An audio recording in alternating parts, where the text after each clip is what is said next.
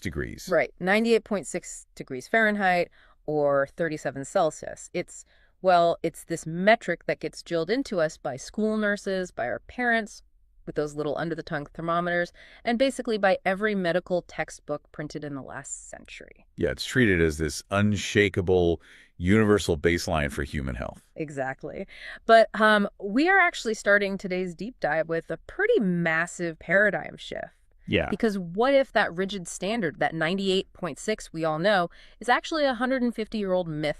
It really is one of those deeply entrenched medical assumptions that it completely begins to unravel the second you subject it to modern scrutiny. Which is wild to think about. Right. The reality of how the human body manages its temperature is much more fluid.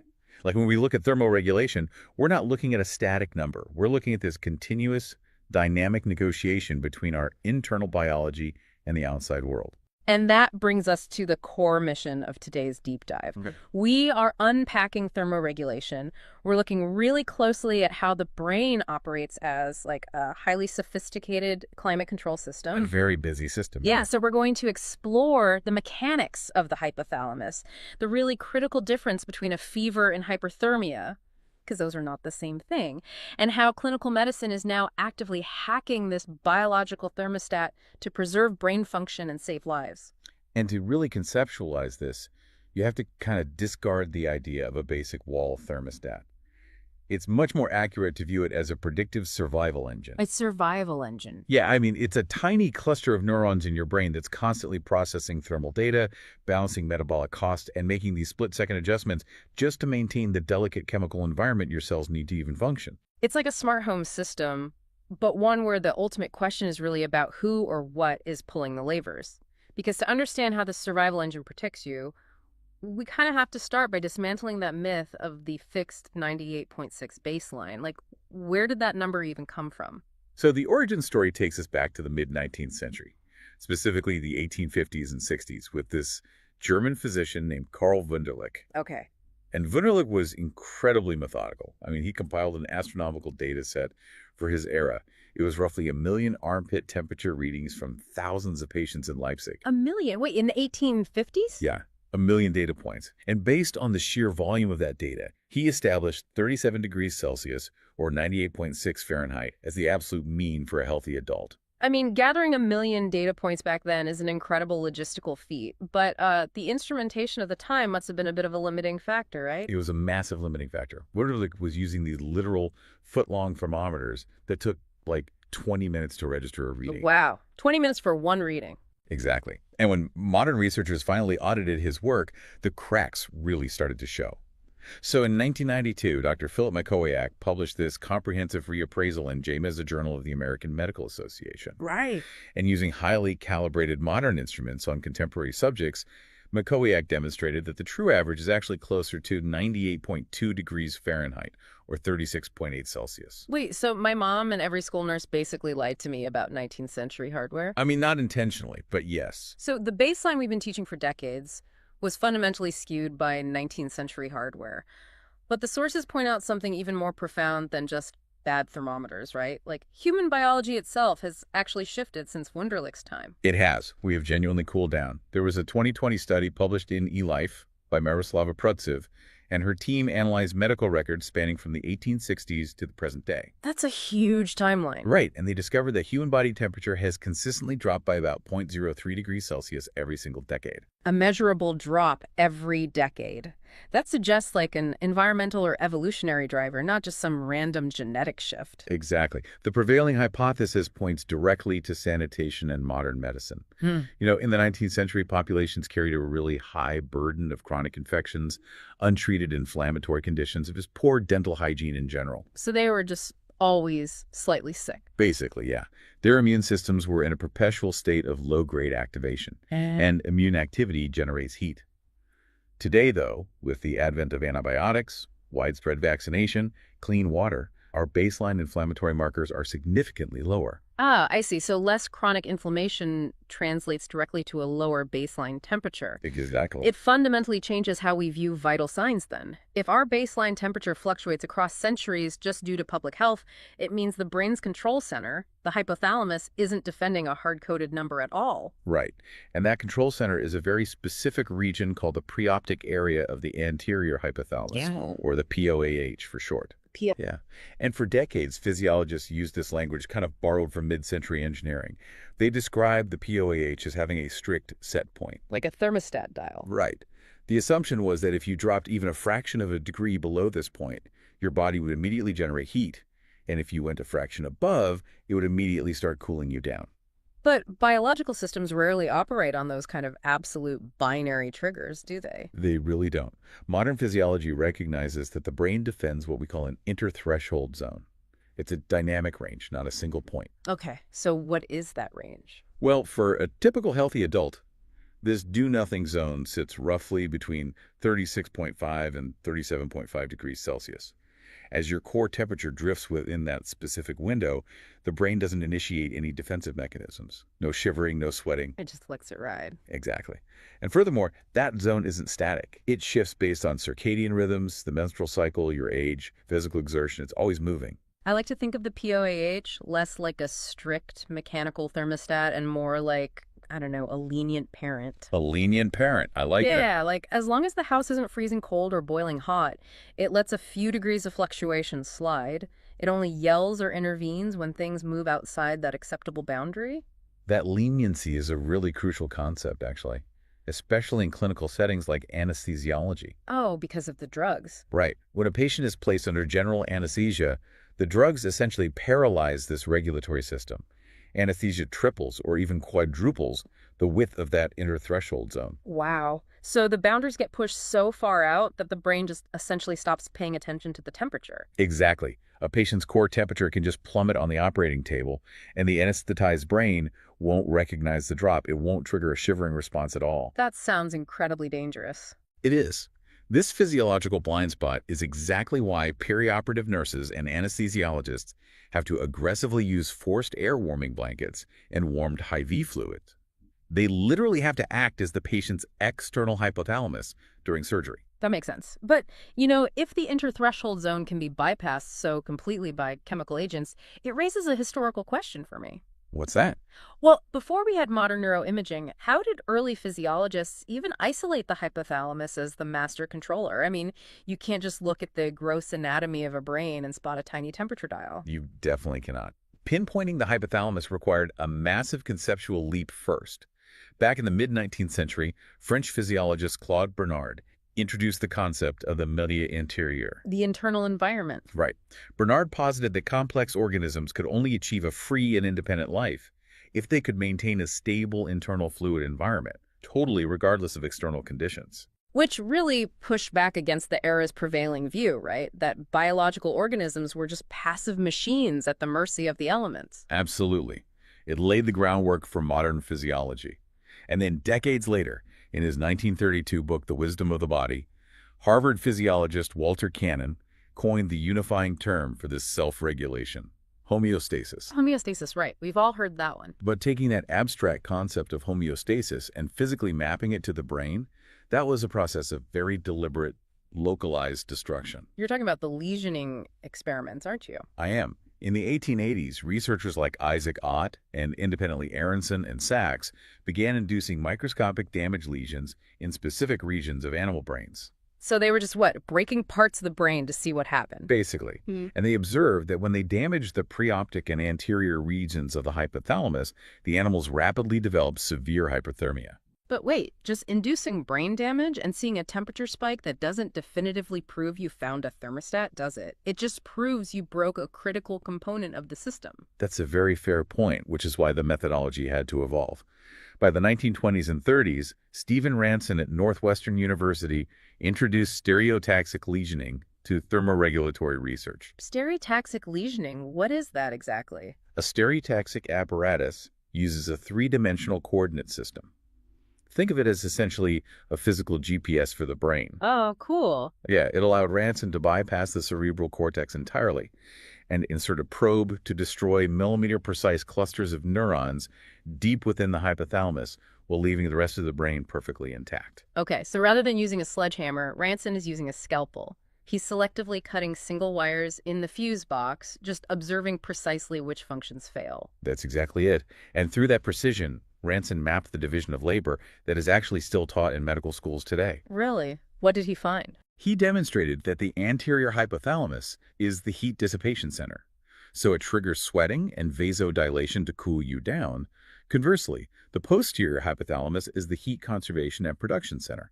It triggers shivering and vasoconstriction. Wow. Okay, so we have this elegantly mapped, perfectly balanced system defending its interthreshold zone. Right. But this brings up the most common experience we all have with thermoregulation, which is getting sick.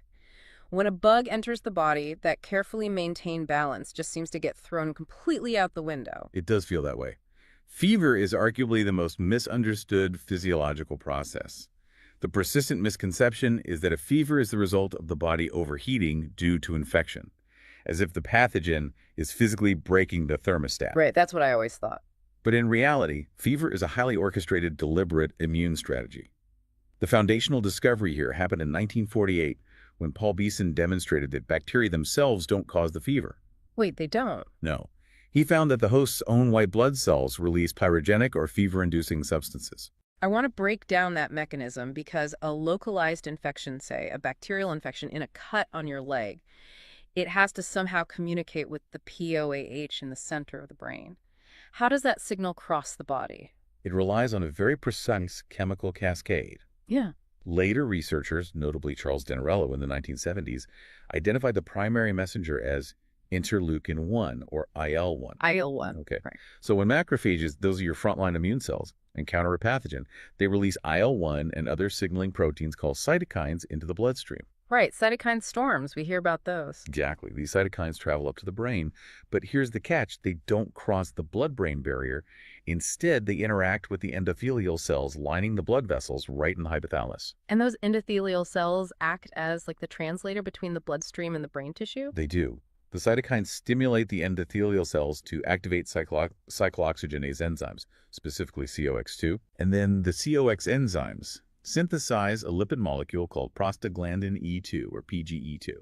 It is the PGE2 that physically diffuses into the preoptic area of the hypothalamus, binds to specific receptors, and commands the neurons to elevate the target set point.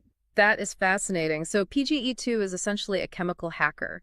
Your immune system is deliberately rewriting the code of your smart thermostat, turning the target temperature from 98.6 up to, say, 102 degrees. Yes, and understanding that the target has changed is the key to understanding the chill phase of a fever. The chill phase, you mean when you're freezing but you have a fever? Exactly. When the PGE2 raises the set point to 102, your actual physical body temperature is still sitting at 98.6. Oh, I see. So from the perspective of the newly hacked hypothalamus, your perfectly normal core temperature suddenly registers as dangerous hypothermia. Right. The brain perceives a severe deficit, so it immediately launches heat conservation protocols.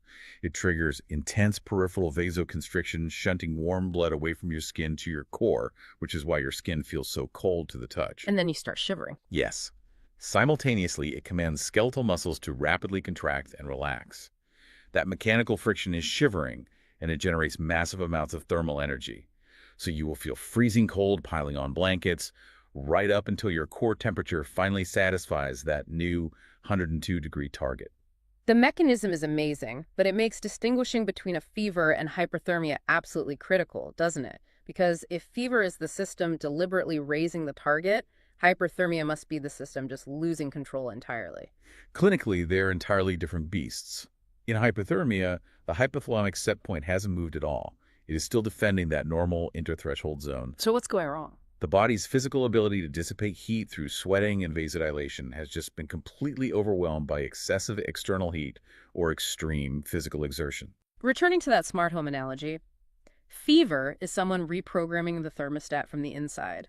Hyperthermia is someone leaving a massive oven open on a summer day. Like, the thermostat is desperately trying to cool the house, the AC is blasting at maximum capacity, but the physical heat load simply overwhelms the hardware. That's a perfect way to put it. And when the hardware is overwhelmed, the biological consequences are catastrophic. The sources detailed the really tragic case of Corey Stringer, an offensive lineman for the Minnesota Vikings. Oh, I remember this back in 2001, right? Yes. In August 2001, Stringer collapsed during a high-intensity preseason practice in extreme heat and humidity. And upon arrival at the hospital, his core body temperature was recorded at an unprecedented 108 degrees Fahrenheit, or 42.2 Celsius. At 108 degrees, I mean, you aren't just dealing with discomfort, you're dealing with cellular degradation and systemic organ failure. Stringer tragically passed away, and his death catalyzed the formation of the Corey Stringer Institute, which fundamentally altered heat acclimatization protocols in athletics. But his case illustrates why misidentifying the pathophysiology can be fatal. How so? Well, if you give a patient with exertional hyperthermia an antipyretic drug like Tylenol or ibuprofen, it will accomplish absolutely nothing. Oh, because Tylenol and NSAIDs are POX inhibitors, right? Right. They work by blocking the POX enzymes from synthesizing that hacker molecule, PGE2. But in hyperthermia, there is no PGE2. The thermostat is already normal. Exactly. There is no chemical hack to reverse. The only effective intervention for hyperthermia is rapid, aggressive mechanical cooling, submerging the patient in ice water or administering cold 5E fluids to physically extract the thermal energy from the tissue. This distinction actually highlights a really intense debate in modern critical care. If we know that a fever is a deliberate, orchestrated defense mechanism driven by PGE2 and not a system failure, why is the standard medical reflex to immediately suppress it with Tylenol? Yeah, the treat or not to treat debate is one of the most persistent controversies in intensive care units.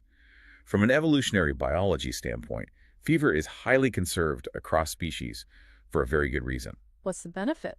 Elevated temperatures enhance the mobility and phagocytic activity of white blood cells, and simultaneously they inhibit the replication rates of certain bacteria and viruses. So some critical care clinicians argue that routinely administering antipyretics blunts this vital immune response. We actually have compelling evidence that suppressing the fever can be detrimental to recovery, don't we? We do. Some of the most foundational evidence comes from behavioral ecology, actually. In the 1970s, physiologist Matthew Kluger conducted a series of experiments on cold-blooded lizards. Lizards. Now, lizards lack the internal metabolic machinery to generate a physiological fever. They just can't do it. However, Kluger found that when he injected the lizards with pathogenic bacteria, they exhibited what is called a behavioral fever. Behavioral fever. What does that look like? They would deliberately migrate to the hottest microclimate in their enclosure to artificially raise their core temperature. Oh, wow. So they literally sought out external thermal energy to replicate the immune benefits of a fever. Exactly. And the striking part of Kluger's data was the mortality outcome. If he physically prevented the infected lizards from accessing the heat source, or if he administered an antipyretic to block the neural drive to seek heat, the lizards' immune systems failed to clear the bacteria, and their mortality rate spiked drastically. If the evolutionary drive to seek heat is that strong, it suggests we might be doing ourselves a disservice by constantly popping Tylenol for mild fevers. But, I mean, there has to be a threshold where the metabolic cost of a fever outweighs the immunological benefit, right? Particularly in an ICU setting. That metabolic cost is precisely why nurses and physicians carefully manage fevers in critically ill patients. For every 1 degree Celsius your core temperature rises, your basal metabolic rate increases by roughly 10 to 12%. That's a massive jump. It is. That demands significantly more oxygen, meaning the heart has to pump faster and the lungs have to work much harder. For a young, healthy adult fighting the flu, that cardiovascular strain is manageable.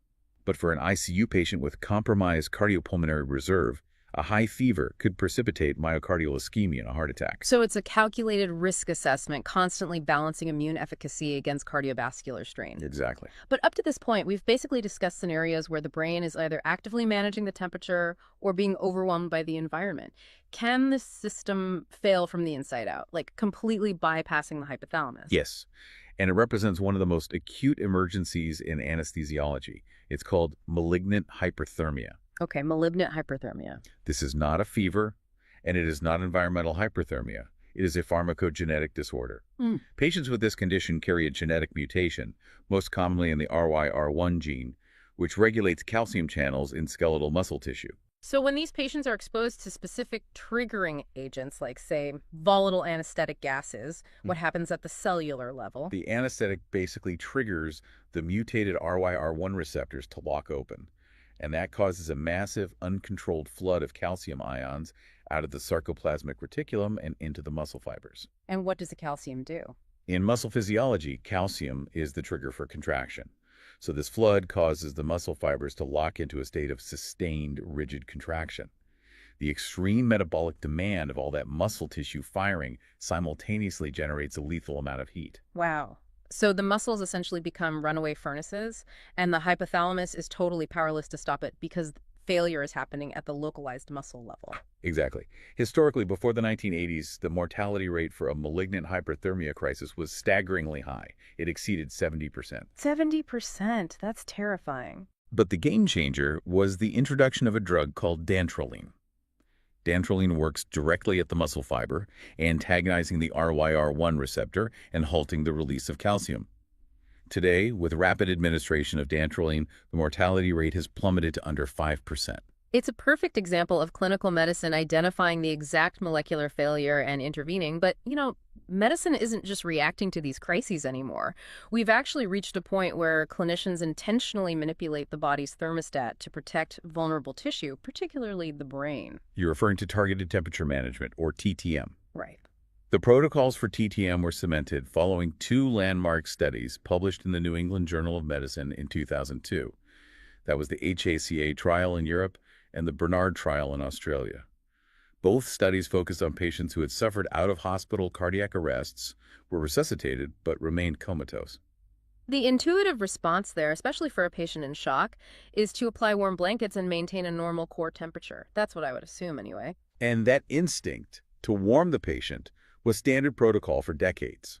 However, these trials demonstrated that actively cooling these unconscious patients to between 32 and 34 degrees Celsius, roughly 89 to 93 degrees Fahrenheit, and maintaining that mild hypothermia for 12 to 24 hours significantly improved neurological recovery. It sounds exactly like taking an overheated laptop and putting it in the fridge to protect the hard drive from frying, except we're doing it to the human brain after a heart attack.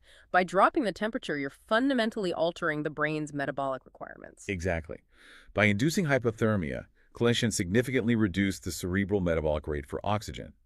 Because following a cardiac arrest, when blood flow is finally restored, the sudden influx of oxygen can paradoxically trigger a cascade of cellular damage and program cell death. We call it reperfusion injury. So the oxygen actually hurts them. Initially, yes. Cooling the brain blunts this inflammatory cascade, preserves the integrity of the blood-brain barrier, and ultimately saves neurons that would otherwise die. We are deliberately overriding the hypothalamus to preserve the tissue of the brain itself. That is incredible. But when we talk about vulnerability to temperature, there is one patient population where thermoregulation requires constant, specialized intervention from the very moment they are born. Neonates. Right. The pathophysiology of a newborn is entirely distinct from an adult, and neonatal nurses must manage temperature as a highly critical vital sign. Infants, particularly premature infants, have a high surface area to mass ratio, meaning they lose heat to the environment very rapidly. And they can't just shiver to get warm, can they? No. More importantly, their nervous systems and musculature are not sufficiently developed to generate heat through shivering. If they lack the mechanical ability to shiver, how does a newborn generate internal heat to survive outside the womb? They rely on a process called non-shivering thermogenesis, which is driven by a specialized tissue called brown adipose tissue, or brown fat. Brown fat, how is that different from regular fat? Well, unlike white adipose tissue, which primarily stores energy in the form of lipids, brown fat is highly vascularized and densely packed with mitochondria. Okay, but mitochondria typically produce ATP, the cellular energy currency. How does brown fat alter that process to create heat instead? It relies on a specific transmembrane protein called uncoupling protein 1, or UCP1. When the neonate's skin receptors detect a drop in environmental temperature, the sympathetic nervous system releases norepinephrine, and that activates the brown fat. Okay, and then what does UCP1 do? The UCP1 protein essentially short-circuits the mitochondria. It uncouples the proton gradient across the mitochondrial inner membrane from the production of ATP. So instead of capturing that metabolic energy as chemical fuel, the mitochondria dissipate it entirely as thermal energy. Wow. It is an intentional biological inefficiency. Like, the body chooses to literally waste energy just to create a localized internal furnace to protect the vital organs. It's incredible, really. But even with brown fat, a newborn's thermoregulatory reserve is incredibly fragile, which is why external clinical interventions are so necessary. Which leads us to kangaroo care, right? Exactly. This is why neonatal intensive care units place such a heavy emphasis on kangaroo care, the practice of placing the diaper-clad infant directly on the bare chest of a parent.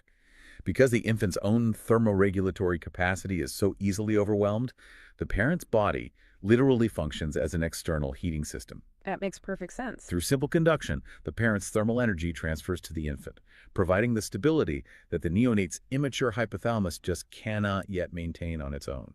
We have covered a massive amount of physiological territory today. We started by dismantling Wunderlich's rigid 98.6-degree baseline, replacing it with the understanding that the hypothalamus actually defends a dynamic, shifting interthreshold zone. Right, and we examined the critical mechanistic differences in pathophysiology.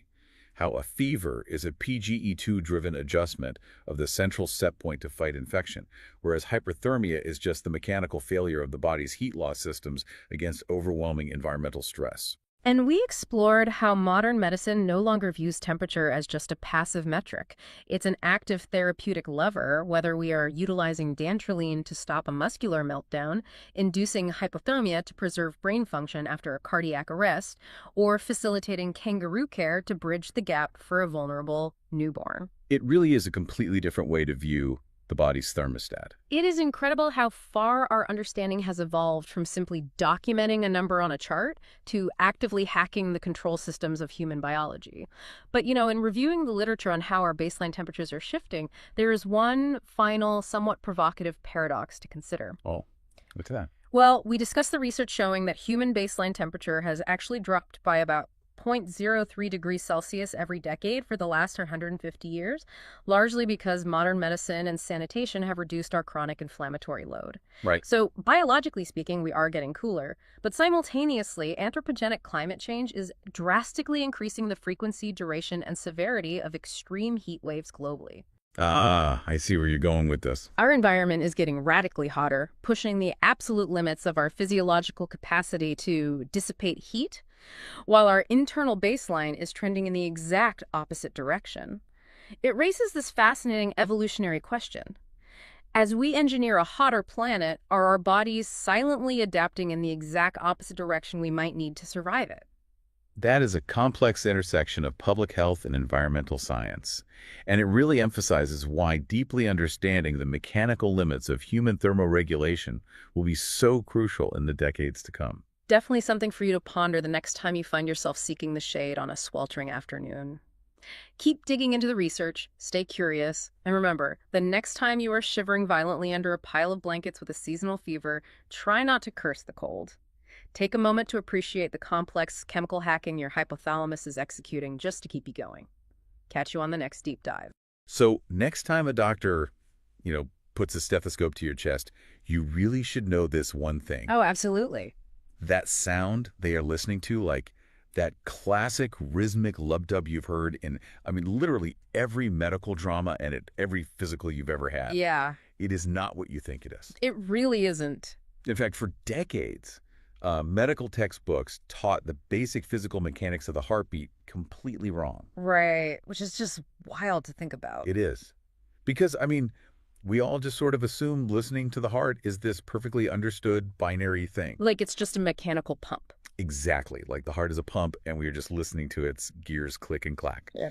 But looking through the stack of nursing and medical sources we've gathered for you today, the physical reality of what is actually happening inside your chest is, well, it's far more violent. Very violent. And far more complex and, frankly, a lot more fascinating than simple gears clicking. So welcome to our deep dive. Glad to be here. Today, we are on a mission to decode the secret language of the heart for you, specifically S1, S2, and the murmurs in between.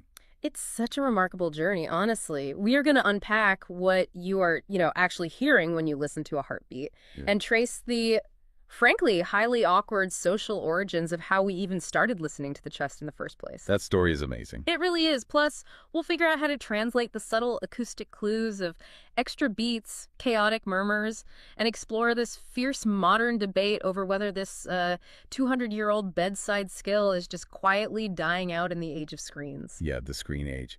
So I want to start right at the absolute foundation. Okay, let's do it. Because if we're going to decode the secret language of this pump for the listener, we need to know the alphabet. Right, the basics. We hear two main sounds, S1 and S2. What exactly are they marking in the timeline of a single heartbeat? So if we break it down to first principles, the heart works as a one-way pump, primarily because it has two main sets of valves. And for the blood to move forward, only one set can be open at a time. They have to alternate. Right. Otherwise, it's just chaos. Exactly. No. So S1, the first heart sound, marks the very onset of systole. Systole being the active squeezing phase. Right, the squeezing phase. The ventricles contract, and the pressure inside them just spikes. And this sudden, massive high pressure forces the atrioventricular valves. Those are the ones between the upper and lower chambers, right? Yes, it forces them to close, preventing the blood from shooting backward into the top of the heart. Okay, so that's the lub, the very start of the squeeze. Correct. And then we have S2, which marks the onset of diastole. Diastole is the relaxing phase. Exactly. This is when the ventricles finish squeezing and they start to relax so they can fill with new blood. Got it. So as they relax, the pressure inside them plummets way below the pressure of the great arteries they just pumped blood into. So the blood wants to fall backward. Right. So the semilunar valves, the aortic and pulmonic valves, they close to keep the blood from falling back down into the heart. And that's your dub. Lub-dub. Squeeze, relax. You got it. I saw this brilliant detail in the notes about the timing of this cycle.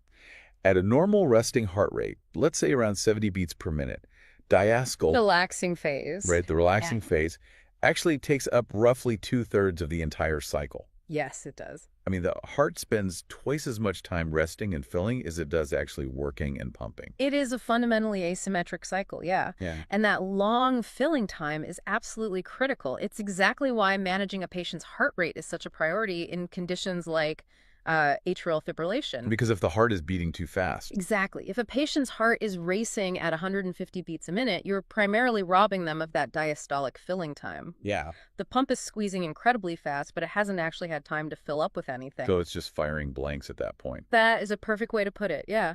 Okay, so S1 and S2 mark the closing of these two different sets of valves. Right. But I have to admit, I always just pictured the lub as the physical tissue of the valve smacking together. Sure, most people do. Like a heavy wooden door slamming shut in a draft and just banging into a door frame. Yeah.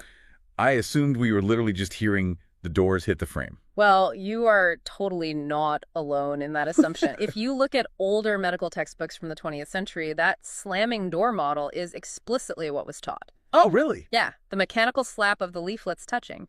But modern cardiovascular physiology tells us a completely different story. Okay, wait, so if it's not the doors slamming together, what on earth am I actually hearing? Think about the actual physical structure of a valve leaflet in the heart. Okay. These leaflets are incredibly thin. They are almost like tissue paper. Very delicate then. Very delicate. They have very little mass.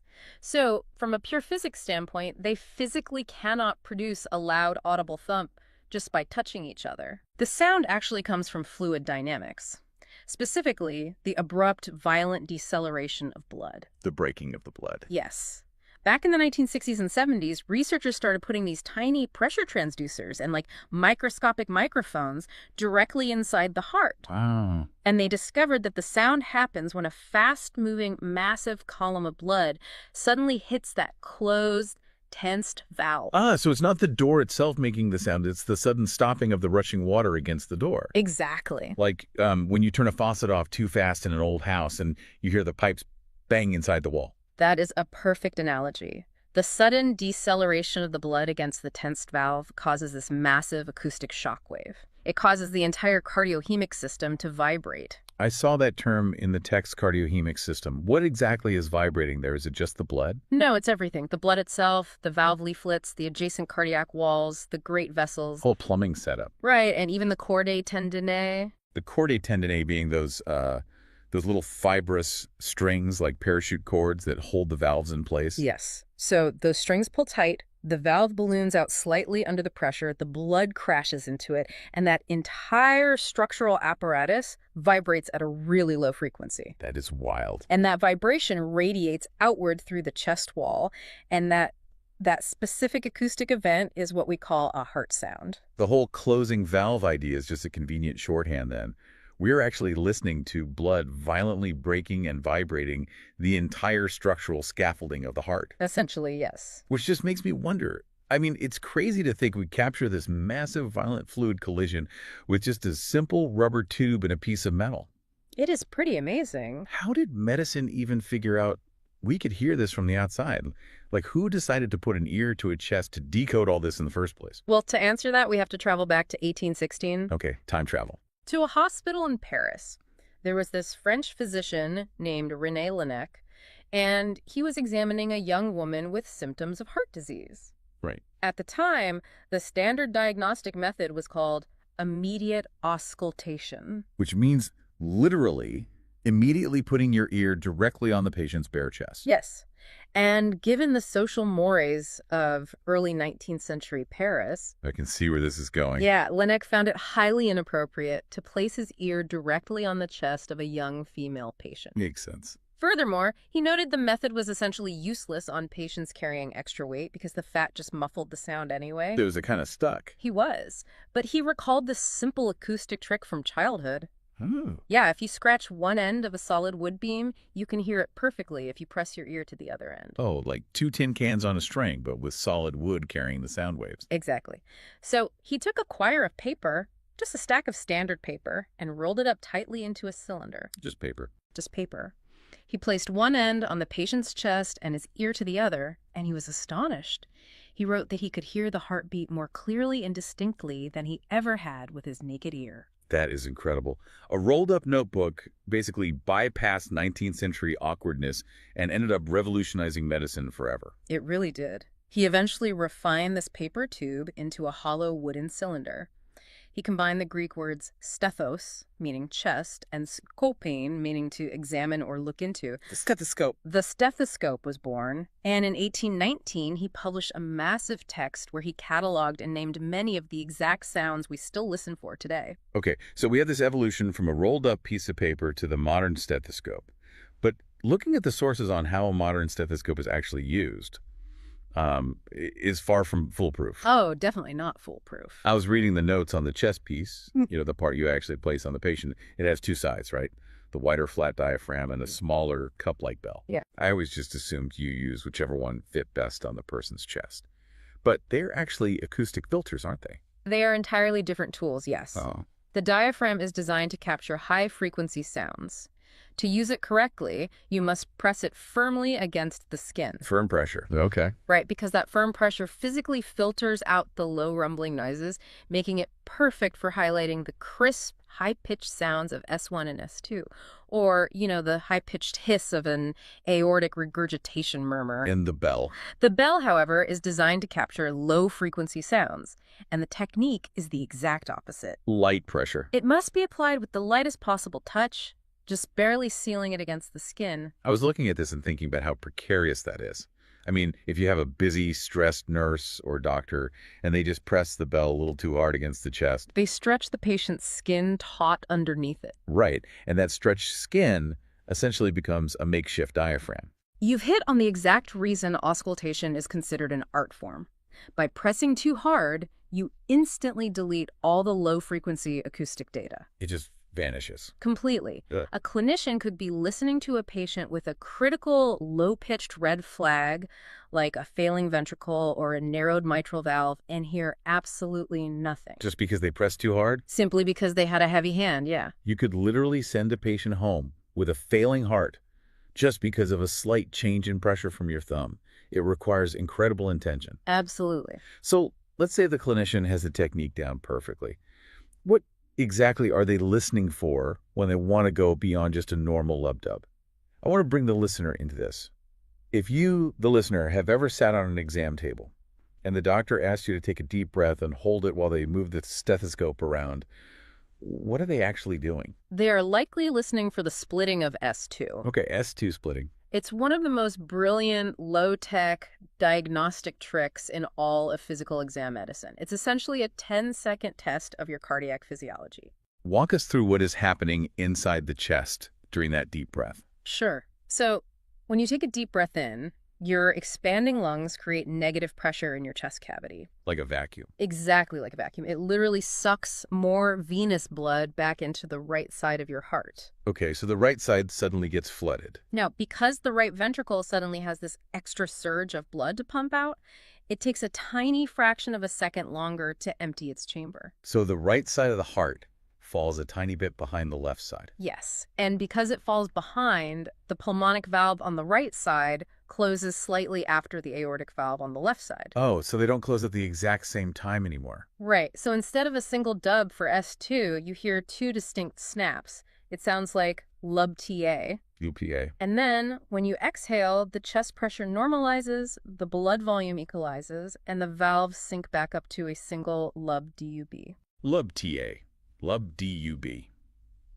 That is incredible. So just by listening during a slow breath, you can literally hear the right and left sides of the heart physically separating their workloads and coming back together. It's a real-time check of the plumbing. And I assume this is normal. It is audible in almost every healthy young person. Okay. And it matters because if that split doesn't vary with breathing, if it's what we call a fixed split, that indicates a structural problem. A fixed split. The classic example is an atrial septal defect, which is basically a hole in the wall between the two upper chambers of the heart.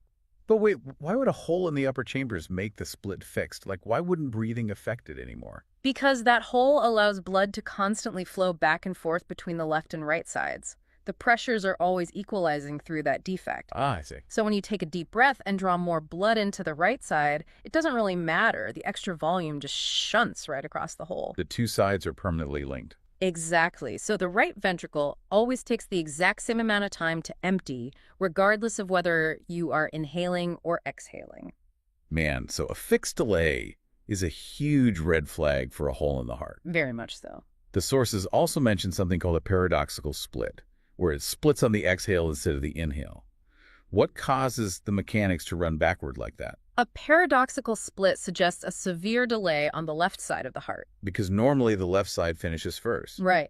But if a patient has severe aortic stenosis, where the left valve is incredibly stiff and takes forever to push blood through, or a left bundle branch block. Let's define that real quick. Here. A left bundle branch block is essentially when the electrical wire telling the left side of the heart to squeeze gets cut or damaged, right? Yes, the electrical signal has to take this slow detour to reach the left ventricle. In either case, the left side is so delayed that it actually finishes after the right side. It's entirely backwards. Entirely backwards. So a slight changing delay is normal, but a fixed or backward delay means structural damage. But what if it's not a split sound? What if there's an entirely separate third beat? Not a split dub, but an entirely extra thump in the rhythm. You're talking about the S3, the third heart sound. Right. And the golden rule for the S3 is context is absolutely everything. Context, how so? Well, an S3 occurs early in diastole, just a moment after S2. Remember, diastole is when the ventricle is relaxing and filling. The resting phase. Right. The S3 is the sound of a massive volume of blood rushing into the ventricle so fast and abruptly that it slams into the ventricular wall, causing that acoustic vibration. It's an extra sound from rapid filling. But why does the patient's context matter so much for that? It comes down to age and the compliance of the heart muscle itself. Compliance meaning how stretchy it is. Exactly. In a healthy child, a teenager, or a young athlete, their ventricles are highly compliant. They are like a fresh, stretchy balloon. Yeah. They can handle a massive, rapid influx of blood, and that blood hitting the walls produces a sound. So a physiologic S3 in someone under 40 is extremely common and completely benign. But I'm guessing it's a very different story if that balloon isn't so stretchy anymore. If you hear a new S3 in a patient over 40, especially if they have shortness of breath or a history of a heart attack, it is a massive red flag. Oh, wow. We call it a ventricular gallop. It creates a distinctive rhythm that clinicians describe as sounding like the word Kentucky lubdubba. Kentucky, lubdubba. Right. In an older adult, their heart muscle has often become stiff, scarred, and non-compliant. It's no longer a stretchy balloon, it's a rigid bucket. And that bucket is overflowing. Exactly. So the heart is basically choking on the volume of blood trying to enter it. The blood crashes against the stiff wall that can't expand to accommodate it. Yes. I noticed the sources mentioned we use BNP blood tests for this now. Right. BNP is a distress hormone the heart releases when it's stretched too far, right? Yes. A BNP test gives us a quick lab value indicating heart failure. But historically, long before those blood tests even existed, hearing that Kentucky S3 Gallop was one of the absolute strongest bedside predictors that a patient was in decompensated heart failure. That is just powerful. Just by noting the age of the patient and hearing that extra beat, you've basically diagnosed a failing rigid ventricle without drawing a single drop of blood. It's clinical medicine at its best. So extra beats require deep context. Let's pivot slightly to what happens when it's not an extra beat, but when the blood flow itself becomes chaotic. Let's talk about murmurs. Murmurs are fundamentally the sound of turbulent blood flow, as opposed to smooth, silent, laminar flow. Turbulent. Think of a calm, deep river suddenly hitting a section of jagged rapids. That turbulence creates noise, and they are graded on the Levine scale, which goes from grade the 4 to grade the 6. Grade I being the quietest. Right. Grade 100 is so quiet it is barely audible even to an expert listening in a perfectly silent room. And then grade to 4th is loud and is accompanied by a palpable Oh, thrill. the thrill. Like, wait, you can actually feel the vibration on the patient's skin. Yeah. You put the flat of your hand on their chest and it literally feels like a purring cat. And then you go up to grade the 6, which is so violent you can actually hear the murmur with the stethoscope lifted entirely off the chest wall. That sounds terrifying. Okay, Yeah. my instinct here, and I think most people's instinct, would be that a murmur is basically a warning siren. So louder siren equals bigger emergency. It seems logical. A quiet murmur is a minor problem, but a loud grade the 6 murmur means a critical near-death emergency. That is perhaps the most dangerous clinical misconception we're covering today. Wait, really? Really, loudness does not equal disease severity. Why not? I mean, if the valve is more broken, shouldn't it make more noise? Because the intensity of a murmur reflects the amount of turbulence and the velocity of the blood flow. It doesn't necessarily reflect the anatomical severity of the valve disease itself. Okay, I think I need an example for that. Let me give you a concrete one. Imagine an elderly patient with critical aortic stenosis. Their aortic valve is heavily calcified. It's practically cemented shut, leaving only a tiny pinhole for blood to escape. Sounds awful. It is. But their ventricle has been fighting this blockage for years, and it is now failing. The muscle is incredibly weak. Okay. Because the heart is too weak to push blood very fast, the velocity of the blood moving through that tiny pinhole is actually quite low. Ah, I see. Low velocity means low turbulence. Exactly. So this patient, who is literally on the brink of catastrophic heart failure, might present with a deceptively quiet, soft murmur. Wow. The clinician has to actively watch for this paradox. A dying heart might be too weak to scream for help. That's a poetic way to put it, but yes. That completely flips the script. And the sources also highlight the exact opposite problem, right? Where we historically overreacted to loud murmurs in perfectly healthy people. Yes, we call it the tragedy of the cardiac cripple. Cardiac cripple. A large fraction of healthy children have entirely benign murmurs. The most common is called a Still's murmur. What causes that? It's just a harmless, musical-sounding vibration in the lower chest. The child has no structural heart disease whatsoever. Furthermore, adults in high-output states like pregnancy, or if they have a severe fever, Right. they can develop loud flow murmurs simply because a massive volume of blood is rushing very quickly through perfectly normal, healthy valves. Because the pump is just running in overdrive to support the baby or fight the infection, but the valves themselves aren't actually broken. Exactly. But historically, doctors would misclassify these harmless, loud, innocent murmurs as severe pathology. Just because they were loud. Yes. This led to generations of healthy children being labeled with heart disease.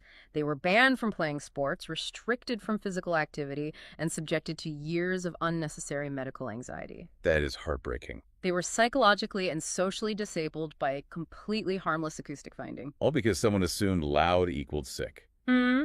And, speaking of misinterpreting sounds, I want to bring up something called the Austin Flint murmur. Oh, the Austin Flint murmur. When I was reading the breakdown of this in the sources, it sounded like the ultimate trap for a clinician trying to diagnose a patient. It really is. The Austin Flint murmur is a textbook warning against treating the stethoscope like a magic 8-ball. You cannot just pattern match a sound to a disease without understanding the physics. Okay, lay it out for us. Imagine a patient with severe aortic regurgitation. This means their aortic valve, the main exit pipe of the heart, is leaking. Okay, the exit pipe is leaking. Right. So during diastole, when it should be tightly closed, blood is jetting backward from the aorta into the left ventricle. Okay, so we have a massive leak spraying backward into the main chamber. Now, this backward jet of blood is so forceful that it blasts right into the anterior leaflet of the mitral valve. Wait, the mitral valve? Yes, the trapdoor on the opposite side of the chamber. It hits that healthy mitral valve and makes it physically vibrate. Oh, wow. So a leaky main pipe is spraying backward and rattling a completely different, structurally normal door. Exactly.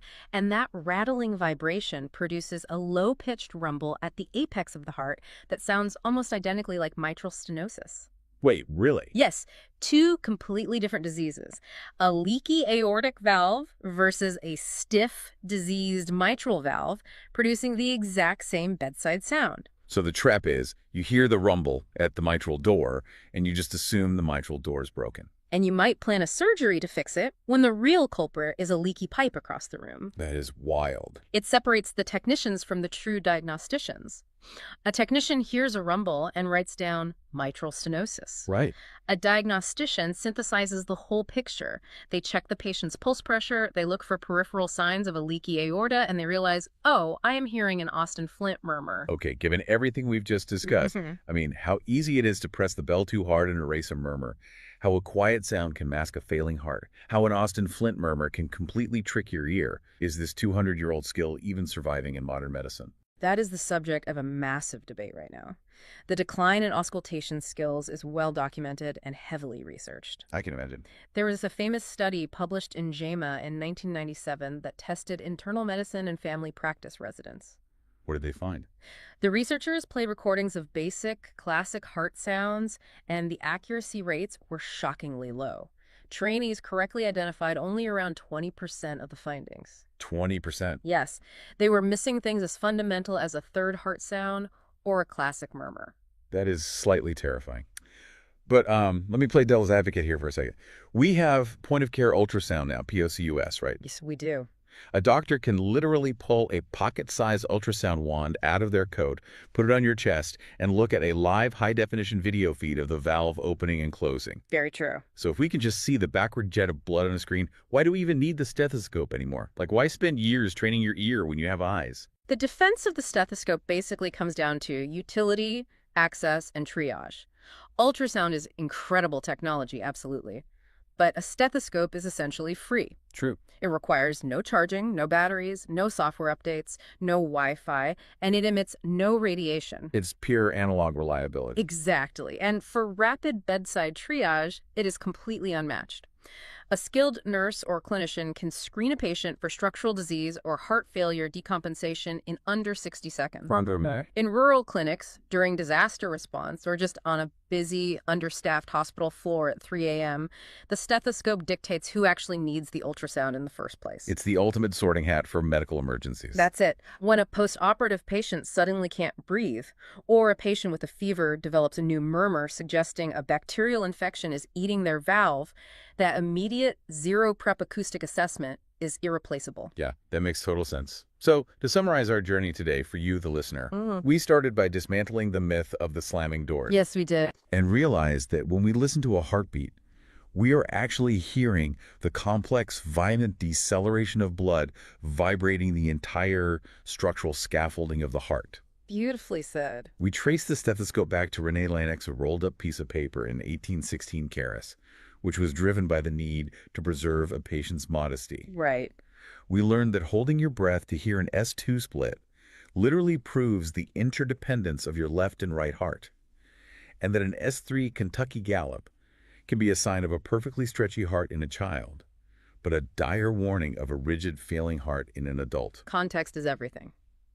And finally, we explored the real danger of judging a murmur by its volume, where a quiet sound can mask a dying ventricle, and a loud, innocent flow murmur can wrongly turn a healthy kid into a cardiac tribble. It is the profound amount of clinical data extracted from nothing more than sound waves echoing through the chest wall. It really is. And I want to leave you, the listener, with one final provocative thought to mull over today. We just talked about whether the stethoscope is a dying art in the face of modern screens and ultrasounds. But the irony in the sources is that the future of auscultation is actually circling right back to where it started. Today, AI-assisted digital stethoscopes are hitting the market. Oh, absolutely. They use machine learning algorithms to capture the sound waves, automatically flag abnormal murmurs, and classify extra heart sounds before the doctor even has a chance to interpret them. It's incredible. Which means we are using cutting-edge 21st century neural networks to do exactly what NCLEX started doing with a rolled-up piece of paper 2 centuries ago. The oldest, most analog tool in the doctor's bag might just be the very thing leading the AI revolution in primary care. It is an incredible full circle. It's a completely new way to listen to the lub-dub.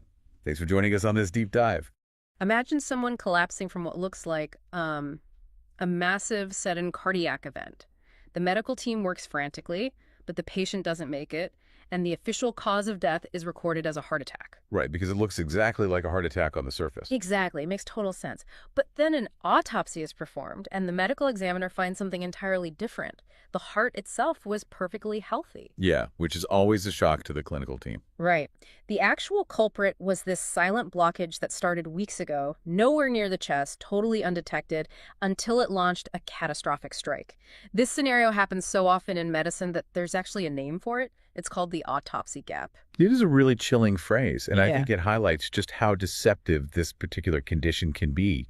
Right. We expect emergencies to announce themselves clearly, like a broken bone or a bleeding wound. Yeah, totally. But what we are looking at here is a diagnostic landscape that is entirely hidden inside the body's vascular network. I mean, it is the absolute definition of a medical masquerade.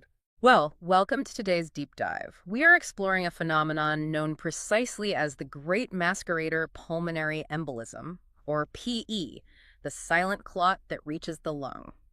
Our sources for today are drawn straight from heavy-hitting nursing and medical texts, really focusing on the rigorous high-stakes world of cardiovascular emergencies. And it is high stakes. The literature does not mess around with this one. No, it doesn't. And whether you are a nursing student prepping for a huge exam or you're just, a curious traveler who wants to know exactly why flight attendants make you move your legs on long flights, this deep dive is going to completely change how you view your body's internal plumbing system.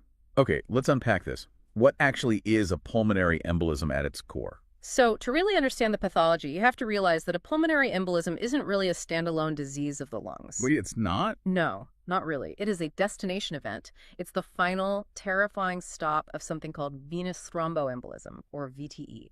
Roughly 90 to 95% of these emboli do not start anywhere near the respiratory system. Okay, so where do they start? They originate as a deep vein thrombosis, a DVT, usually way down in the deep veins of the calves, the thighs, or even the pelvis. A clot forms in that deep venous system, eventually breaks loose from the vein wall, and travels all the way up through the bloodstream to get wedged in the lungs. Which is such a counterintuitive concept. I mean, if the problem is in the lungs, we naturally assume the sickness started in the lungs. How did medicine even figure out that this was a plumbing issue starting in the legs? Yeah, it's a great question. We have to give a lot of credit to a German pathologist named Rudolf Virchow, who was working back in the 1850s. The 1850s, wow, that's early. Very early. Before Virchow, the medical consensus was pretty murky. Doctors observed these massive clots in the lungs of deceased patients and just assumed they spontaneously materialized there. Like they just magically appeared out of nowhere. Exactly. But Virchow suspected otherwise. Through some really meticulous experiments, he demonstrated that foreign material introduced into a peripheral vein like down in the leg could travel through the entire venous return system, pass straight through the right side of the heart, and finally get filtered out and stuck in the lung's arterial tree.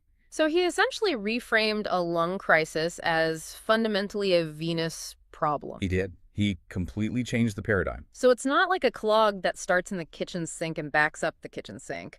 It's more like a network of small, peaceful tributaries gathering debris, feeding into a massive, high-powered water pump, which then blasts all that gathered debris straight into a very delicate outgoing filter. That is actually a highly accurate way to visualize the hemodynamics. The deep veins are the tributaries, the right side of the heart is the pump, and the pulmonary arteries are that delicate filter. Okay, I like that analogy. And what's fascinating here is that Virchow coined the term we still use today to describe that debris. He called the traveling obstruction an embolus, which comes from the Greek word emblos, meaning plug or stopper. A plug? That makes sense. But I have a fundamental mechanical question here. Blood is supposed to be constantly flowing, right? It's a liquid in a pressurized, closed loop. Why does it suddenly decide to clump up and form a physical plug in a leg vein in the first place? Virchow answered that question too, actually. He established a framework that remains foundational in every single nursing and medical program today. It is called Virchow's triad. Virchow's triad. Okay, what are the three parts? It outlines the three specific conditions that provoke clot formation.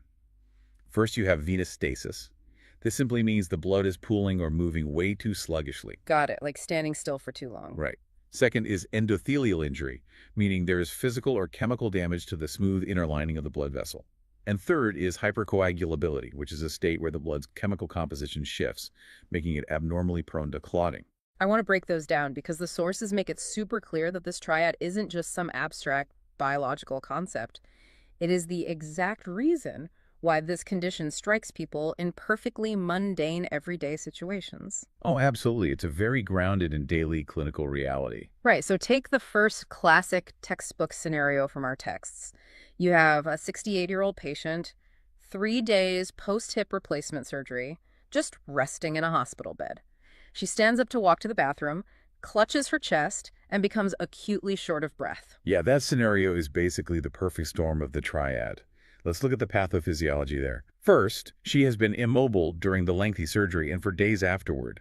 Without the calf muscles actively contracting to pump blood back up to the heart, you get profound venous stasis. Because the muscles are kind of like a secondary pump for the veins. Exactly. The blood literally pools in the pocket-like valves of the leg veins. See second. The orthopedic surgery itself involves cutting through tissue and bone, causing massive vascular trauma. That is your endothelial injury. Ouch, yeah, that makes sense.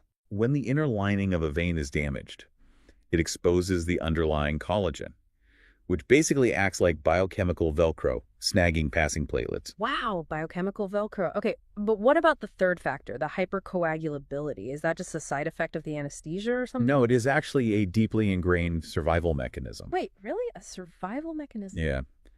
When the body undergoes major surgery, the brain perceives it as a massive physical trauma.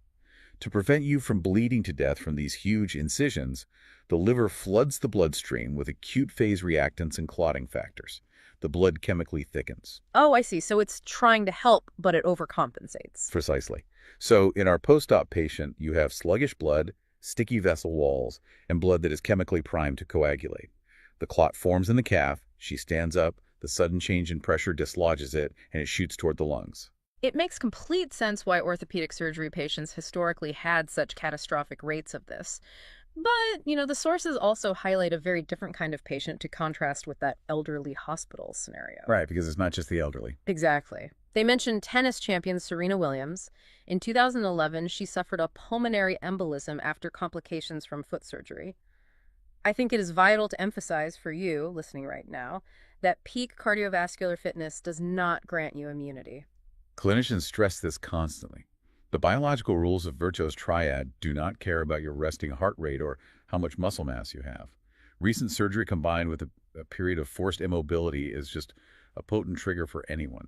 If the conditions are met, the coagulation cascade activates. Which brings us to the most famous mundane trigger mentioned in the literature economy class syndrome. Yes. In 1988, a researcher named John Cruikshank published data describing DVTs and subsequent PEs occurring in airline passengers after long-haul flights. And again, the mechanism is pure Virchow's triad. Just from sitting in coach. Basically, yeah. You have hours of cramped immobility causing stasis in the popliteal veins right behind the knee. Combine that with the low humidity of airplane cabin air leading to dehydration, which concentrates the blood, creating a mild hypercoagulable state. So every time a public health campaign tells you to do in-seat leg lifts on a flight, or every time a nurse wraps those buzzing sequential compression devices around your legs in the hospital to squeeze your calves, they're directly fighting Virchow's triad. If we connect this to the bigger picture, nearly all modern preventative care in hospitals is just a targeted attempt to disrupt those three forces. That's a great way to put it. We give patients prophylactic blood thinners to combat hypercoagulability. We mandate early ambulation, getting patients out of bed within hours of surgery to eliminate venous stasis. The entire standard of care is built on stopping the plug before it ever forms. So we've established how the plug forms in the deep veins and how it gets loose. But let's follow the clot. What actually happens in the body in the split second that embolus hits the lung's arterial tree? It initiates a really severe dual-front mechanical crisis. The first issue is respiratory. The lung tissue downstream from the physical blockage is suddenly starved of blood flow. Right, because the pipe is blocked. Exactly. The patient is still breathing in oxygen, the alveoli are full of air, but there's no blood arriving to pick up that oxygen. In medicine, this is called dead space ventilation. But surprisingly, the respiratory failure is rarely what kills the patient. Here's where it gets really interesting. I was absolutely stunned reading the clinical outcomes in the sources. People don't primarily die from a lack of oxygen in the lung. They die from acute right heart failure. Yeah, that is the lethal hemodynamic cascade. So you have to think about how the heart is divided into two separate pumping systems. Okay. The left ventricle is thick, muscular, and designed to blast blood at high pressure through the entire body. But the right ventricle is thin-walled and honestly kind of wimpy. Wimpy. Yeah, it's a volume pump. It's built for a very low-resistance, low-pressure circuit. It just gently nudges blood next door into the lungs. So when a massive PE slams into the pulmonary artery and blocks the flow, that wimpy right ventricle suddenly hits a brick wall. Precisely. It is abruptly forced to generate massive pressure to push blood past the obstruction. It simply doesn't have the muscle mass for it, so it dilates acutely. It stretches out like an overfilled balloon. Oh, wow. And as it violently balloons outward, the pressure inside the right side of the heart becomes higher than the left. This causes the interventricular septum, the muscular wall separating the two sides of the heart, to literally bow backward into the left ventricle. So it physically squishes the chamber next door. Yes, and if the left ventricle is being crushed from the side, it cannot fill with enough oxygenated blood. If it can't fill, it can't pump. Cardiac output plummets, systemic blood pressure drops to near zero, and the patient goes into rapid cardiogenic shock. That is terrifying, and the sources outline an even worse variation of this called a saddle embolism. Yeah, a saddle embolism is essentially a massive clot that travels up and physically straddles the main pulmonary artery bifurcation, the exact fork in the road where the vessel splits into the left and right lungs. So it blocks everything. It settles that fork, simultaneously blocking blood flow to both lungs at the same time, causing an immediate catastrophic backup of pressure into the right ventricle. And doctors can actually see this specific right heart failure happening in real time on an ultrasound, right? They can. It is known as McConnell's sign. On an echocardiogram, you will see a highly specific, bizarre pattern. The main wall of the right ventricle is struggling and failing to contract, but the very tip, the apex of the ventricle, is hyperdynamic and still squeezing normally. Like it's working in overdrive while the rest of it just gives up. Exactly. When an emergency physician sees McConnell's sign, they know they're looking at acute, massive pulmonary hypertension, usually from a PE. But, this brings up a massive logical paradox for me. If a pulmonary embolism causes sudden shock, massive heart strain, and literally alters the physical shape of the heart, why is the autopsy gap so huge? It's a great point. Shouldn't a crisis of this magnitude be incredibly obvious to any clinician? You would think so. But the clinical presentation of a PE is notoriously, dangerously deceptive. It mimics a dozen other common conditions. You might have a patient with a massive clot whose only symptom is sudden anxiety and a vague sense of impending doom. I want to dig into the clinical myths surrounding this because our sources spend a lot of time debunking assumptions that even seasoned nurses and doctors sometimes fall prey to. For example, the assumption that a PE always presents with sharp, stabbing chest pain and obvious gasping for air. Right, that's myth number one. The lung tissue itself, the parenchyma, doesn't actually have pain receptors. Really? None at all? None. The only way a PE causes classic pleuritic chest pain is if the clot travels far enough out to the edge of the lung to inflame the pleural lining. Many central clots cause absolutely no pain whatsoever. A patient might just present with unexplained sinus tachycardia, which is just a fast heart rate. What about the ECG? The nursing literature always mentions this classic right heart strain pattern on an electrocardiogram called S1Q3T3. Doesn't that immediately give it away? Ah, yes. This is a persistent clinical trap. Nursing and medical students memorize S1Q3T3 because it is a very satisfying, highly specific marker of right ventricular strain. But the reality is that textbook pattern shows up in a tiny minority of confirmed PE cases. Wait, so it's rare? Very rare. The most common ECG finding for a pulmonary embolism is just a fast, normal rhythm. Relying on an ECG to rule out a PE will absolutely guarantee you miss fatal clots. Another myth from the text is that if a scan only shows a very small subsegmental clot, the patient is relatively safe. That assumption completely ignores the concept of cardiopulmonary reserve. The size of the clot only matters in the context of the specific host. So it depends on who is getting the clot. Exactly. A tiny clot in an otherwise healthy 25-year-old might just cause a minor cough. That exact same tiny clot in an elderly patient with severe COPD or a history of heart failure can be the tipping point into lethal right heart failure. Because human intuition fails so badly here, the sources emphasize that emergency medicine has essentially removed gut instinct from the equation entirely, replacing it with hard clinical decision rules. They had to. We use validated scoring systems now. The Wells score assigns mathematical points to risk factors. Does the patient have cancer? Are they coughing up blood? Is their heart rate over 100? It calculates a pretest probability before you ever order a scan. That makes sense. Take the guesswork out of it. And then there's the PERC rule, the pulmonary embolism rule-out criteria. How is that different from the Wells score? Well, PERC is designed for the opposite problem. Because PE is so deadly, doctors became terrified of missing it and just started scanning everyone with a pulse and a slight cough. The PRC rule gives clinicians a safe, mathematically validated way to say, this patient's risk is so profoundly low, we do not even need to test them. Oh, that's smart. It protects patients from unnecessary radiation and massive hospital bills. Exactly. Which perfectly transitions into the controversies I found in the sources. Diagnosing this is a minefield, but the debates over how to treat it are even more intense. And looking back at medical history, we have made some pretty staggering errors. Let's talk about Hohenstein. Hohenstein is a classic cautionary tale in nursing history.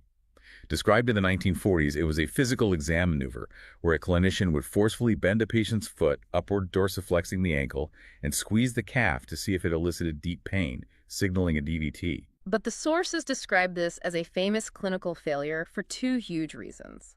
First, the diagnostic accuracy is literally equivalent to a coin flip. But much worse, from a mechanical standpoint, violently stretching the calf muscle over an inflamed, clot-filled vein is like squeezing a tube of toothpaste. It's a terrifying image, but it's accurate. Clinicians realized the test itself was physically dislodging DVTs and causing the exact pulmonary embolisms they were trying to prevent. Yeah, it is a prime example of why evidence-based medicine eventually abandons historical physical exams in favor of objective imaging, like duplex ultrasounds. But speaking of objective imaging, I have to push back a bit on the modern approach here. We now use CT, pulmonary angiography, CTPA. You inject iodine contrast dye into a patient's veins, wait for the dye to light up the pulmonary arteries bright white on a CT scanner, and look for any dark gray gaps where a clot is blocking the dye. Right, it's incredibly detailed imaging. Since this technology can see almost everything, shouldn't we be thrilled? Isn't catching every single clot the ultimate goal? This raises an important question, and it sits at the center of the fiercest debate in modern pulmonary medicine, the crisis of overdiagnosis. Yes, modern CT scanners are incredibly powerful. They can visualize tiny, asymptomatic clots wedged deep in the microscopic peripheral branches of the lung. But a clot is a clot. You have to treat it, right? Well, that is exactly the debate. Does a millimeter-wide, symptomless clot represent the same pathological disease as a massive saddle embolism? The human body has its own internal clot-dissolving system called fibrinolysis. So it can clean up its own messes. Exactly. Yeah. Many researchers argue that we are now detecting and aggressively treating tiny clots that the body would have quietly dissolved on its own without the patient ever knowing. And I assume treating them isn't a benign process. Not at all. If you put a patient on aggressive systemic blood thinners for a tiny clot that pose no real threat, you are exposing them to a significant risk of catastrophic internal bleeding. A gastrointestinal bleed or a brain bleed caused by the medication can be far more dangerous than the subsegmental clot ever was. Wow, so the cure becomes worse than the disease. This tension over aggressive treatment really came to a head in a landmark 2014 study called the PITHO trial, right? Yes, the PITHO trial perfectly illustrates this razor-thin risk-to-benefit ratio. It focused on intermediate-risk patients. These are patients whose blood pressure is still stable, so they aren't in shock yet, but their echocardiogram shows that the right ventricle is beginning to dilate and fail. So the pump is struggling but hasn't crashed. The logical move would be to blast the clot with heavy-duty dissolving drugs before the pump gives out completely. That was the hypothesis. The trial tested a powerful thrombolytic drug called tenecteplase, Unlike regular blood thinners that just prevent new clots from forming, thrombolytics actively circulate through the blood and chemically shred existing fibrin. They melt the plug. And did it work? Well, the trial found that administering the drug did significantly reduce the rate of cardiovascular collapse. It saved the right heart. But there was a catch. A devastating catch. Because thrombolytics dissolve fibrin everywhere in the body, not just in the lungs, the rate of major bleeding events skyrocketed. Specifically, it caused a massive increase in hemorrhagic strokes bleeding inside the brain, particularly in patients over 75 years old. Oh man, so you save the heart by risking the brain. Exactly. The PITA trial fundamentally shifted the global standard of care. It proved that blanket protocols of throwing powerful clot busters at everyone with right heart strain was just too dangerous. Medicine shifted to highly individualized risk assessment, weighing the immediate threat of cardiogenic shock against the patient's underlying bleeding risk. The evolution of treatment really is striking. Even the basic physical management has completely reversed. The sources mention that historically, if a patient was diagnosed with a DVT or a PE, they were immediately placed on strict absolute bed rest. Right, they wouldn't let them move an inch. The mechanical fear is that any movement or walking would shake the clot loose. Which intuitively makes sense. But the clinical evidence proved the exact opposite. Prolonged immobility simply perpetuates the original problem venous stasis. It allows the blood to continue pooling, creating a fertile environment for the clot to propagate and grow larger. So what is the protocol now?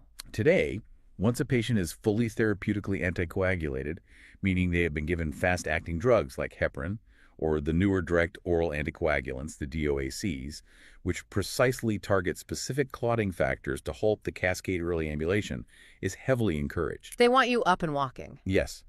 Getting the patient up and walking activates the calf muscle pump, restores normal venous flow, and is highly protective against further clotting. We have gone from terrifying patients into staying completely motionless to actively walking them down the hospital halls to keep the plumbing moving. But bringing this deep dive back to you, the listener, why does understanding this intricate cardiovascular plumbing matter? It's vital because it's so common. Exactly. It matters because pulmonary embolism affects hundreds of thousands of Americans. It contributes to over 100,000 deaths annually in the U.S. alone. And critically, it remains one of the leading preventable causes of death in hospitalized patients. That word preventable is the core takeaway here. Because so many cases are iatrogenic, meaning triggered by medical procedures, surgery, or hospital-induced immobility prevention is the front line. It really is. The difference between catching a PE in time and the patient experiencing sudden cardiac arrest often comes down to vigilant observation. It is the nurse noticing that a post-op patient is slightly tachycardic, or their oxygen saturation dropped a few points, or they just inexplicably, don't look right. So what does this all mean? It means that the cardiovascular system inside us operates on biological rules discovered over 150 years ago by Rudolf Virchow. Stasis, vascular injury, and hypercoagulability. Yep, the triad is always at work. Every time you consciously flex your calves on a transatlantic flight or a medical team forces you out of bed hours after a major surgery, you are directly battling those three forces. And I want to leave you with one final physiological concept to mull over. Something that pushes beyond the immediate acute crisis of the clot striking the lung. Oh, what's that?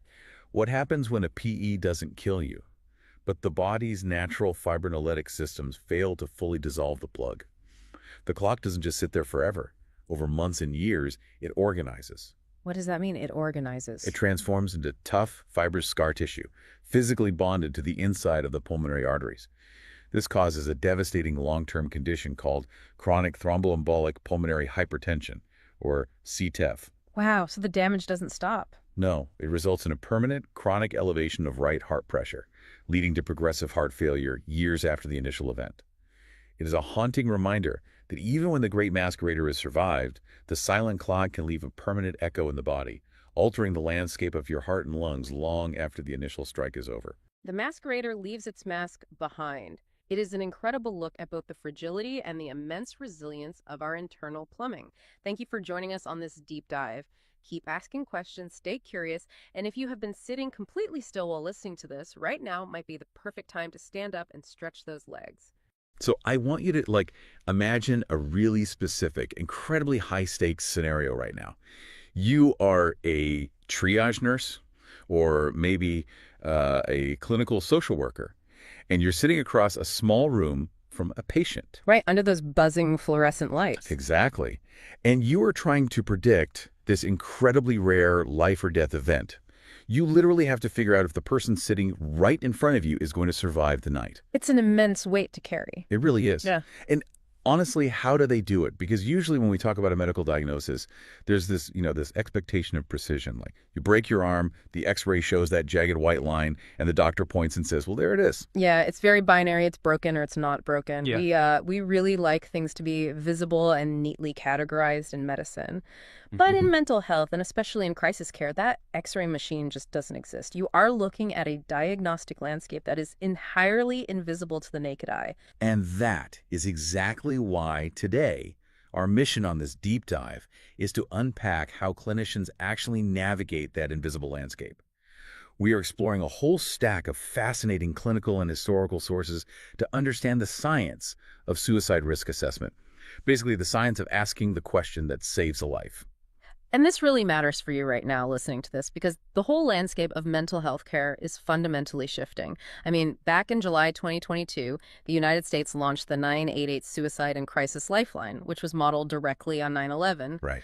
With that kind of infrastructure, universal screening is rapidly becoming standard practice. It's no longer just happening in locked psychiatric wards. You see it everywhere now. Exactly. If you go to a primary care clinic, a school counselor, or even just a general medical setting, these assessments are becoming just a normal part of the routine. So we are going to give you a roadmap for how this actually works. We'll cover the pretty shocking origin of the field, the major medical misunderstandings that persisted for literally decades, and why a specific UK utility change completely altered how we view mental health. It is really a history of trial, error, and some pretty massive paradigm-shifting discoveries. But, before we can even understand how clinicians actually assess risk, we really have to clear up the biggest misconception that stops everyday people and sometimes even professionals from doing it in the first place. Oh, absolutely. I mean, I like to think of this old fear as being a lot like Fight Club. Okay, Fight Club. Yeah. Because, the first rule of Fight Club is you do not talk about Fight Club. And for a really long time, the unwritten first rule of suicide was that you don't talk about it. Yeah. People were just terrified that bringing it up would somehow plant the idea in someone's head. Yes, that is the single most persistent myth in the entire field. It's this pervasive idea that asking someone directly if they are suicidal will, push a vulnerable person over the edge. Right, which sounds logical if you're scared, but... But the clinical sources are incredibly clear on this. It is empirically false. There was this landmark systematic review in 2014 by Doddsey and colleagues that looked at this exact question. And what did they find? They found absolutely zero evidence that asking about suicide increases suicidal ideation. Zero. In fact, they found the exact opposite. So it actually brings the temperature down. Precisely. It reduces distress. And if you think about the psychology of it, it makes total sense. I mean, a person in an acute crisis is often dealing with this immense shame and isolation. Yeah, they feel completely alone. Right. So direct, plain language questions, literally just asking, are you thinking about killing yourself, takes this terrifying, isolating monster in the room and turns it into a tangible thing you can actually discuss. Euphemisms just create more ambiguity. So breaking that taboo is really the fundamental first step in harm reduction. Wow. So where did this practice of direct questioning actually start? Because from the sources, it didn't come from some pristine ivory tower. It traces back to a psychologist named Edwin Schneidman in the late 1940s. Yes, Schneidman is a huge figure here. Right. So he was asked to review Veterans Administration hospital records in Los Angeles, and he just stumbled onto this cache of actual suicide notes. And those notes completely changed the trajectory of his work and really the whole field of psychology, because reading them made him realize that clinical theory at the time was just way too detached from the messy reality of an actual crisis. So fast forward a bit to 1958, and Schneidman co-founds the Los Angeles Suicide Prevention Center with Farborough and Lippman. And this is widely regarded as the first suicide prevention center in the world. But they weren't just writing academic papers, right? They were fielding real, live crisis calls. Yeah, and that is a crucial detail for understanding the DNA of suicide risk assessment. It was born on crisis phone lines. It was harm reduction in real time. Not just in abstract psychiatric wards. Yeah, exactly. These clinicians were on the phone with people right in the middle of a spiraling event, trying to figure out if they needed to send the police or just stay on the line, that they didn't have the luxury of time to, dance around the subject. Right, they had to be direct. They had to figure out what distinguishes someone who is deeply distressed from someone who is actually about to act. Schneidman even coined the term suicidology a bit later, in 1968, and the concept of postvention. It was pure real-time triage. Okay, let's unpack this. We know we must ask, and we know from the data that we shouldn't be afraid to ask. Yeah. But for a huge chunk of the 20th century, the medical field took the answers to those questions and used them for the completely wrong goal. Yeah, they really did. They treated it like a perdition game. That was the 20th century mindset, essentially. The historical framework in medicine was all about sorting patients into buckets, like low, medium, and high-risk tiers, and then you administer treatment based on that specific label. I mean, it sounds totally logical. That's what you do in an emergency room for physical trauma, right? Yeah. The gunshot wound gets seen before the sprained ankle. It makes sense intuitively, sure, but the data shows it was a massive failure for mental health. The real turning point in the literature is this massive 2017 meta-analysis by Joseph Franklin and his colleagues. Oh, this study blew my mind. It's incredible. They looked at roughly 50 years of research on suicide risk factors, half a century of data. And they found that predictive accuracy hadn't meaningfully improved in all that time. Categorizing individual patients into risk tiers performed only marginally better than chance. Only marginally better than a coin toss. That is just wild. And it gets worse. Researchers like Matthew Large pointed out a really dangerous side effect of this whole prediction mindset. He argued that formal risk categorization creates a dangerous illusion for the clinician. Well, think about what a low-risk label does to a busy triage nurse. It tells them they can step back, maybe under-monitor that patient, and focus on someone else. But the statistical reality is that the vast majority of suicides occur in people who were never flagged as high risk in the first place. Because suicide is statistically rare to begin with, so high-risk categories are just tiny, tiny slices of the population. Right. It's a low base rate event. A low-risk label is just a probabilistic statement about a massive group of people. It is not a safety guarantee for the specific, complex individual sitting right in front of you. But wait, I have to ask, if we can't accurately predict who will attempt suicide, why are we doing assessments at all? If the sorting buckets don't work, what is that nurse even doing with that questionnaire? What's fascinating here is how the field responded to that exact crisis of confidence. Leading organizations like the Zero Suicide Institute and the Joint Commission, they didn't just abandon the assessment. They fundamentally changed its purpose. They shifted the definition from prediction to risk formulation. Risk formulation. Break that down for me. How is that actually different from prediction? Well, prediction is about generating a label high, medium, low, and essentially handing down a verdict. Risk formulation is completely different. It's an ongoing collaborative narrative. It's the clinician sitting down with the patient and identifying the specific modifiable drivers of risk for them in the specific moment. So it's more of a partnership. Exactly. The clinician isn't a judge anymore. They are a partner trying to build a concrete safety plan based on what is driving the pain today and what resources the patient actually has right now. So if the goal is no longer slapping a label on someone, the actual tools used in the clinic had to evolve dramatically, right? Because some of the old practices were, looking back, just completely illogical. Take the no suicide contract. Oh, right. Also known as the no harm contract. This was widely used from the 1970s straight through the 1990s. Yeah, and this was a literal written or verbal promise where the patient agreed not to harm themselves before their next appointment. I mean, to me, this sounds like making someone sign a piece of paper promising their house won't catch fire. That's a great way to put it. Right. It makes the person holding the clipboard feel like they have legal comfort, but it does absolutely zero to stop the flames. And that is exactly how the research evaluated it. Studies consistently showed these contracts had zero demonstrated protective effect. None. And worse, they created that dangerous illusion of safety we just talked about. A patient could sign the contract, look totally compliant, and get discharged while still having an untreated plan and full access to lethal methods at home. So if a contract was just a hollow piece of paper promising no fire, what is the modern replacement? It's called the Safety Planning Intervention. It was developed by Barbara Stanley and Gregory Brown in 2012. But wait, isn't a safety plan just another piece of paper? How does writing down a strategy actually stop someone in an acute crisis? Because it's not a hollow promise to a doctor. It is a personalized, concrete, step-by-step cognitive map for the patient. You see, during an acute suicidal crisis, the prefrontal cortex, the part of the brain responsible for logical planning and impulse control, It essentially just goes offline. It just shuts down. Right. So a safety plan does the thinking for them when they can't. It maps out their specific personal warning signs, internal coping strategies they can do alone, social settings that provide distraction, specific professionals to call, and crucially, steps for removing lethal means from their environment. It's like actually buying the fire extinguishers and mapping out the emergency exits before the smoke even starts. That makes total sense. Exactly. And it wasn't just the contracts that failed. The old static risk checklists failed too.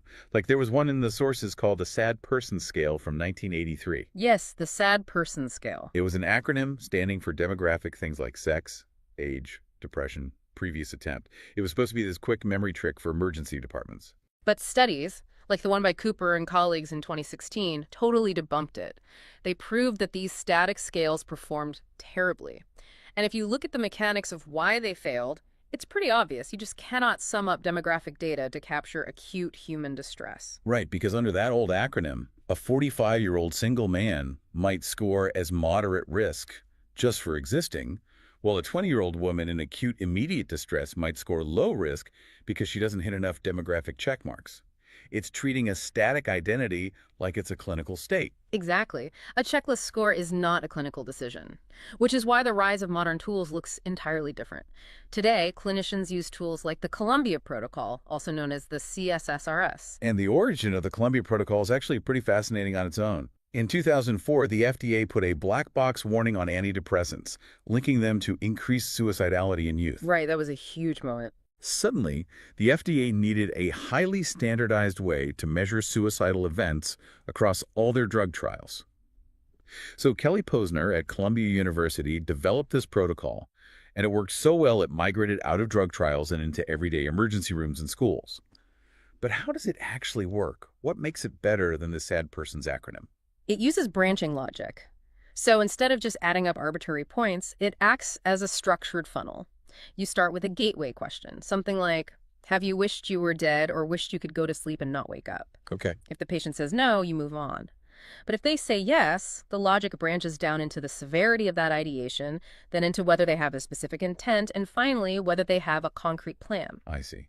So it guides the conversation naturally from vague distress all the way to immediate danger. Yes. And for non-psychiatric settings, there is the ASQ, the Ask Suicide Screening Questions. That was developed by Lisa Horowitz at the National Institute of Mental Health, specifically for general medical nurses to use in under 2 minutes. Wow, under 2 minutes. Which is vital because a massive percentage of people who die by suicide saw a general healthcare provider in the weeks before, often for something totally unrelated like a stomachache or a mild injury. You need a fast, reliable branching tool to catch that invisible risk. But, having a great screening tool and a written safety plan is only part of the equation. A safety plan is great on paper, but the most crucial step of that plan relies on modifying the physical environment. And this brings us to a massive accidental national experiment in the United Kingdom. Yes. The UK coal gas story. This was incredible to read about. It really is. So through the middle of the 20th century, the UK used coal gas to heat homes and power ovens. It contained high concentrations of carbon monoxide and was actually the country's single most common method of suicide. Right. But in the 1960s and 70s, the UK systematically converted its grid away from coal gas to natural gas, which is not lethal by inhalation in the same way. And an epidemiologist named Neil Kreitman tracked the data. As coal gas was phased out, the overall national suicide rate plummeted. I mean, it didn't just dip a little, it fell substantially and stayed down. And this is the defining proof of a concept called means restriction. Because the most critical finding wasn't just that deaths by gas dropped, it was that people did not simply switch to other, equally lethal methods. So what does this all mean? Does just removing a specific method really stop the underlying intent entirely? Like if someone is truly determined, wouldn't they just find another way? If we connect this to the bigger picture, it changes everything we thought we knew about suicidal intent. The coal gas story proves that suicidal crises are acute and time-limited. The intent is not a permanent, fixed state. Think of it as a wave that crests, peaks in intensity, and then breaks. A temporary wave. Exactly. If you can remove easy access to a highly lethal method during that specific, narrow window of crisis, you don't just delay a death, you often prevent it entirely. The wave crashes, the crisis passes, and the person survives. That is profound. And you can actually scale that philosophy up from household utilities to an entire healthcare system. Just look at what happened in Detroit in 1999. The Henry Ford Health System launched a program with this impossibly bold name, Perfect Depression Care. Yes. Their goal was literally zero suicides among their patient population. And it wasn't just a catchy slogan either. They achieved it. But they didn't do it by just telling doctors to, try harder. They changed the systemic mechanics of how care was delivered. Right. They built systematic screening directly into the electronic medical record at every visit. A nurse couldn't just bypass the questions. It was integrated whether you were there for depression or just a twisted ankle. Yep. Universal screening. And if a risk was flagged, the system immediately routed them into rapid access to care, safety planning, and means restriction counseling. By fundamentally changing the clinical workflow, they saw a dramatic decline in deaths. I mean, they had several years where absolutely zero patients in their health plan died by suicide. Which became the prototype for the National Zero Suicide Framework that health systems across the country use today. Systematic everyday risk assessment moves outcomes far better than waiting for a patient to show up in crisis triage. So we've spent a lot of time talking about the physical environment, removing the lethal gas, restricting access to means. But the psychological and cultural environment matters just as much, making risk a constantly moving target. And here's where it gets really interesting to me. We actually get the vocabulary for modern psychiatric contagion from 18th century literature and opera. You're referring to the media impact, the Werther effect, and the Papageno effect. Exactly. The Werther effect is named after Goethe's 1774 novel, The Sorrows of Young Werther. It featured a highly sympathetic, romanticized depiction of the main character's suicide. It was so influential it was literally blamed for a wave of copycat deaths across Europe. Yeah, David Phillips formally named this media contagion the Werther effect in 1974. How we talk about suicide publicly, especially detailing the methods it bypasses the brain's natural defenses and can literally be deadly. But the flip side of that is the Papageno effect. Named after a character in Mozart's opera The Magic Flute, who is actively talked out of suicide and shown a different path. We saw the mechanics of this life-saving effect play out in real life in Vienna in the 1980s. Right, the subway cluster. Yes, there was a tragic cluster of suicides on the Vienna U-Bahn subway system, and it was heavily driven by sensationalized front-page press coverage. So Gerd Sonneck and other Austrian researchers sat down with the media in 1987 and created strict reporting guidelines. No detailed method descriptions, no front-page placement, no romanticized language. And subway suicides dropped by roughly 80%. The cultural narrative acts as its own form of means restriction. But to really understand why this happens, we have to look at what is going on internally, inside the mind of the individual. This is where Thomas Joiner's 2005 interpersonal psychological theory of suicide is just so illuminating. Joiner's theory breaks down the progression of lethal intent into three distinct pillars, right? Right. First, there is thwarted belongingness, which is feeling profoundly alienated from others. Second, perceived burdensomeness, the absolute false belief that your existence is actively harming the people you love. How sad. It is. When those two combine, they create the desire for suicide. But, and this is critical, desire alone isn't enough to result in a lethal attempt. This is the core of the theory. The third pillar is acquired capability. Yes. Because humans have a powerful, deeply ingrained biological instinct for self-preservation. It is incredibly difficult to override the physical fear of pain and death. Joiner argues that the capability for lethal self-harm is not innate. It has to be acquired over time through habituation. Repeated exposure to pain, violence, or trauma slowly wears down that biological flinch response. And this explains the ideation to action framework. The data shows that most people who experience suicidal ideation never actually attempt it, simply because they haven't acquired the capability to bypass that self-preservation instinct. It also highlights a major misconception in medicine. The idea that suicide risk assessment is just a one-time intake event. You check the box on day one and you're done. Which is entirely false. Risk is highly dynamic precisely because things like burdensomeness and capability can fluctuate. Risk can escalate within hours. For example, the period immediately following discharge from a psychiatric hospital or during medication changes is one of the highest risk windows known to medicine. The transition itself is a huge stressor. Yes. This is why the Joint Commission in 2019 strictly required ongoing rescreening. You just cannot treat a moving target as a single static data point on a clipboard. So let's bring all of this together for you. We started by looking at a triage nurse sitting across from a patient, trying to predict the unpredictable. What we've learned from the sources is that suicide risk assessment is no longer about crystal ball prediction. It's not about checking demographic boxes to cover a hospital's legal liability. It's not at all. It is an active, collaborative safety net. It is rooted in asking direct, plain language questions without fear. It is about abandoning useless promises like the no suicide contract and instead building actionable, personalized safety plans for when a crisis hits. And it is about recognizing that crises are acute, temporary waves. Modifying the physical environment to remove lethal means during those brief windows, whether it's changing the gas in the ovens or putting distance between a person and a firearm, it saves lives, period. It's acknowledging that risk fluctuates constantly and the assessment must adapt with it. Before we wrap up, I want to leave you with a final provocative thought to ponder on your own, building directly on Thomas Joiner's theory of acquired capability. We talked about how the ability to overcome the fear of self-harm is built through habituation to pain and fear. Joiner explicitly notes in his work how this capability is acquired. He lists things like prior attempts or combat exposure, but he also explicitly lists medical training. That is a very profound and sobering reality. I really want you to consider the quiet burden of that fact.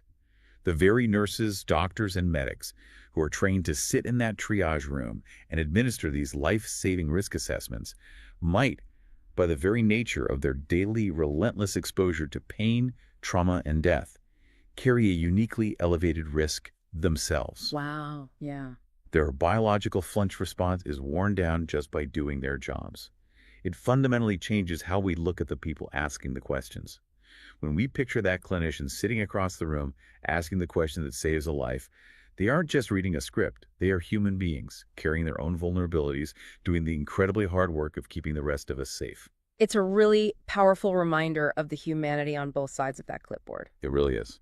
Well, thanks for joining us on this deep dive. We'll see you next time.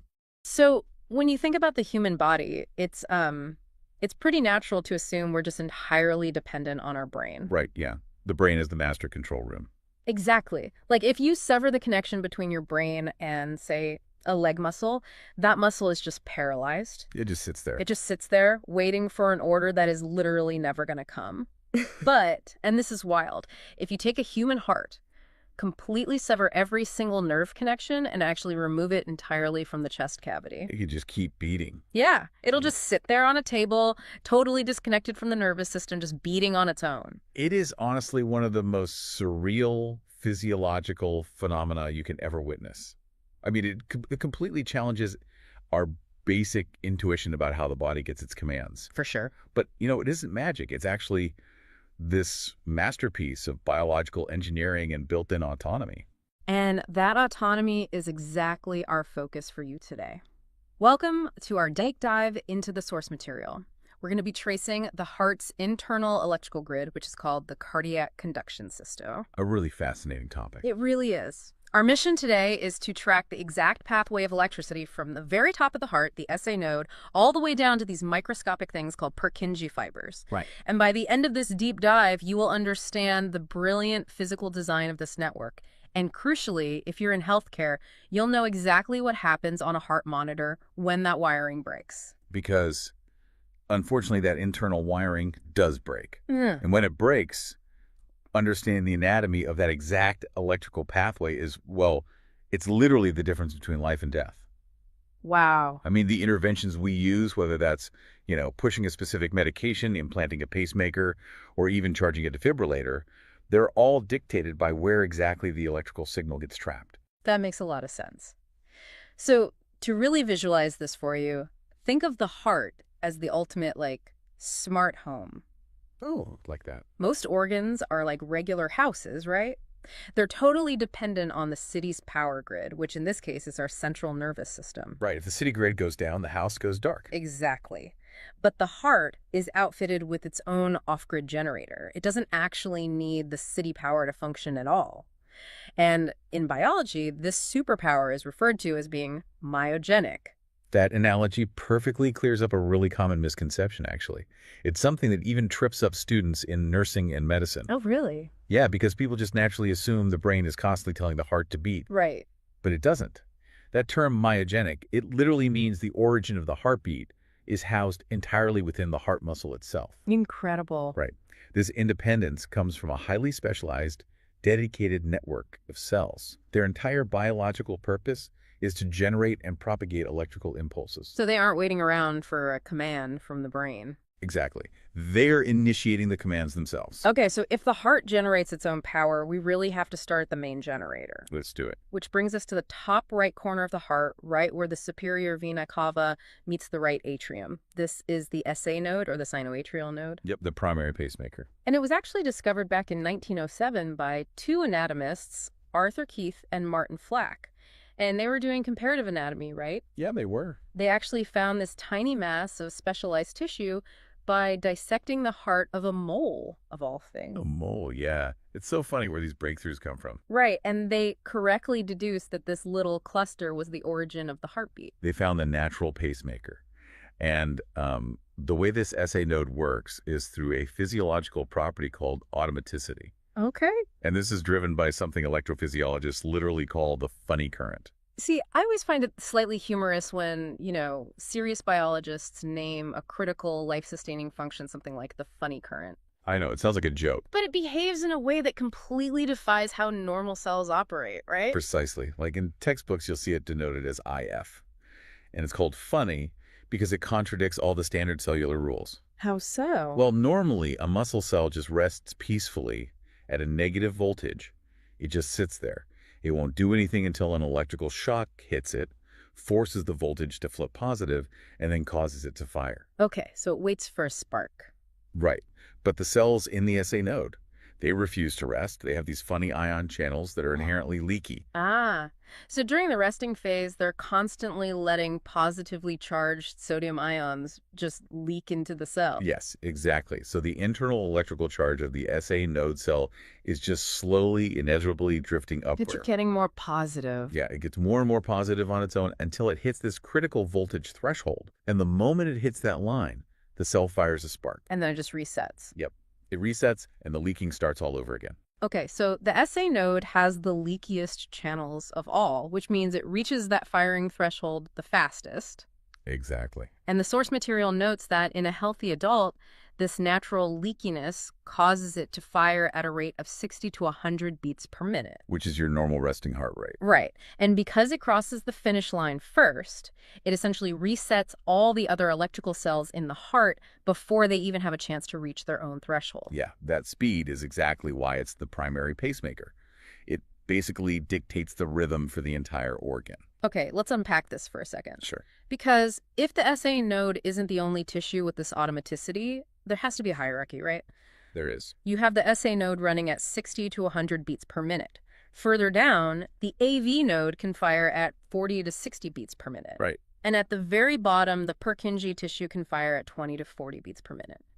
I look at that and think, if the SA node is the undisputed boss of this system, isn't that a massive design flaw? Well, if the boss quits or gets permanently damaged by a heart attack or something, the whole company should just go under, right? It definitely looks like a bottleneck at first glance. But what's fascinating here is that it's not a flaw at all. It's actually a brilliant fail-safe hierarchy. Oh, really? Yeah. The SA node isn't in charge because it wields some magical biological authority, It's simply in charge because it's the fastest. It just outpaces the competition. Oh, I see. But if that main generator fails, your body doesn't just shut down. The next fastest system, which is the AV node, detects the silence and just naturally takes over. But wait, it maxes out at 40 to 60 beats per minute? That is significantly slower. It is slower, yeah, but it keeps blood pumping to your brain. It buys you time. It's better than nothing. Exactly. And if the AV node fails, the ventricular tissue at the bottom of the heart kicks in at an even slower 20 to 40 beats per minute. So it's like a cascading survival mechanism. Precisely. Also, we really should clarify the physical nature of these pacemaker cells. What do you mean? Well, they aren't just regular working muscle cells that decided to take on a side hustle of generating electricity. Right, they're specialized. Yeah, they're a completely distinct population of cells. They actually lack most of the basic contractile machinery. Meaning they don't actually squeeze very well. Exactly. Because their cellular real estate is entirely optimized for electrical generation and rapid conduction, not physical pumping. Wow. Okay, so we have this lightning-fast SA node at the top right of the heart, right? Sparking away 60 to 100 times a minute. Yep. Now, if I try to picture that electrical spark moving through the heart, My immediate assumption is that the electricity just instantly zaps the entire organ all at once. That's what most people think. But if the top chambers, the atria, and the bottom chambers, the ventricles, received the signal at the exact same millisecond, that would be disastrous. It would be a complete mess. It'd be like two people trying to push a revolving door from opposite sides at the exact same time. I love that analogy. The door wouldn't move, and in the heart, the blood wouldn't go anywhere. Right? A simultaneous contraction of the whole heart would result in zero forward momentum.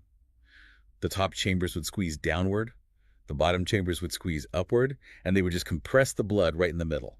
Ouch. So you absolutely require a coordinated sequential sequence. You have to. The top must squeeze blood down into the bottom, and only after that finishes can the bottom squeeze blood out to the lungs and the body. And that structural necessity brings us to the physical barrier that separates the top and the bottom of the heart. Right, the annulus fibrosus. Yeah, which is this dense ring of fibrous tissue that structurally divides the atria from the ventricles. And critically, fibrous tissue does not conduct electricity. Oh, that's key. It's super key. The annulus fibrosus is, it acts like this perfect electrical insulator. Okay. So the electrical start from the SA node washes over the top chambers, causes them to contract, but then it hits this fibrous ring and just stops cold. The signal simply cannot cross the barrier. Except at one very specific toll booth. Exactly. The atrioventricular, or AV node. Right. Sunao Tawara, who was a Japanese pathologist working in Germany, he actually mapped this out back in 1906. Wow, so long ago. Yeah. He painstakingly dissected this junction and identified the AV node as the one natural pathway through all that fibrous insulation. And the functional mechanics of this toll booth are just incredible because its primary job is to be intentionally slow. Yes. Like, the electrical signal hits the AV node, and the node actually holds onto it for roughly 0.09 seconds before finally letting it pass through to the ventricles. It literally pauses the current. Right. And if you look at an ECG monitor, this deliberate delay is represented by the PR interval. Correct. So the AV node is operating like a highly regulated traffic light on a busy freeway on-ramp, purposely holding cars back so they can merge without causing a massive pileup. That's a perfect way to visualize it, because people often assume slow biological conduction means something is like diseased or inefficient. Right. Slow usually means bad. But if we connect this to the bigger picture, in the AV node, that 0.09 second delay is actually its single greatest feature. Really? Yeah. It is a mechanical necessity for hemodynamics, which is just the physical flow of blood. Because that delay is what creates the atrial kick, right? Yes, exactly. Can you explain that a bit more? Sure. So most of the blood flowing into the ventricles actually drops down passively. It's just driven by gravity and pressure differences while the heart relaxes. Okay. But that AV node delay pauses the electrical signal just long enough to give the top chambers the physical time they need to finish actively contracting. Oh, so they squeeze out their final load of blood into the ventricles below? You got it. That active squeeze, the atrial kick, it basically tops off the tank. It contributes 20 to 30% of the total blood volume that fills the ventricles. Wow. A 30% boost in cardiac output, relying entirely on a delay of less than 1/10 of a second. That's pretty amazing. It really is. If you lose that delay, you immediately lose almost 1/3 of your heart's pumping efficiency. Exactly. Okay, so the electrical signal has waited patiently at the red light, the top chambers have emptied, the AV node turns green. Green light, go.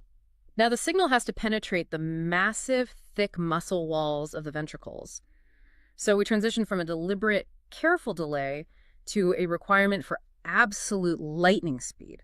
Speed becomes the absolute priority here because the ventricles are the heavy lifters. Right, they have a lot of work to do. A ton of work. Once they get the green light, all those millions of muscle cells need to contract as one unified, incredibly forceful unit to push blood out to the entire body. And to achieve that synchronization, the signal travels from the AV node into a structure called the bundle of His, Right. which was mapped out by Wilhelm His Jr. in 1893, amazingly, while he was still just a medical student. Pretty good medical school project. Not bad at all. After passing through this bridge, the pathway splits into the left and right bundle branches, which run right down the septum, the middle wall of the heart. Yeah. And finally, it explodes outward into a vast microscopic web called the terminal Purkinje fibers. And Jan Evangelista Purkinje identified these unique fibers lining the inside of the ventricles way back in 1839. Wow. Yeah, decades before anyone understood they were the electrical wiring of the heart.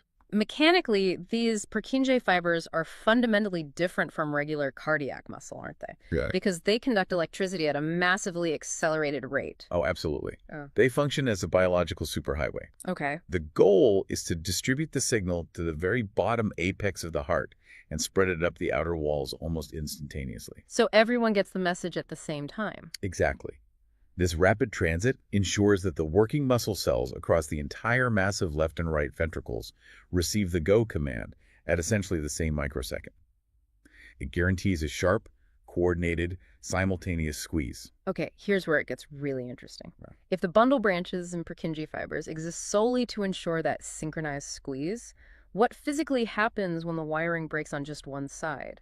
Ah. Say the right bundle branch is conducting perfectly, but the left bundle branch is, like, completely severed or blocked by damage. So what you're describing is a bundle branch block. Mm-hmm. And the mechanics of how the heart compensates for this are fascinating, but it drastically reduces pumping efficiency. How does it compensate?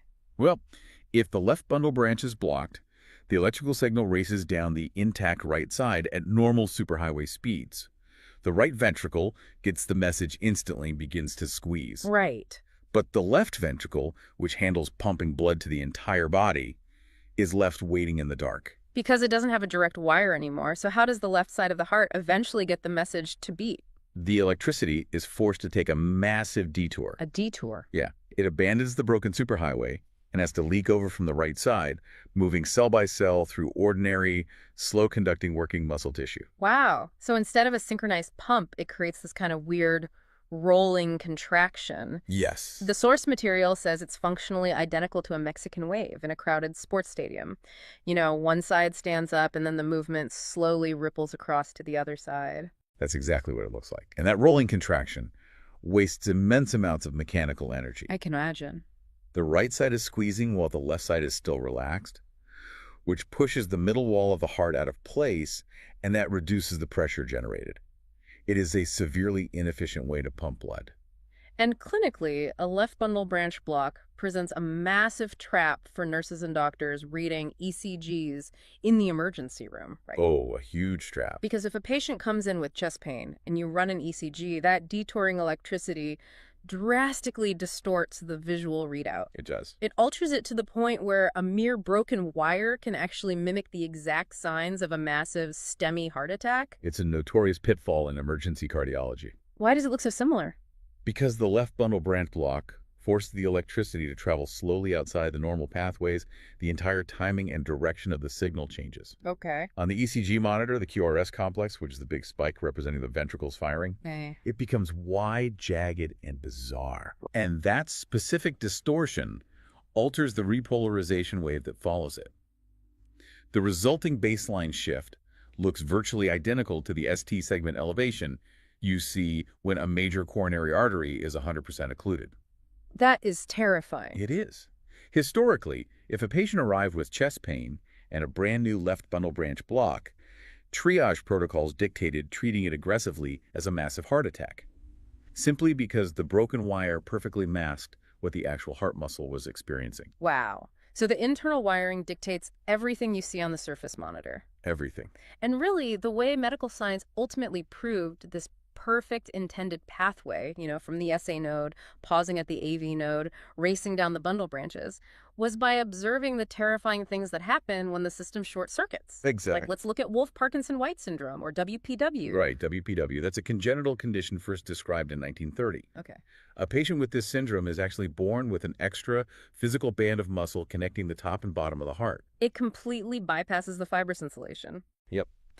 And this extra connection is called the bundle of Kent. So the patient has a normal functioning AV node, but they also have this secret backdoor pathway. Exactly. They've essentially broken the AV node's structural monopoly. And remember the physics we discussed regarding the AV node's delay. The 0.09 seconds. Right. Well, the bundle of Kent lacks that built-in delay. It conducts electricity extremely fast. Uh-oh. Yeah. So when the signal from the SA node fires, it hits the AV node and pauses like it's supposed to. But simultaneously, a portion of that signal shoots right down the backdoor pathway and hit the ventricles early. Wow. The ventricles experience what we call pre-excitation. And having two pathways introduces a huge mechanical risk, doesn't it? Right. Because it allows for dangerous looping rhythms. It does. It sets up a localized reentry circuit. How does that loop happen? Well, because the pathways conduct at different speeds, the electrical signal can travel rapidly down the backdoor pathway, hit the ventricular tissue, turn around, and travel backward up the AV node. Because the AV node just finished its delay. Exactly. It arrives just as the AV node finishes its delay. The signal then loops back down the back door. It becomes a continuous, self-sustaining circle of electricity. So functionally, it's like an electrical dog chasing its own tail. Yes, driving the heart rate up to maybe 200 beats per minute. That's incredibly fast. It is. WPW serves as a perfect natural experiment, really. Yeah. It proves exactly why the single-lane bottleneck of the AV node is structurally mandatory. If you bypass the speed bump, you invite life-threatening arrhythmias. Man. So bypassing the bottleneck is one type of failure. But what about when the main wires are completely severed? Yeah, they're extreme. Yeah, the absolute extreme of this is a third-degree heart block or complete heart block. A third-degree block is a total electrical divorce between the top and the bottom of the heart. The divorce. Yeah, the AV node, or the bundle of his sitting just below it, becomes entirely impassable. The insulation is now 100% complete. So the top of the heart, the atria, is still receiving sparks from the healthy SA node at a perfectly normal, say, 80 beats per minute. But the signal hits a brick wall. None of it reaches the ventricles. The SA node is effectively shouting commands into a void. Wow. And in response to that silence, the fail-safe hierarchy we established earlier is forced to kick in. The lower pacemakers. Exactly. The ventricles, completely physically cut off and left entirely to their own devices, fall back on their own intrinsic backup rhythm. The Purkinje fibers begin firing on their own, but at a sluggish, desperate rate of just 20 to 40 beats per minute. And the visual representation of this on an ECG monitor is stunning. It really is. You see the P waves, which track the top of the heart, marching along at a rapid, perfectly normal pace. Yep. They are totally oblivious to the problem below. And then, interspersed randomly, you see the wide QRS complexes tracking the bottom of the heart, just plodding along slowly on their own, completely independent timeline. You're completely disconnected. The top and the bottom have nothing to do with each other anymore. It looks like two separate hearts trying to beat inside a single chest. It's the ultimate diagnostic proof of the pacemaker hierarchy in action. But if the internal wiring is completely shattered, like in a third-degree block, the patient's ventricular heart rate of, say, 30 beats per minute is dangerously slow. Extremely dangerous. They aren't getting enough cardiac output to survive. So the logical mechanical question is, if the natural wires are broken, can we just wire up our own artificial system to override it? And that exact mechanical question drove medical science in the 1950s. Oh, really? Yeah, the breakthrough arrived in Sweden in 1958 with a patient named Arne Larsson. What happened to him? He suffered from complete heart block caused by a viral infection. His backup ventricular rhythm kept failing, causing his heart to stop entirely. He was suffering 20 to 30 cardiac arrests a day. A day? A day. He was constantly requiring resuscitation. His biological failsafe was completely collapsing. How did they intervene? A cardiac surgeon named Ike Senning and an engineer named Rune Elmquist collaborated to build the very first fully implantable artificial pacemaker. Wow, the very first one. Yeah. They performed a thoracotomy, surgically sutured wire electrodes directly to Arne's heart muscle, and connected them to a battery pack the size of a hockey puck that they implanted under his skin. Incredible. The device was designed to manually deliver a perfectly timed electrical spark at a steady rate, entirely replacing the function of the SA and AV nodes. The ultimate biomedical engineering hacks. Did it actually work? Well, the Foyt device actually failed after just a few hours. Oh, no. That is a terrifying reality for the surgical team. It was, but they had a backup device ready. They implanted it the next morning, and it successfully paced his heart. That's amazing. It gets better. Arne Larsson ended up living into his 80s. No way. Yeah, he underwent over 20 different pacemaker replacements and battery upgrades as technology evolved. He remarkably outlived both the surgeon and the engineer who saved him. That is such a cool story. It is. Yeah. And philosophically, that 1958 surgery is the ultimate proof of concept. It undeniably proved that the heart is fundamentally an electrically triggered pump. An artificial spark from a battery can completely and flawlessly substitute for a broken natural conduction system. You know, when we talk about anatomical wiring, it's so easy to picture the heart like a circuit board. Right. Textbook diagrams almost always draw these incredibly clear, Bright yellow insulated wires connecting the SA node down to the AV node. Yes, they do. But within modern electrophysiology, the physical reality of those pathways is actually heavily debated, isn't it? It is. We really have to question if those simplified textbook diagrams are misleading us. How so? The internodal pathways, the routes connecting the top right corner down to the central toll booth, they've been a subject of anatomical debate for decades. Really? Yeah. Outside of one specific structure called Bachmann's bundle, which connects the right and left atria, many leading electrophysiologists argue that there are no distinct insulated cables carrying the signal down to the AV node. But if there are no physical wires, how does the electrical spark get to the toll booth so efficiently? The prevailing theory is preferential conduction. It means it's not a discrete insulated wire. Rather, it's simply a pathway of least electrical resistance moving through ordinary, albeit highly organized, atrial muscle fibers. Ah. Think of it less like an insulated copper wire buried inside your wall and more like a dirt path cutting across a grassy park. Oh, I see.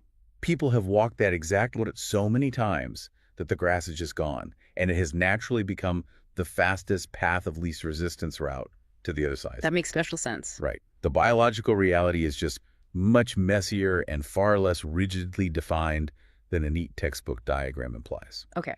We have traced the spark from a tiny node discovered in a mole's heart in 1907 through the deliberate physical bottleneck of the avene and down the superhighway of the Purkinje fibers. We've covered a lot of ground. So what does this all mean? Why is visualizing this exact sequence so absolutely critical for a nurse or doctor standing at a patient's bedside today? Because every single cardiac intervention is predicated on this exact electrical anatomy. When a healthcare professional looks at a bedside monitor and decides whether to administer a medication like a beta blocker or whether to prepare a transcutaneous pacemaker, they're functionally diagnosing exactly where the anatomical pathway broke down. Right. If the SA node is failing to reach threshold, that requires one specific protocol. If the third-degree AV block is trapping the signal in the middle of the heart, that requires an entirely different, immediate physical intervention. And understanding this pathway also completely shatters the Hollywood myth of the defibrillator, doesn't it? Oh, completely. In the movies, a patient flatlines, the doctor yells, "Clear," shocks the chest, and the machine miraculously restarts the mechanical pumping of a dead heart. Which is entirely inaccurate based on the physics of the heart. Because a defibrillator doesn't mechanically restart a stopped heart. Not at all. When a patient goes into ventricular fibrillation, the conduction system has completely fragmented into this chaotic, disorganized electrical shivering. Yeah, the cells are firing randomly. There's no coordinated heartbeat. So a defibrillator sends a massive, overriding shock of electricity to instantly depolarize every single cell in the heart at the exact same moment. It forcibly shuts the entire system down. It clears the board. So the goal isn't to restart the heart, the goal is to silence the electrical chaos. Exactly. You silence the noise, praying that the primary generator, the SA node, will step back up to the microphone, assert its natural automaticity, and just resume firing at a coordinated 60 to 100 beats per minute. Wow. The entire function of a defibrillator relies on the hope that the biological hierarchy we just mapped out will reassert itself. It makes you realize how delicate yet fiercely resilient this internal system really is. It really does. Before we wrap up, there is one final anatomical paradox to mull over. Oh, right. We established at the very beginning that a transplanted heart is myogenic-like. You can take it entirely out of one body, implant it into another, and it will beat completely on its own without any nerve connections linking it to the recipient's brain. Yes. It functions as a true off-grid generator, relying solely on its internal SA node. But the autonomic nervous system, specifically pathways like the vagus nerve, is what normally modulates our heart rate. Right, the nervous system acts as the brake and the gas pedal. Exactly, telling the SA node to speed up when we're stressed or slow down when we're sleeping. So, if you have a patient with a transplanted heart and those physical nerve connections have been completely and permanently severed by a surgeon's scalpel, how on earth does that transplanted heart know it needs to speed up when the patient decides to go for a run? That is a great question. It's a fascinating physiological puzzle to think about the next time you feel your own pulse quicken. Roughly 1 in 3 patients who die in a hospital have this condition. 1 in 3. Yeah, it's a completely staggering statistic. It really is, and yet this remains one of the most widely misunderstood medical emergencies on the planet. Welcome to today's deep dive, designed specifically for you. We really want to cut through the medical jargon today and deliver those essential aha moments. Exactly. Because today we are looking at sepsis. And the mission for this deep dive is to look at a stack of nursing and medical research to understand this deadly biological overreaction. Right, we're going to uncover what sepsis actually is at a cellular level, how its definition was controversially engineered, and why recognizing it early is literally a matter of life or death for you or your loved ones. Because we're not just talking about some niche ICU textbook topic here. Sepsis costs the healthcare system tens of billions of dollars annually. Oh, absolutely. Yeah. And it played a massive role in the COVID-19 pandemic, too. Right. What we now understand is viral sepsis. Exactly. And surviving it often relies on bystanders and bedside nurses spotting the very first really subtle signs. But before we talk about how to spot it, or, the fierce medical debates surrounding how to treat it, we need to strip away a massive layer of public confusion. Yeah, the misconceptions are everywhere with this one. I mean, the common perception is that sepsis is just blood poisoning, right? Or just a really, really bad infection. Right, but that's actually not accurate. A substantial proportion of clinically diagnosed sepsis cases involve blood cultures that come back completely negative. Wait, really? Completely negative? Completely. There are no detectable bacteria in the bloodstream at all in those cases.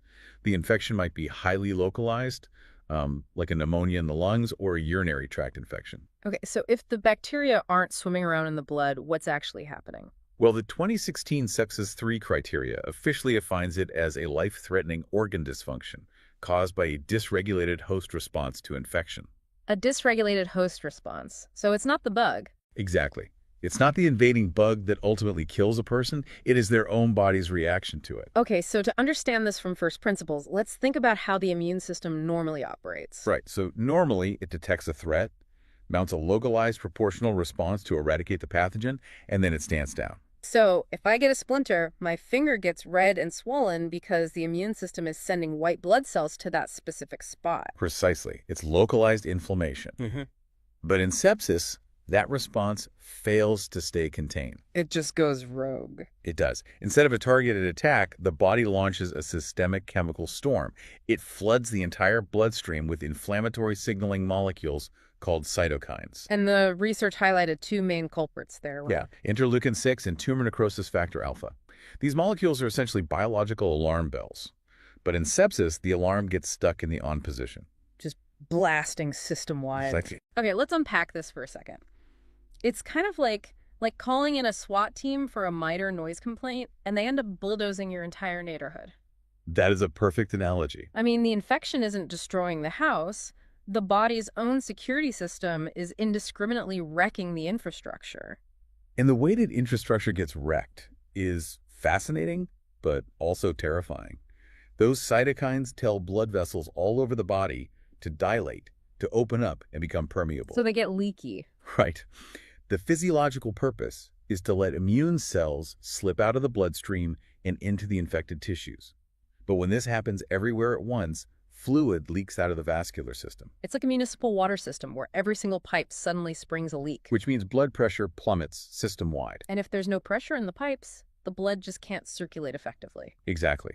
And compounding that low pressure is another phenomenon called DIC, or disseminated intravascular coagulation. That sounds intense. What does that mean? Basically, the massive inflammation confuses the body's coagulation system. So, microscopic blood clots begin to form inside the small blood vessels. Wait, so the pipes are leaking, dropping the pressure, and simultaneously thousands of tiny blockages are forming inside whatever pipes are left. You've got it. That means the blood-carrying oxygen simply cannot reach the body's organs. The clinical term for that is hypoperfusion, right? Right. Hypoperfusion. Vital organs like the kidneys, liver, lungs, and brain are starved of oxygen. So they just begin to fail. Yeah, they start shutting down, even though the organs themselves were never actually touched by the original bacterial or viral infection. Wow, it really changes how you look at a diagnosis. I mean, we usually expect things in medicine to be binary. A broken arm is broken, a tumor is there, or it isn't. Right. It's usually very clear-cut. But knowing that sepsis is this massive, chaotic cascade, this chemical storm, it raises a huge question about how doctors ever figured out how to uniformly diagnose it. Oh, the history of how they figured it out involves a surprising amount of bureaucracy. How so? Like, how do you put a hard clinical label on a chain reaction? Well, to find the origin of the modern sepsis diagnosis, You really have to look at the landscape of critical care research back in the 1980s. Okay, what was happening then? Researchers were running extensive clinical trials for new anti-inflammatory drugs, trying to find a way to switch off that cytokine storm we just talked about. Right, trying to stop the SWAT team. Exactly. But the trials were failing, or the data was just completely uninterpretable. Let me guess, because different hospitals were using entirely different definitions of what the storm actually looked like. Spot on. There was zero shared vocabulary. One hospital might define a patient as having sepsis based on a high fever and low blood pressure. And another hospital. Another might require positive blood cultures. So researchers couldn't test if a drug worked because they couldn't guarantee they were treating the same disease across different patient groups. Hold on, let me get this straight. You're telling me sepsis isn't some ancient, discrete disease category like malaria or tuberculosis? Not in the way we diagnose it today, no. It's basically a bureaucratic checklist that scientists invented in the 90s just so their pharmaceutical trials could have a baseline. It's wild. But yes, an administrative tool created for clinical trials absolutely morphed into a daily clinical reality. That is fascinating. Yeah, so in August 1991, in Chicago, the American College of Chest Physicians and the Society of Critical Care Medicine held this big consensus conference. Chaired by Dr. Roger Byrne, right? Right, Dr. Bone. Their explicit goal was to invent a standardized apples-to-apples checklist. They created what we now call Sepsis 1. And what was actually on that checklist? They defined it as a known or suspected infection plus SIRS. SIRS, that's S-I-R-S. Right, which stands for Systemic Inflammatory Response Syndrome. It was this crude 4-point metric. What were the 4 points? Abnormal temperature, elevated heart rate, high respiratory rate, and an abnormal white blood cell count. Yeah. If a patient had an infection and met 2 of those 4 criteria, boom, they had sepsis. And if it got worse? If their organs started failing, they were bumped up to a category called severe sepsis. But medical understanding obviously didn't stop in 1991. The criteria we use today, Sepsis 3, they completely threw that SIRS checklist out the window, didn't they? They really did. In 2016, a task force led by Dr. Mervyn Singer fundamentally overhauled the definition because the old SIRS criteria were simply too sensitive. Because it caught sepsis, but it caught everything else too. Exactly. The inflammation checklist was way too broad. I mean, think about it. If you just went for a brisk jog on a hot summer day, your heart rate goes up, your respiratory rate goes up, your temperature goes up. Yep. Technically, a jogger could meet the criteria for systemic inflammation. Diagnosing a healthy person who just ran 3 miles with a life-threatening medical emergency kind of proves the system was flawed. Which is exactly why Sepsis 3 replaced the SIRS inflammation checklist with something called the SOFA score. The sequential organ failure assessment. Right. The entire philosophy shifted in 2016. Sepsis is no longer defined by the initial inflammation. It is strictly defined by an acute drop in organ function. Which is why they retired the term severe sepsis altogether. Yes. Under the 2016 rules, if you have sepsis, organ dysfunction is already happening. The severity is just baked right into the new definition. And didn't they redefine septic shock too? They did.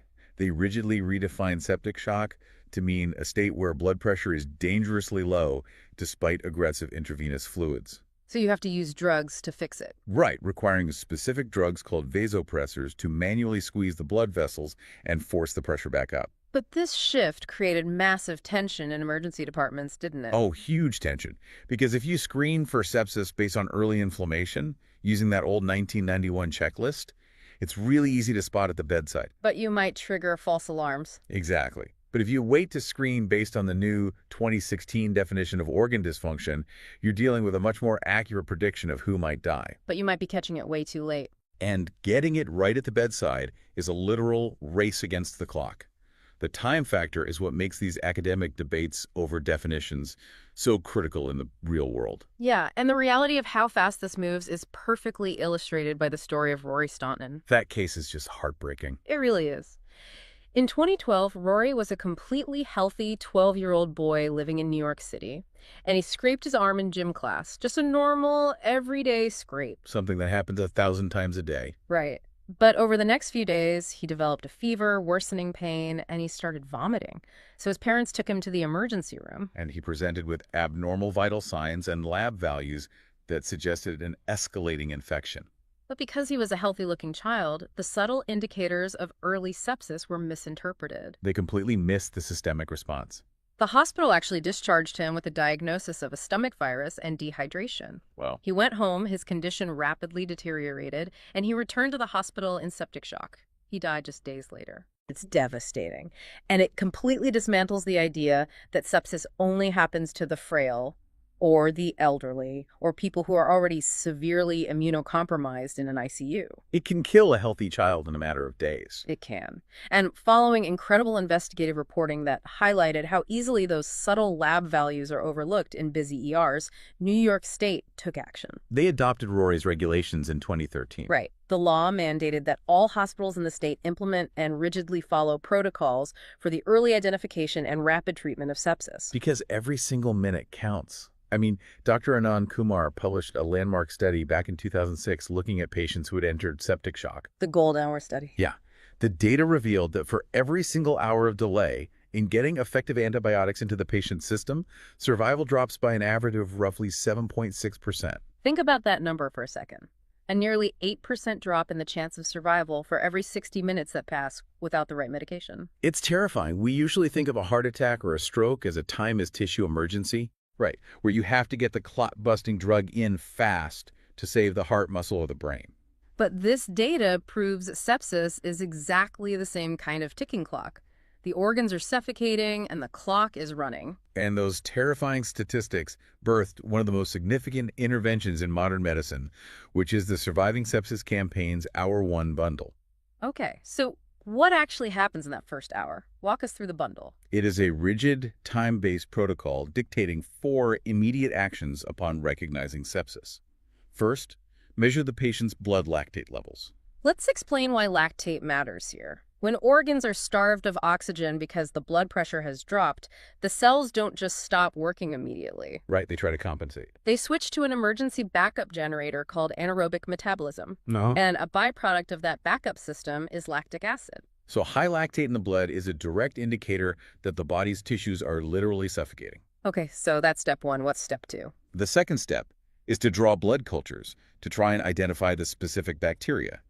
And that's followed immediately by step 3, which is administering broad-spectrum antibiotics. So you don't wait for the culture results to come back? No, absolutely not. You use a powerful drug immediately to try and neutralize whatever might be causing the cascade. And the final step? Step 4 is pushing rapid, aggressive intravenous fluids, often 30 milliliters per kilogram of body weight. That's a lot of fluid. It is.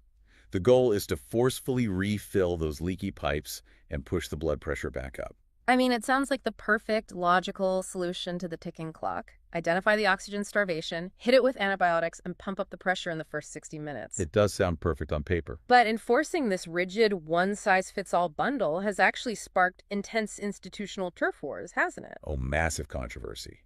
The Infectious Diseases Society of America, the IDSA, fundamentally refused to endorse the Surviving Sepsis Campaign's guidelines regarding that rigid 1-hour timeline.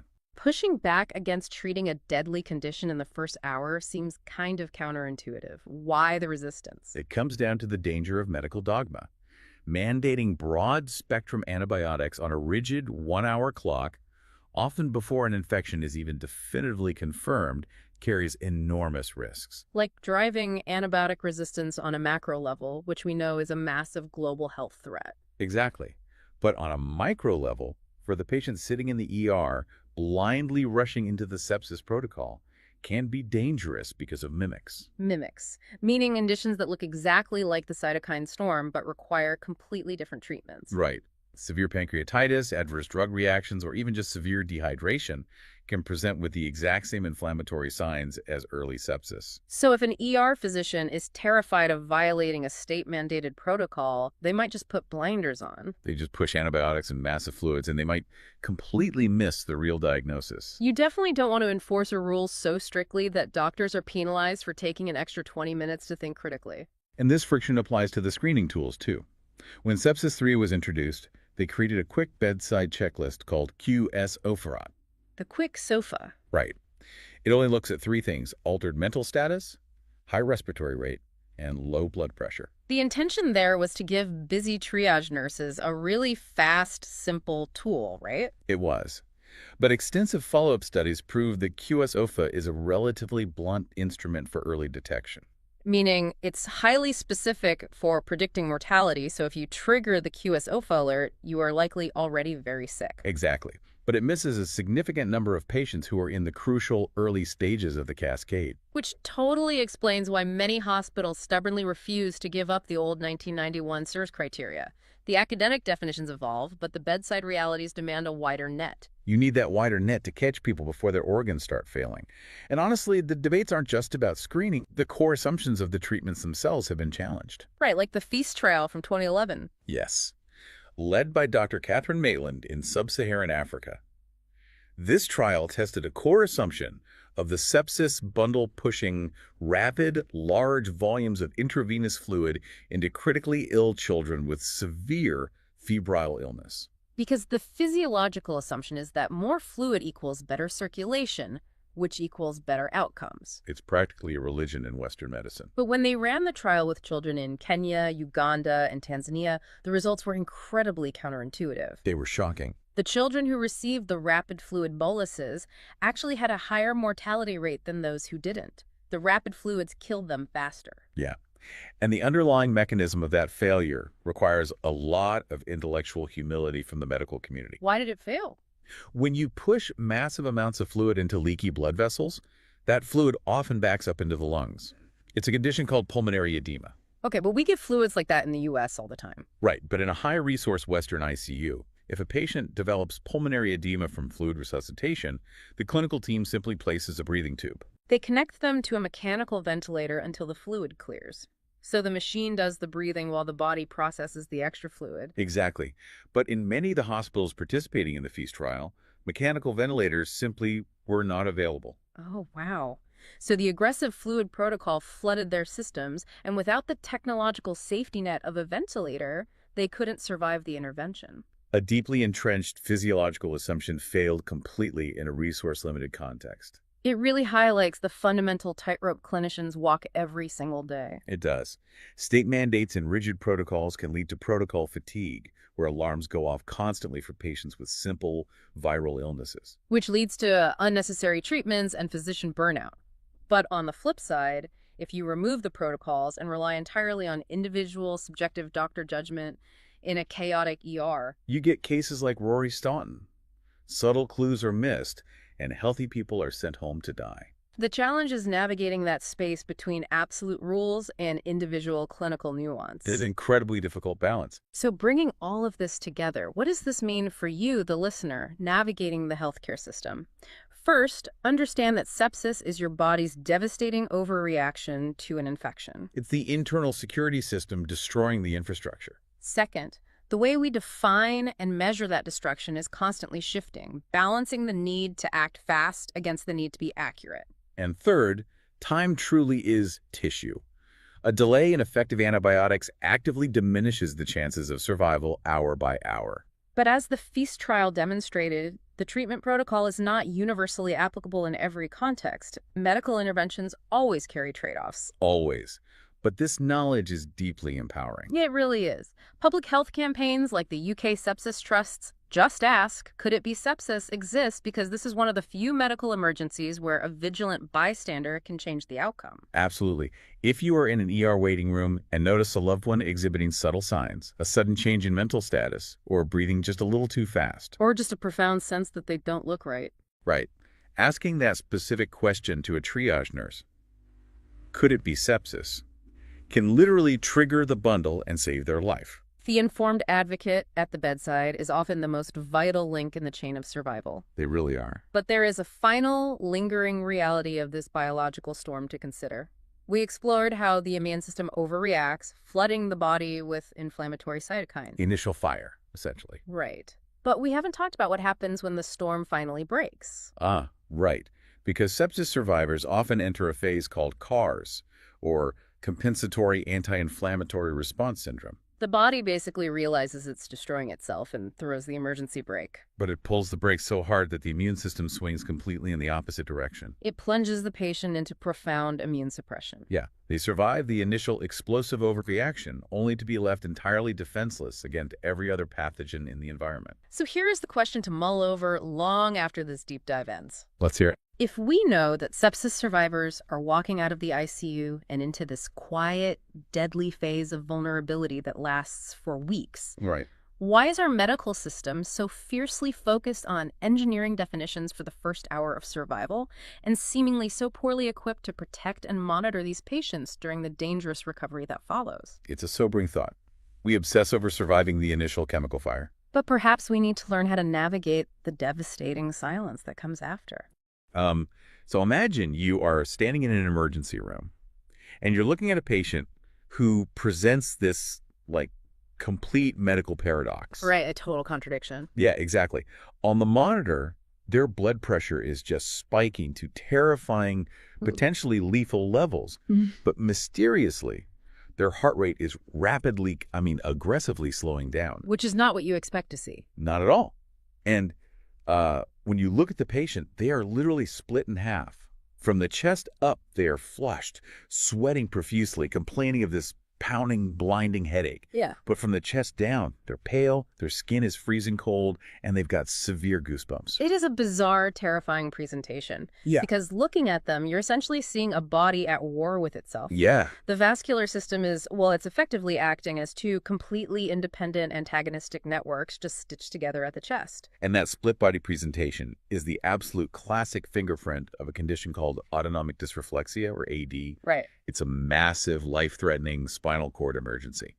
And looking at a stack of clinical case studies, historical journals from the 1940s, and some really wild recent sports medicine white papers, our mission for today's deep dive is to unpack this crisis. It's definitely a crisis you need to catch early. Definitely. So we're going to explore the fascinating mechanics of how it works, its surprising origin story, how it's secretly weaponized in elite sports, which is mind-blowing, and most importantly, how you can recognize and reverse it before it's too late. Because the stakes are incredibly high here. Right, if you miss this, we're talking about seizures, retinal hemorrhage, strokes, myocardial infarction, or just death. Yeah. And it can happen in a matter of minutes. Yeah, it's one of those rare physiological events where the body's own defense mechanisms become a literal lethal threat. Which is terrifying. It is. To understand what's actually happening to that patient in the ER, we kind of have to look at the circuitry of the sympathetic nervous system. Right, the wiring. Exactly. Under normal conditions, this system's outflow to the vascular bed is organized segmentally along the spinal cord. Basically from the first thoracic vertebra down to the second lumbar vertebra, so T1 to L2. Okay. And autonomic dysreflexia typically manifests in patients who have a spinal cord injury at or above the T6 level. Okay, let's unpack this because visualizing the circuitry really helps. I like to move away from the basic, biology textbook analogies. I look at this like a two-way radio or like a closed-loop feedback system that's failing to reach a critical subnet. I like that analogy. Right. So under normal circumstances, a noxious stimulus in the lower body, say a severely distended bladder, sends a danger signal up the ascending spinal tracts. The body's alarm players. Exactly. The brainstem registers that noxious stimulus, triggers a sympathetic vasoconstriction to manage the stress, but simultaneously sends inhibitory signals back down the descending pathways to, turn the alarm down and modulate the response. It maintains homeostasis. Yeah, but that two-way communication is the key. And that descending inhibitory signal, the turn it down message, is the vital piece of the architecture. And that is exactly what a high-level spinal cord lesion severs. So the feedback loop is just physically cut. Completely cut. Imagine a patient with a complete lesion above T6. That noxious stimulus below the injury still travels up the spinal cord, but it hits the lesion and essentially short circuits. Wow. It triggers a massive, unchecked reflex arc at the spinal level. The intact sympathetic nerves below the injury fire off this massive catecholamine surge. So it's just dumping adrenaline. Pretty much. You get intense vasoconstriction across a huge vascular bed. Right. The peripheral resistance skyrockets, and that is what drives the blood pressure to those astronomical levels. It's like hydraulic shock, like a water hammer effect in a massive plumbing grid. Yeah. All the valves below the chest suddenly slam shut, That's exactly what's happening mechanically. and the blood is squeezed out of the peripheral skin vessels, which perfectly explains the bottom half of the patient. They are pale, cold, and covered in goosebumps piloerection. Mm-hmm. Below the level of injury because the local sympathetic outflow is just going haywire. But here's where it gets really interesting. Okay. The brain is sitting above the lesion, right? And it's registering this catastrophic hypertension via the baroreceptors in the carotid sinus and the aortic arch. It knows the pressure's too high. It knows it's going to blow a vessel, but its descending communication line is severed, the brain's scrambling to deploy a workaround. Because it can't send a signal down the spine. Right. It realizes the descending spinal tracts are out of commission, so it leverages the only major parasympathetic pathway it has that bypasses the spinal cord entirely. Which is? The vagus nerve, or cranial nerve X. The brainstem uses the vagus nerve to heavily parasympathize the heart's sinoatrial node. Oh, I see. Hence the severe bradycardia. Exactly. The brain is literally slamming on the heart's emergency brakes to stop it from pumping against that insane peripheral resistance. Yes. And at the same time, the brain manages to send inhibitory signals to the sympathetic pathways that are above the level of the lesion. So it's trying to open whatever relief valves it can reach. Exactly. It dilates the blood vessels in the head, neck, and upper chest as wide as possible, desperately trying to create a low-resistance reservoir to bleed off all that pressure. And there is our physiological split. The vasodilation above the injury causes the pounding headache from the engorged cerebral vessels, the intense facial flushing, and the sweating. It's an incredible mechanical failure. It really is. Flushed above, pale below, pulse plummeting. But, I mean, if you're looking at this patient's chart in a busy ER, it's pretty easy to get tangled up between AD and all the other various shocks associated with spinal injuries, right? It is a very common diagnostic trap. Autonomic dysreflexia sits in a cluster of concepts that are, functionally distinct. Right. For instance, AD is fundamentally different from spinal shock. Which is what happens right after the injury, right? Yeah. Exactly. Spinal shock is the acute temporary state of flaccidity and a total loss of reflexes immediately following the initial trauma.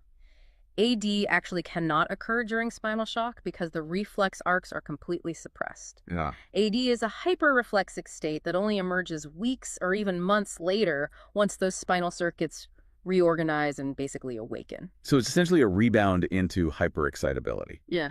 And that also separates it from neurogenic shock. Right. Because neurogenic shock is a distributive shock issue, isn't it? Correct. Neurogenic shock is characterized by a profound loss of sympathetic vascular tone, resulting in severe low blood pressure hypotension and bradycardia right after the injury. So it's almost the exact opposite. It is, in many ways, the physiological inverse of an AD crisis.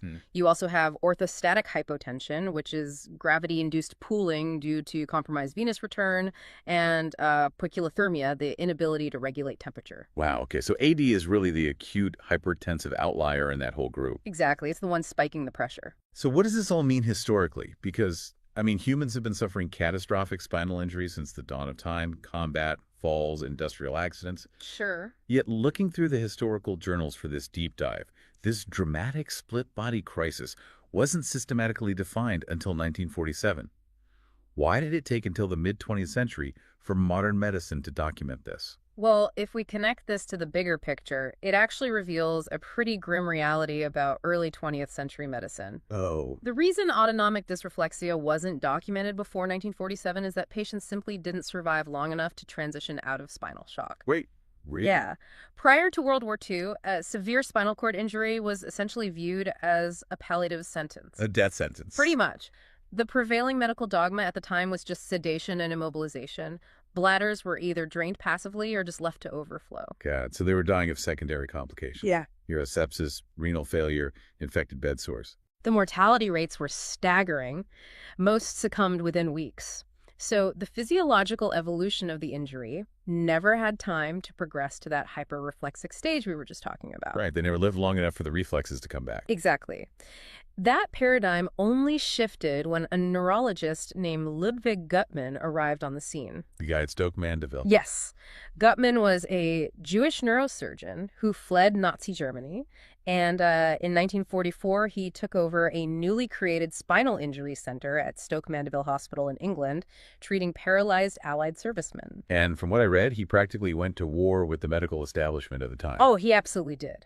Guttmann refused to accept the systemic neglect. He introduced rigorous active management. Like what?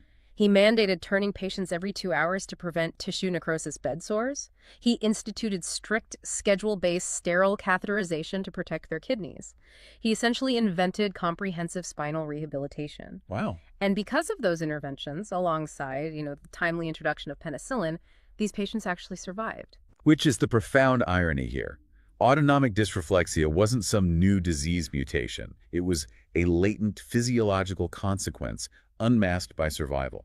Exactly. Discovered because patients survived. Gutman and the physiologist Derek Whitteridge published their landmark findings in the journal Brain in 1947 because, for the first time, a critical mass of patients lived long enough for doctors to notice the pattern. They saw the direct correlation between bladder distension and catastrophic hypertension.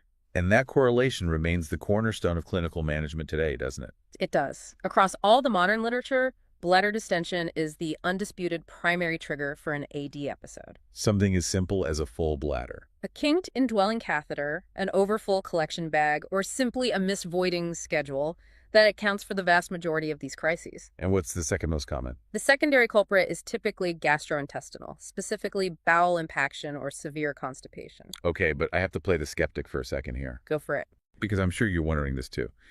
If the patient is paralyzed, right, and they have zero sensation below the chest, how can a full bladder cause this massive pain response? It's a huge misconception, but it raises an important question regarding nociception versus conscious pain perception. Nociception meaning just the nerve detecting a stimulus. Exactly. The sensory nerves in the bladder wall or the bowel still detect the extreme stretch or irritation. Those afferent signals still travel to the dorsal horn of the spinal cord. But they don't reach the brain.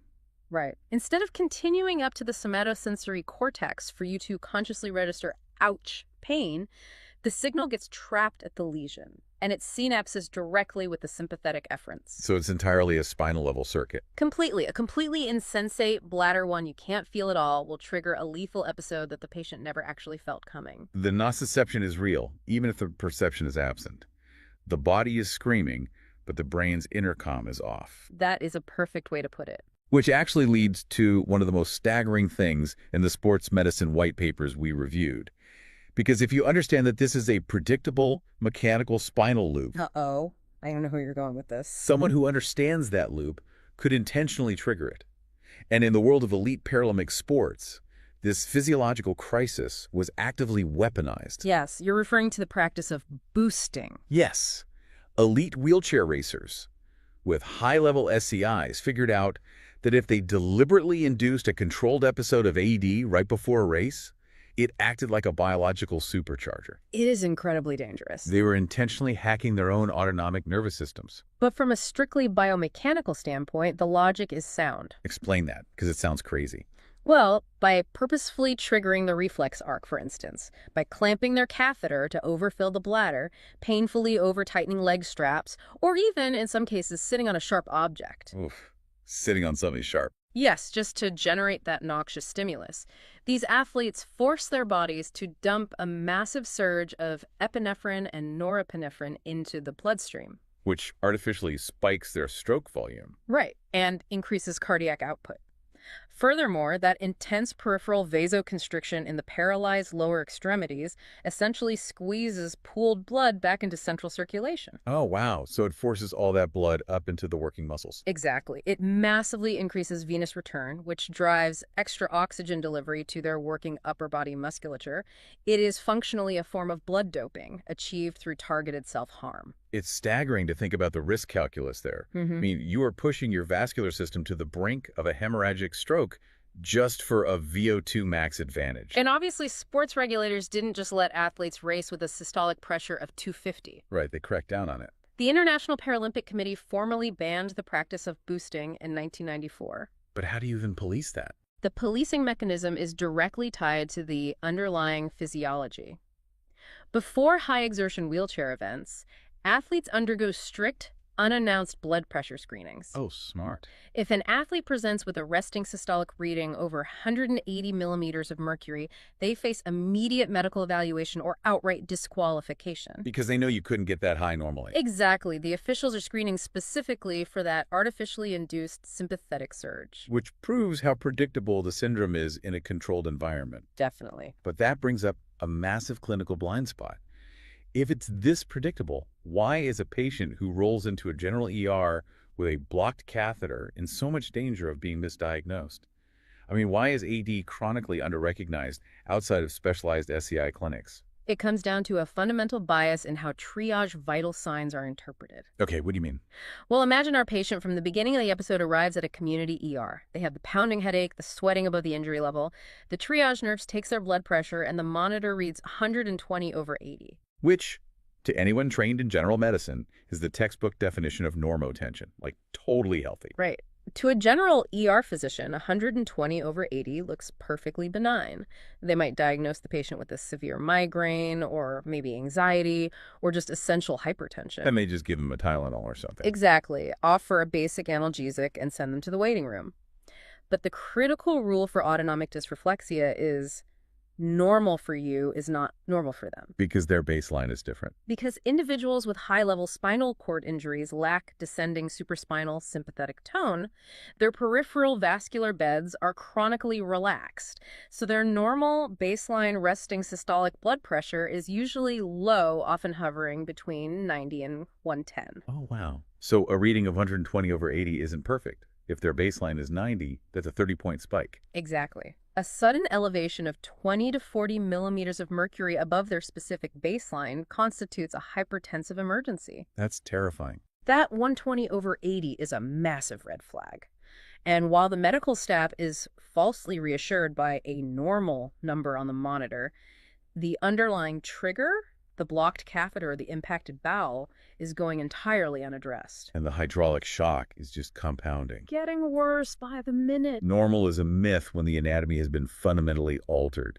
And speaking of altered anatomy, I want to challenge the T6 threshold we established earlier. Okay, the T6 debate. Yeah, the literature constantly hammers on T6. Is T6 a rigid anatomical iron curtain, or is there a more complex physiological reason why that specific coordinate matters so much? That is actually the subject of ongoing clinical debate among specialists. Oh, really? Yeah, T6 is taught as a hard diagnostic cutoff, mostly for simplicity, but it's more accurately a clinical heuristic. It represents where the splanchnic sympathetic outflow disconnects from the brainstem. The splanchnic vascular bed. This is where it gets into the heavy plumbing of the body. It is. The splanchnic bed is a massive network of capacitance vessels in the abdomen.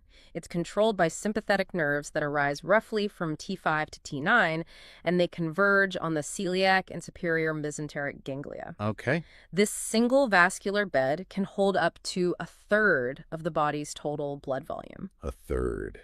Wow. So if a spinal lesion is at or above T6, that entire enormous reservoir is disconnected from brainstem modulation. When an AD trigger occurs, that entire vascular bed constricts simultaneously. Oh, man. It displaces a massive volume of blood into central circulation, which is what drives the catastrophic spike in preload and afterload. So it's not just local constriction in the legs. You are literally wringing out the body's largest internal blood sponge all at once. So that's a very visceral way to put it, but yes. But human neuroanatomy isn't perfectly symmetrical, is it? It isn't. The sympathetic chain spans multiple segments and collateral innervation exists. So while T6 is the classic benchmark, the clinical data absolutely shows a gray zone between T6 and T10. Oh, so it can happen lower down. Case reports document patients with lower lesions T8, even T10 experiencing clinically significant, albeit sometimes less severe, dysreflexic episodes. Because a portion of that splanchnic outflow is still caught in the disconnected reflex arc. Precisely. Which is why some specialists argue for diagnosing based on symptoms rather than a rigid spinal coordinate. Which makes sense. Yeah. You treat the presentation, not the textbook coordinate. If they have the headache and the bradycardia, you just assume the crisis. Absolutely. So let's put this into practice. Let's say we are in the ER or a nursing facility, and we recognize it's autonomic dysreflexia.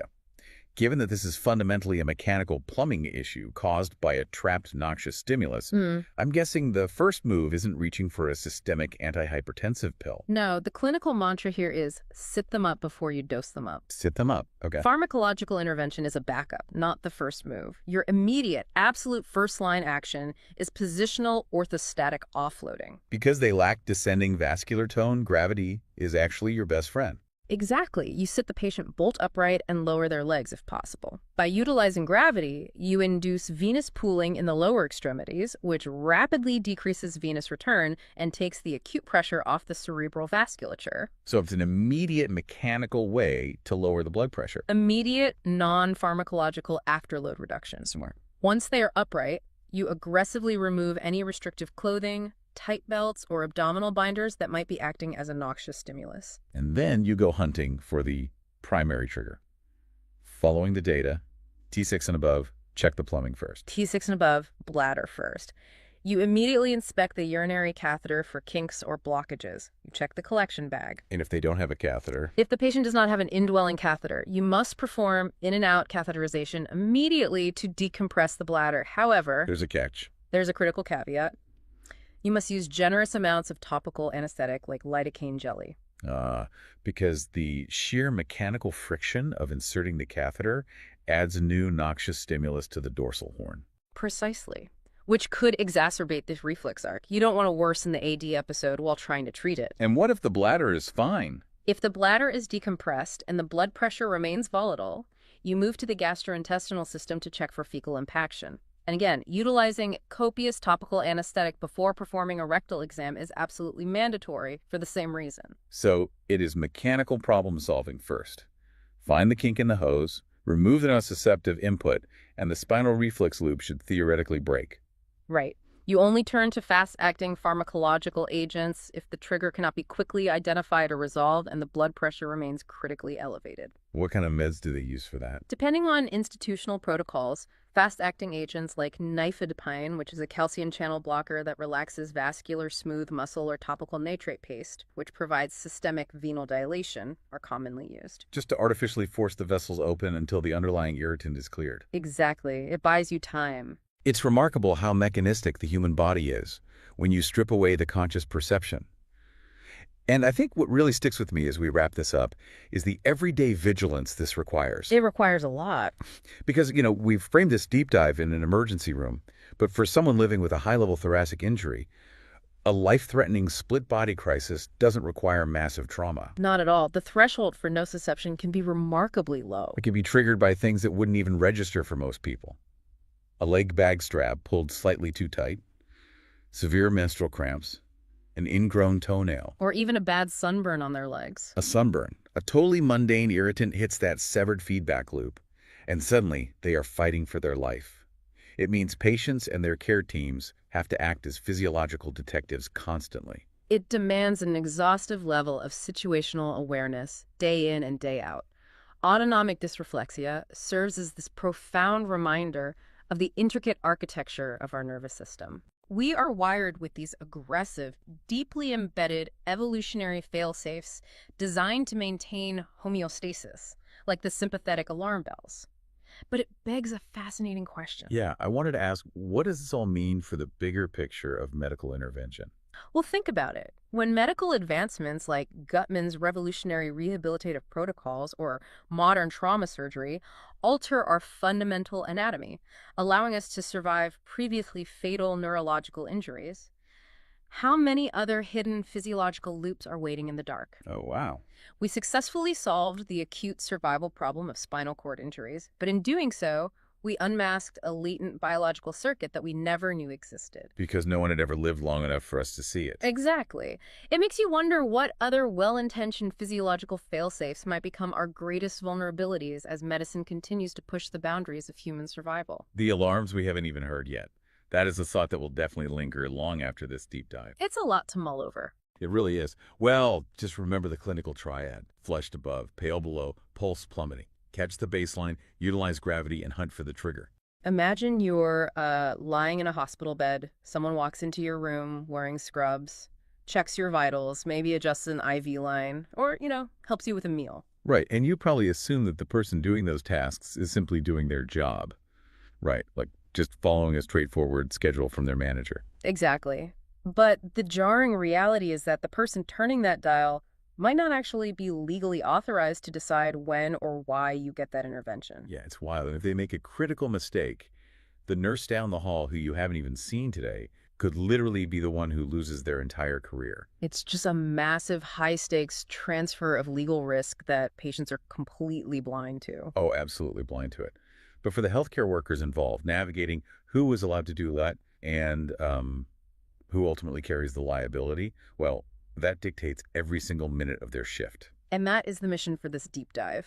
Today, based on our source material, we're looking at the concept of delegation in nursing. Yeah, we're going to unpack the framework known as the 5 rights, explore the incredibly strict boundaries of the nursing scope of practice, and, reveal how this invisible process is the true linchpin of patient safety. Okay, let's unpack this. What makes delegation in a hospital so uniquely dangerous? Because, in the corporate world, delegating just means handing a spreadsheet off to a junior analyst. Right, And exactly. if they mess up, you just fix the spreadsheet. No harm done. Yeah, but in healthcare, you're dealing with a highly regulated legal framework where actual human lives are on the line. Delegation in nursing is defined as a licensed nurse transferring the performance of a selected nursing task to a competent individual. The performance of the task. Yes, but the crucial part of that definition, like the absolute center of gravity for this entire topic, is that the nurse retains full accountability for the outcome. So they transfer the physical act of doing it, but never the ownership. Exactly. You delegated the doing, but you kept the liability. I want to pause on that because our sources make a massive deal out of differentiating delegation from an assignment. Oh, yeah. They're very different things. Right, because if an RN hands off 4 patients to another RN at the end of a shift, they aren't retaining accountability for those patients overnight, are they? No, not at all. That is an assignment. The National Council of State Boards of Nursing makes a very sharp distinction here. Okay, how so? So an assignment is the routine distribution of work within a caregiver's own existing scope of practice. When an RN gives patients to another RN, they are passing the baton to someone with the exact same license, training, and legal authority. Got it. So it's horizontal. Yes, exactly. Yeah. Delegation, by contrast, crosses the scope of practice boundary. It moves vertically. Like downward. Right. It's an RN handing a task down to an LPN or a UAP, which is an unlicensed assistive personnel, like a CNA or a patient care tech. And those people don't have the same legal standing. Exactly. Those individuals are not legally authorized to perform that task based on their own independent professional judgment. Okay, so an assignment is like splitting a group project with a classmate where you both get the same grade. Sure, yeah. But delegation is like a master architect hiring a builder. The builder swings the hammer, but if the roof collapses, it's the architect's license on the line because, well, they designed the structure and approved the builder in the first place. That architect analogy maps perfectly onto the legal reality. Yeah. The architect made the initial assessment that the ground was stable and the builder was competent. Right. If the builder builds exactly what they were told and it fails, the architect is accountable for that flawed initial decision. And that brings us to the ultimate conceptual wall in nursing. Which is? Nursing judgment itself can never be delegated, period. Let me push back on that for a second, though. Let's say you have a CNA who has worked on a cardiac floor for 20 years. Okay, very common. Right. They know the rhythms, they know the patients, they've literally seen it all. Meanwhile, you have a day one, brand new RN. Why can't that seasoned CNA exercise some clinical judgment? Experience has to count for something. Well, experience makes them incredibly valuable, obviously, but it does not alter their legal scope of practice. The law is the law. Exactly. Assessing a patient's baseline, evaluating how their condition is evolving, and synthesizing data into a clinical plan of action, those are protected acts of nursing judgment. So they belong strictly to the RM. Yes. The state legislature binds those specific acts to the registered nursing license.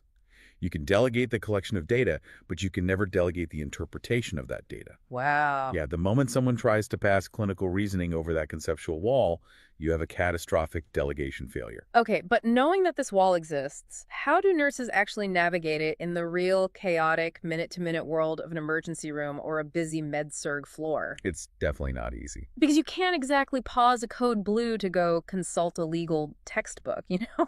No, you definitely can't. They were living on a specific framework. And what I found wild in our sources is that this framework didn't just appear out of nowhere. It was forged in the middle of a massive historical crisis. Yeah, through the late 1980s and into the 90s, the American healthcare system was undergoing a seismic structural shift. Managed care was aggressively pushing down reimbursements. So hospitals were losing money. Right, and they were facing severe nursing shortages alongside these massive cost-cutting pressures. So, to keep the doors open, hospital administrators drastically restructured care delivery. What did they do?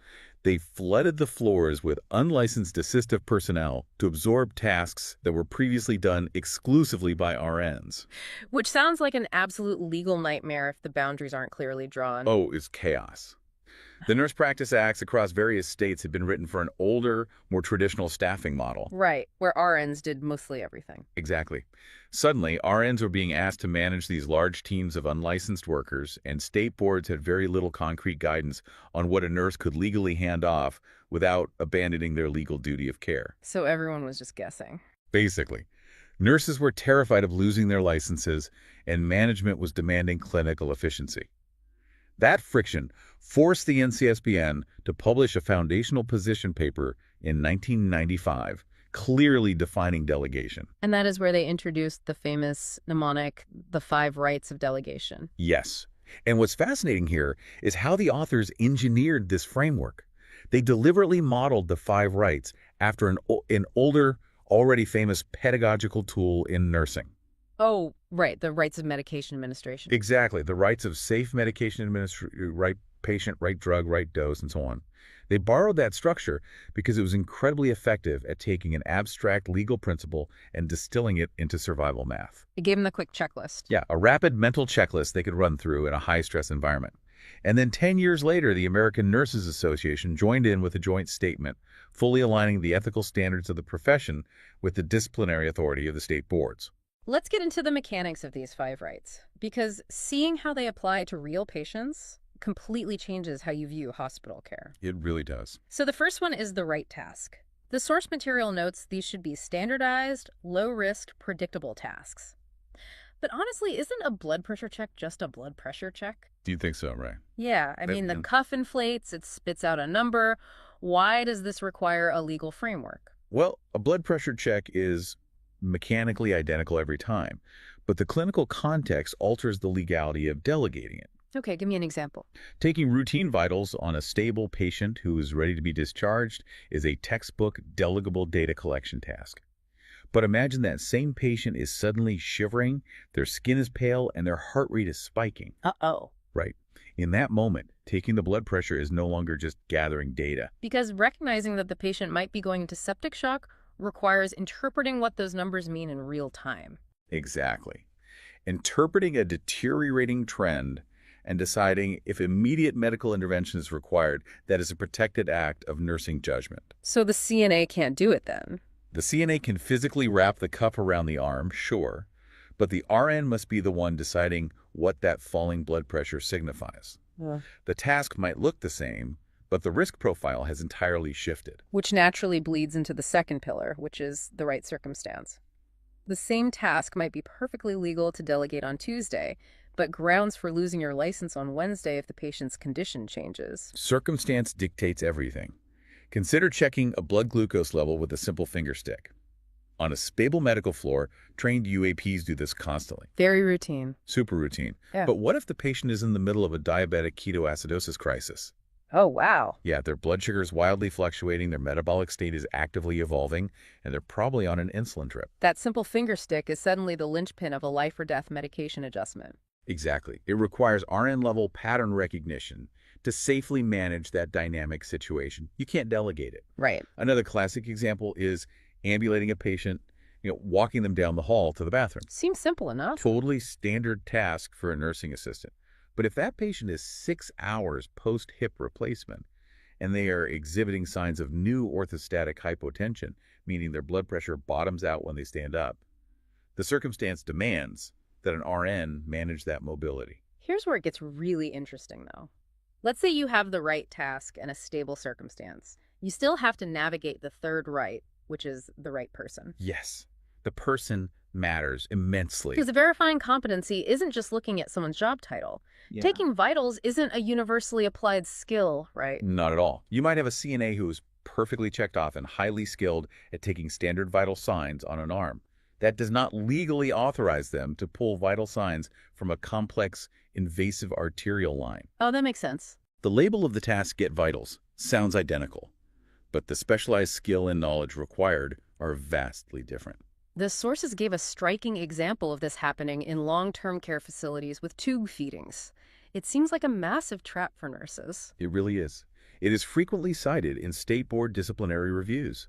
In many jurisdictions, a trained UAP is allowed to administer an established routine tube feeding to a stable resident.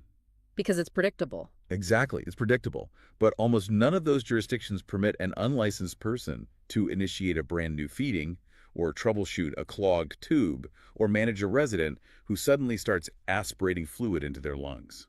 And nurses fall into this trap because they mentally collapse all those nuances into one generic bucket labeled tube feeding. Yes, that happens all the time. They just assume if the UAP can do part of it, they can handle the whole process. And by doing that, they violate the standard of care by handing off the troubleshooting, which requires clinical judgment. And that brings us directly to the communication aspect. The fourth right is right direction and communication. This one seems straightforward, but I imagine in a fast-paced environment, it gets incredibly sloppy. Like, why can't a charge nurse just look at a tech and say, hey, keep an eye on the guy in room 4, he's acting weird? I mean, people do say that, but from a liability standpoint, keep an eye on him is legally indefensible. Yeah, because it's too vague. Way too vague. It provides no parameter for success or failure. Proper direction means specifying exactly what task to do, precisely what data to collect, and setting crystal clear parameters for when to report back. So how should they say it? You have to tell the UAP, check his blood pressure every 15 minutes. Yeah. And if the top number drops below 90, come find me immediately. Ah, I see. You don't leave them guessing whether they should report it now or just write it on the chart at the end of their shift. Which implies that the nurse actually has to follow up. You can't just throw tasks over the fence and assume they get done. You definitely cannot. And according to the sources, that is the single most violated rule. The fifth right supervision and evaluation. Supervision is the critical mechanism that turns delegation from a dangerous one-off transaction into a continuous safety loop. The delegating RN must follow up. They have to close the loop. Exactly. They have to verify the task was completed correctly, evaluate the patient's resulting condition, and remain physically or practically available to intervene if something goes wrong. And if they don't? Handoffs without follow-up are, by definition, an abandonment of supervision. It is the leading reason state nursing boards discipline licenses for negligence. Wow.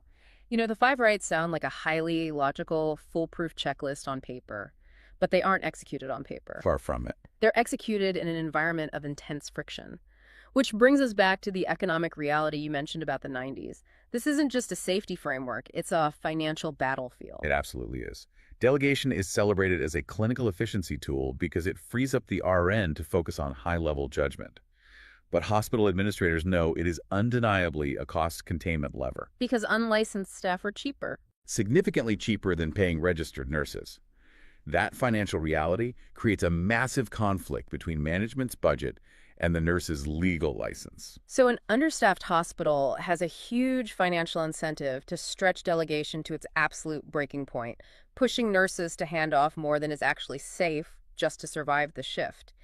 How do nurses fight back against that kind of systemic pressure? Well, labor unions within the nursing profession developed a specific tool for this called the Assignment Despite Objection Form, or ADO. What does that do? So when a nurse is handed a patient load that is mathematically impossible to manage without wildly over-delegating tasks and abandoning proper supervision, they fill out this form. It's like a paper trail. Exactly. Yeah. It allows the nurse to formally document in real time to management that they are accepting the assignment because refusing it outright could be construed as patient abandonment. Right, which is also bad. Very bad. But they are going on the record stating the conditions do not allow for safe adherence to the 5 rights. It is a paper shield against liability. That friction between safety and efficiency leads to 2 distinct failure modes. The first is over-delegation. We've touched on this, handing off tasks with hidden clinical judgment or failing to supervise. Right, and that gets your license suspended. But the second failure mode completely flipped my understanding.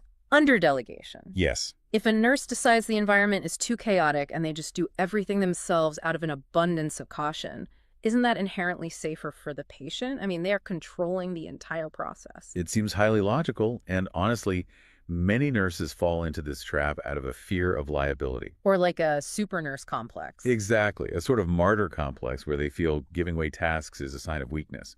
But underdelegation is actually a catastrophic failure of care management. Walk me through the mechanics of why that fails. It comes down to a sheer lack of bandwidth. Hmm. If a highly trained critical care RN spends 2 hours of their shift performing routine bed baths and pulling standard vital signs tasks, a CNA could execute perfectly.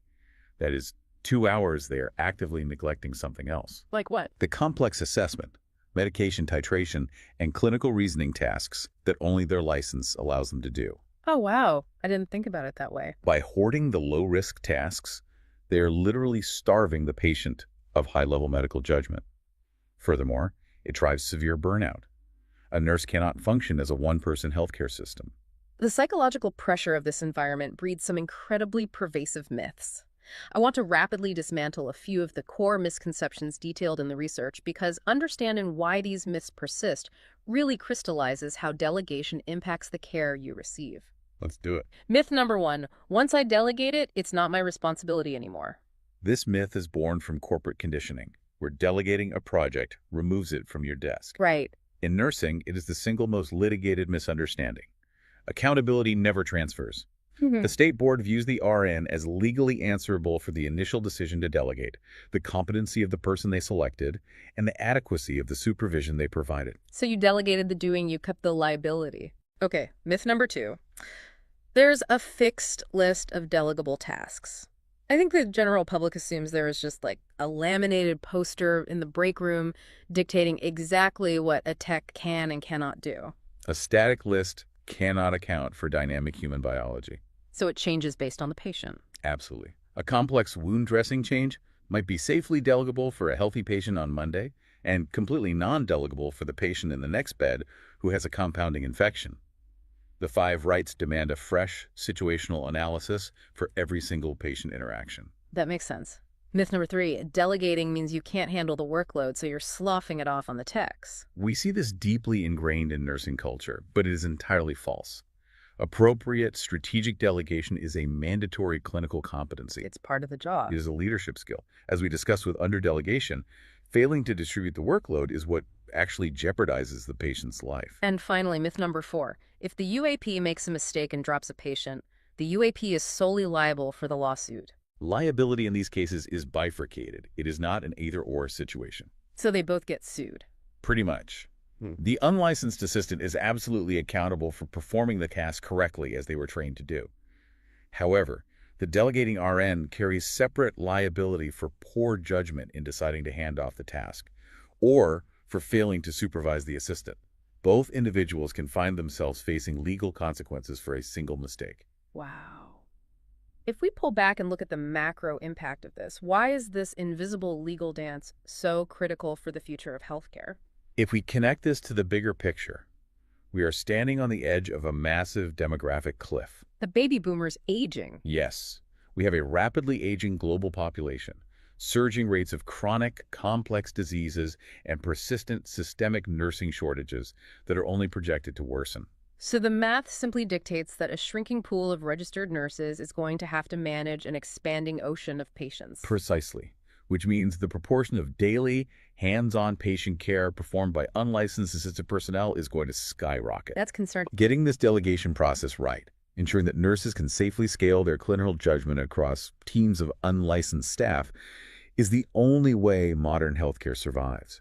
If the 5 rights framework collapses, the quality and safety of the entire system collapses with it. So what does this all mean for you, the listener? To recap our deep dive, you can transfer the performance of a task, but you can never transfer the ownership of a medical license. Never. The 5 rights task, circumstance, person, direction, and supervision are a living, breathing risk assessment process, not just a static checklist you memorize in school. And most importantly, the critical act of interpreting data and making clinical judgments remains the exclusive, legally protected domain of the nurse. And looking forward, this framework faces an existential challenge. Critics are actively debating how the 1995 rules apply to modern technology. Oh, interesting. Like what? As healthcare rapidly decentralizes into models like telehealth and remote home health monitoring, how will the system guarantee that crucial fifth right, or supervision? Oh, because they aren't even in the same room. Right. How does a delegating RN truly evaluate the competency and actions of an unlicensed home health aide when that nurse is staring at a computer screen 50 miles away from the patient's living room? That is a phenomenal, unsettling question, and solving it is going to dictate the safety of healthcare for the next generation. The next time you or a loved one are sitting in a clinic and someone walks in to check your vitals, remember the intricate legal machinery operating right in front of you. Keep questioning the invisible systems around you. Thanks for joining us on this deep dive. Imagine you take a nasty fall on a ski slope. You tumble, you hit your head on the hard-packed snow, but like a minute later, you're sitting up. Right. You're probably just a little dazed. Yeah, exactly. You brush yourself off, you joke with your instructor about being clumsy, and you just walk back to the lodge under your own power. I mean, to anyone watching, and even to yourself, you seem entirely fine. You feel fine. You feel totally fine. But inside your completely opaque, rigid skull, a countdown has already started. A very fast countdown. Exactly.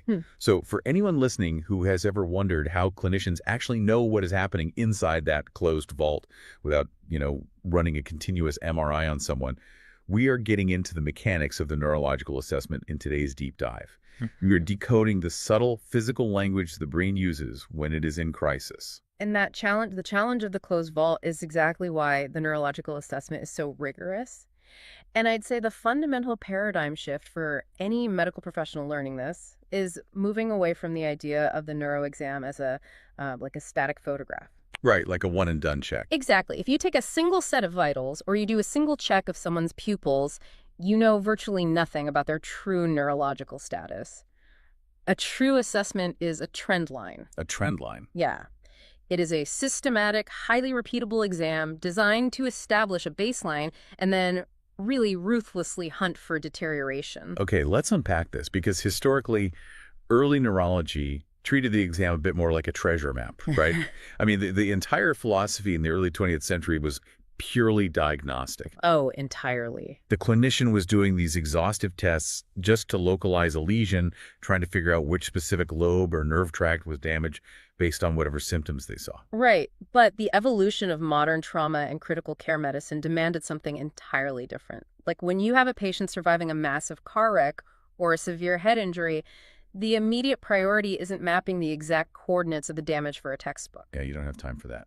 Exactly. The priority is prognostic. It's surveillance-based. Clinicians need to know if the patient is decompensating right the second and, the velocity of that decline. And that surveillance mindset makes the frequency of neurochecks in an ICU, which is sometimes every 15 minutes, make total sense.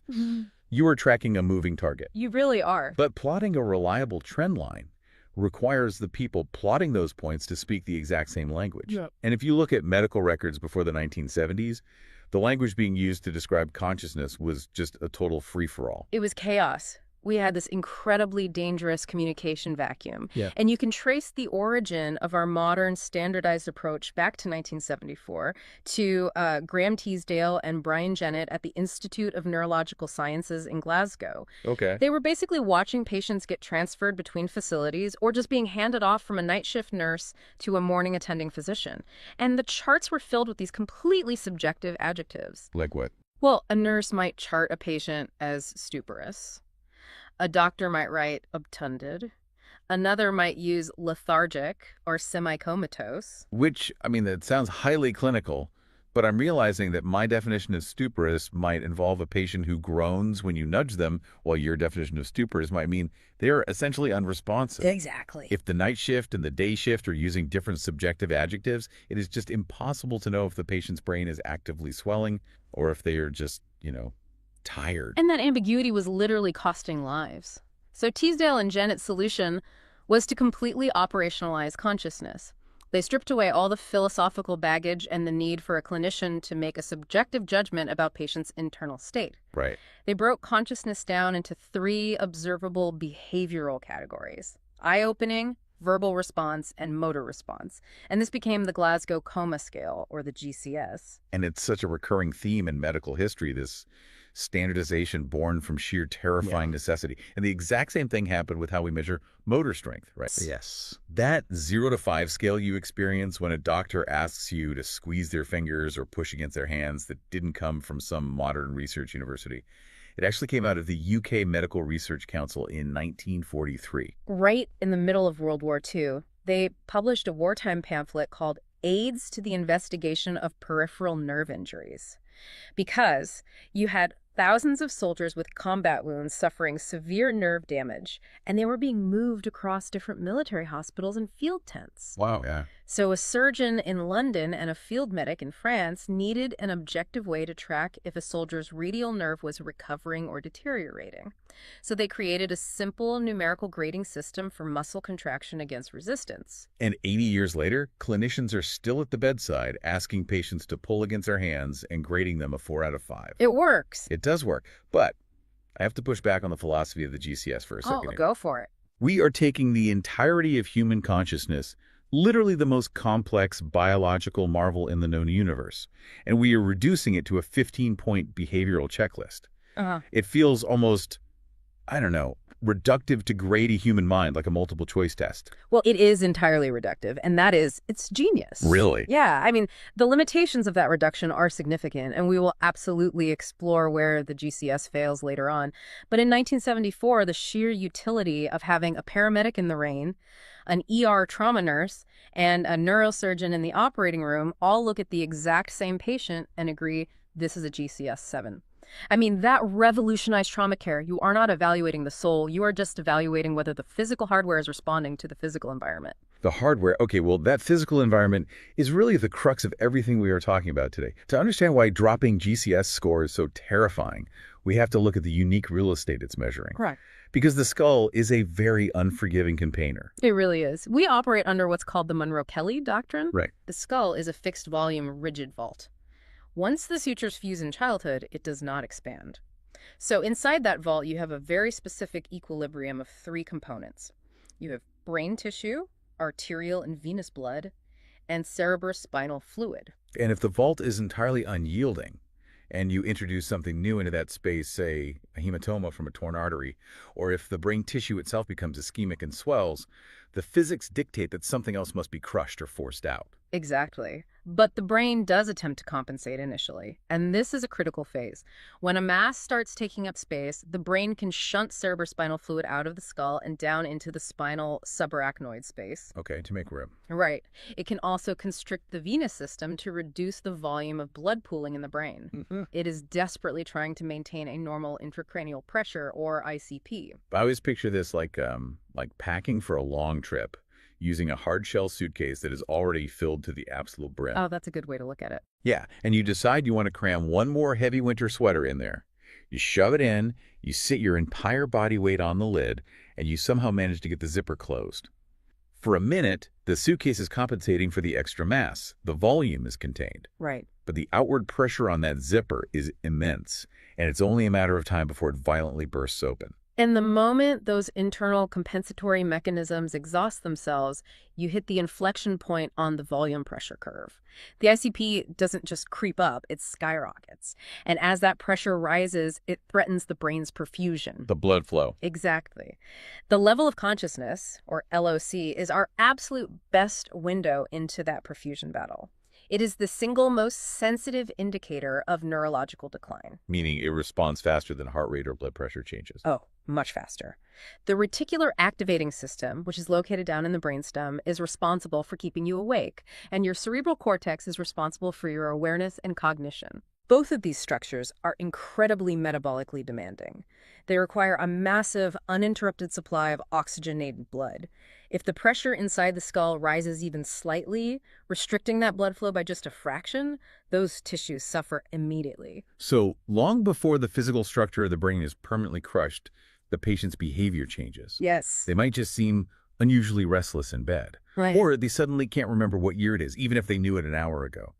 That subtle confusion is the brain's early warning system flashing red. Which is why relying on a patient outwardly appearing fine is just a fatal trap in neurotrauma. Mhm. If we go back to that ski slopes scenario you opened with, you just perfectly described the 2009 tragedy of the actress Natasha Richardson. Right. She fell, she hit her head, she was totally lucid, she walked and talked, and she initially refused medical transport. And less than 48 hours later, she was dead from an epidural hematoma. It is the textbook case of the talk and die phenomenon. It is. An epidural hematoma involves an arterial bleed. Usually, trauma to the side of the head fractures the temporal bone and tears the middle meningeal artery. And arteries are high pressure. Exactly. Because it is an artery, that blood is pumping under high systemic pressure, and it begins rapidly pooling in the epidural space, which is between the inside of the skull and the dura mater, the tough outer membrane of the brain. Okay, but if arterial blood is aggressively pumping into that tight space, literally peeling the dura off the bone, why did she experience that lucid interval? Yeah. Why was she joking with her instructors instead of immediately collapsing? Because of the suitcase you were sitting on. Oh, the compensation. Yes. Her brain was compensating. It was aggressively shunting CSF and venous blood to make room for the expanding arterial pool. During that lucid interval, her cerebral cortex was still getting just enough perfusion to function. Her GCS was likely a perfect 15, but underneath that calm exterior, her compensatory reserves were rapidly draining. And when the zipper finally broke, the arterial pressure overwhelmed the vault. And the decline is catastrophic. The intracranial pressure surges, physically crushing the brain tissue downward toward the brainstem. This highlights why a single snapshot assessment is useless. If someone cleared her based on a single GCS of 15 on the mountain, they completely missed the plunging trend line that was about to occur. Let's follow that physical cascade then. Because if you miss those early subtle changes in the level of consciousness, the restlessness, the slight confusion, the brain starts throwing out these late blaring mechanical alarms. Like if you watch any medical procedural show, you've seen the moment a doctor shines a pen light into an unconscious patient's eyes and shouts that they have a blown pupil. The classic unilateral fixed dilated pupil. Yeah, in a healthy state, our pupils are equal, round, and reactive to light. Clinicians use the acronym PURE-RLA. They should sit anywhere between 2 to 6 millimeters. Right. But when intracranial pressure spirals out of control, the brain tissue has to go somewhere.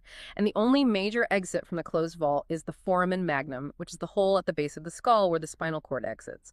Meaning the brain literally begins to extrude itself through the bottom of the skull. Yes. There is a rigid fold of dura inside the skull called the tentorium cerebelli. As pressure builds in the upper hemispheres, the medial portion of the temporal lobe, the entecus, gets shoved forcefully downward over the edge of that tentorium. This is called uncal herniation. Okay, and what exactly is the uncus colliding with as it gets pushed down? It collides directly with cranial nerve therae, the oculomotor nerve.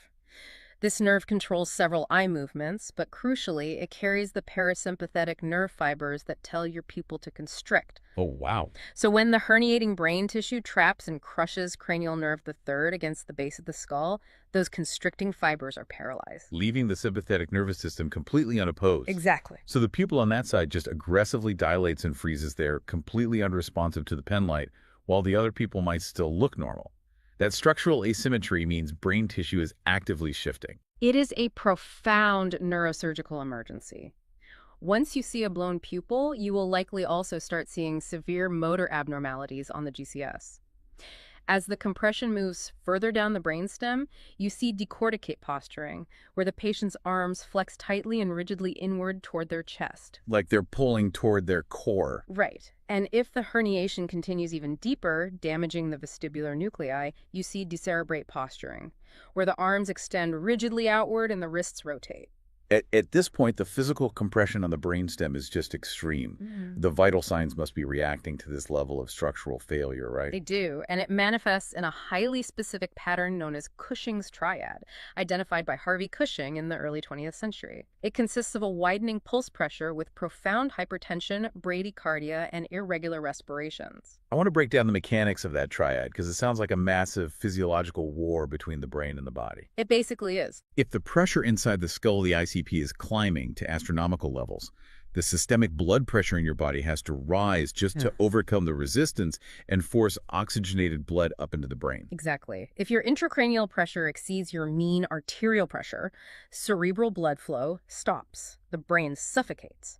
So the ischemic brainstem triggers this massive sympathetic storm. It clamps down on peripheral blood vessels across your entire body, driving your systolic blood pressure to extreme heights, often well over 200, just to force perfusion into the vault. But the second part of the triad is bradycardia. So why is the heart slowing down while the blood pressure is skyrocketing? Well, baroreceptors in your aortic arch and carotid arteries detect this terrifyingly high systemic blood pressure.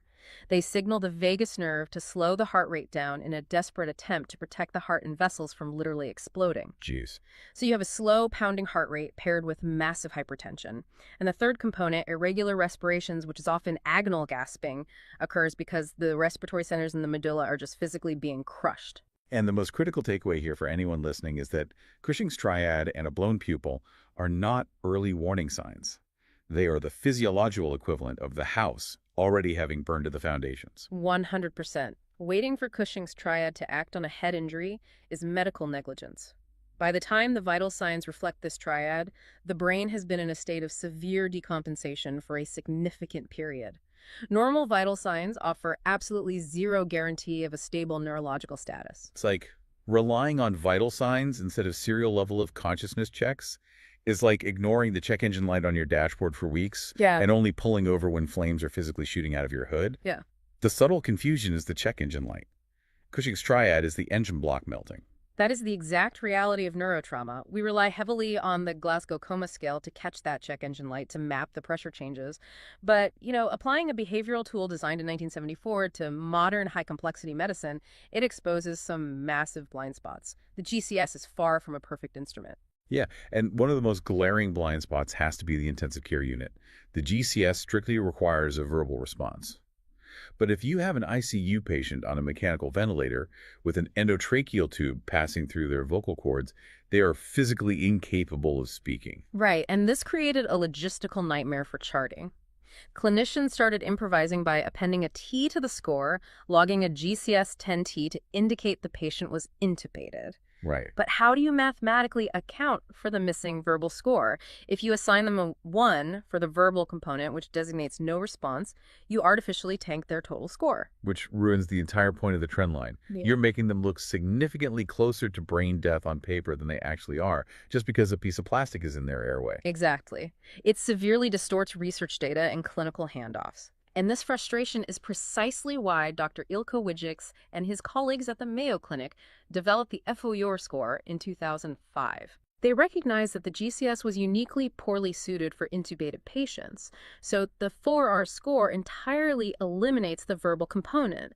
Instead, it incorporates detailed assessments of brainstem reflexes, like corneal reflexes and pupil reactivity, and it scores the patient's breathing rhythms. But even outside the ICU, though, the GCS has a fundamental flaw, doesn't it? Oh. The people administering it. It suffers from inter-rater reliability issues. Mm-hmm. The motor component is fairly objective, sure, but grading someone's verbal response or eye-opening involves a degree of human interpretation. Oh, absolutely. The literature is full of studies showing varied GCS scores for the exact same patient when assessed by different clinicians. The verbal domain is notoriously tricky. I mean, distinguishing between a patient who is confused versus one who is using inappropriate words is highly subjective. Yeah. Adding compounding variables like a patient who is severely intoxicated, or a patient who doesn't speak the clinician's language, or someone with aphasia who physically cannot formulate language due to damage to Broca's area. A clinician might score their verbal response as a 1 or a 2, assuming their brain injury is actively worsening, when in reality, the intracranial pressure hasn't changed at all. We treat the GCS like a hard, objective laboratory value when it is heavily dependent on human judgment. Which leads to the most dangerous misconception in neurological assessment. What's that? Many people assume that a perfect GCS score equates to a perfectly healthy brain.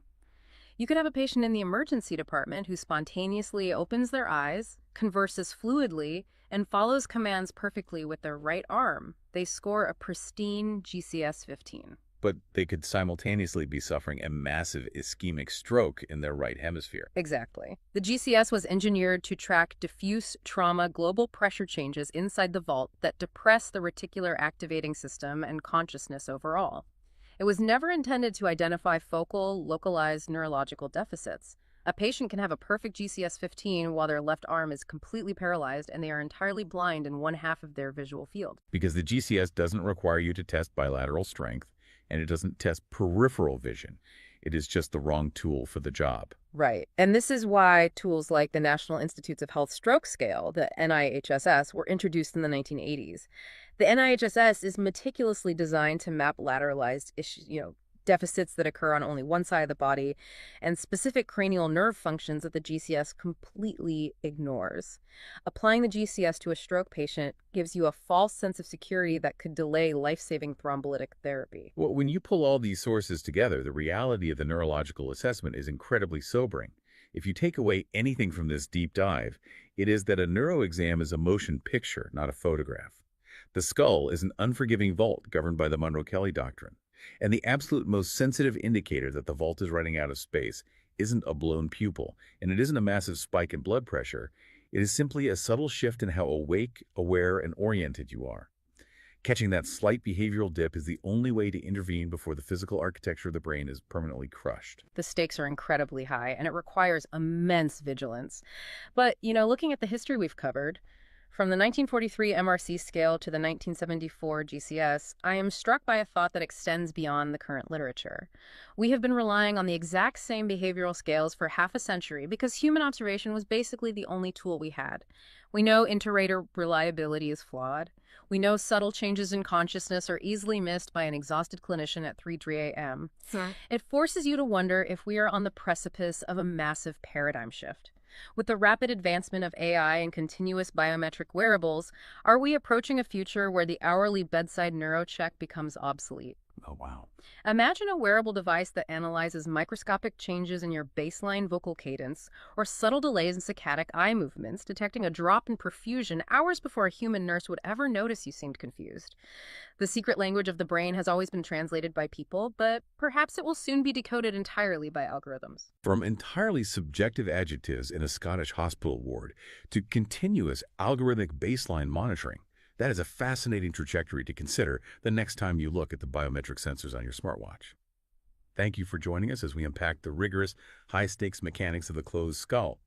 Keep questioning what you see, and we will catch you on the next deep dive. Usually when we talk about a medical diagnosis, there's this expectation of absolute precision. Oh, for sure. People want certainty. Right. Like you break your arm, you go in, you get an x-ray, and it gives you this static snapshot. You see that jagged white line, the doctor points to it and says, well, there is the problem. Yeah, it's a visible, obvious event just frozen in time. Exactly. And it's very binary, which is comforting to us. I mean, human beings love when things can be easily categorized into broken or not broken. But, and this is what we're getting into today, patient deterioration is almost never a snapshot. No, it's really not. It is this invisible kind of murky timeline. You step into the world of trying to catch a catastrophe before it happens, and suddenly that clear X-ray imagery is completely useless. Right, because you aren't looking at a broken bone. Exactly. You're trying to spot a life-threatening decline while it is still just, a whisper hiding in a dozen different subtle symptoms. And navigating that kind of diagnostic ambiguity requires a very specific, almost rigid kind of discipline. Which you wouldn't necessarily expect, right? Yeah. You really can't just rely on intuition when the warning signs are that quiet. You need a system. Well, welcome to today's deep dive. We are exploring a tool designed specifically to navigate that murky timeline.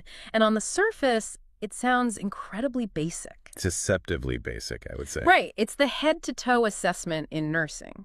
Now, if you, the listener, have ever spent a night in a hospital, you've almost certainly had this done to you. Oh, absolutely. Countless times. It feels like a routine, right? Maybe even just a medical greeting ritual. But delving into the source material for this deep dive, I was totally amazed to find that this is actually a meticulously designed life-saving system. It really is. And it's built for one primary purpose, which is to counteract the dangerous flaws of human attention. Yeah. Clinically, this is known as a cephalocaudal assessment. Cephalocaudal, that's a mouthful. It is. It's just a Latin and Greek mashup. It literally translates to head to tail. Head to tail, okay. Yeah. It is a comprehensive physical examination where a nurse basically inspects, palpates, percusses, and auscultates, meaning they listen with a stethoscope to every single major body region. Wow. Every single one. Every one. And the defining feature here is that they do it in a fixed, repeatable sequence. The exact same way every time. Every single time. They start up at the scalp, they check the nerves in the face, move down through the neck, the chest, the abdomen, the extremities, all the way down to the skin on the heels and toes. I was so fascinated to learn that this has nothing to do with, like, medical urgency, but rather it's about hacking the brain. Exactly. It's a cognitive hack. Right. The point of this fixed order isn't just medical tradition, it's reliability. Because a sequence performed the exact same way every single time creates this structural net. And that net is statistically far less likely to have holes in it. Because those holes, those gaps in an assessment, are exactly where patient deterioration hides, right? Precisely. If you don't check it, you can't track it. Yeah. It's that simple. Okay, so to really appreciate how this foolproof system works, I think we have to look at how it started. The history is super interesting. It really is. Because I went into this assuming the head-to-toe exam was just, something nurses have been doing since the days of Florence Nightingale. A lot of people think that. Right. But the sources paint a completely different picture. This independent, deeply clinical assessment by nurses is actually a remarkably modern development. Yeah, the underlying physical techniques are quite old, of course. Like the tapping and listening. Exactly. Percussion, which is the act of tapping on the chest or abdomen to hear the underlying density, kind of like tapping a wall to find a stud. Oh, that's a great analogy. Yeah, that was described by a physician named Leopold Ammerbrugger way back in 1761. Wow, 1761. And then auscultation, which is listening to internal sounds, that became a medical staple when René Laennec invented the stethoscope in 1816. Okay, so these tools have been around forever. For centuries, yeah. But for over a century, those techniques were strictly the domain of physicians. Just the doctors. Just the doctors. Nurses were expected to observe, yes, but not to independently perform these diagnostic physical exams. That is wild to me. So when did that change? Because the shift didn't happen until, the mid-1960s? Right around then, yeah. And it was driven by pure societal desperation. Because of the shortage. Exactly. The landscape of American healthcare in 1965 was facing a massive crisis. There was a sweeping shortage of primary care physicians, especially in rural and underserved communities. Like whole towns with no doctors. Entire towns had zero access to basic pediatric or family care. So a pediatrician named Henry Silver and a public health nurse named Loretta Ford looked at this crisis and realized the only way to solve it was to fundamentally change what nurses were allowed to do. They had to break the rules, basically. They did. They co-founded the first pediatric nurse practitioner program at the University of Colorado. Okay, so they essentially had to cross a professional border that had been closed for decades. Decades, yeah. They explicitly began training nurses to take medical histories, perform advanced physical exams, and make independent clinical judgments. I can imagine the doctors at the time were not thrilled about that. Oh, the medical establishment pushed back initially, for sure. But society simply didn't have enough doctors to meet the demand. Nursing had to expand its scope of practice to fill that massive gap. It was out of necessity. Pure necessity. And if nurses were going to make those independent clinical judgments, they needed the exact same systematic examination skills that physicians relied on. It's almost like an industry suddenly open sourcing a proprietary tool out of necessity, right? Like, here are secrets, please help us. That's a really good way to put it. But that meant there's this sudden, urgent need for a shared curriculum. I mean, how do you standardize this for thousands of nursing students all at once? That's where a physician named Barbara Bates stepped into the void in 1974. Okay, 1974. She published a book called A Guide to Physical Examination. It was an incredibly detailed, step-by-step, body region by body region examination manual. So she basically wrote the textbook. She literally wrote the textbook, Mhm. and it was so well structured that it became a cross-disciplinary standard almost overnight.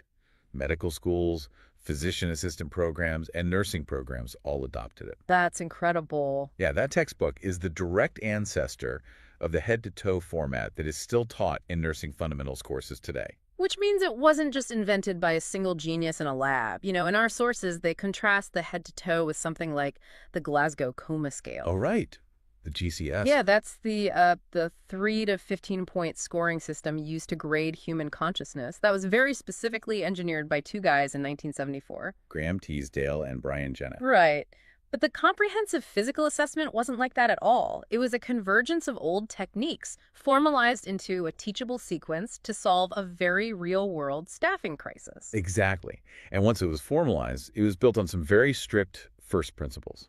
Okay, let's get into those principles, because this is where the psychology of the exam really shines for me. Principle number 1 is all about defeating recency bias. Yes, because human beings are naturally wired to pay attention to the loudest threat in the room. Makes sense.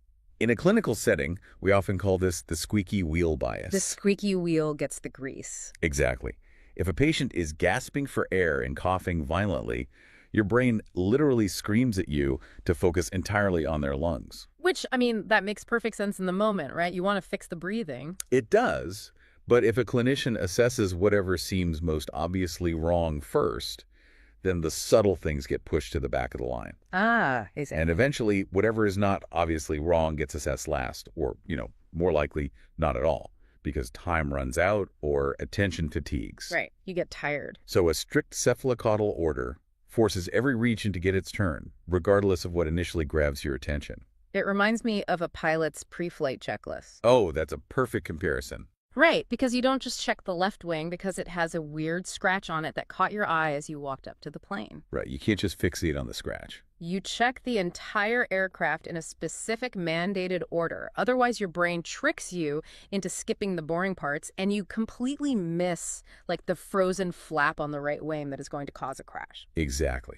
You submit to the structure so your attention isn't hijacked by the obvious stuff. And that structure doesn't just dictate the order of the body parts, does it? No, it dictates the micro actions taken at each stop along the way. Which brings us to principle 2. Technique order within a region matters just as much as the region itself. Right, the IPPA sequence. IPPA, inspection, palpation, percussion, auscultation. Okay, translating that into plain English for us. Yeah. You look, then you touch, then you tap, then you listen. That's it. The foundational rule is that you always look before you touch. Why is that so strict? Because the human body is highly reactive. Touching it can actually create clinical findings that weren't there a minute ago. Really? Like what? Well, if you press firmly on the skin, you might cause temporary redness. If you poke a tender muscle, the patient might physically guard, tensing up and completely changing the underlying texture you're trying to feel. Oh, wow, I never thought about that. You're actually altering the evidence by touching it. Exactly. But the sources highlight one massive, fascinating exception to this IPPA rule. The abdomen. The abdomen. When you reach the patient's stomach, the entire textbook order flips to IAPP. Inspection, auscultation, percussion, palpation. Yes. You look, and then you immediately grab your stethoscope and listen. Only after you've listened do you tap and touch. So why the flip? Why is the stomach so special? The gastrointestinal tract is uniquely sensitive to mechanical stimulation. Bowel sounds density, the gurgling noises of digestion, they're surprisingly fragile. Fragile. Yeah. If you press down on a patient's stomach to feel for tenderness before you listen, your hands are physically squishing the intestines.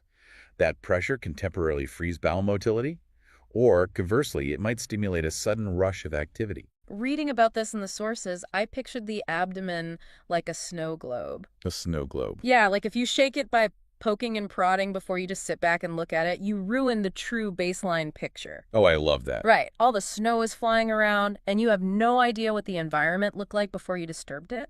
That is exactly what happens. Yeah. And the stakes of shaking that snow globe are incredibly high in a hospital.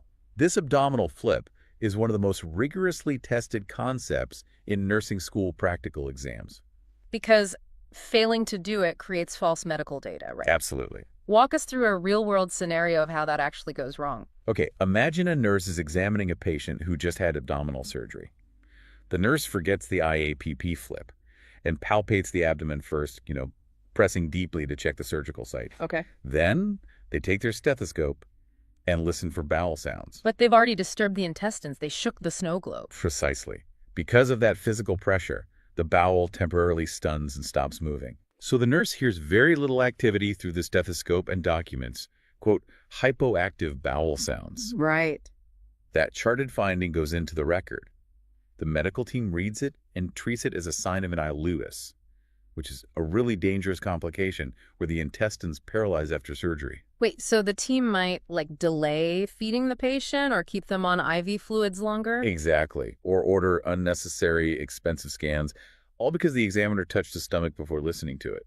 That is wild. A whole cascade of medical interventions triggered by a purely mechanical error in the physical exam. It happens. And I think that perfectly highlights the invisible stakes of this assessment. When the system is followed perfectly, it's invisible. You don't even notice it working. Right, but when it breaks down, people get hurt. And that introduces Principle 3 from our deep dive. Charted normal must mean checked, not just assumed. This is a huge one. This is where we collide with the reality of modern healthcare. Because everyone is so busy? Exactly. The system is perfect on paper, but nurses are operating under immense time pressure.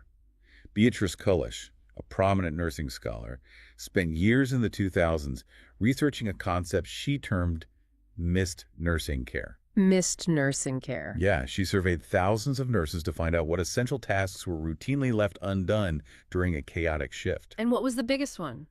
The single most commonly skipped component of the daily head-to-toe assessment was the skin assessment. Really? Just looking at the skin. But I guess that makes sense logistically because looking at every inch of a patient's skin requires physically rolling them over. Yes, it takes time, it takes physical effort, and often requires a second staff member to help. But the downstream consequences of skipping that one physical step are totally devastating, aren't they? They are. A sacral pressure injury, what most people call a bedsore, it doesn't start as an open wound. How does this start? It starts as what we call non-blanchable redness. Okay, what does that mean? Well, if you press your finger on a normal red spot on your skin, it briefly turns white or blanches, right? Because you are pushing the blood out of the capillaries. Yeah, I've seen that. Non-blanchable means you press it and it stays stubbornly red. It means the microblood vessels are already damaged from being crushed between a bone and the bed. Wow. And that is a stage 1 injury? Yes. And if a nurse spots that during a thorough skin assessment, is it reversible? It is 100% reversible. You offload the pressure, you prop the patient with pillows, you apply protective dressings, and the tissue completely recovers. But if nobody rolls that patient over to look? The redness progresses silently. The tissue dies. It becomes a stage 3 or 4 injury, which is a deep crater that can expose muscle and even bone. Oh my God. Which leads to massive surgical interventions, bone infections, and unimaginable pain for the patient. All that. And the entire difference between a reversible red spot and a life-altering surgical complication is simply whether someone took the time to do the most low-tech step imaginable. Rolling a human being over and looking at their back. It really underscores that the data is only as good as the physical effort used to gather it. It really does. And that idea brings us to what I think is the most mind-blowing piece of evidence in all of our sources today, the SHINE study. Oh, the SHINE study, published in the journal Chest in 1990 by Shine and colleagues. 1990, okay. The title is Clinical Antecedents to In-Hospital Cardiopulmonary Arrest. This was a massive watershed moment for hospital safety. Why? What did they do? Well, the researchers wanted to know about patients who suffered cardiac arrest on general hospital wards. When a patient codes, the alarm bells ring, the team rushes in, and it always feels like a sudden lightning strike. Right, out of nowhere. But they wanted to know if it was actually sudden or if the patients were leaving clues beforehand. So they looked at the charts. They reviewed the medical charts of these patients, and the findings were staggering. Roughly 84% of the patients who coded had documented physical signs of clinical deterioration in the 6 to 8 hours before the cardiac arrest. Wait, 84%? And they had 8 hours of warning. Up to 8 hours, yes. What kind of signs were they missing? That's the thing. It wasn't obscure lab values. It was the physical exam. The respiratory rate slowly creeping up from 16 to 24 to 30 breaths a minute. Just breathing faster. Yeah. A subtle shift in mental status where the patient became restless or confused. A creeping heart rate. The signs were all physically observable, and more importantly, they were already charted by the nursing staff. Wait, think about what that means. The physical assessment was actually working. It was. The nurses were catching the data. The tragedy was that human brains juggling 6 or 7 complex patients at once couldn't process those slow-moving trend lines fast enough to realize what the data meant. Exactly. The dots weren't being connected until the patient's heart actually stopped. Wow. So what did hospitals do with that information? That 1990 study is the foundational reason why modern hospitals rely on automated early warning scoring systems today. Things like MUWS, right?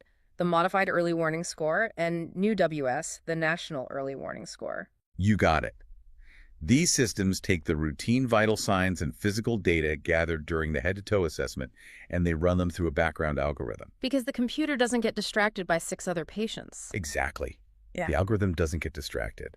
If a patient's respiratory rate ticks up while their blood pressure softly drops, the algorithm generates a numeric score. And then? If that score hits a critical threshold, it automatically summons a rapid response medical team to intervene before the cardiac arrest ever happens. So they basically weaponized the physical exam data. They automated the dot connecting. But I have to stop you here, because everything we've talked about sounds incredibly methodical and time-consuming. It is. And I've been in a modern hospital. Nurses are sprinting. Oh, they are running marathons every shift. Right. Nobody is doing a 30-minute, perfectly sequenced head-to-toe exam on every single patient every 4 hours. It just doesn't happen.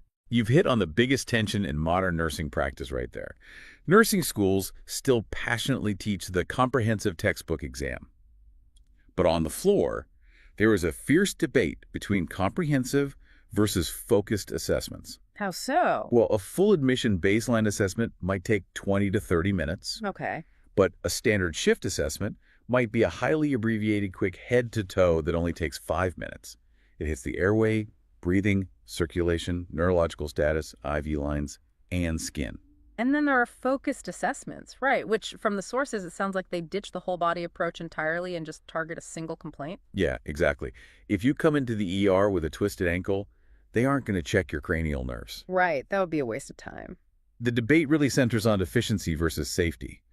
Focused assessments save precious life-saving time, but they rely heavily on the clinician correctly guessing which system to focus on. And as the SHINE study proved, sometimes the system assumed to be fine is exactly where the quiet deterioration is hiding. That's the danger. And technology is actually complicating this debate, isn't it? The electronic health record, or EHR. I mean, that was supposed to make all of this safer. It was, but it introduced what's known as the checklist versus clinical gestalt debate. Okay, unpack that for me. Electronic records turn these highly nuanced physical assessments into structured, rigid charting templates. You have drop-down menus and checkboxes for every single body system. Which sounds good in theory. Proponents argue it is great because it forces the nurse to address every system, ensuring no step is skipped, and it creates beautiful structured data for those MUWS algorithms to chew on. But the sources point out a massive, dangerous trap hidden in that software. It's called click-through charting. Yeah, it is a massive patient safety issue. So paint the picture for us. A nurse is 12 hours into a grueling shift. They have way too many patients. Right. They open the computer, and the software often defaults to within normal limits for everything. It pre-fills the normal values. So to save time, they just click lungs clear bilaterally because it's a single click to satisfy the computer, even if they didn't have time to meticulously auscultate all the lung lobes on the patient's back. Yeah. Our sources explicitly call this documentation of assessments that didn't happen. Which is terrifying. Beyond the immediate danger to the patient, it's a profound legal liability. How so? Well, in a malpractice courtroom, the medical chart is legally treated as a factual record of what was actually done. So a default normal click misrepresents care that was never actually delivered. Oh. If you chart skin intact with quick click to clear the screen, but the patient actually had a stage 3 pressure injury you didn't unwrap and look at, you have just documented legally that you failed to identify a massive wound. Or worse, the defense attorney will argue the hospital caused it rapidly on your watch because you said it was fine 2 hours ago. Exactly. It's a nightmare. It's the ultimate tech trap.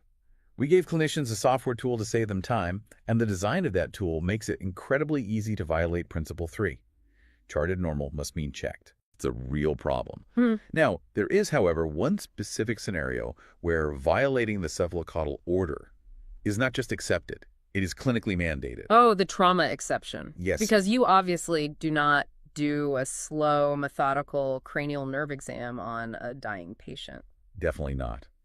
In trauma, resuscitation, or any highly unstable emergency, the head-to-tail order is explicitly thrown out the window. Clinicians switch immediately to the ABCDE primary survey. Right. Airway, breathing, circulation, disability, exposure. The underlying principle of systematically checking without leaving gaps still applies, but the ordering variable completely shifts. How so? You abandon anatomy and you prioritize lethality. Okay, what's going to kill them first? Exactly. What is going to kill this patient in the next 10 seconds? An airway obstruction. So you secure that first. What will kill them in the next minute? A breathing issue. Then circulation. So running a leisurely head-to-toe exam on a crashing patient is a fatal error. It would be malpractice. You only return to the anatomical head-to-toe, what trauma teams call the secondary survey, once the patient's ABCs are totally stabilized. That makes total sense. Now, before we wrap this up, I want to clarify some terminology from the sources that can be honestly really confusing for anyone outside the medical field. Oh, sure. The sources draw a very sharp line between the head-to-toe assessment and something called the review of systems, or ROS. Ah, yeah, it's a very common mix-up. A review of systems is the subjective counterpart to the physical exam. Subjective. Yeah, the ROS is what the patient tells you. It's the interview.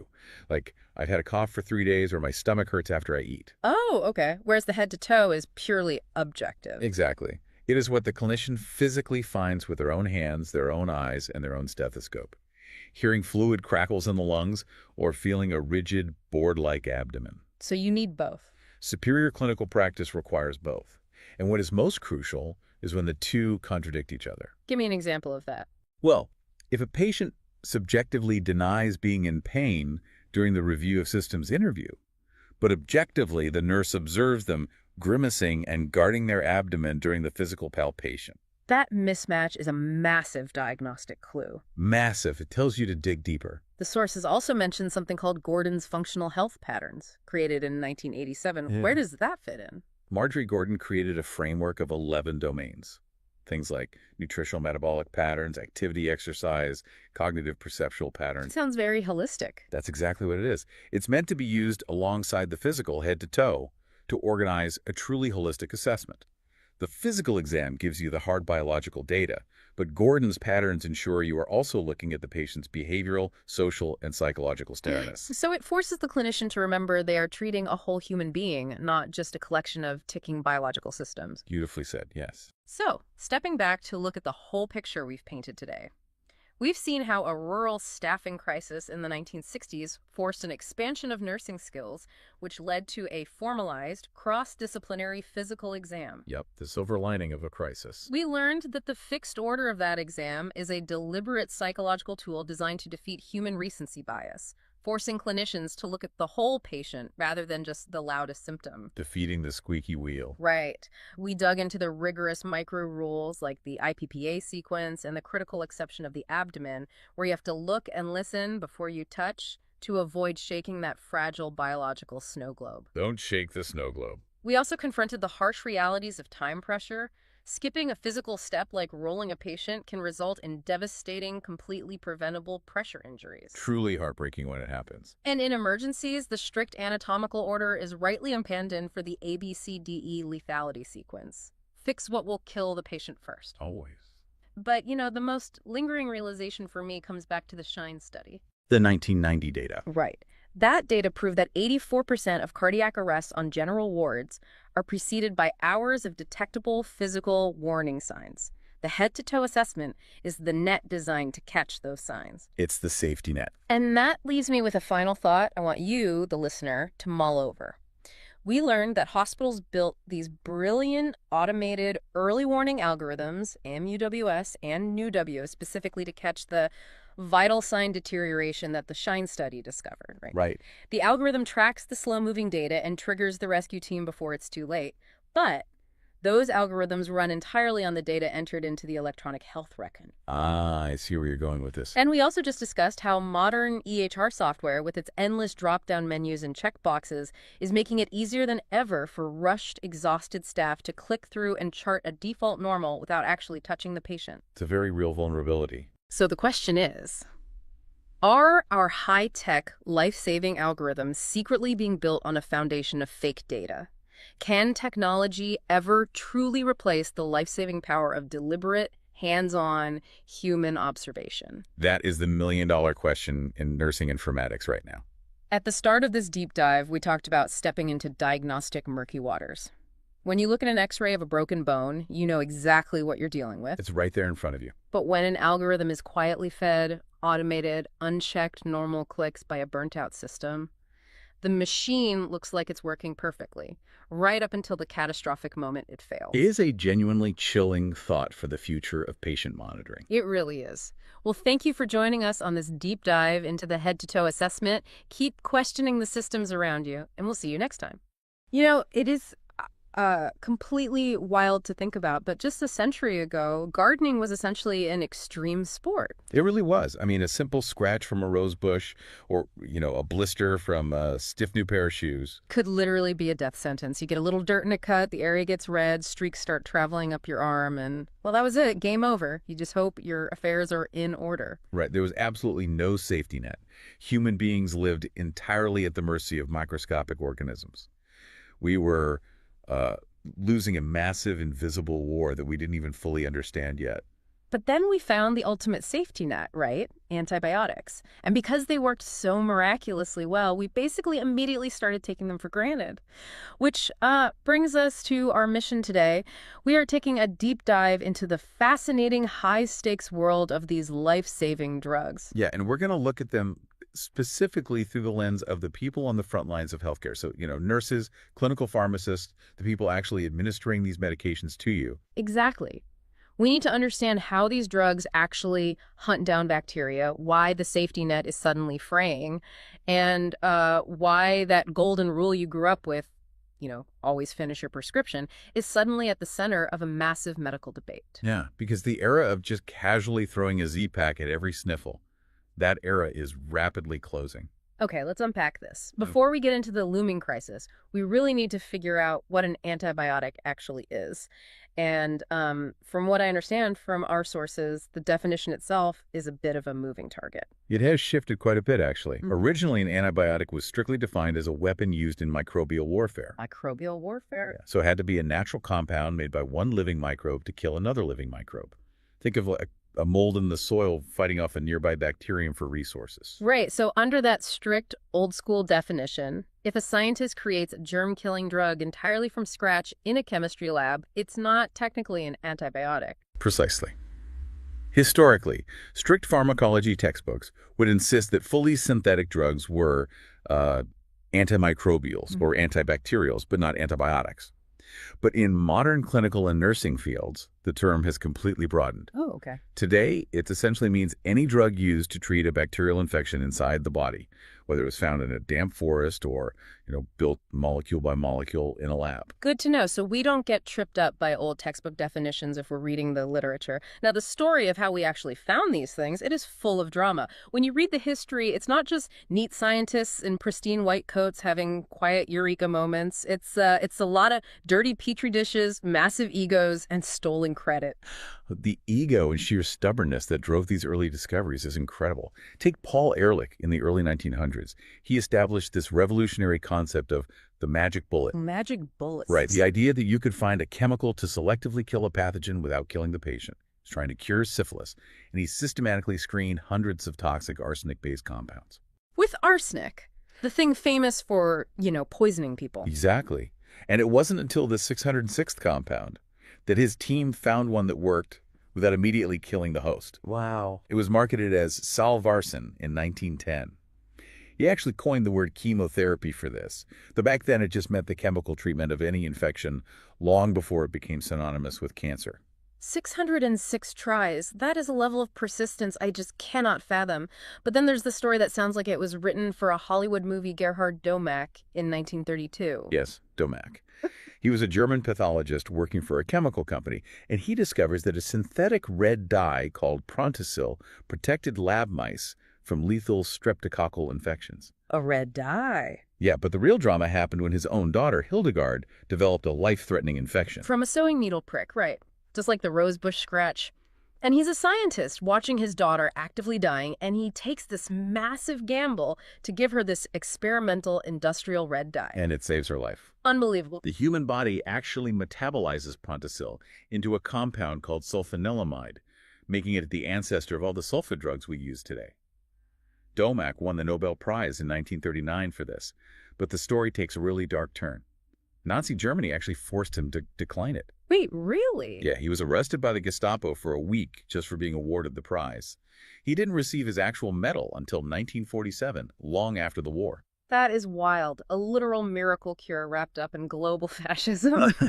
But when most people think antibiotic origin story, they immediately think of a very messy desk in London. Right, Alexander Fleming in 1928. He goes on a summer holiday, leaves his laboratory petri dishes out, and comes back to find a mold.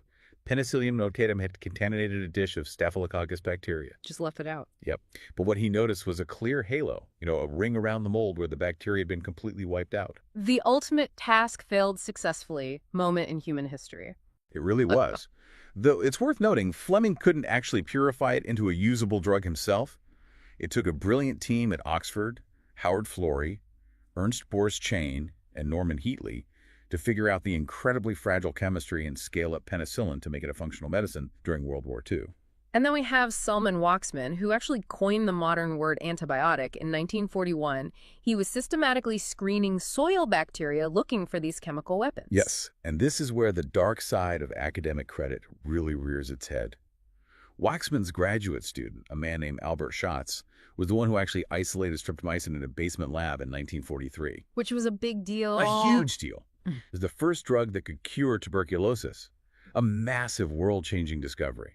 But Waxman took all the credit and eventually the Nobel Prize, entirely alone.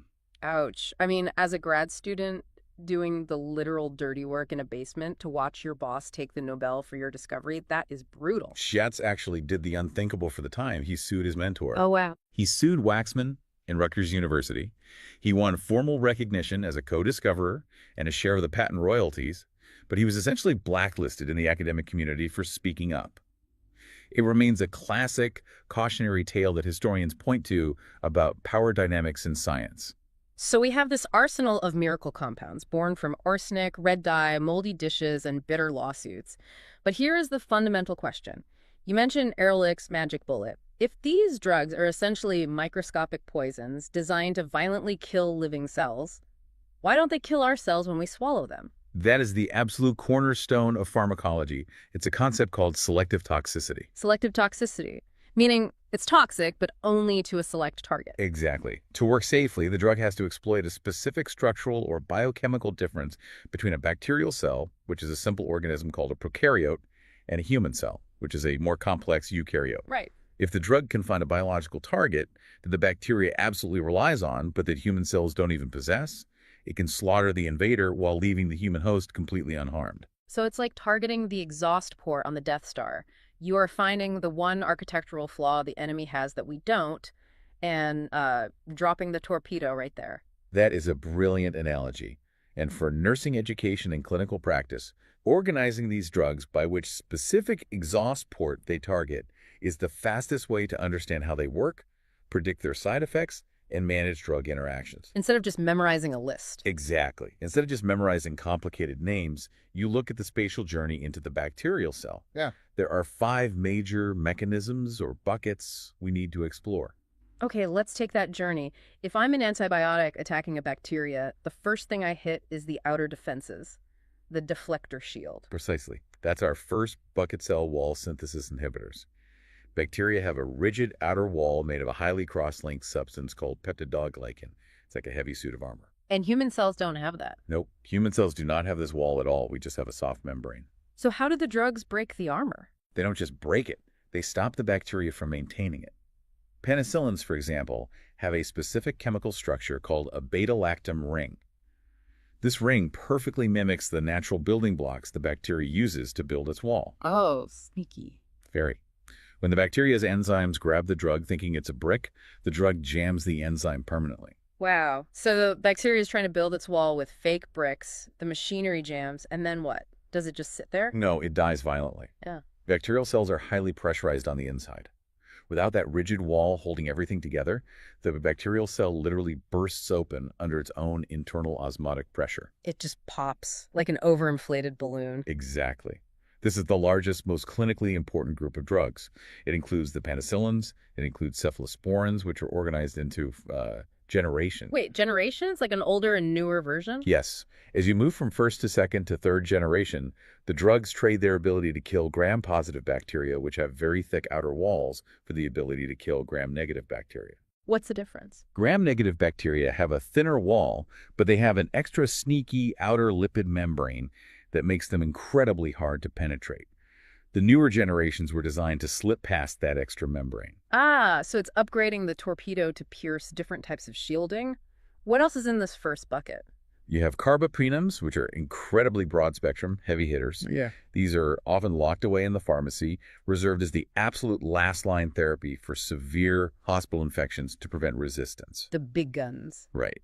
Then you have monobactams, which are crucial because their chemical ring doesn't trigger allergic cross-reactions, making them safe for patients with a true severe penicillin allergy. And finally, glycopeptides, like vancomycin, which is chemically different but attacks the same wall. Historically, that's our last resort against superbugs like MRSA. Okay, so bucket one pops the deflector shield. Let's say the bacteria doesn't have a thick wall or we need to attack it differently. We breach the perimeter and go for the inner lining. That brings us to bucket two cell membrane disruptors. Instead of stopping a wall from being built, these drugs, like the polymyxins, act almost like detergents.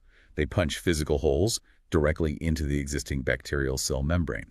The cell leaks its vital contents and dies. I have to stop you there. If human cells also have membranes, you said earlier we have soft membranes instead of walls, wouldn't a drug that punches holes in membranes punch holes in our cells too? Isn't that friendly fire? You've hit the nail on the head. That is exactly why selective toxicity isn't always perfect. Polymyxins are older drugs, and they are quite toxic to human kidneys and the nervous system. So why on earth do we still use them? Because they've been revived recently out of sheer desperation. For some superbugs that resist every single wall-destroying drug we have, especially those carbapenem-resistant organisms, these highly toxic hole punchers are literally the only things left that work. That is terrifying. Okay, moving deeper into the cell. We've bypassed the wall and the membrane. Now we're inside the bacteria. What's the next target? Bucket three. The internal droid factories, protein synthesis inhibitors. Bacteria need to constantly manufacture proteins to survive, just like we do. They use cellular assembly lines called ribosomes. But bacterial ribosomes, called the 7DS ribosome, are structurally different from human ribosomes, which are ADS. Hold on, 70S, 80S. You lost me. What does that actually mean and why should I care? Oh, the S just stands for Svedberg units. It's a matter of how heavy and dense the molecule is. All you really need to know is that the bacterial factory is physically a different shape and size than the human factory. Okay, that makes sense. Because of that structural difference, these drugs can slip inside the bacteria and throw a wrench directly into the gears of the 7DS ribosome, completely halting bacterial protein production, while our ADS human factories keep chugging along right next door. That is incredibly elegant. So what drugs are we talking about here? Several major ones. Aminoglycosides are here. They are powerful against gram-negative bacteria, but require nurses to monitor drug levels in the blood closely because they can cause severe kidney and ear toxicity. You also have tetracyclines.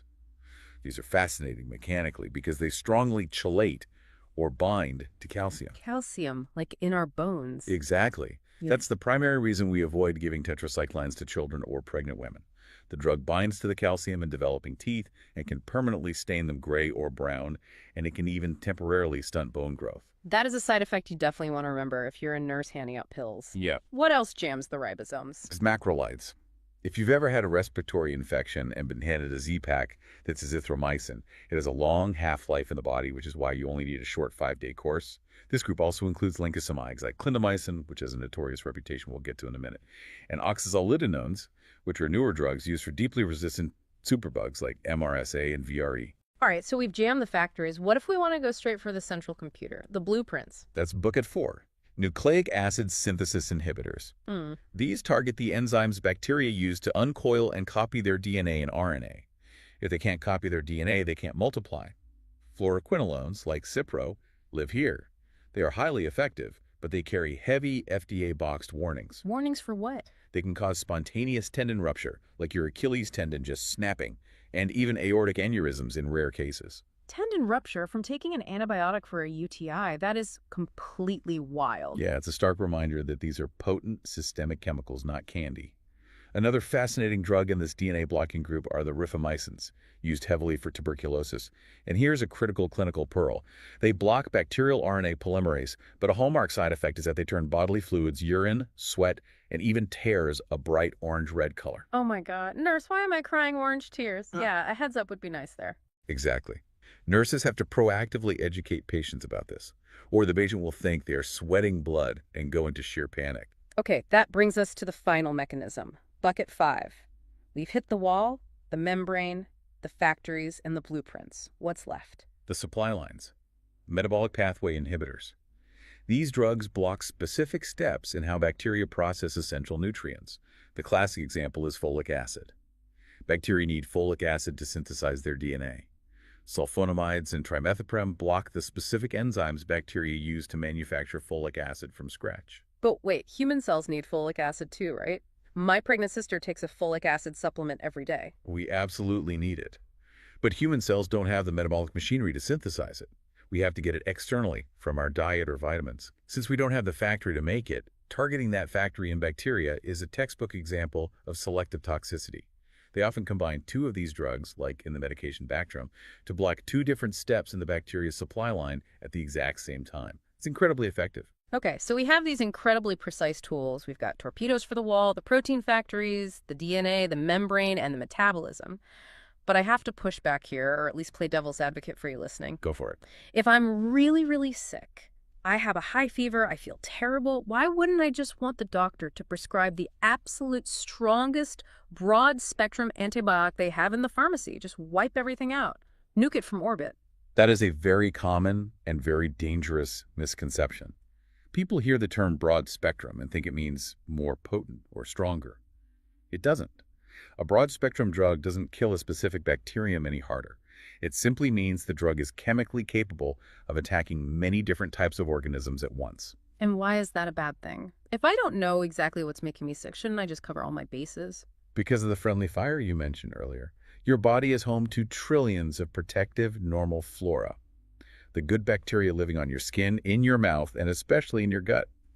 They take up space and resources so harmful, invading pathogens can't move in and set up shop. Ah, I see where this is going. If I use a broad-spectrum drug unnecessarily, I'm basically carpet bombing my own internal defenses. Exactly. You are wiping out the peacekeepers. Oh. And that collateral damage leaves you wide open for what we call superinfections. The most classic terrifying example in healthcare is Clostridioides difficile or C. diff colitis. Which you mentioned earlier is heavily associated with clindamycin. Yes, as well as fluoroquinolones and broad-spectrum cephalosporins. When you wipe out the normal, healthy gut bacteria, this one toxin-producing, highly antibiotic-resistant organism, C. diff, survives the blast. With no competition left, it rapidly takes over the entire colon. It causes severe, sometimes fatal diarrhea that is incredibly difficult to cure. So a narrower targeted therapy, a sniper rifle instead of a grenade, is always preferred the moment you know exactly what specific pathogen you're fighting. You want the sniper rifle. And while we're talking about massive misconceptions, let's clear up the biggest one. Viruses. If I have a terrible viral flu or the common cold, why won't a doctor give me a Z-Pack? Because antibiotics do not work on viruses, period. Look at the mechanisms we just discussed. Viruses do not have a peptidoglycan cell wall. They do not have bacterial 70S ribosomes. You can't target an exhaust port that isn't there. Exactly. Taking an antibiotic for a viral infection does absolutely nothing to the virus, but it still detonates that grenade in your gut. It wipes out your good flora, exposes the surviving bacteria to selective pressure, and contributes to global drug resistance for zero benefit to you. Which actually brings us to a massive contradiction. We just talked about minimizing collateral damage, minimizing exposure. Yet for my entire life, every doctor and nurse told me the golden rule. Never, ever stop taking your antibiotics until the bottle is completely empty, even if you feel 100% better on day 3. Doesn't taking them for 14 days cause more collateral damage than taking them for 5? Here's where it gets really interesting. That dogma, the absolute holy grail of 20th century medicine, is being actively dismantled. Wait, really? So stopping early doesn't create superbugs? It's much more nuanced than we were taught. In 2017, a group of infectious disease experts, led by Martin Llewellyn, published a highly provocative paper in the BMJ arguing that the finish the course dogma was never actually supported by rigorous scientific evidence. Yeah. We literally just made up the durations, like 10 or 14 days, Yeah. because they were nice round numbers. So what does cause the resistance, if not stopping early? Their central point is that resistance is driven by total drug exposure. Think about it. When you take a long 14-day course, by day 12 or 13, the drug levels in your body are tapering off. You are exposing the surviving bacteria to low, sublethal concentrations of the drug for an extended period. Oh, wow. So by taking more of the drug longer than I actually need to cure the infection, I'm essentially giving the surviving bacteria a low-stress training camp to figure out how to beat the drug. Exactly. The longer the exposure, the higher the chance of selecting for resistant strains. Now, to be incredibly clear, the takeaway from modern research is not just stop taking your medicine whenever you feel like it. All right, we don't want anyone listening to just start freestyling their medical care based on a vibe. I feel great today. Into the trash they go. Please do not do that. Critics of the BMJ paper rightly pointed out that for serious, deep-seated infections like tuberculosis or endocarditis, which is an infection of the heart valve stopping early, is well documented to cause a deadly relapse. The expert consensus today is about precision. Course lengths need to be entirely evidence-based for the specific infection. So why finishing the course still matters is because the course itself is changing. Precisely. We now have clinical trials proving a 3-day course works reliably for an uncomplicated UTI, and 5 days is often plenty for community-acquired pneumonia. If your doctor prescribes 5 days based on the latest evidence, you absolutely must finish those 5 days. But we no longer need to blindly prescribe a 14-day supply for everything just because a textbook from 1980 said so. But getting this right, matching the exact drug and the exact duration to the exact bug, it feels so urgent because this resistance crisis isn't some abstract sci-fi problem for the year 2100. It's happening terrifyingly fast. It is immediate, and it's been happening since the beginning. Let's look at methicillin. It was a synthesized penicillin introduced in 1959, specifically because staph bacteria had already figured out how to chew up regular penicillin. Just 2 years later, in 1961, doctors in the UK identified the very first strain of MRSA, methicillin-resistant Staphylococcus aureus. 2 years. It took humanity thousands of years to find the drug, and it took a microscopic blob 2 years to completely outsmart it. 2 years. It is the clearest possible demonstration that resistance isn't a mistake. It is the built-in evolutionary consequence of using antibiotics at all. Alexander Fleming himself anticipated this. In his 1945 Nobel lecture, he explicitly warned that underdosing penicillin would cause resistant bacteria to survive and multiply. He predicted the crisis before resistance was even a widespread clinical problem. And now, because we didn't listen, we have things like NDM1. Yes, New Delhi metallobeta-lactamase 1. Sure. First described in 2008. It is a resistance enzyme that completely destroys carbapenems. Wait, carbapenems, the ones you said were locked in the pharmacy as our absolute last resort. Bucket one. Exactly. NDM1 neutralizes our last line of defense. But the true nightmare scenario isn't just that a single strain of bacteria mutated to have this enzyme. It's how they spread it. What do you mean spread it? They don't just divide and pass it to their offspring. That's vertical transmission. But bacteria can also do something called horizontal gene transfer. The genetic code for NDM1 sits on something called a plasmid. A plasmid is a small, mobile, circular piece of DNA that exists completely separate from the bacteria's main chromosome. Like a little USB drive of genetic code. That is exactly what it is. And bacteria can literally trade these USB drives with each other across totally different species. Resistance doesn't just spread when a bacterium reproduces. A completely unrelated bacterial species, say an E. coli in your gut, can bump into a Klebsiella bacteria and just hand over the plasmid. Like swapping trading cards. Here, take this gene that makes you invincible to the strongest drug humanity has. Thanks. Here's one for surviving tetracycline. Exactly. They build multi-drug resistance shields in real time across species lines. So what does this all mean for you, for the people listening? We are looking at a landscape where the World Health Organization has repeatedly warned that we are heading toward a post-antibiotic era. An era where common infections, routine surgeries, chemotherapy, even premature birth become deadly again, simply because the base assumption of modern medicine that there will be a drug that works is gone. That is what makes antimicrobial stewardship the single most critical frontline job in healthcare today. Choosing the right drug, the sniper rifle at the right dose, for the exact evidence-based duration. It isn't just hospital paperwork. It is the only thing keeping modern medicine viable. Every time a nurse pushes for a culture before starting broad-spectrum therapy, or questions an unnecessarily long prescription, or educates a patient on why they aren't getting a Z-Pack for a cold, well, they are actively defending the safety net of humanity. It really puts the responsibility on all of us, doctors, nurses, and patients, to respect these molecular tools. We can't just demand pills for a runny nose. We can't. But I want to leave you with one final thought today, something to really explore on your own that builds on everything we've just discussed about how resistance forms. We've spent this entire deep dive talking about human medicine.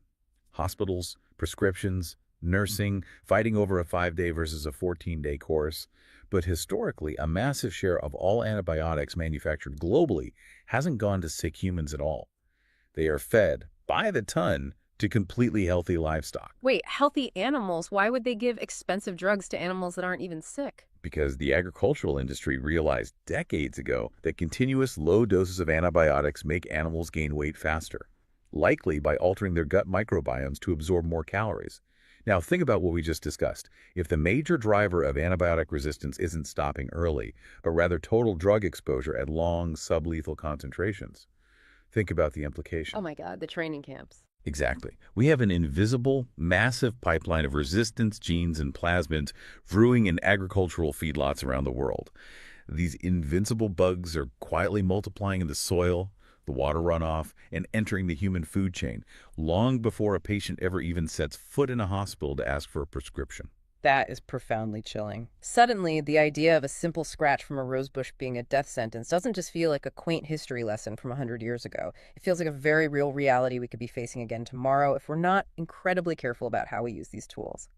Thank you for joining us on this deep dive. Respect your microbes, think twice about that Z-Pack, and we'll see you next time.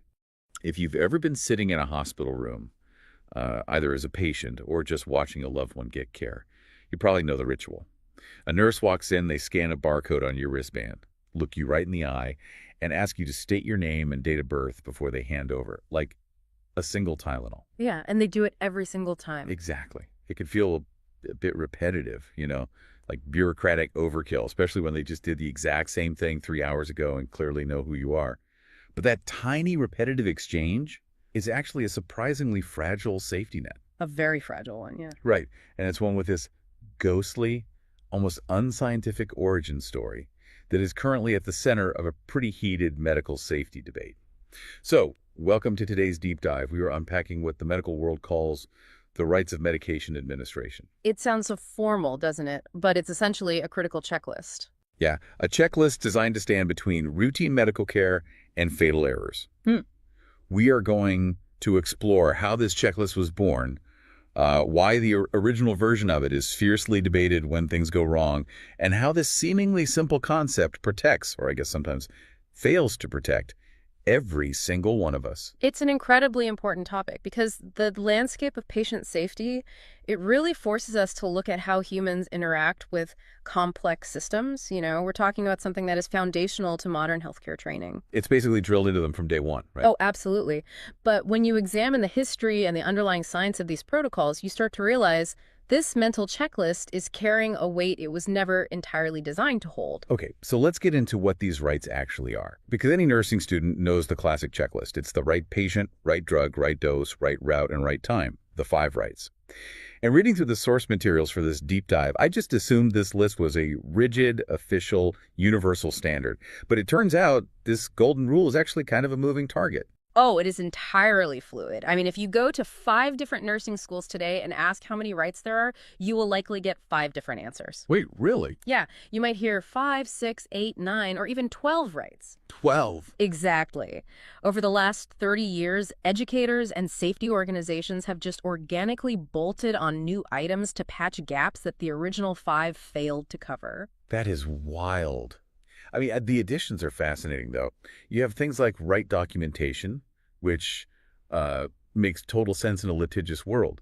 But then there's the right reason, meaning the nurse has to understand exactly why this specific patient is getting this specific drug. Right. They can't just be a delivery system. They need to know the why. And there's the right response, checking if the drug actually did its job without causing an adverse reaction. And one that really stood out to me was the patient's right to refuse.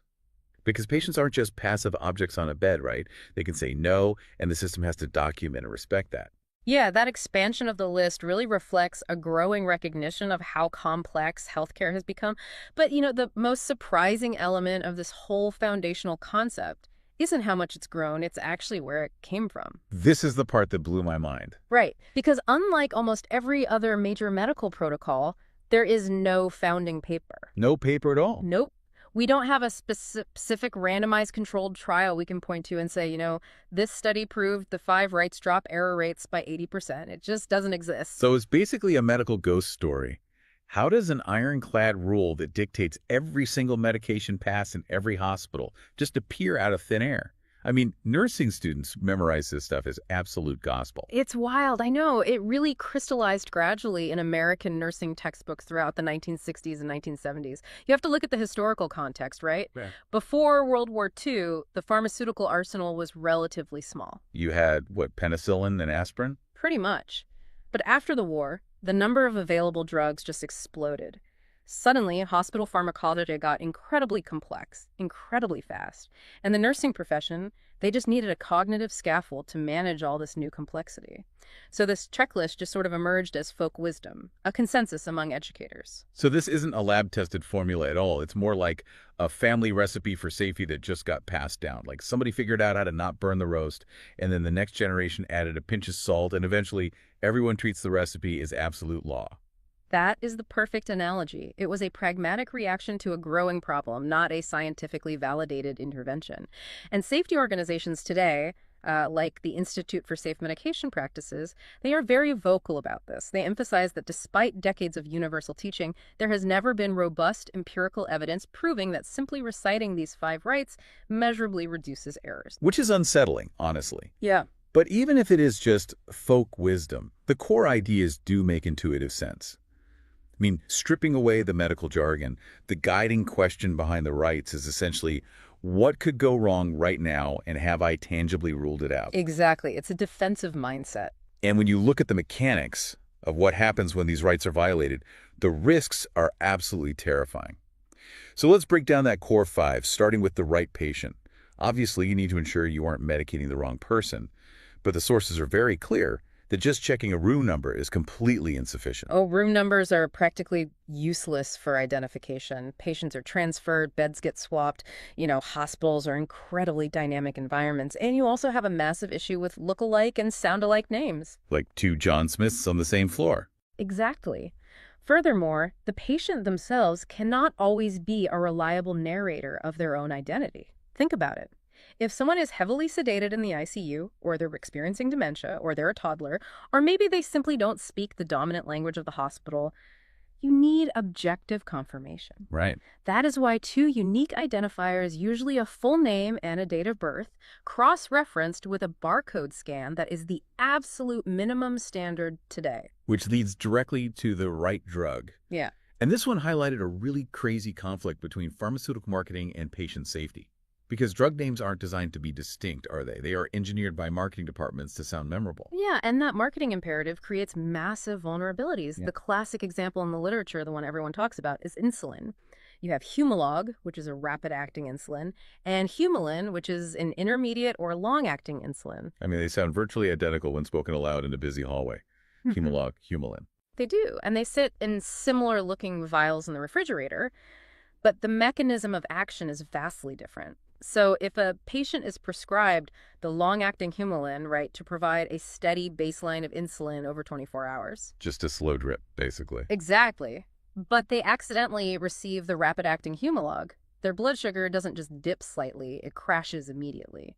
They can go into severe hypoglycemic shock, leading to seizures or brain damage, simply because a single syllable was misread. Just one syllable. That is so scary. Then we have the right dose. And the sources point out that pediatric and oncology dosing are where right dose failures become uniquely catastrophic, because we aren't talking about accidentally giving 2 Advil instead of 1. No, not at all. The stakes are exponentially higher in pediatrics and oncology because medications are rarely standard, flat doses. You don't just hand them a pill. They're typically dosed based on a patient's weight in kilograms or their total body surface area. So there's math involved every single time. A lot of math. And the clinician has to calculate the exact dose while also factoring in things like renal function, which dictates how effectively the patient's kidneys can filter and clear the drug from their bloodstream. Because if the kidneys are compromised, a normal dose just builds up to toxic levels in the blood, right? Exactly. The clearance rate is critical. So when a clinician is doing this complex math, a simple decimal point error doesn't mean the patient gets a 10% extra dose. A misplaced decimal means a tenfold or even a hundredfold overdose. Oh my God. 100 times the intended dose of chemotherapy just from a misplaced dot on a chart. That is deeply unsettling. It really is. Which brings us to the right time. This is another one that seems straightforward, but has complex mechanisms behind it. It's not just about the convenience of the nursing staff doing the rounds, is it? Not at all. Time is intrinsically tied to pharmacokinetics, which is how the body absorbs and processes a drug over time. Let's say a patient is battling a severe systemic infection and is on IV antibiotics. Those drugs have a specific half-life. Meaning they wear off at a very specific rate. Right. They must be administered within a very precise window to keep the concentration of the drug in the bloodstream consistently above the threshold needed to kill the bacteria. If you are late by even a few hours, the blood concentration drops, the bacteria can multiply, and you risk breeding antibiotic resistance. So timing is literally the medicine working or failing. Exactly. Okay, so the last of the core five is the right route. And I have to admit, when I first read the outline for this, I thought, wait, isn't right route just picking whether the patient swallows a pill or gets an IV? How hard is that to check? But diving into the source material, I realized it is incredibly nuanced. It involves the exact physical site and the specific technique. Oh, it is far more complicated than just oral versus intravenous. Consider an intramuscular injection, right? The medication is formulated to be absorbed slowly by muscle tissue, but if the clinician injects it into the wrong muscle group or, God forbid, accidentally hits a blood vessel instead of the muscle, Then what happens? the drug enters the bloodstream immediately. That is a route failure, and it alters the entire absorption profile. You get a massive spike instead of a slow release. Wow. The sources also gave this example of feeding tubes versus central lines in an ICU, because a patient might be hooked up to a dozen different tubes, right? Yeah, in intensive care, patients often have multiple access points. You might have a central venous catheter going directly to the heart, and then an enteral feeding tube going directly into the stomach. And they look similar. They're all just clear plastic tubing to the naked eye. So if a liquid medication formulated for the highly acidic environment of the stomach is accidentally connected to the port of the central venous line, Oh, no. yeah, you are injecting foreign, unsterile material directly into the central circulation. That kind of route failure is almost always fatal. That is horrifying.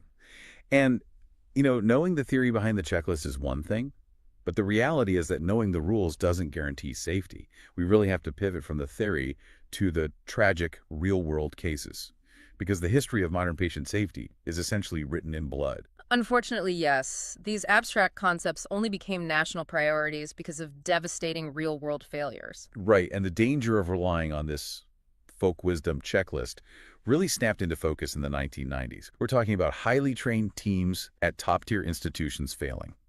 Let's talk about the Betsy Lehman case in 1994, because that one is just heartbreaking. It is. Betsy Lehman was a 39-year-old health columnist for the Boston Globe, and she was undergoing treatment for breast cancer at the Dana-Farber Cancer Institute, which is one of the premier cancer centers in the world. The irony is just agonizing.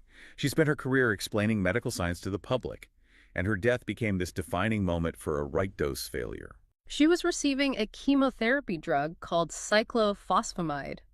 And due to a transcription error involving that complex math we discussed earlier, she was prescribed an absolutely massive dose, roughly 4 times the intended amount. But the mechanism of the failure wasn't just one person making a math error in a vacuum, right? What struck me about this case was the diffusion of responsibility. Yes, exactly. Because the order was reviewed by multiple clinicians, pharmacists, nurses, doctors. But because it was a complex experimental protocol, everyone just assumed the other person had verified the math. That's the trap. Individual vigilance failed repeatedly. She received that massive lethal overdose over 4 consecutive days before she died. No one caught it. It's just devastating. And it shattered the illusion that we could rely entirely on individual human vigilance. It proved that if the system allows ambiguity, even brilliant dedicated professionals will fail to catch an error. Absolutely. And we see that same systemic failure moving upstream in the medication supply chain with the case of Emily Jerry in 2006. She's a little girl, right? Yeah. Yes. She was a 2-year-old girl who had successfully come through cancer surgery, only to die from a right drug and right dose failure. And this one happened far away from her hospital bed. Right, this wasn't a bedside nursing error. No, Emily's the fief bag was prepared in the hospital pharmacy by a pharmacy technician. The technician used a sodium chloride solution, essentially salt water, that was at roughly a 20% concentration. The standard, safe solution is a highly dilute 0.9%. 20% versus less than 1%. And to understand the mechanism of why that is so lethal, we have to look at osmosis. If you pump a 20% salt solution into the bloodstream, you create a massive osmotic gradient. The blood becomes so salty that water actually rushes out of the surrounding cells to try and dilute it. It literally shrinks the cells in the brain, tearing blood vessels and causing massive neurological devastation. It's a horrific physiological cascade. Emily died days later. Her tragedy really underscored that the rights of medication administration don't just apply to the nurse at the bedside. The failure happened in the preparation stage, emphasizing that the entire supply chain must have built-in defenses. It actually led directly to state laws mandating the rigorous certification of pharmacy technicians. It's good that laws changed, but the loss is just unfathomable. But perhaps the most haunting failures we read about were the vincristine deaths. Oh, the vincristine cases are a perfect example of system design failure. Vincristine is a potent chemotherapy drug designed exclusively for intravenous use. If it is given intrathecally, meaning injected directly into the spinal fluid, the results are catastrophic. It's invariably fatal, right? Always. Yeah. When vincristine enters the spinal fluid, it rapidly destroys the central nervous system from the bottom up, causing a slow, agonizing, ascending paralysis. Oh my God, that's horrific. But what I found staggering in the sources is the persistence of this specific error. I mean, if every single nurse and pharmacist globally is taught the right route checklist in school, how does this exact same fatal error keep repeating across different hospitals for half a century? The sources said there were over 120 cases worldwide. It defies logic. It defies logic if you believe that a mental checklist is a robust system. But it is not. If you rely purely on human memory, eventually a clinician experiencing extreme fatigue or stress will grab the wrong syringe and make a lethal connection. The vincristine deaths forced the safety community to realize they needed forcing functions. Forcing functions meaning a physical design change that removes human memory from the equation entirely, right? Yes, precisely. The mandate became that vincristine could never be dispensed in a standard syringe. It had to be dispensed in a labeled mini bag. Because you cannot physically hook a mini bag up to a spinal needle. It requires an entirely different connection port. Exactly. You took an error that persisted through decades of mental checks, and you solved it by making it mechanically incompatible. A physical system redesign stopped the error where human vigilance had repeatedly failed. And this brings us to the core of a very fierce internal debate within the medical community, heavily driven by the Institute for Safe Medication Practices, or ISMP. Because if you acknowledge that human vigilance is flawed, you have to rethink who actually gets blamed when a right is violated. This is the crux of modern patient safety. The ISMP argues that the 5 rights describe the outcomes we want to achieve, the right patient getting the right drug, but they do not represent a reliable system for achieving those outcomes. So treating them as a personal mental checklist places an unfair burden on one person. Yes, they call it moral scapegoating. If you blame the nurse at the sharp end of the system, the person holding the needle, you are entirely ignoring the systemic failures at the blunt end. Okay, let's define that for the listener. The blunt end being the environment that sets that nurse up to fail in the first place. We're talking about poor lighting in the pharmacy, chronically short-staffed shifts, a culture of being interrupted constantly while trying to calculate doses. Or confusing order interfaces on the computer, or pharmaceutical companies designing look-alike packaging. Exactly. The blunt end creates the conditions that make a sharp end failure practically inevitable. This sounds exactly like James Reason's Swiss cheese model of accident causation. It is the defining model, yeah. I love this analogy. So to apply it here, Yeah. think of every safety protocol in a hospital as a slice of Swiss cheese. A mental checklist is one slice. The pharmacy review is another slice. The computer alert is another. They all have holes in them because nothing is perfect. Right. Humans make mistakes, technology glitches. But usually, the holes don't line up, so an error gets caught by the next slice of cheese. But if the holes in all the slices align perfectly, say, a short staff shift on top of confusing packaging, on top of an exhausted doctor, the error drops straight through all the holes directly to the patient. That was a brilliant way to explain it. A serious harm event almost always requires multiple system defenses to fail simultaneously. And one of the most famous historical examples of this alignment of holes is the Libby Zion case in New York in 1984. Right, Libby Zion. She was an 18-year-old college student who went to the hospital with a fever and agitation. And she was tragically given a painkiller called meperidine, which most people know as Demerol. And this became a fatal right drug failure because Libby was already taking a prescription antidepressant at home, an MAOI called phenelzine. The mechanism of this interaction is a classic pharmacology nightmare. Phenelzine, the MAOI, works by inhibiting the enzyme that cleans up neurotransmitters like serotonin in the brain.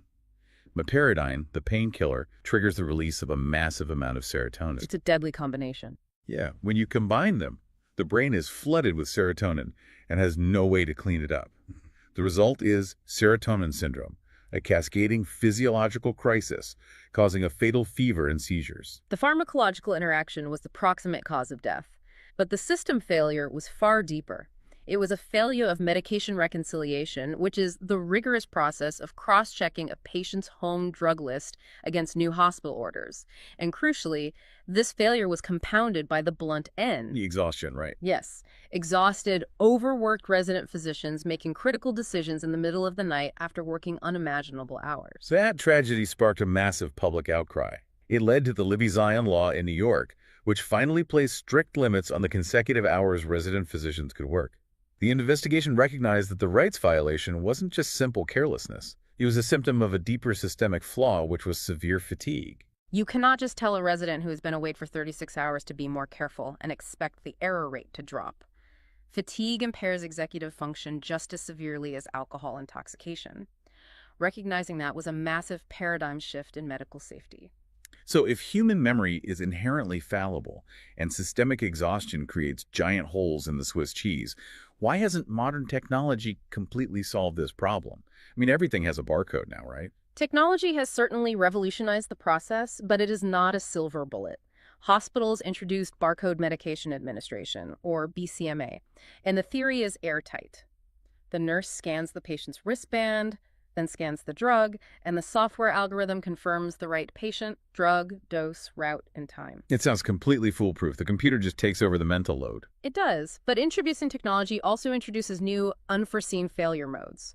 Because humans are still involved in the physical administration, and humans under intense time pressure will always adapt. The research highlights a widespread phenomenon known as workarounds. Oh, workarounds. What does a workaround look like in practice here?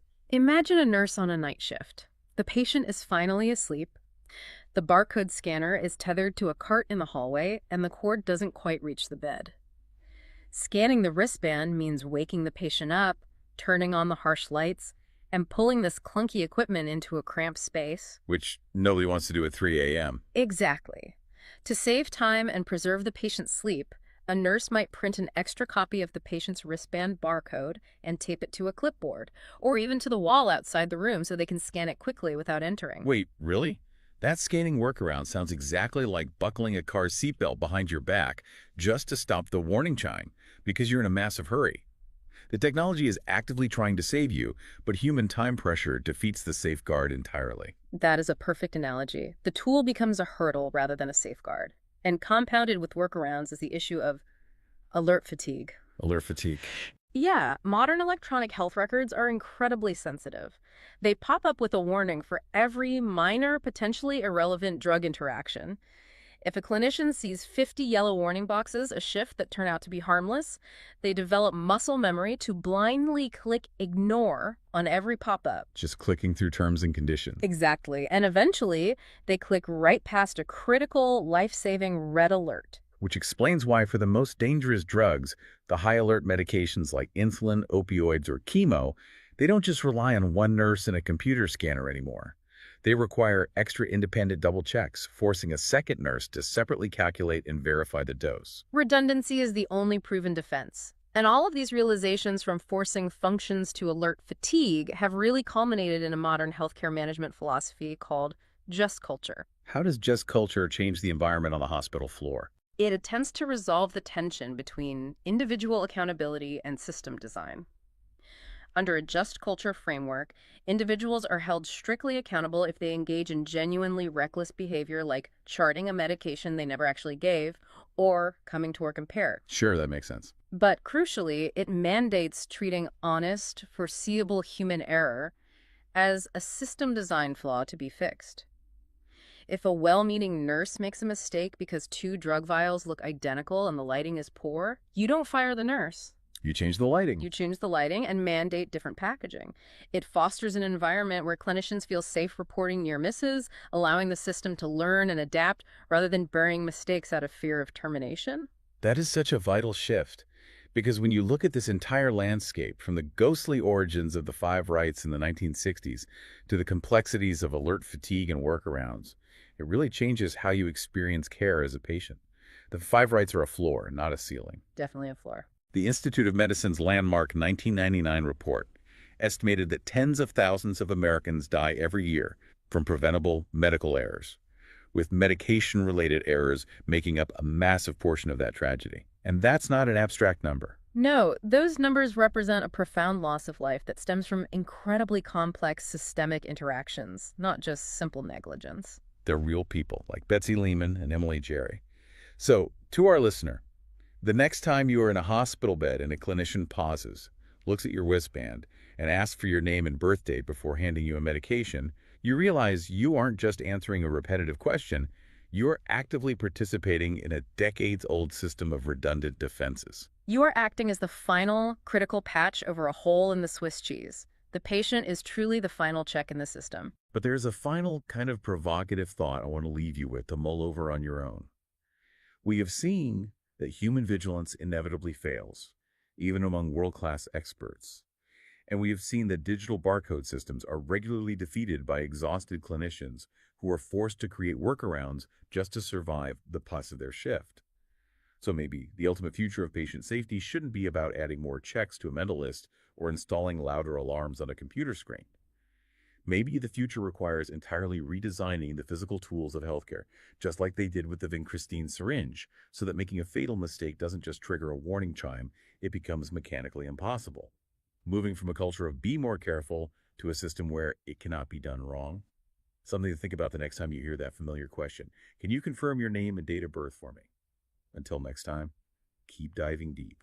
In the next few minutes, you are probably going to stand up. Most likely, yeah. Right. And the exact moment you do that, gravity is going to just rip a full pint of blood right out of your brain and chest, and it's going to pull it straight down into your legs and abdomen. It is a massive fluid shift. Yeah. And if your body is even like a fraction of a second late in responding to that shift, you are going to hit the floor.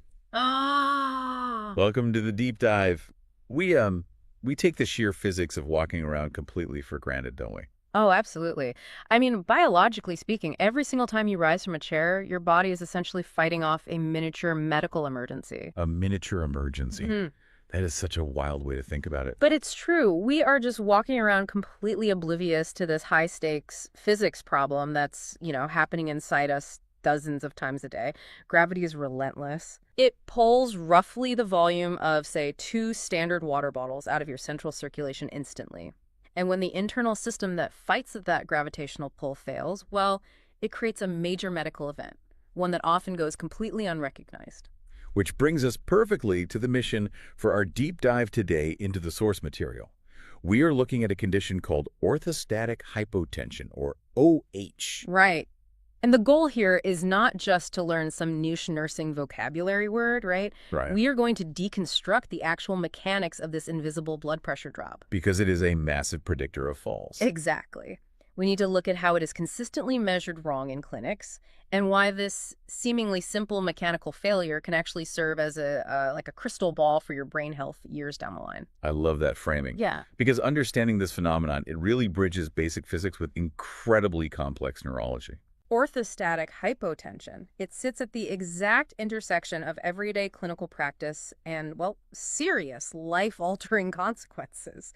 Recognizing the mechanics of it can literally prevent a devastating, life-ending injury for someone you love. Okay, so before we can understand why the blood pressure drops dangerously in some people, we really need to look under the hood at the incredible mechanics of a normal human just standing up. The baseline, yeah. Let's walk through the physiology of it. So, picture it. When you are lying flat in bed, your blood is distributed evenly, right? Returning venous blood flows horizontally back to your heart. It doesn't have to work against gravity at all. The heart is operating with minimal resistance. But the instant you stand up, boom. 500 to 1,000 milliliters of blood is just pulled out of general circulation. wow. It pools in the veins of your legs, your pelvis, and your abdomen. Specifically, there's a region called the splenic venous bed. Okay, let's define that splanchnic bed because the sources point out it's not just some random collection of veins. No, not at all. It is a massive, highly expandable venous reservoir that's designed primarily to aid in digestion. Right. Think of it like a giant, stretchy balloon in your abdomen. When you eat, it dilates to hold extra blood so you can absorb nutrients. But when you stand up, gravity pulls your blood straight down into that highly distensible balloon. And if it doesn't immediately tighten up, the blood just stays trapped there. And that trapping effect immediately reduces the volume of blood returning to your heart. Exactly. Which means the heart simply has less blood to pump out with the very next beat. So your cardiac output just plummets. And that drop in cardiac output causes your blood pressure to crash.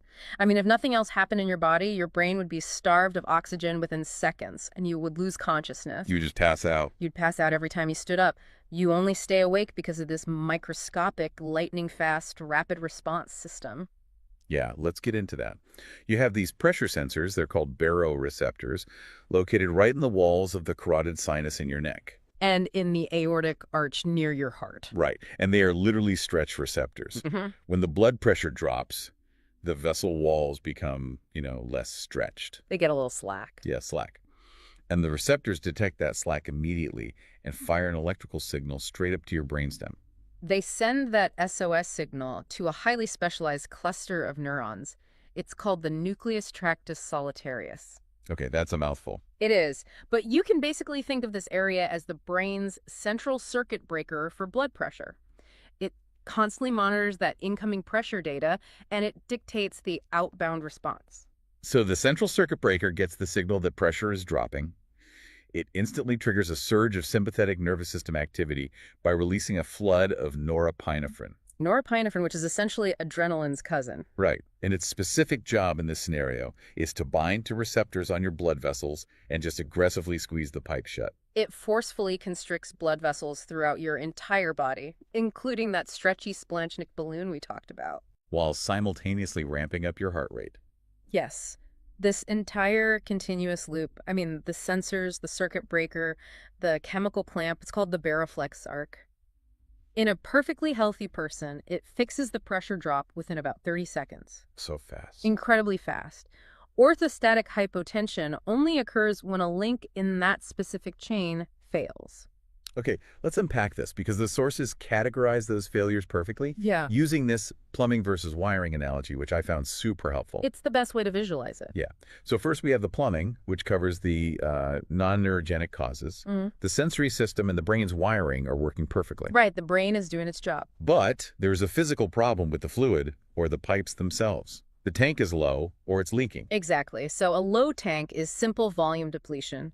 The patient is severely dehydrated or maybe bleeding, or they've been overprescribed diuretic medications that just flush way too much water out of their system. They just literally don't have enough fluid to pump. Right, but a leaky pipe scenario is slightly different.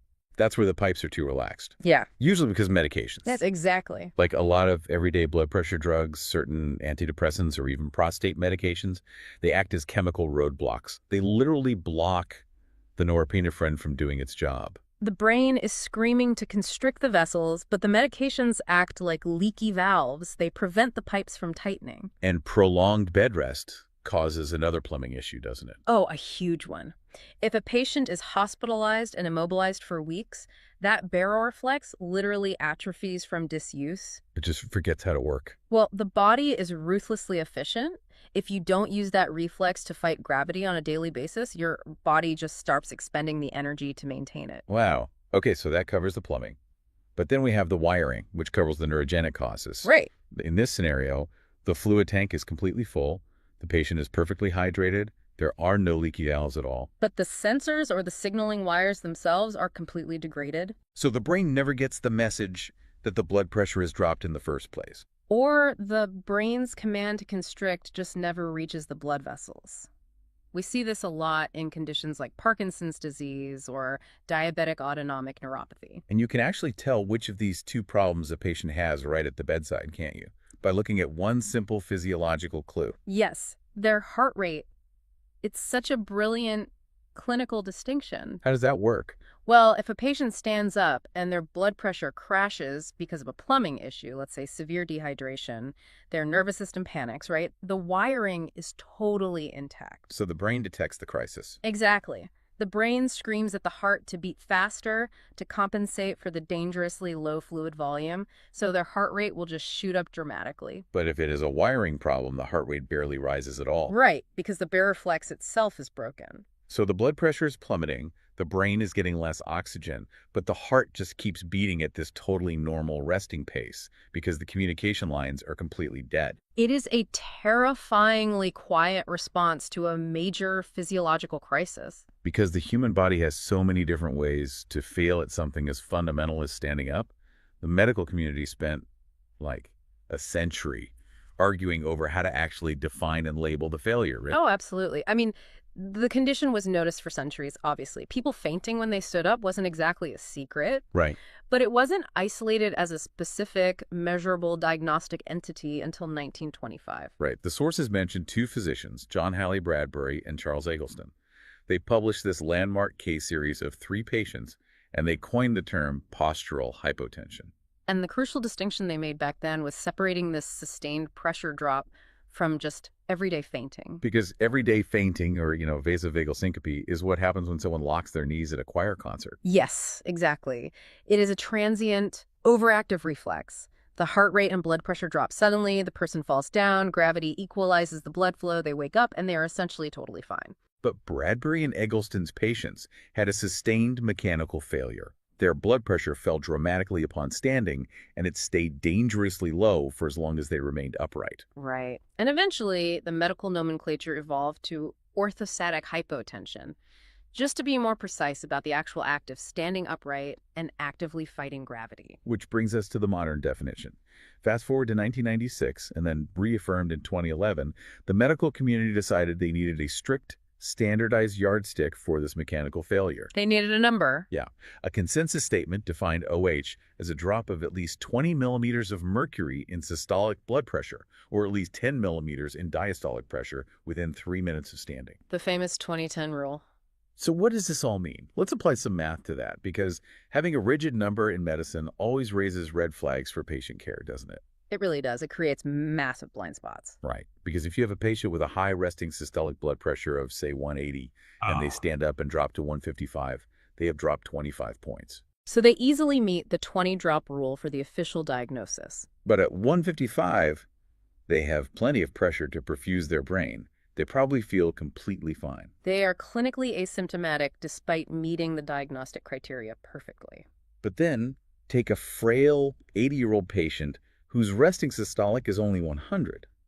If they stand and drop 15 points down to 85, they do not meet the bureaucratic 20-point definition. No, they don't. But at a systolic of 85, they do not have enough pressure to pump blood all the way up to their brain, and they might literally fall over. Doesn't a fixed one-size-fits-all number completely ignore the physics of the patient's actual reality? It does. And it creates this massive tension between clinical researchers and bedside doctors. Geriatricians and the physicians who are actually catching these falling patients, they argue heavily for symptom-based or function-based criteria. Because they actually see the falls happening. Exactly. They care if the patient is dizzy, if their vision is blurring, or if they are actively losing their balance. The functional perfusion of the brain matters infinitely more to them than some standardized threshold. They are treating the patient, not the math. Exactly. But the researchers who are studying the underlying autonomic diseases, they desperately need that fixed 2010 number. Because of the data. Right. If a scientist is running a global, multi-center clinical trial on a new drug, they can't log patient felt a bit woozy as a data point. Yeah, that's a number. They need a reproducible, comparable threshold to measure efficacy. So both camps are totally justified for their specific purposes, which means in the real world, the definition is just always a bit contested. But, this entire debate over whether the drop is 15 points or 20 points It's completely useless if we are measuring it wrong in the first place. And we are. Looking at the data in the source material, it seems we are getting it wrong almost every single time in standard clinical settings. The measurement trap is honestly one of the most frustrating blind spots in routine medical care. There is a very strict clinical protocol required to capture this fluid shift accurately. Walk us through it. Okay, so the patient must rest flat on their back supine for at least 5 minutes. This allows the cardiovascular system to reach a true gravity-neutral baseline. Right. Then they stand up. The clinician must measure their blood pressure at exactly 1 minute, and then again at 3 minutes. And the 3-minute mark is where the entire system falls apart, isn't it? Completely falls apart. Because a nurse or a clinician is running behind in a busy clinic. They only have, 15 minutes allocated per patient? If they're lucky. Right, so they have the patient stand up, they slap the blood pressure cuff on immediately, take a single reading, see that it looks totally normal, and they just move on. Yep. And because they skip the 3-minute check, they completely miss what is called delayed OH. Delayed OH. This is a mechanical failure where the blood pressure doesn't actually crash until somewhere between 3 and 10 minutes of standing. Yes. We could think of it like a failing water pump in a basement. Oh, I like this analogy. For the first minute or two, the pump works furiously and actually manages to keep the water level steady, so the immediate blood pressure reading looks fine. But the pump is burning out. Exactly. By minute 4, the motor just fails, the pressure bottoms out, and the basement floods. So by missing that burnout phase in the clinic, they generate a false negative. The patient's chart says their orthostatic vitals are completely normal. But in reality, if that same patient stands in their kitchen cooking dinner for 5 minutes, their internal pump fails, they lose brain perfusion, and they black out. It's scary because we often treat a drop in blood pressure upon standing as one singular monolithic event. But the sources point out the underlying mechanisms create a whole family of drops. A whole family, yeah.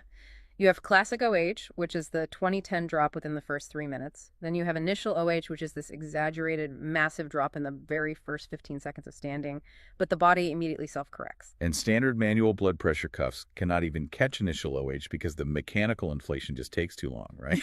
Right. You need continuous beat-to-beat arterial monitoring to even witness it happening. We also have the delayed OH we just discussed. And finally, there is postprandial hypotension. Yes. This is a related but distinct mechanical drop that happens specifically after eating a meal. Which ties directly back to that Splanchnik balloon we discussed earlier. Exactly. The body redirects a massive volume of blood to the gut to aid in digestion.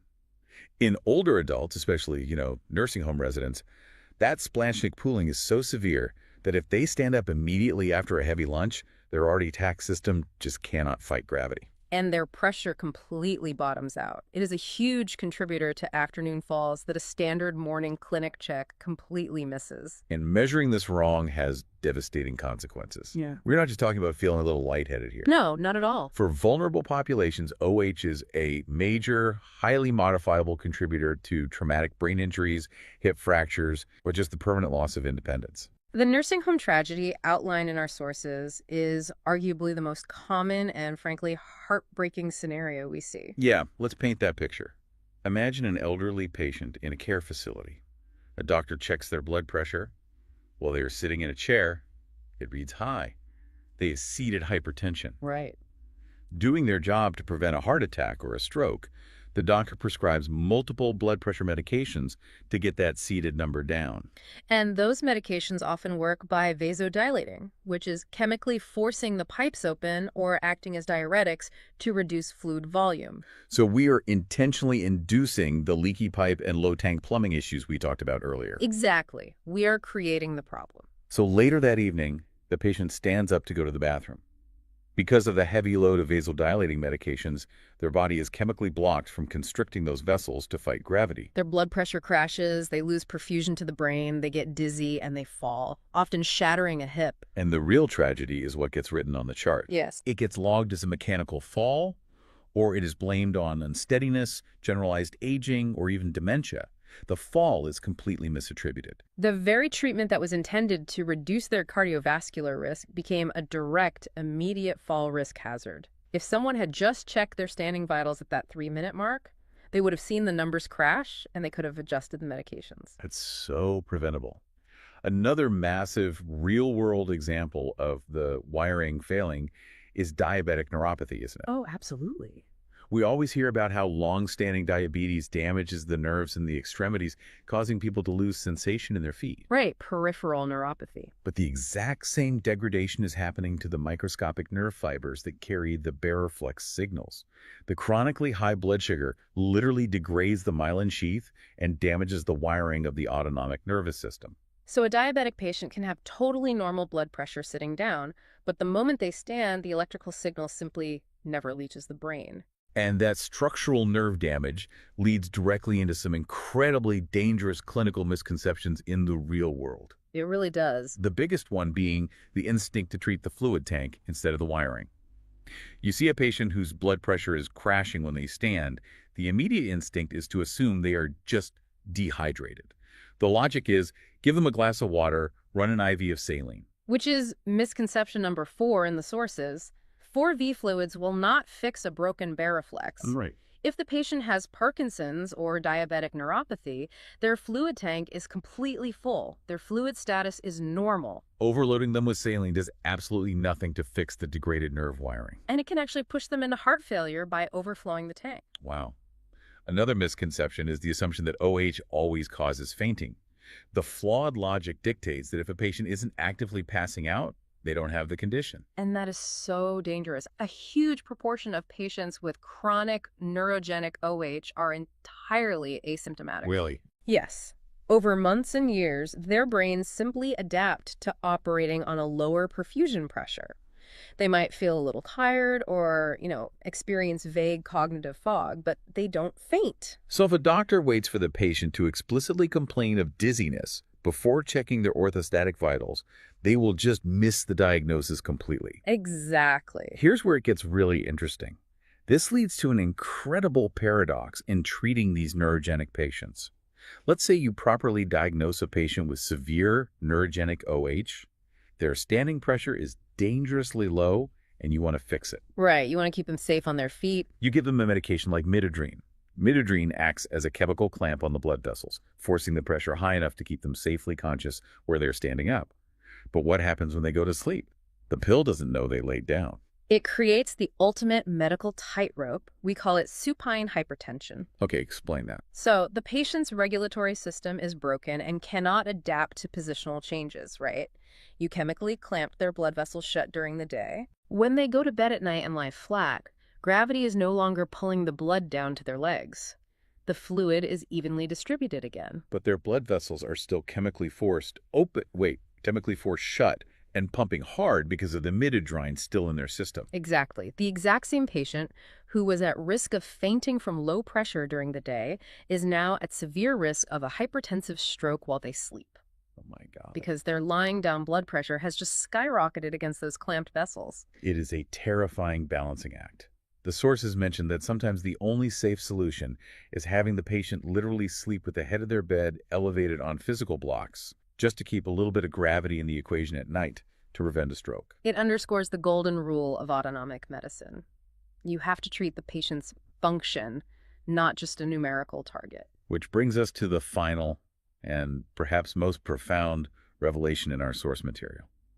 We have spent this entire time looking at how orthostatic hypotension causes mechanical falls today, right in the present moment. But in some patients, this vital sign is actually a warning siren for what is going to happen to the brain years from now. This is where the science shifts from reactive mechanics to, honestly, visionary neurology. Let's talk about Scheidegger syndrome, or what modern medicine now calls multiple system atrophy, or MSA. Yeah. This was first described back in 1960. It's a condition where severe OH is combined with Parkinson-like motor symptoms. Yes. And for a long time, doctors just treated the blood pressure drop and the motor tremors as separate issues that just happened to show up in the same patient. But the clinical consensus eventually shifted as the pathology became clearer. Right. Exactly. They realized MSA is a specific type of disease called a synucleinopathy. Okay. It is caused by misfolded alpha-synuclein proteins clumping together in the nervous system. These abnormal protein deposits physically gum up and suffocate the nerve cells. And that is the exact same underlying mechanism as Parkinson's disease. Yes. If we connect this to the bigger picture, delayed or neurogenic OH isn't just a quirky vital sign abnormality, it is often a prodromal clue. Meaning pre-diagnostic. Right. It acts as a pre-diagnostic signal pointing directly to a neurodegenerative disease long before the classic symptoms ever appear. Because the autonomic wiring, the subconscious nerves controlling your blood pressure, your digestion, your temperature, it's all incredibly delicate, right? Very delicate. Those autonomic nerves often succumb to the misfolded protein deposits years before the motor cortex does. Yeah. So years before a hand tremor or a shuffling walk ever becomes visible, the baroflex starts to fail.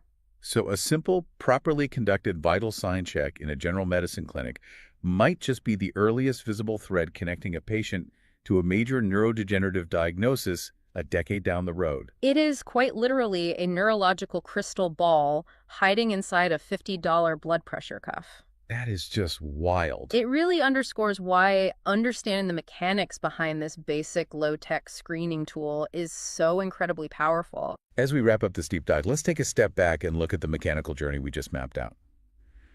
We started with the sheer physics of it.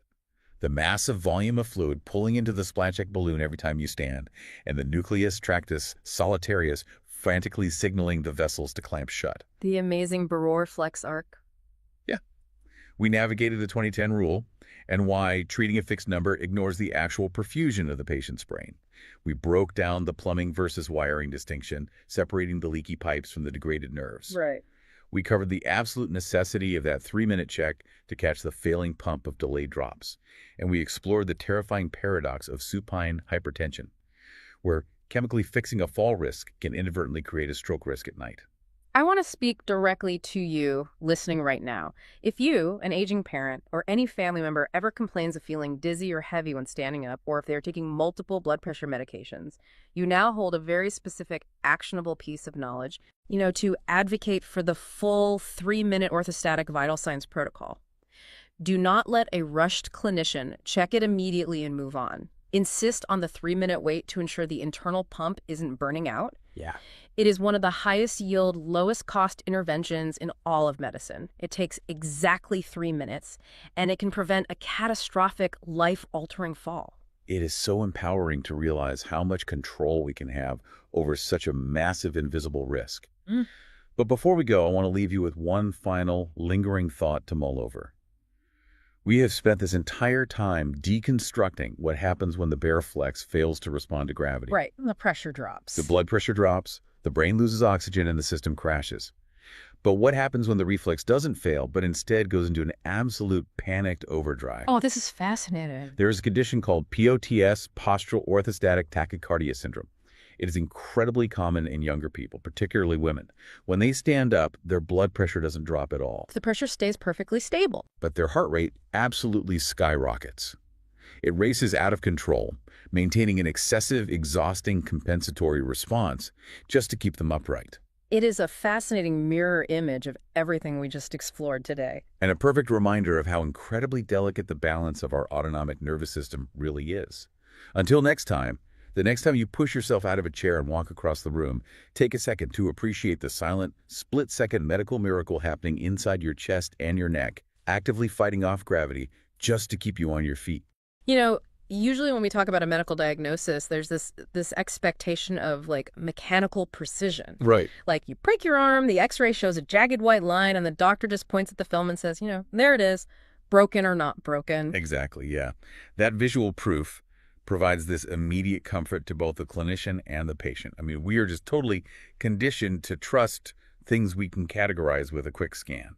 But the moment you step into the world of mental health, that x-ray machine is entirely useless. The diagnostic landscape gets really murky really fast. Oh, absolutely. We're forced to rely on observable behavior and, subjective reporting rather than just a simple blood test, which is just the reality of psychiatric medicine, right? We're mapping this deeply complex, completely invisible landscape. Yeah, and that murkiness is basically our mission for this deep dive, because today we are unpacking a really fascinating stack of clinical nursing sources all about anxiety disorders. And we are not just looking at the high-level theoretical psychiatry here either. Right. No, we are looking at the bedside reality. We want to know how healthcare professionals, specifically nurses, right, how they recognize and respond to the physiological storm of an anxious patient when it's happening right in front of them in real time.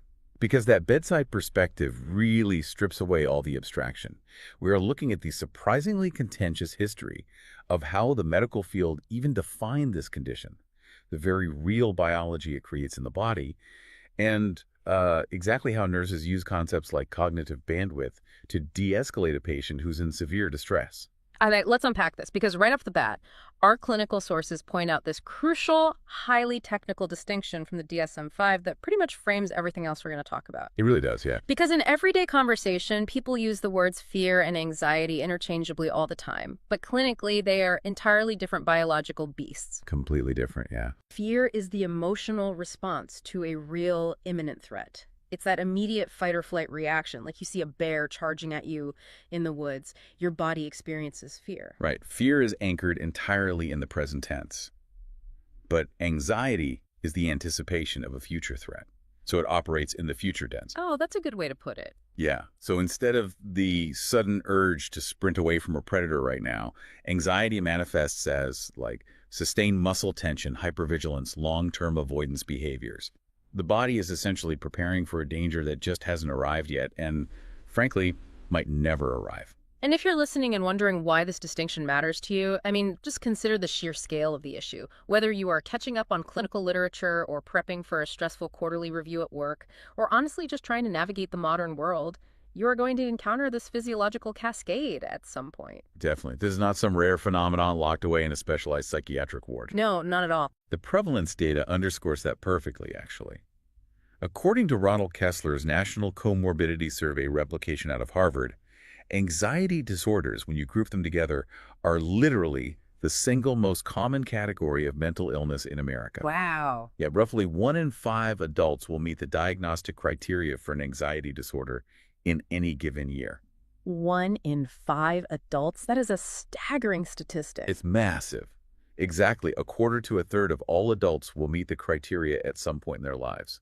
And conditions like generalized anxiety disorder and specific phobias present about twice as often in women as in men. So for a nurse, this dictates that anxiety is this secondary or even primary condition that they'll be managing constantly on every single unit, regardless of why the patient was originally admitted to the hospital. Exactly. But to understand how a nurse treats that patient today, we really have to trace the history back, because it took an incredibly long time for the medical field to even agree on what they were looking at. Oh, centuries. Yeah.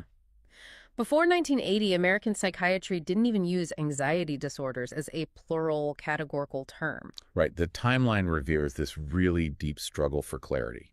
So, starting in 1769, you have a Scottish physician named William Cullen, and he coined the term neurosis. Okay. But he basically used it as a catch-all classification for disorders of the nervous system, where physicians just couldn't find a clear structural lesion in the body. So it was just a medical placeholder, like a really fancy way of saying we observe the symptoms, but we don't know the biology yet. Pretty much, yeah. And then Sigmund Freud attempted to impose some order on that chaos in 1895. Ah, Freud. Right. He published this pivotal paper arguing that a very specific cluster of symptoms, chronic apprehension, physical palpitations, sweating, and sudden panic attacks, needed to be officially separated from general neurasthenia, which was the era's term for general nervous exhaustion. Gotcha. And Freud called this new unified syndrome anxiety neurosis. Though we definitely have to acknowledge that Freud's theory about the underlying cause of these symptoms is totally debunked today. Oh, completely. Because he hypothesized that anxiety neurosis was the result of dammed up libido, essentially undischarged sexual tension converting itself into physical panic, which, I mean, he was entirely wrong about the mechanism. Entirely. But separating that specific cluster of symptoms into a distinct diagnostic category was still a massive structural leap forward for the field. It was. But what's fascinating here is that the biological validation for that separation didn't actually arrive until the 1960s. And that was thanks to a Columbia psychiatrist named Donald Klein. Right? Klein was treating patients with severe panic attacks using a specific tricyclic antidepressant called imipramine. And he observed that the medication completely blocked the sudden, intense panic attacks in his patients. Which seems like a massive breakthrough just on its own. It was, but the real breakthrough was actually in the limitation of the drug. Wait, really? How so? Well, while imipramine stopped the acute panic attacks dead in their tracks, it did absolutely nothing for the patient's chronic anticipatory worry between those attacks. Oh, wow. Yeah, so they were still experiencing this constant low-level dread. Okay, I love this part of the history because it acts like this perfect diagnostic key. It's like imagine a mechanic trying to fix a malfunctioning car, right? Okay. If the mechanic cuts one specific wire and the car's blaring security alarm instantly turns off, but the engine continues to overheat, that proves, beyond a shadow of a doubt, that the alarm system and the engine cooling system run on two completely separate electrical circuits. Exactly. Klein proved a pharmacological dissociation. If a single chemical molecule turns off one symptom cluster, the panic, but leaves the other symptom cluster, the anticipatory worry, completely untouched, well, they just cannot be the same underlying disease. Right. Panic and generalized worry were biologically distinct circuits in the brain. And that single pharmacological discovery is what dismantled Freud's unified anxiety neurosis, right? It directly led to Robert Spitzer's checklist revolution in the 1980 release of the DSM-3. Yep. The psychiatric community finally officially split the diagnosis into the distinct categories we use today, recognizing panic disorder as fundamentally different from generalized anxiety disorder. And because Klein proved these are distinct biological pathways, modern neurobiology has mapped exactly how this physiological storm plays out in the body, which is just fascinating. It really is. At its core, an anxiety disorder involves a threat detection system running in severe overdrive. So the amygdala, which functions basically as the brain's alarm center, becomes hyperreactive. Which kicks off this massive systemic chain reaction. Right, so the amygdala triggers the HPA axis. That's the hypothalamic pituitary adrenal axis. Okay. And this is the chemical relay system that communicates with your adrenal glands, flooding your bloodstream with cortisol, the primary stress hormone. Right. And simultaneously, a structure in the brainstem called the locus coeruleus, which is essentially the body's norepinephrine factory, dumps excess norepinephrine into your circulation. And that surge of norepinephrine is what drives the sympathetic cascade. Like, the physical symptoms are unmistakable. You get tachycardia, meaning a dangerously racing heart, diaphoresis, which is just sudden, intense sweating, tremors, dilated pupils, hyperventilation. Yeah, and all of this acceleration happens while the brain's primary braking system is basically failing. Oh, right, GABA. Exactly. Gamma-aminobutyric acid, or GABA, is the neurotransmitter responsible for inhibiting these signals and calming the nervous system down. But during this storm, GABA is functionally underactive. So the accelerator is pinned to the floor and the brakes have literally been cut. Exactly. Which brings us to the everyday reality of this in a hospital setting. Because our sources detail this fascinating presentation of panic disorder in the emergency room. Patients will rush through the doors exhibiting chest pain, a racing heart, severe shortness of breath, and a profound verbalized fear that they are actually dying. Yes. And the DSM checklist for a panic attack literally includes fear of dying as an official diagnostic symptom. It does. And triage nurses and ER physicians operate under a very strict, non-negotiable rule in these scenarios. You never assume the patient is just experiencing anxiety. Because it's too risky. Way too risky. A severe panic attack mimics a myocardial infarction, a heart attack symptom for symptom. The objective presentation of a hyperreactive amygdala is basically indistinguishable from the objective presentation of cardiac ischemia. Okay, but let me push back on that for a second. If the symptoms of a panic attack and a literal heart attack look identical, like the diaphoresis, the chest pain, the elevated heart rate, how can triage staff possibly tell the difference just by visually assessing the patient in the waiting room? Well, you hit the nail on the head. They can't. They just can't. Visual assessment is entirely insufficient, which is exactly why objective cardiac workups are mandatory. The clinical team must run an EKG and draw blood to check for cardiac enzymes like troponin. A panic attack will peak and naturally resolve within about 10 to 20 minutes without causing actual necrosis or tissue damage to the heart muscle. But the clinical team cannot verify that without the lab results. You always have to rule out the body before you settle on the mind. And that strict protocol shatters another major misconception that nurses are trained to avoid. You cannot assume that a patient sitting quietly in a chair looking physically calm isn't experiencing severe internal anxiety. The biological storm can be entirely internalized. Absolutely. And since the physical symptoms can hide or, effectively mimic a lethal cardiac event, nurses require a highly structured way to actually communicate with these patients. Right, because you have to know how to talk to them. Exactly. So Hildegard Peplow, who was a huge pioneer in psychiatric nursing, developed this interpersonal theory built around anxiety as a central organizing concept. And she categorized anxiety on a continuum of 4 distinct levels: mild, moderate, severe, and panic. I love this framework because it ties so beautifully into the Yerkes-Dodson principle, which explains the relationship between arousal and performance. Yes, it's a perfect overlap. Right. The concept is that a mild amount of anxiety actually improves your cognitive function. Yeah. Under Peplaw's definition, mild anxiety heightens your environmental alertness and motivates learning. Like if you have exam day jitters, that mild anxiety sharpens your focus directly onto the test paper. Exactly. Mild anxiety is highly functional. The danger lies in the tipping points along that continuum. Yeah. Once a patient crosses into moderate anxiety, you start to observe a narrowing of their perceptual field. Yeah. The patient begins to exhibit selective inattention. Yeah. They might hear a little less of what the nurse is explaining, filtering out peripheral information. But when they hit severe or full panic levels, rational thought just collapses entirely. Completely collapses. The patient's perceptual field reduces to this incredibly tiny point. They might fixate on a single ticking clock on the wall, completely unable to process the words the medical team is saying. And in full panic, their behavior becomes profoundly disorganized. Right. The cognitive bandwidth simply ceases to exist. It's exactly like trying to download a massive 5 GB software update on a smartphone that has 1% battery life and a terrible dropping Wi-Fi connection. The system is technically powered on, but the bandwidth is completely gone. You cannot force complex data through a compromised connection. That is a great analogy. And when the system is at 1%, the nursing intervention must fundamentally change.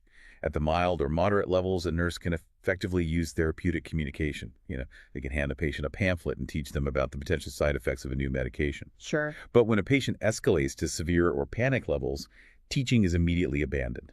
You do not attempt to explain complex discharge instructions to a patient who has lost their cognitive bandwidth. Right, the priority shifts from education to immediate safety and stabilization. The nurse literally stops trying to push the download and focuses on plugging the phone into a power source. Exactly. You reduce the stimuli in the room, you dim the lights, you maintain a calm, steady physical presence, Yeah. you lower the pitch of your voice, and you issue incredibly short, simple 3-word directions like, breathe with me. Because reducing that cognitive load allows the patient's autonomic nervous system a chance to actually reset. Right. And if we connect this to the bigger picture, just consider how broadly this applies outside of a psychiatric unit. Oh, totally. Picture a parent standing in a pediatric intensive care unit, or a patient sitting completely alone waiting for a biopsy result. They're very likely experiencing that severe physiological cascade, recognizing that their cognitive bandwidth has shifted, that they literally lack the physiological capacity to process complex medical language in that moment. That has immediate consequences for patient safety and, honestly, just providing basic human compassion. Yeah, managing the acute moment is all about recognizing that bandwidth. But treating the underlying disorder long-term and debating how these fears are acquired in the first place is where the medical literature gets fiercely complicated. It really does. Yeah. Because the origin of specific phobias and anxieties fundamentally shapes how we actually attempt to treat them. Right. Back in 1920, John Watson and Rosalind Rayner conducted the famous Little Albert experiment. Oh, the baby and the rat. Yes. They introduced a 9-month-old infant to a neutral stimulus, a white rat. But every time the infant reached for the rat, the researchers struck a steel bar with a hammer right behind him, creating this sudden, terrifying noise. Right, so the infant became conditioned to associate the neutral rat with the terrifying noise. But the most revealing part of that experiment was the generalization, wasn't it? Exactly. The infant didn't just fear the specific white rat anymore. The learned fear generalized to other furry objects, like rabbits, dogs, and even a fur coat. Yeah, and that experiment proved a monumental concept in behavioral psychology. Phobias can be acquired through simple classical conditioning. They don't necessarily stem from deeply buried, unconscious Freudian conflicts. There's a huge shift. A massive shift, because if a fear can be systematically learned through environmental conditioning, well, it stands to reason that it can be systematically unlearned. Which directly laid the groundwork for Joseph Wolp's introduction of systematic desensitization in 1958, right? Which is basically the ancestor of modern exposure therapy. Exactly. You gradually expose the patient to the triggering stimulus in a safe, highly controlled environment, slowly breaking that conditioned neurological response. Now, exposure therapy is highly effective, but it requires months of sustained, really uncomfortable psychological work. And when a patient is suffering from acute, debilitating panic in the present moment, they understandably seek a much faster intervention. Of course they do. And here's where it gets really interesting. Biologically, the medical field attempted to solve that urgency through the widespread introduction of benzodiazepines. Ah, yes. Drugs like Valium became culturally ubiquitous from the 1970s through the 1990s, and they were prescribed constantly because, mechanistically, they work incredibly fast. They do work fast. Benzodiazepines bind to those GABA receptors we discussed earlier. They artificially enhance the brain's braking system, shutting down the excessive neuronal firing and halting the anxiety rapidly. But the clinical field learned a severe, painful lesson regarding the difference between acute symptom suppression and actual sustainable treatment. Right, because that fast relief comes with a really aggressive biological cost. Benzodiazepines carry a massive risk of physical dependence, tolerance building, and just brutal physiological withdrawal if stopped abruptly. The resulting public health crisis from that dependence forced a massive shift in prescribing guidelines. Which is why SSRIs are basically first line now. It's exactly. Today, SSRIs and SNRIs, selective serotonin and norepinephrine reuptake inhibitors, are the first-line pharmacological treatment for sustained anxiety management. These medications take several weeks to build up efficacy in the system, but they focus on long-term neuroplasticity rather than just an immediate chemical shutdown. So to use an analogy, a benzo is basically a fire extinguisher. It is highly effective at putting out a sudden, dangerous flare-up in the kitchen, but you cannot use a fire extinguisher to prevent fires permanently. Right. An SSRI is more like installing a building-wide sprinkler system. It takes much longer to install and calibrate, but it provides a safer, continuous baseline of protection. That's a great way to think about it. The transition from rapid suppression to long-term management really highlights how treatment evolves. But beyond just the pharmacology, psychiatry is currently grappling with something even bigger. Which is how culture fundamentally rewires the brain to manifest anxiety in completely different ways. You know, the DSM is a Western diagnostic manual, and it does not represent a universal template for the human condition. That is so true, and our sources emphasize this cultural variance heavily. The DSM-5 actually had to incorporate a cultural concepts of distress section just to account for presentations that fall outside Western biological assumptions. Right. Like, for example, among certain Latino populations, there is a recognized presentation known as ataque de nervios. Yes. Ataque de nervios often presents with intense screaming, trembling, and a profound sense of losing control. And it's typically triggered directly by acute family conflict or grief. So the anxiety manifests through this really intense, externalized somatic and emotional expression. Okay, wow. And then you contrast that with something like Taijin Kyofusho in Japan, which reveals how societal structure dictates the specific target of the fear. Right. Because in Western individualistic cultures, social anxiety disorder is generally characterized by an intense fear of embarrassing yourself. The anxiety is directed inward at your own potential humiliation. But Japan operates heavily on an interdependent self-control where social harmony is deeply prioritized. Right. Consequently, Taijin Kyofusho centers on an intense fear of offending or embarrassing other people through your own perceived physical or social flaws. The underlying biological arousal is the same, but the culture provides the architectural blueprint for how the fear is actually experienced. But you know, if culture shapes the symptoms that much, it naturally begs a massive question about how we define a disorder at all. It definitely does. Alan Francis, the psychiatrist who literally chaired the task force for the DSM-IV, wrote a deeply critical book about this called Saving Normal. He basically argued that the current diagnostic thresholds are far too loose. Yes, his critiques are very well known. Like, if you look at generalized anxiety disorder, the baseline criteria require excessive worry about multiple domains for 6 months, accompanied by mild physical symptoms like fatigue or muscle tension. But aren't we just describing modern life? Like, with economic inflation, continuous global news cycles, and the pressure of modern employment, how does psychiatry avoid over-medicalizing just being a normal, stressed-out human being? It's a really valid pushback. The clinical defense against over-medicalization relies heavily on two very specific criteria written into the DSM: proportion and impairment. Okay, proportion and impairment. Right. To qualify as a pathological disorder, the biological anxiety response must be genuinely out of proportion to the actual objective threat. And even more importantly, It must cause clinically significant distress or functional impairment. So impairment is the absolute dividing line. Exactly. Feeling nervous about paying your mortgage is a standard human trait. But being so consumed by that worry that you suffer from insomnia for 6 months, lose the ability to concentrate at your job, and entirely isolate yourself from your family, that is functional impairment. The system is no longer functioning. Right.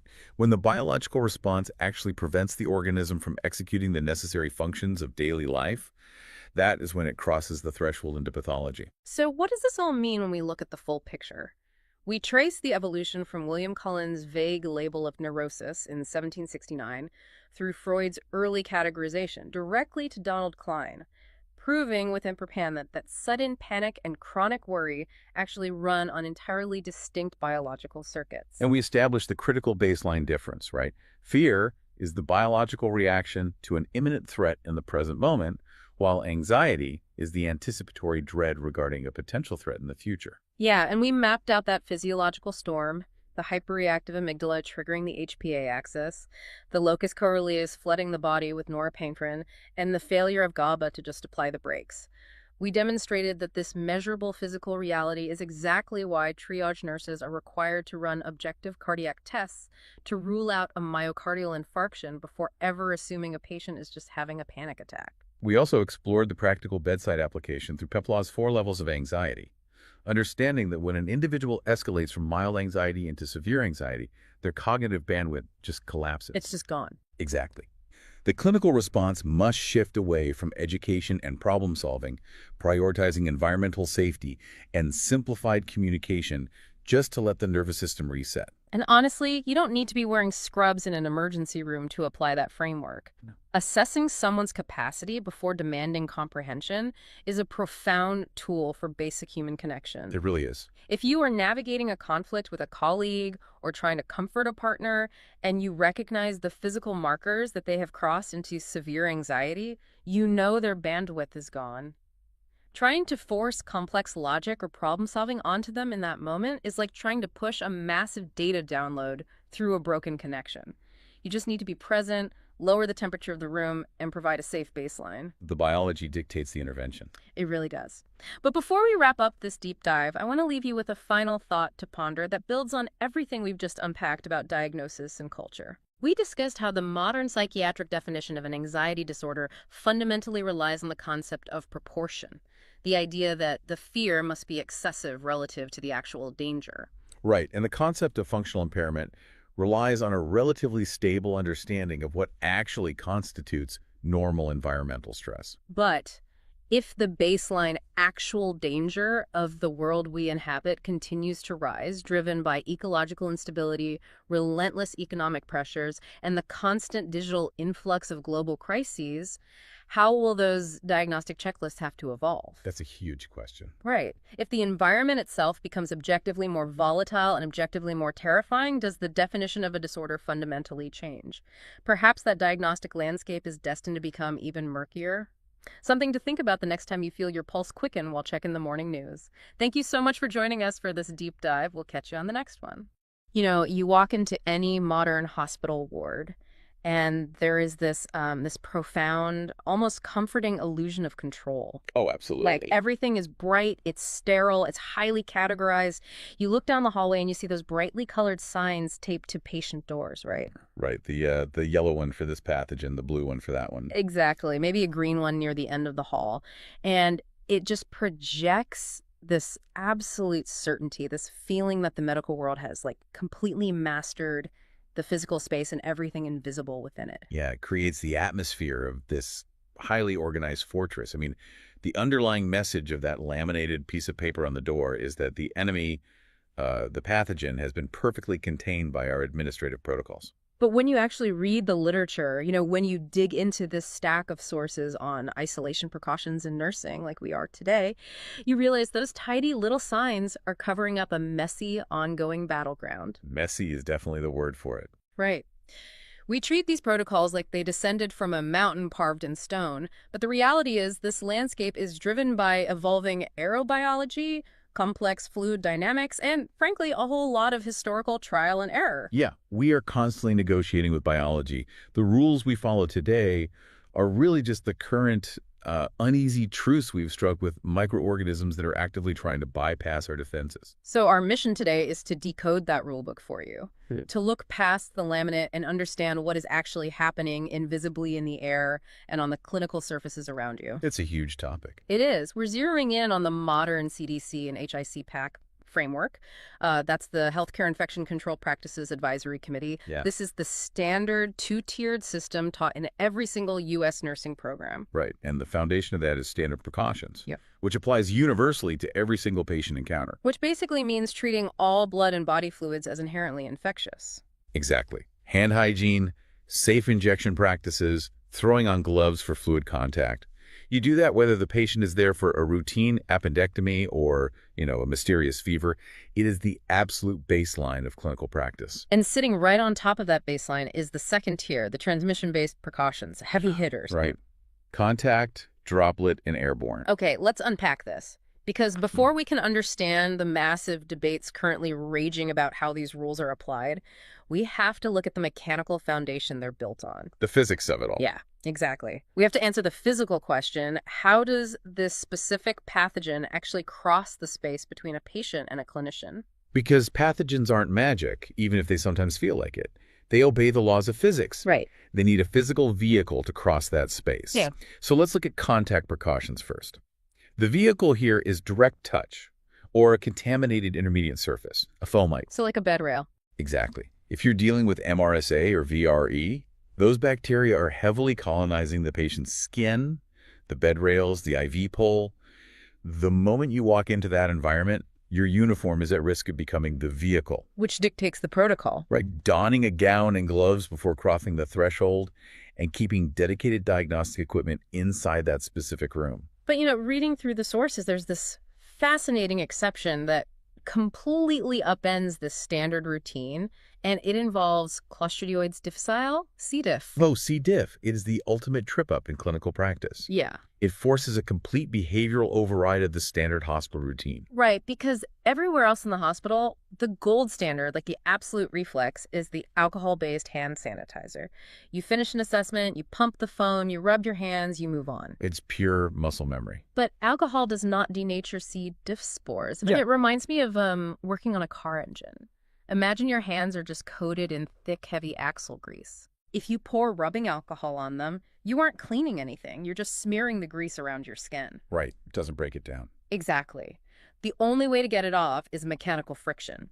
You need heavy soap, running water, and vigorous scrubbing to physically pry that grease off your epidermis and wash it down the drain. You can't chemically kill the stoles with alcohol. You have to physically evict them. I love that analogy because it perfectly captures the physical mechanics of the spore. C. diff spores have an incredibly hardy protein coat that evolved specifically to survive harsh chemical environments. Like the stomach. Precisely, the acidic human gut. So a splash of ethanol isn't going to breach it. You have to rely on the sheer force of soap and water.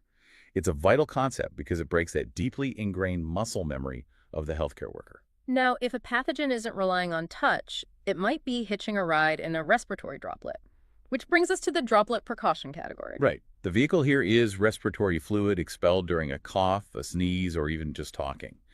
These droplets are relatively large and heavy. So gravity is doing a lot of the work. Exactly. Yeah. Because of their mass, gravity is the dominant physical force acting on them. They're pulled down to the floor pretty rapidly, typically falling within a 3 to 6 foot radius of the patient. That implies a safe zone. Like if you are standing 7 or 8 feet away, gravity has already done the protective work for you. That's the clinical assumption. The required PPE is a standard surgical mask, donned when coming within that physical radius to block those macroscopic droplets from hitting your mucous membranes. And notably, you don't need any specialized room ventilation. No, not at all. The droplets are on the floor. They aren't, lingering in the HVAC system. The sources list the usual suspects for this category, influenza, pertussis, mumps, rubella. But the standout that really caught my attention is Neisseria meningitidis, bacterial meningitis. Oh, yeah, that is a pathogen that instantly changes the temperature in the emergency department. Because the timeline is so aggressive, right, it can kill a healthy adult within hours. If a nurse or a physician conducts a close-up assessment without a mask and the lab comes back positive for meningitis, that clinician urgently needs post-exposure prophylactic antibiotics. It's a massive deal. It's not a situation where employee health says, monitor yourself for fever, let us know. It's immediate intervention. It really hammers home that these precaution categories aren't just bureaucratic suggestions. Right. They map directly onto life or death clinical urgency. Absolutely. But what happens when the droplet is so small that gravity is no longer the dominant force? Oh. That is when we cross into airborne precautions. We are no longer talking about macroscopic fluid hitting the floor. We are talking about microscopic aerosolized particles. So they don't fall. No, they float. They ride the thermal plumes and ambient air currents in the room, and they can remain suspended for hours after the source patient has physically left the space. Wow. So a standard surgical mask is essentially useless against that kind of physics? It offers virtually no protection. Airborne particles simply flow around the loose edges of a surgical mask or pass straight through the macroscopic pores of the material. Right. You need a fit-tested N95 respirator, which uses an electrostatic charge to trap microscopic particles, or a PPR, a powered air purifying respirator. Furthermore, the environment itself has to be engineered. The patient has to be in a specific room. Yes, an airborne infection isolation room, or AIR. The negative pressure room. Exactly. The HVAC system actively exhausts more air from the room than it supplies, creating a pressure differential. When you open the door, air from the hallway rushes in. Preventing the contaminated air inside from drifting out and infecting the rest of the ward. Right. The system is also required to perform a minimum of 6 to 12 complete air changes per hour, physically scrubbing the room's atmosphere. What's terrifying is that you need that level of engineering because these pathogens are wildly infectious. What's fascinating here is just how efficiently some of these airborne viruses exploit the air. Look at measles. It has a basic reproduction number, an R0, of 12 to 18. In an unprotected population, one case generates, on average, over a dozen secondary cases. To put that into perspective, in 1985, the CDC investigated an outbreak in Michigan. Okay. A child with measles had an appointment in a pediatrician's exam room. They finished the exam and left the clinic entirely.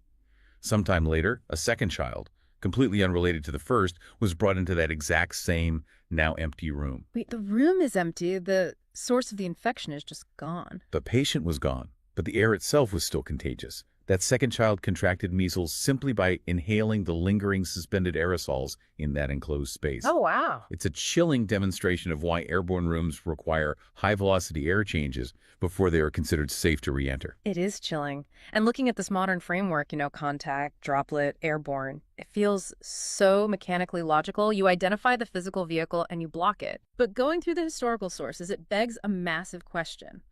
If this is just applied physics and biology, how did it take the medical establishment nearly 150 years to agree on it? Well, the delay was driven by a powerful combination of unseen biology and deep professional stubbornness. Stubbornness? Oh, yeah. If we look back to the mid-19th century, we see the very first crude attempts at infection control. During the Crimean War in the 1850s, Florence Nightingale didn't actually understand germ theory. She believed in the miasma theory that diseases were caused by bad air. Right, the classic bad air theory. But her intuitive response was to aggressively improve ward ventilation and physically separate patients based on their symptoms. It was primitive, but it was effective source control. Which was happening almost concurrently with Ignaz Semmelweis in Vienna in 1847. The tragic pioneer of hand hygiene.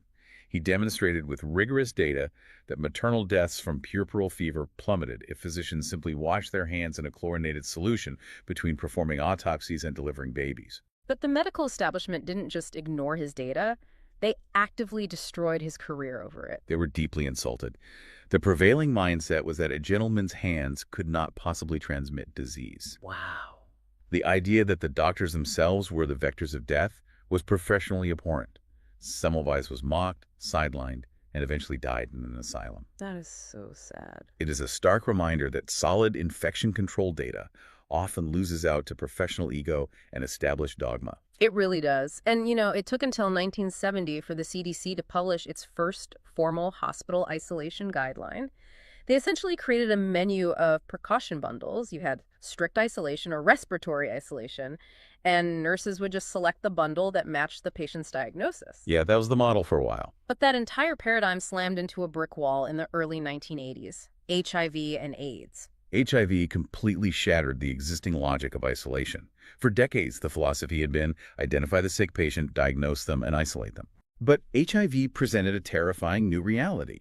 You had a deadly pathogen where patients could remain asymptomatic and undiagnosed for years. You simply didn't know who was infected. So because they didn't know who was actually infected with HIV, they had to flip the whole philosophy from isolate the known sick patient to assume every single person is a risk. Precisely why the CDC introduced universal precautions in 1985, formalized heavily in 1987. Healthcare workers were contracting HIV through accidental needle sticks and blood exposures. Universal precautions established the radical new baseline that all blood and certain body fluids must be treated as highly infectious, always. But the sources highlight that this didn't entirely solve the problem on the floor. No, it didn't. Because at the exact same time, you had infectious disease experts like Patricia Lynch pushing back. She proposed a rival system called body substance isolation, or BSI, arguing that focusing only on blood was dangerously narrow. Right. BSI demanded protection against all moist body substances, feces, urine, sputum, from every patient. Imagine being a charge nurse in the late 1980s or early 90s. You have two competing, fundamentally different sets of protocols being published and debated simultaneously. That sounds awful. One focuses strictly on bloodborne pathogens. The other requires gloves for touching absolutely any body fluid. It created massive confusion and compliance failures on the floor. That sounds like an administrative nightmare. So how did we finally get to the system we use today? In 1996, Julia S. Garner, leading the CDC's HICPAC, performed a brilliant piece of clinical synthesis. Okay. She took universal precautions, merged it with the best elements of body substance isolation, and created standard precautions, the universal baseline we discussed earlier. Ah, okay. Then she took the old, clunky, disease-specific bundles and streamlined them into contact, droplet, and airborne. She built a cohesive two-tiered architecture that finally made sense. It's an elegant piece of rulemaking. But as we know, pathogens don't read rule books. They certainly don't. The tension in these sources really spikes when we look at what happens when the system breaks down. And it does break down. Usually it's a failure of human execution or a failure of the scientific model itself. Human error is the most common vulnerability. A tragic and highly publicized example was the Dallas Ebola cluster in 2014. Oh, right, I remember that. Thomas Eric Duncan was the first person diagnosed with Ebola on U.S. soil. The hospital utilized contact and droplet precautions, escalating their PPE as his condition worsened. Yet two of the intensive care nurses treating him, Nina Pham and Amber Vinson, contracted the virus. And the subsequent investigations revealed that the precaution category wasn't technically wrong, right? The failure was in the execution, specifically the doffing, the removal of the protective gear. Yes. It makes me think of an explosive ordnance disposal technician wearing a bomb suit. The suit works perfectly against the blast, but if the technician decides to unlatch the helmet while the shrapnel is still flying around the room, the suit becomes meaningless. That's exactly it. With Ebola, if a nurse exposes even a millimeter of bare skin at the wrist while sliding off a heavily contaminated fluid-resistant gown, the virus finds its window. Doffing is incredibly perilous. You're dealing with healthcare workers at the end of a grueling 12-hour shift, cognitively depleted, physically sweating inside impermeable gear, and operating under immense psychological stress. Just a recipe for a slip-up. The Dallas cases forced the entire industry to realize that having the right PPE is insufficient if your donning and doffing technique isn't flawless and actively monitored by a trained observer. Right. But beyond human error, there are terrifying instances where the clinicians do everything perfectly, and the mental model of transmission itself is what fails. Which brings us to the 2003 SARS outbreak in Hong Kong, specifically the Amoy Gardens apartment complex. Over 300 residents in a single high-rise complex were infected with SARS-CoV-1, and the epidemiological mapping defied everything we knew about standard respiratory droplet transmission. Because they weren't coughing on each other in the hallways. No. The virus was moving vertically through the building's infrastructure. Wait, I remember reading this in the sources and being completely baffled. How does a respiratory virus travel through a building's infrastructure? Through the plumbing. The plumbing. Yes. The floor drains in the bathrooms utilized U-traps, those curved pipes designed to hold a little bit of water to block sewer gases from coming up. Okay, sure. But in many apartments, the floor drains were rarely used, and the water in the traps had evaporated. When a resident who was shedding massive amounts of the virus in their feces used the bathroom exhaust fans created a negative pressure environment. Oh, no. It literally sucked aerosolized, virus-laden fecal matter out of the dry plumbing pipes and into the apartments. Literal airborne feces traveling backward through dry plumbing. I mean, there wasn't a precaution category in the 1996 CDC playbook for that. Because the medical establishment desperately wants categories to be neat. We want respiratory viruses to exclusively utilize the respiratory droplet vehicle. We do not want them utilizing aerosolized sewage. Here's where it gets really interesting. Because that deep institutional desire for neat, predictable categories brings us to the biggest scientific brawl in modern epidemiology. The 5-micron controversy. Yes, during the COVID-19 pandemic. It was an absolute seismic shift in infection control. It forced a global reckoning regarding how we define the very air we breathe. For decades, the rigid textbook definition separating a droplet from an airborne particle was based on a strict measurement, 5 microns. Right. The dogma stated that if a respiratory emission was larger than 5 microns, it was heavy, and it would fall to the floor within 6 feet. If it was smaller than 5 microns, it was an aerosol, and it would float. And relying on that rigid metric, in early 2020, the WHO and the CDC confidently classified SARS-CoV-2 as a droplet-spread pathogen. I remember. The public health messaging was entirely built on this. Stay 6 feet away, wear a standard surgical mask, wash your hands, and you are protected. While N95 respirators were fiercely rationed. Exactly, restricted only for specific aerosol-generating procedures like intubating a patient. I always assumed that 5-micron rule was the result of some massive, definitive clinical trial. But aerosol scientists, experts like Lindsay Marr at Virginia Tech and Jose Luis Jimenez at the University of Colorado, began looking at this and essentially said, this is fundamentally bad physics. They did a deep historical dive and realized the 5-micron rule wasn't based on modern fluid dynamics. It was a bureaucratic misinterpretation of tuberculosis research from the 1930s. The 1930s? Yes. Marr and her colleagues argued forcefully that human beings do not emit perfectly uniform 5-micron droplets.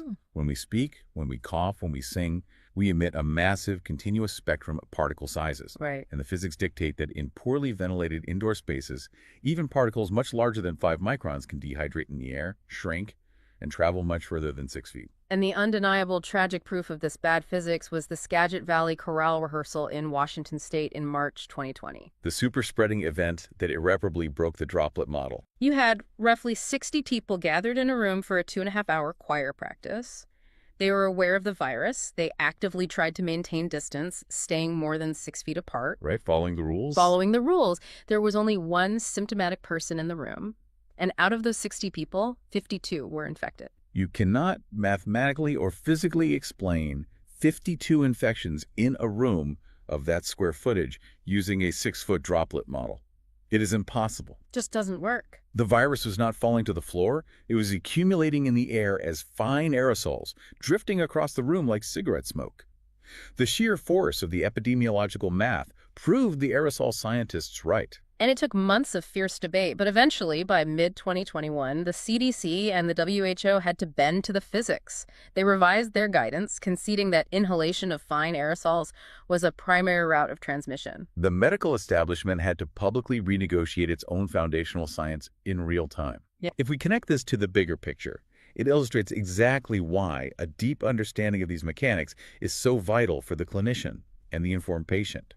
When the underlying science is this messy and subject to revision, misconceptions thrive on the hospital floor. People cling to simplified rules of thumb that often fail under pressure. Exactly. Let's actually clear the air on some of those operational misconceptions right now, because the sources dedicate a lot of ink to how these protocols are misunderstood in practice. Let's start with vocabulary.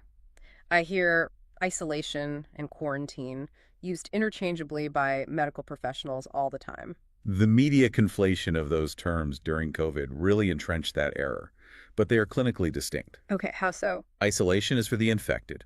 You isolate a patient who is confirmed sick or symptomatic to keep them away from the healthy population. Quarantine is for the exposed. You restrict the movement of an asymptomatic person who is exposed to a pathogen, waiting to see if they develop the disease. Ah, okay, that makes sense. Here's a massive point of confusion on the floor regarding room assignments. If a patient is on droplet precautions, they must be in a negative pressure room. That is a persistent myth, largely driven by the lingering trauma and hypervigilance from the pandemic. Droplet precautions do not require negative pressure. They don't. No, a standard private room with normal HVAC ventilation is perfectly adequate because those heavy droplets are settling out of the air. Reserving negative pressure AIRs is strictly for airborne precautions, where the virus is actively riding the air currents. Which leads directly to the mask myth. There is a deep psychological reliance on the blue surgical mask to stop anything respiratory. Well, a standard surgical mask is essentially a splash guard. It's highly effective at stopping large droplets from hitting your nose and mouth, but it does not form a seal against your face. Right. If you are dealing with tiny, suspended airborne particles, they will simply follow the air current right through the gaps of your cheeks. If a pathogen is airborne, anything less than a fit-tested N95 is an illusion of safety. But the pendulum swings the other way too, right? Because of that fear, you see an over-application of airborne precautions. The assumption that any infectious respiratory illness demands an N95 and a negative pressure room. That better safe than sorry mentality is understandable, but it creates massive operational bottlenecks. Seasonal influenza, for instance, requires only droplet precautions. Okay. If a hospital routinely places standard flu patients in airborne rooms, they will rapidly exhaust their specialized infrastructure. When a patient with active pulmonary tuberculosis or measles arrives, the resources they genuinely need to survive won't be available. Let's look at one final misconception going back to contact precautions. A nurse is rushed, an IV pump is beeping, and they think, I'm just running in to silence the alarm and grab a trach. I'll just throw on some gloves. I don't have 45 seconds to tie a gown. That shortcut completely neutralizes the precaution. Contact protocols mandate a gown and gloves for a reason. If you lean across a bed to silence that IV pump wearing only gloves, your unprotected scrubs will inevitably brush against the bed rail or the linens. You've now transferred MRSA or VRE to your uniform. You become the vehicle. Exactly. You will carry that fomite out into the hallway and introduce it to your next patient. So what does this all mean? Why did we just spend this entire deep dive obsessing over fluid dynamics, historical U-traps, and the cognitive load of doffing PPE? It matters because the stakes in modern healthcare are astronomical. Hospital-acquired infections, driven by protocol failures, cost health systems billions and drive the terrifying acceleration of multi-drug-resistant organisms. When a patient acquires VRE or C, diff, because of a broken chain of infection control, it dramatically prolongs their suffering and limits our pharmacological options. And it extends far beyond the ICU. With the rapid resurgence of measles in under-vaccinated populations globally, a deep mechanical competency in airborne precautions isn't just a niche skill for an infectious disease specialist. No, not at all. It is an immediate, highly relevant necessity for every single healthcare worker. And beyond the clinical mechanics, there's a profound philosophical lesson hidden in these sources. We are conditioned to view medical guidelines as absolute, settled truths. Right. But the collapse of the droplet versus airborne paradigm during COVID-19 proved that these categories are merely our best temporary attempts to impose order on a chaotic microscopic reality. Those brightly colored signs on the hospital doors are essentially just clinical simplifications. Exactly. This raises an important question, a final thought I'd like to leave you to ponder on your own today. Okay. If the strict 5-micron boundary between a droplet and an airborne particle was just a convenient clinical simplification of messy physics, one that spectacularly fell apart when tested by a novel virus, what other rigid life-or-death medical rules are we unquestioningly following today? Wow. What other foundational protocols are built on outdated science, just waiting for the next pandemic to expose them? It fundamentally changes how you look at the physical space of a hospital. Think about that the next time you see a yellow contact precautions sign on a door. The invisible world is significantly messier than we like to admit. And the rule book is always being rewritten. Until next time, keep questioning what you think you know. What if I told you that the absolute deadliest weapon in a 19th century hospital wasn't, a rusty scalpel or a contaminated surgical saw? Right, yeah. It was actually simply the doctor's bare hands. I mean, it sounds like a horror movie premise, honestly, but it is a complete historical reality. It really is. Yeah. So today we are taking a massive stack of sources. We've got medical history texts, modern infection control guidelines from the World Health Organization, decades of epidemiological The data. heavy hitters, basically. Exactly. And our mission today is to explore the single most powerful, high return on investment intervention in all of medicine. We're looking at a practice that acts as like the ultimate cheat code for human health. Oh, absolutely. It seems way too simple to be our primary defense against disease, and yet it absolutely is. We are diving deep into hand hygiene. What's fascinating here is the core underlying logic at the center of this practice. If you think about it from, well, a biological perspective, hands are the ultimate vector. They are the primary vehicles transporting microscopic threats everywhere, from person to person, surface to surface. Just a constant transit system for germs. Exactly. So if you can break the chain of transmission right there, with the hands of catechus, you don't even need to heavily control the broader environment, or the air, or, the entire microscopic ecosystem around a vulnerable patient. You just stop the transport mechanism? You cut it off at the source. Okay, let's unpack this. Because to really grasp how powerful this cheat code is and why it's so vital for you to understand the mechanics of it, we have to travel back to a time before anyone even knew what a germ was. Oh, the dark ages of medicine. Truly. We are going to the 1840s, the Vienna General Hospital to be exact. And the situation we're looking at was, frankly, just a nightmare. It was an absolute tragedy. We're looking specifically at the hospital's maternity wards. At the time, this massive hospital had 2 separate maternity clinics. Right next to each other. Yeah. The first obstetrical clinic was staffed primarily by male physicians and medical students, and the second obstetrical clinic, literally next door, was staffed entirely by female midwives. Okay. And Dr. Ignaz Semmelweis, a Hungarian obstetrician working there, began to notice a horrifying pattern in the data. A pattern that was costing lives on a massive industrial scale. I mean, the maternal mortality rate from puerperal fever, which they colloquially called childbed fever, in the first clinic, the one run by the highly educated doctors, was astronomical. Unbelievably high. It regularly exceeded 18%. Wow. Yeah, nearly 1 in 5 women walking through those doors did not survive. Meanwhile, the midwife's clinic right next door had a mortality rate hovering around just 2%. The disparity was so stark, and the data was so widely known in the surrounding community that pregnant women were absolutely terrified of the doctor. Don't blame them. Right. The historical sources document that women would literally drop to their knees and beg, just plead not to be admitted to the first clinic. And reading through these historical texts, there is one detail that it stopped me in my tracks. Women were deliberately having what they called street births. Yeah, that's just wild. They would intentionally give birth in the filthy cobblestone streets of 19th century Vienna, just so they could legally claim they were, en route to the hospital and totally bypass the doctor's clinic altogether. And the crazy part is, the data actually supported that decision. Yes. The street births actually had significantly better survival outcomes than going to the elite physicians. So Semmelweis is looking at this undeniable statistical anomaly, and he starts trying to isolate the variables, like a good scientist.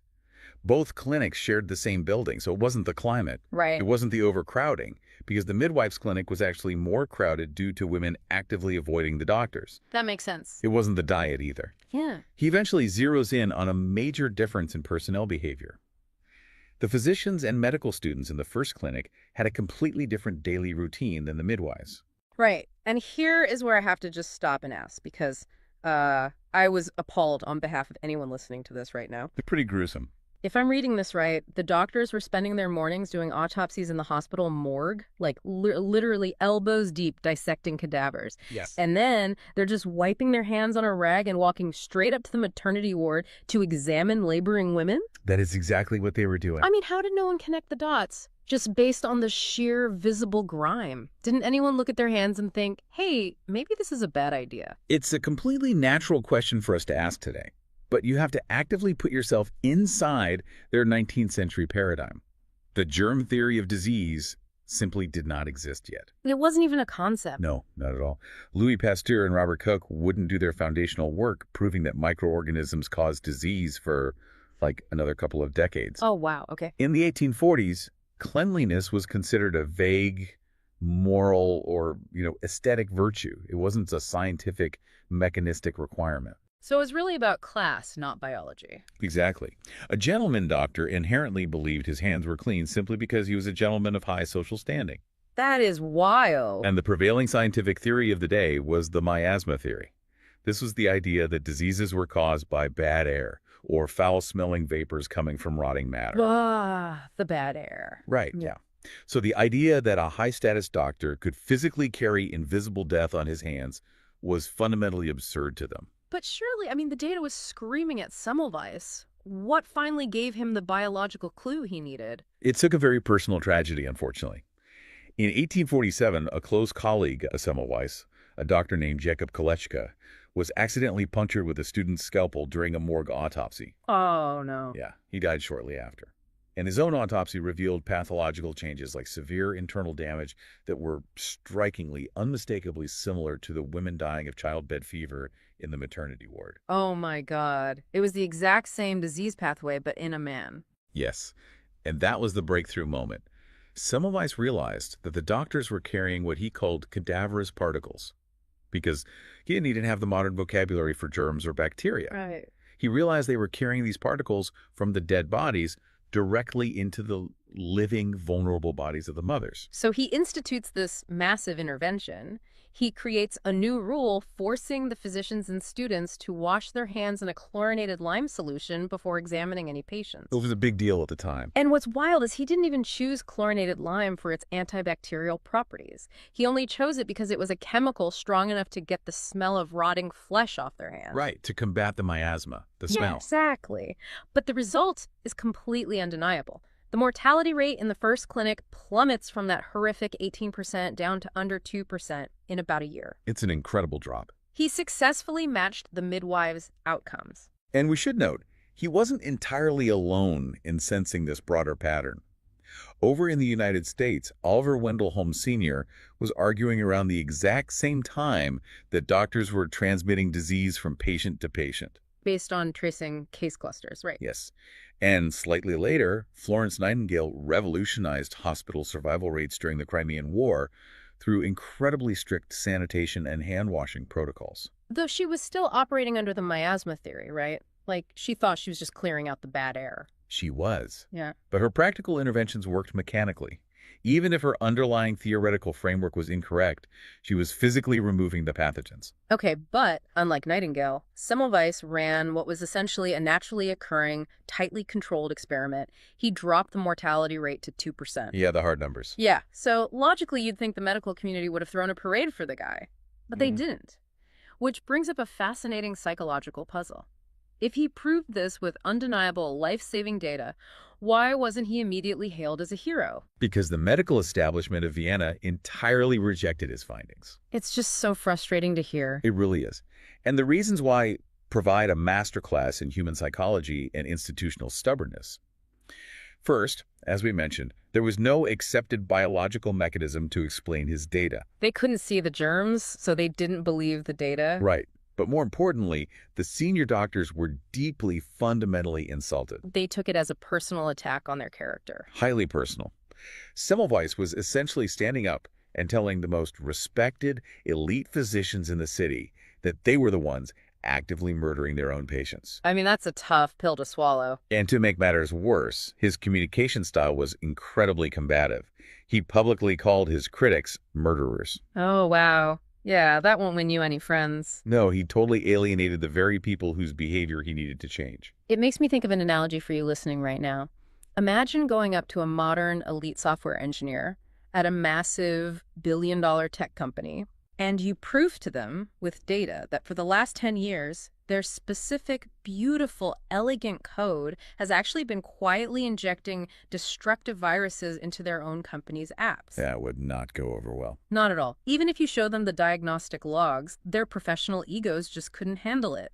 The cognitive dissonance would be too loud. They'd rather believe your diagnostic tools are broken than admit they are the root of the problem. That is a perfect parallel. The establishment ultimately drove Semmelweis out of the profession. His career collapsed. He suffered a severe mental breakdown and was committed to an asylum. So sad. And in a twist of truly dark, tragic irony, he died there in 1865 from sepsis, which is a systemic wound infection, after being beaten by guards. Wow. He died of the exact same systemic infection he spent his life trying to prevent in those mothers. Exactly. But his failure left a permanent mark on the philosophy of science. If we connect this to the bigger picture, it birthed the psychological term we still use today, the Semmelweis reflex. The Semmelweis reflex. Yes.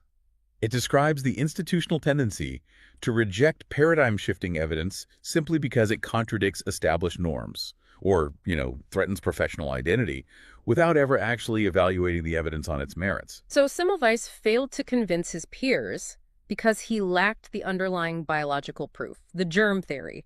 But what happens when we do get that proof? Right. Fast forward a century.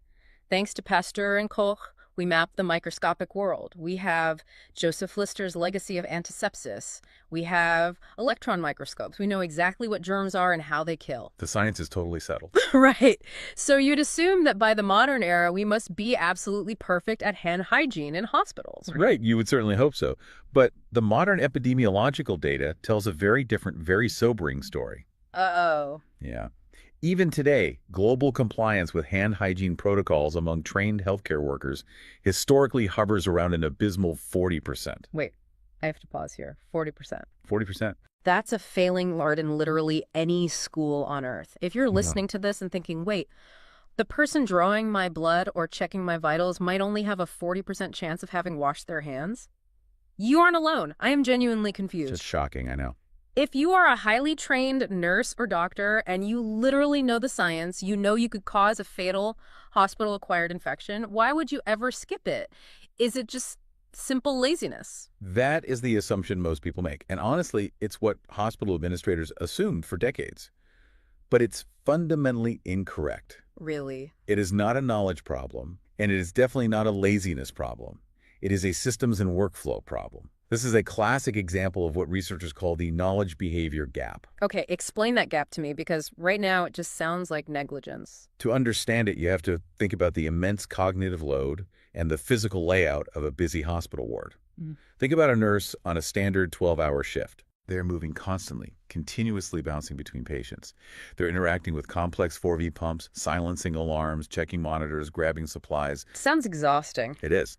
If the protocol requires them to walk to a physical sink, turn on the water, lather with soap, rinse, and dry their hands with paper towels every single time they cross one of those invisible boundaries between patients, they might realistically have to do that 50 or 60 times an hour. Oh, wow. Wait, an hour? Yes. The sheer physical friction of that workflow makes compliance mathematically and physically impossible while keeping up with urgent patient care. You'd spend your entire shift standing at a sink. Wow. It's like a hospital telling you that physical fitness is mandatory for the job, but they lock the only gym in the basement behind a rusted door that takes 10 minutes to open. Exactly. The environment is actively fighting against the behavior they are demanding. Precisely. The system was designed for failure. And that realization brings us to the 1990s, and an epidemiologist named Dr. Didier Pittet at the Geneva University Hospitals. He recognized that lecturing exhausted staff wasn't working. His genius was treating this as a design flaw, like an engineering problem. A workflow issue. Yes. He shifted the entire hospital's focus away from traditional sinks and instead introduced alcohol-based hand rub, or ABHR, right at the point of care. He put it on the end of the patient's beds, in the nurses' pockets, literally everywhere. Oh, so he completely removed the friction from the workflow. Exactly. And the study they published in The Lancet in the year 2000 was absolutely groundbreaking. Just by changing the system and making the right choice the easiest choice, compliance jumped from 48% to 66%. That's a huge leap. And crucially, hospital-acquired or nosocomial infections dropped from roughly 16.9% of patients down to 9.9%. That is a staggering drop. We're talking about thousands of lives saved simply by moving the sanitizer 3 feet closer to the bed. And that exact data from Geneva became the evidentiary backbone for the World Health Organization. In 2009, the WHO launched their global Save Lives campaign and formalized what is now the absolute gold standard in medical training, the My 5 Moments for Hand Hygiene framework. Right. I saw this in the sources, and it completely redefines how we think about cleanliness. It wasn't just the old aesthetic standard of, wash your hands when they look dirty. Not at all. It became a strict discipline embedded into the actual sequence of clinical care. The 5 moments are 1, before touching a patient, 2, before a clean or aseptic procedure like inserting an IV, Right. 3, after exposure to body fluids, 4, after touching a patient, and 5, after touching a patient's surroundings like their bed rails or their monitors. That fifth moment is absolutely critical. From an epidemiological standpoint, the bed rail or the tray table is biologically an extension of the patient. Really? Yeah. If you touch the rail, you have effectively touched the patient's microscopic ecosystem. Right. The germs don't recognize the boundary between human skin and plastic. Here's where it gets really interesting, though. Because if bedside alcohol rub is the modern standard, and it's so fast and it saves so much time, does that make old-fashioned soap and water totally obsolete? Like, are hospital sinks just decorative at this point? Not at all. And this is a massive debate that gets misunderstood by the general public all the time. Soap versus sanitizer. Okay, break it down for us. So for the vast majority of clinical situations, alcohol rub is actually preferred by guidelines. It's faster, it has a broader spectrum of microbial kill, and paradoxically, it is actually gentler on the skin over the course of a long shift. Wait, rubbing alcohol on your hands 50 times a day is gentler than soap. That doesn't sound right. It does sound counterintuitive, but yes. Ah. Because modern medical hand rubs contain emollients and moisturizers. Constant washing with soap and water strips the natural oils from the skin, leading to severe contact dermatitis. Ah, which is like painful cracking, redness, and inflammation. Exactly. When a nurse's hands are cracked and bleeding from dermatitis, they naturally want to stop washing them. Alcohol rubs prevent that breakdown. Okay, that makes perfect sense. But there is a biological exception where alcohol completely fails, right? Yes. And to understand it, we have to look at the actual mechanisms of how these tools work. Alcohol kills by essentially acting as a chemical wrecking ball. Okay. It rapidly dissolves the lipid envelope, the fatty outer layer of many germs, and just scrambles their internal proteins. Yeah. But that chemical mechanism completely fails against spore-forming organisms like Clostridioides difficile, commonly known as C. diff. Right. It is also much less reliable against what we call non-enveloped viruses. I'm going to need a translation on that. What does non-enveloped mean? A non-enveloped virus, like norovirus, which is the famous stomach bug that rips through cruise ships, doesn't have that fatty lipid outer layer that alcohol easily melts. Oh, I see. Instead, it is protected by a very tough, resilient protein shell. And C. diff spores are essentially armored biological bunkers. Alcohol just washes right over them. So it's like alcohol is basically poison gas for most germs. It melts them on contact. But C. diff and norovirus are basically wearing microscopic hazmat suits. The poison gas does absolutely nothing.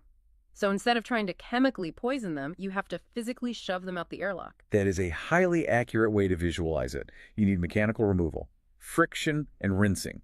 The physical action. Exactly. The physical action of the soap molecules binding to the pathogens, lifting the spore off the skin, and the water flushing it down the drain. If a patient is known or suspected to have a C. diff infection, alcohol rub is totally useless. Wow. You must walk to a sink and use soap and water. They're entirely different tools designed for completely different biological problems. Which clears up a massive misconception. But diving into the WHO guidelines, there are a few other dangerous myths that even trained healthcare workers sometimes fall for. Oh, absolutely. One of the biggest is the idea that visibly clean means hygienically clean. Right. It's a dangerous cognitive bias. Pathogens are microscopic. Your hands can look immaculate, like perfectly clean to the naked eye, but they might still be loaded with a lethal dose of transient bacteria. And just to clarify for everyone listening, transient bacteria refers to the germs we pick up from our environment, right? Like microscopic hitchhikers, as opposed to the resident flora, the healthy bacteria that naturally live deep in our skin layers as locals. Exactly. You are trying to wash off the dangerous hitchhikers before they get off at the next stop, which might be a vulnerable patient's surgical wound. Yes. Yeah. Visual inspection is a completely invalid proxy for microbial load. That is exactly why the WHO's 5 moments dictate when you clean your hands based on the workflow, regardless of how clean they appear. And then there's the glove issue. I see this one all the time, even just out in the world, at the grocery store or a restaurant. People think that if they're wearing gloves, they're completely safe and they don't need to wash their hands. It creates a huge false sense of security. Gloves get microscopic tears all the time during normal use. Oh, really? Yes. Furthermore, the outside of the glove becomes heavily contaminated, and the complex physical act of peeling them off frequently contaminates the wearer's bare hands in the process. So you're just getting the germs right back on your hands anyway. Exactly. Infection control guidance is incredibly strict on this. Gloves do not replace hand hygiene. You must perform hand hygiene immediately after removing them. They are complementary layers of defense, not substitutes for one another. So bringing all of this together, What does this all mean for you listening right now? Maybe you don't work in a hospital. Maybe you aren't prepping for a nursing exam. Though if you are, know that this is literally the very first clinical competency you will be assessed on. Without a doubt. Hospitals are heavily, rigorously audited by accreditation groups on this exact metric because it remains the highest return on investment practice in all of medicine. But even outside the clinical environment, this logic governs our everyday world. Exactly. Think back to the very beginning of the COVID-19 pandemic. Before we had mRNA vaccines, before we had complex antiviral treatments, public health authorities worldwide revived the exact logic of Dr. Ignaz Semmelweis from 1847. Interrupt the transmission at the point of contact. Wash your hands. Yep. And it's just as relevant every single winter when we try to prevent the seasonal flu, colds, or those massive norovirus outbreaks we mentioned earlier. The fundamental science of breaking the transmission chain doesn't change, whether you are in a 19th century maternity ward or a modern elementary school. But looking at all these sources, there is a deeper lesson here too, Right. one that goes far beyond biology and strikes right at human nature and professional pride. This raises an important question, and it's one we want you to really mull over. We spent a lot of time talking about the Semmelweis reflex. Right, the elite Viennese medical establishment actively ignoring undeniable data that could have saved countless lives simply because accepting it hurt their professional pride. They couldn't stomach the idea that their current respected methods were actually the root of the problem. So the question we want to leave you with is, what is the dirty hands equivalent in your industry right now? Exactly. What undeniable, paradigm-shifting data are you or your colleagues collectively ignoring today simply because it challenges the way things have always been done? It's a tough question. What is the obvious, life-saving, or business-saving truth that your professional ego is currently rejecting? Because as we've learned from the tragic history of the maternity wards of Vienna, the ultimate cheat code for survival only works if you are actually willing to look down and acknowledge the grime on your own hands. Have you ever wondered what happens when your body's master filtration system just, suddenly goes on strike? It's a terrifying thought, honestly. Right, because if you break your arm, the whole diagnostic process is just so comforting in its precision. I mean, the x-ray shows a clean, jagged white line. It's binary. The bone is broken or it isn't. Yeah, exactly. The doctor points to the screen, you get a cast, and you just move on. But today, we are stepping into this incredibly murky world of the human kidney, where that expectation of mechanical precision completely falls apart. Oh, it really does. We are doing a deep dive into a stack of nursing and medical sources covering acute kidney injury, or AKI, and our mission here is to understand exactly what happens when the kidneys suddenly quit. Yeah, which is a lot more complex than people realize. Totally. We're going to look at this fascinating three-part system of how things actually break down, the historical disasters that kind of forced medicine to figure this out, and I love this part, why some deeply entrenched textbook rules are currently being rewritten. It really is a brilliant area to explore, because the kidneys are basically the ultimate silent partners in human physiology. Right.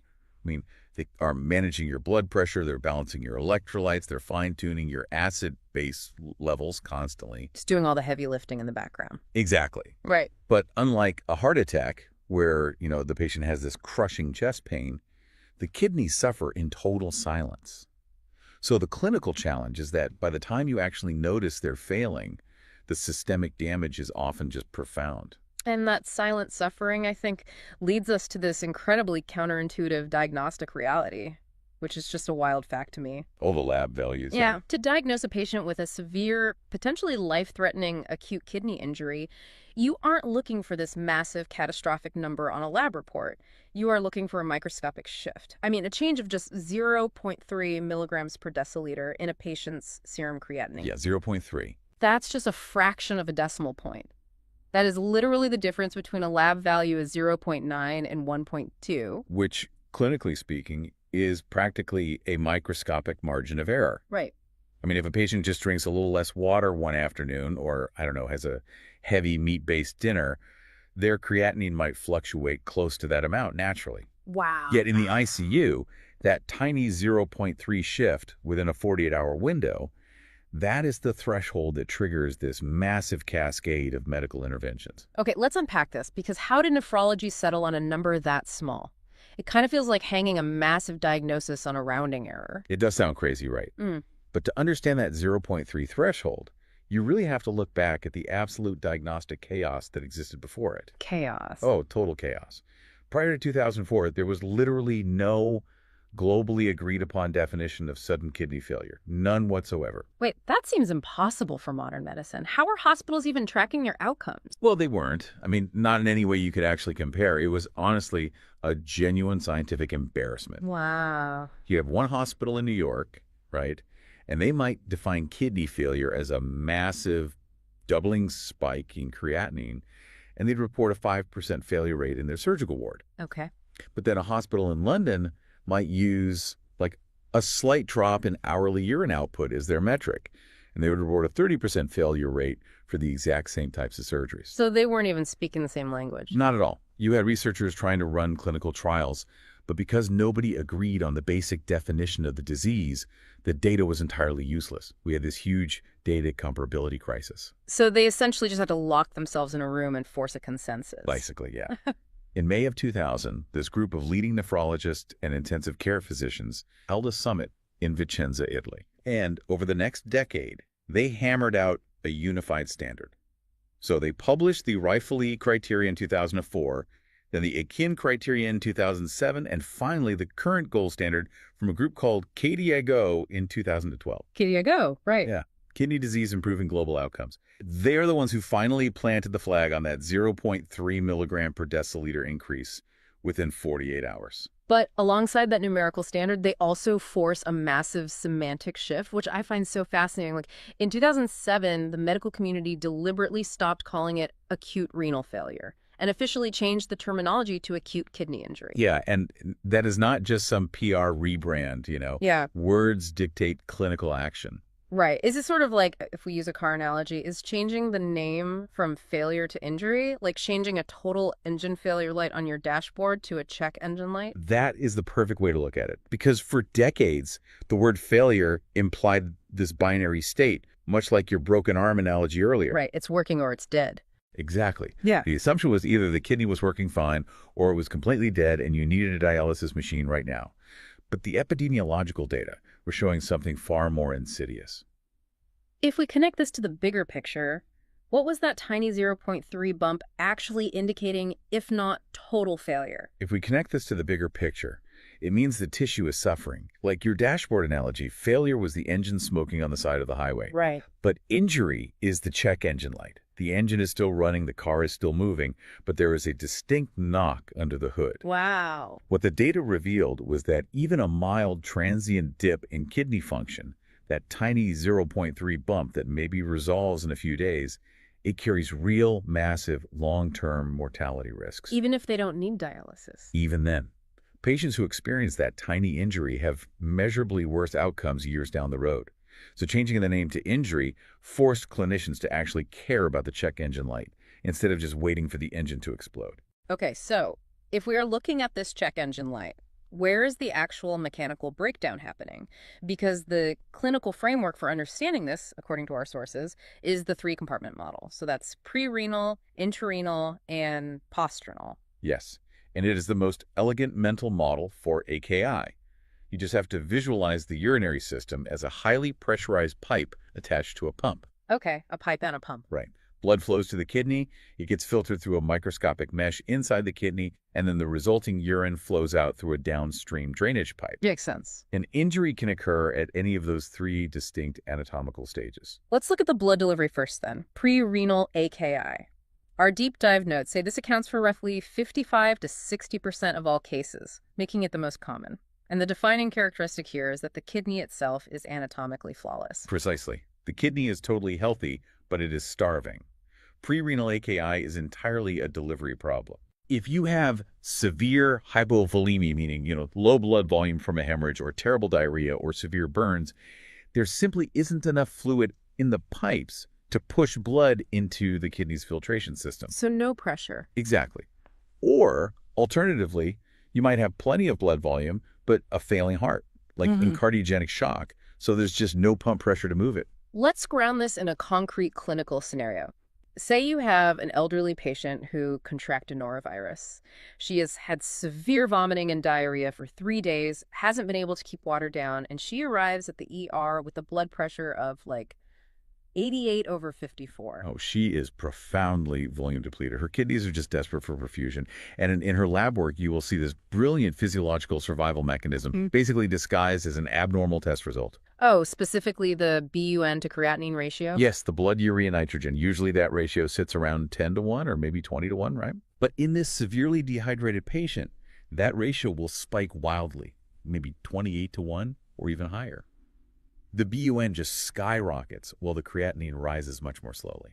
Why does the kidney selectively hoard the urea nitrogen but not the creatinine? Like, what's the mechanism there? Because the kidney's structural tubules are still working perfectly. The body's central nervous system senses that her blood pressure is dangerously low, right? Yeah. So it sends a panic signal to the kidneys to save water at all costs. Urea is an osmotically active particle, meaning it drags water with it wherever it goes. Oh, I see. So the tubules aggressively reabsorb urea back into the bloodstream, using it as a magnet to pull water back into the vasculature and literally prop up her blood pressure. That is incredibly smart. It is. And creatinine, on the other hand, isn't reabsorbed the same way, so it just slowly filters out. And you can see that same desperation if you look at her FeNA, the fractional excretion of sodium. Right? Exactly. The FeNA measures how much sodium the kidney is letting escape into the urine. In a healthy person, it's usually between 1 and 2%. Okay. But in our dehydrated patient, her FeNA will drop well under 1%. Wow. The kidney is clamping down, just hoarding every single molecule of sodium it can find, because again, sodium retains water. It's literally trying to save her life. Which means the treatment is incredibly straightforward. You give her intravenous isotonic fluids, you restore the volume, the kidney breathes a sigh of relief, and the labs normalize. It is often rapidly reversible, yeah. However, this is where that nursing vigilance is paramount. You have to trend that hourly urine output and daily creatinine. Because it can get worse. Right, prerenal AKI is a temporary state. If you fail to give her those fluids and you let that hypoperfusion persist for too long, the kidney cells run out of oxygen. They cross the threshold into ischemia, which is actual cellular starvation and tissue death. Oh, wow. At that point, you no longer just have a delivery problem. You have structural damage to the kidney itself. You've broken the filter. But before we get into the broken filter, let's look at the opposite end of the plumbing. Postrenal AKI, this is the downstream drainage problem, represent about 5 to 10% of cases. Yeah, so if prerenal is a starved kidney, postrenal is a drowning kidney. The blood flow coming in is perfect. The kidney filters it beautifully, making perfectly normal urine. What? But that urine hits a physical roadblock on its way out of the body. The classic textbook presentation here is what? A 78-year-old man with benign prostatic hyperplasia, an enlarged prostate. Exactly. He comes in, his abdomen is distended and painful, and a quick ultrasound of his bladder reveals like 900 milliliters of retained urine just backed up behind the prostate. The plumbing is entirely blocked, and fluid dynamics dictate that pressure has to go somewhere. Right. So that 900 milliliters creates immense retrograde pressure. It travels backward, up the ureters, and physically compresses the delicate filtration structures inside the kidneys. Just squishing them. Basically. The pressure in the drainage pipe becomes higher than the pressure of the blood trying to enter the kidney, so filtration simply halts. But the fix here is purely mechanical, right? You insert a Foley catheter past the enlarged prostate, the bladder drains immediately, the back pressure disappears, and the kidneys instantly resume filtering. Yeah, you do have to monitor closely for post-obstructive diuresis, where the sudden relief of pressure causes the kidneys to just aggressively dump liters of urine. Which could dehydrate them. Right, which can accidentally swing the patient right back into prerenal dehydration. But mechanically, yes, the initial injury is resolved. Now, regarding postrenal blockages, I have to bring up the surprising hook fact from the source material. There is a physiological quirk here that completely defies common sense to me. Oh, the unilateral obstruction. Yes. Let's say a patient develops a massive kidney stone, but it only lodges in the right ureter. So the right kidney is completely 100% obstructed. You would assume you'd immediately see an acute kidney injury on their lab work, but you don't. That is so counterintuitive that one totally blocked tube doesn't equal kidney failure. It really is a beautiful example of systemic compensation. Assuming the patient has a healthy left kidney, unilateral obstruction rarely causes a spike in serum creatinine. So the contralateral kidney just instantly picks up the slack without a blip in the systemic labs. Does it physically hypertrophy or just work twice as hard? It just ramps up its glomerular filtration rate almost immediately. Wow. The healthy kidney realizes the overall systemic clearance is dropping, and it dials up its own filtration to clear the waste the right kidney is failing to process. That is incredible. So to see a post-renal AKI diagnosis on a blood test, you really either need a blockage in the urethra that backs up to both kidneys simultaneously, or you need an obstruction in a patient who only had one functioning kidney to begin with. That level of biological redundancy is just staggering. Okay, so we've covered the starved pipe and the blocked drain. Now we have to look at the middle compartment. Intrarenal, or intrinsic, AKI. This is where the structural mesh inside the kidney itself is physically damaged. Right, the broken filter. Exactly. It accounts for about 35 to 40% of cases. And here's where it gets really interesting, because the history of how medicine figured this out is incredibly dramatic. It really is. It takes us out of the modern hospital and drops us right into the middle of the 1941 London Blitz. Right. During the relentless bombing campaigns over London, these British physicians, Eric Bywaters and Desmond Beale, began noticing this terrifying pattern in the air raid victims. Yeah. These are people who had been buried under the rubble of collapsed buildings, often with their legs or arms pinned under heavy beams for 10, 12, 14 hours. And the tragic part is the initial rescue would be a success. The patients were pulled from the rubble, their vitals were stabilized, and they seemed to have survived the worst of it. Right. They were awake, talking, drinking tea on the ward. But a day later, their urine would turn this dark, muddy tea color. Massive edema would set in, and within a few days they would die of sudden cardiac arrest or uremic poisoning. Bywaters and Beale termed this crush syndrome. So how does a crushed leg cause a kidney to spontaneously shut down days later? Well, Bywaters realized it was an issue of cellular debris. When muscle tissue is crushed for hours under a heavy beam, the muscle cells die and eventually rupture. Okay. When the pressure is finally lifted, when the rubble is removed, blood rushes back into that dead leg, and it washes all the toxic intracellular contents directly into the systemic circulation. Oh, no. And the most dangerous of these is a protein called myoglobin, which is found in muscle fibers. And the kidneys, being the master filters, attempt to clear this massive flood of myoglobin from the blood. Right. And initially, the top part of the kidney's filter, the glomerulus, handles it fine. The myoglobin slips right through. But then what happens? As that filtrate travels deeper into the nephron, into the distal tubule, the physiological environment changes. The distal tubule is highly acidic. Okay. When myoglobin hits that acidic environment, it undergoes a chemical change. It precipitates. It turns from a liquid into a dense, solid sludge. Wow. It essentially casts the tubule in concrete. Exactly. It forms these rigid casts that physically expand, clog, and completely destroy the delicate epithelial lining of the tubules from the inside out. That's terrifying. It is the textbook definition of rhabdomyolysis-induced acute tubular necrosis. The tubules are literally ripped apart by the very protein they're trying to excrete. And this isn't just a historical artifact of World War II. Our sources note we see rhabdomyolysis today in extreme marathon runners who break down too much muscle tissue or military recruits subjected to extreme conditioning. Also in elderly patients who fall and lie immobile on the floor for 24 hours, and even as a rare side effect of high-dose statin medications. You look at their creatine kinase, or CK levels. A normal CK is under 200. These patients will have levels in the 50 to 100,000 range. It is an overwhelming assault on the intrarenal architecture.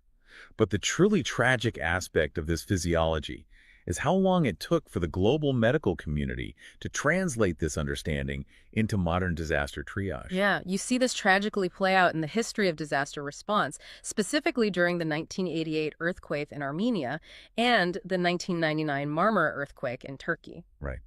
International teams of nephrologists arrived at those disaster zones and basically witnessed a mass casualty repetition of the London Blitz. People were surviving the catastrophic building collapses, making it to the triage tents, and then dying suddenly 2 days later. What exactly was killing them so fast? Was it just the lack of filtration? It was the specific consequence of the lack of filtration, which is hyperkalemia. Potassium, right? Exactly. When the crushed muscles rupture, they don't just release myoglobin. They release massive amounts of intracellular potassium into the blood.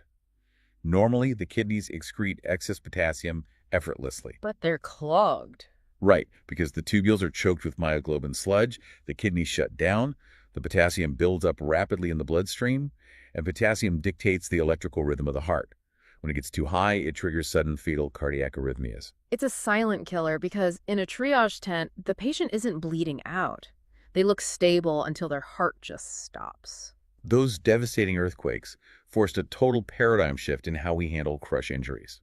Modern disaster response protocols now dictate that you do not just splint the leg and transport. What do you do instead? You mandate aggressive, immediate intravenous fluid resuscitation. You're literally attempting to flush the kidneys with high-volume saline before the myoglobin has a chance to settle and precipitate in the tubules. Wow. And crucially, you ensure that urgent hemodialysis equipment is available close to the disaster site to mechanically clear that lethal potassium. History shows us catching up to the pathology, but that raises an interesting question. What are we getting wrong right now? Like, are there clinical dogmas regarding AKI that modern research is currently overturning? Oh, absolutely. I mean, the science of nephrology is constantly revising itself. And perhaps the most significant current reversal involves intravenous contrast dye used in CT scans. Okay, this one is fascinating to me because it challenges a foundational rule. For decades, the absolute standard has been, if a patient has reduced kidney function or a bumped creatinine, you do not give them IV contrast for a scan because it causes toxic acute tubular necrosis. Contrast-induced nephropathy was treated as an established medical fact. It was a central pillar of clinical teaching. But what's fascinating here is that we are now learning that we may have fundamentally misunderstood the causality. Wait, are you saying a golden rule of nursing that has been taught for decades might actually be based on bad data? I am. Two massive landmark trials, the AM Macing trial in 2017 and the Preserve trial in 2018, they threw a massive wrench into this dogma. Because they found that aggressively hydrating patients beforehand or withholding the contrast altogether didn't actually change the rate of kidney injury. But if it's not the contrast dye destroying the tubules, why were so many patients developing AKI right after getting a CT scan? Because of a massive confounding variable that went ignored for 50 years. Think about the clinical reality. Who gets an emergency CT scan with IV contrast at 3 in the morning? Highly acute patients. I mean, someone with massive trauma or a raging systemic infection or suspected internal bleeding. Exactly. They're critically ill. So let's take a patient with severe sepsis who gets a CT scan on a Tuesday. By Thursday, their creatinine doubles. For half a century, the physician looked at the chart, saw the CT scan, and blamed the contrast dye. But what these recent better designed trials suggest is that the contrast dye was likely just an innocent bystander. So the underlying illness caused the injury. How does sepsis mechanically cause the AKI if it's not the dye? It goes right back to the prerenal compartment we discussed earlier. Severe sepsis causes systemic vasodilation. The blood vessels throughout the entire body widen dramatically, causing blood pressure to plummet. So the kidney suddenly loses all its perfusion pressure. Yes, it is starved of oxygen, ischemia sets in, and the tubules die. The sepsis caused the acute tubular necrosis, not the iodine in the contrast. Wow.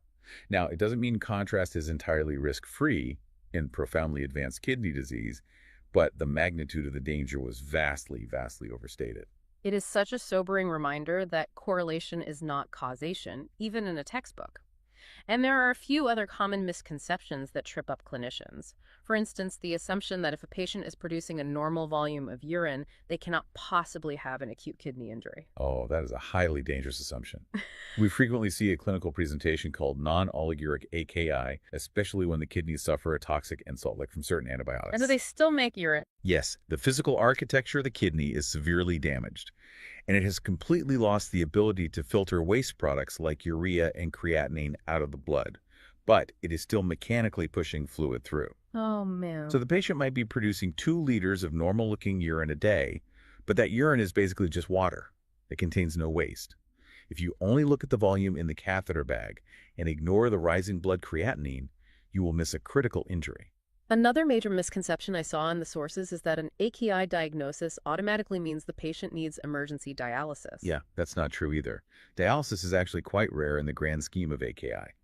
The vast majority of cases, particularly the prerenal ones, resolve entirely with supportive medical care. Like just restoring fluid volume. Right, restoring volume, treating the underlying infection, and immediately stopping any nephrotoxic medications. We reserve dialysis for refractory cases that meet the AEIOU criteria. AEIOU, right. Yeah, severe acidosis, severe electrolyte imbalances like the hyperkalemia we discussed, toxic ingestions, extreme volume overload that diuretics can't fix, or severe uremia where waste products are actually affecting the brain. You mentioned stopping nephrotoxic medications. That actually brings us to a specific pharmacological danger called the triple whammy. I have seen this term in clinical literature, but looking at the actual hemodynamics of how these three common drugs interact is just eye-opening. Oh, it really is. It is the combination of an NSAI, an ACE inhibitor or ARB, and a diuretic. It is a perfect storm for the prerenal clumping. And to understand why it's so devastating, you really have to look closely at the pressures inside the glomerulus, the actual microscopic filter. Let's walk through the hemodynamics of this. Imagine the glomerulus as a highly pressurized water balloon with a faucet letting water in and a drain letting water out. I like that. To keep the balloon inflated and filtering, you need high pressure coming from the faucet, and you need the drain to be slightly constricted to keep the pressure up inside the balloon. Exactly. The faucet is the afferent arteriole, the pipe bringing blood in. And the drain is the efferent arteriole, the pipe taking blood out. So drug number one, NSAIs, like over-the-counter ibuprofen. They inhibit prostaglandins. What does that do to the balloon? Well, prostaglandins are molecules that normally keep the afferent arteriole, the faucet, wide open and dilated, ensuring strong blood flow into the kidney. When a patient takes an NSAID, they block those prostaglandins. So the faucet clamps down. Yes, you restrict the inflow of blood. Okay, so the pressure in the balloon drops. Right. Then we add drug number two, an ACE inhibitor, a very common blood pressure medication. ACE inhibitors do the exact opposite on the other side of the filter. They block a hormone called angiotensin II. Angiotensin II normally acts to constrict the efferent arteriole. It tightens the drain, which helps maintain back pressure inside the filter. I see where this is going. When you take an ACE inhibitor, you block that constriction, so the drain flies wide open. Oh, wow. So you have the NSAI clamping the incoming faucet shut and the ACE inhibitor throwing the outgoing drain wide open. The pressure inside the glomerular balloon just completely bottoms out to zero. Filtration completely stops. Precisely. And then the third whammy. Yeah. You add a diuretic to the mix, which deliberately depletes the patient's total systemic blood volume. You have three distinct compounding mechanisms destroying glomerular perfusion pressure. That is lethal. If you give that combination to an older patient who is even slightly dehydrated, you're practically guaranteeing a severe prerenal AKI. So we have mapped out this entire landscape. We've talked about microscopic lab shifts, blocked plumbing, crushed muscles in the blix, systemic compensation, and the danger of combining common medications. So what does this all mean for you, the listener? I think the most critical paradigm shift in modern nephrology is understanding the AKI to CKD continuum. Historically, we thought of acute kidney injury and chronic kidney disease as two entirely separate entities. Acute was a sudden temporary dip that you recovered from. Chronic was a slow, permanent decline. But the data now shows they are deeply intertwined. Surviving a severe AKI episode is one of the most massive risk factors for your future health. Wait, even if the labs completely normalize, like let's say that patient with norovirus gets her IV fluids and her creatinine goes right back down to a perfect 0.9, is she still at risk? Yes. On paper, her AKI is resolved, but microscopically, that ischemic event left a scar. The nephrons don't heal perfectly. Wow. Studies definitively show that surviving an AKI episode measurably and permanently increases a patient's long-term risk for cardiovascular events, strokes, and the eventual development of end-stage chronic kidney disease. Going back to your analogy, the engine didn't fail, but the check engine light came on, and the lifespan of the car has been shortened. Which perfectly underscores why bedside vigilance, specifically from the nursing staff, is the absolute front line of defense. Catching the slight drop in hourly urine output or, questioning the resident who ordered an NSAI for a dehydrated patient, noticing that the BUN is starting to creep up. You aren't just protecting their kidneys for the duration of their hospital stay, you are literally defending their cardiovascular health for the next decade. That vigilance is literally the only thing standing between a temporary physiological stress and permanent organ damage. But looking forward, the way we exercise that vigilance is about to change radically. Really? How so? Well, we spent this entire discussion focusing on creatinine, that tiny 0.3 shift, right? Yeah. But physiologically speaking, creatinine is a notoriously terrible lagging indicator. By the time serum creatinine actually rises, it means the kidney has already exhausted all its redundancies. The tissue has already been suffocating and actively dying for 24 to 48 hours. It's too late. Using creatinine to diagnose an injury is like looking at the ashes a day after the fire started. The damage is already done. Wow. So what's the alternative? The thrilling frontier for nephrology right now lies in novel, ultra-fast biomarkers. specific proteins like NGAL or cystatin C. These proteins are released by the kidney cells the exact moment they experience stress, hours, or even days before the creatinine ever moves. Like a real-time smoke detector. Exactly. What happens to medicine when these biomarkers become the global standard? If we can see the kidney suffering minutes after a drop in blood pressure, we could intervene with fluids or medications so rapidly that we prevent the cell death entirely. That would change everything. We might eventually reach a point where the very concept of acute kidney injury becomes an artifact of the past, simply because we finally learned how to put out the fire before the smoke ever turns into a flame. That is just a stunning evolution in how we protect the body's most silent, hard-working organ. We will certainly be right here to read the new clinical guidelines when that day finally comes. Thank you for joining us on this deep dive.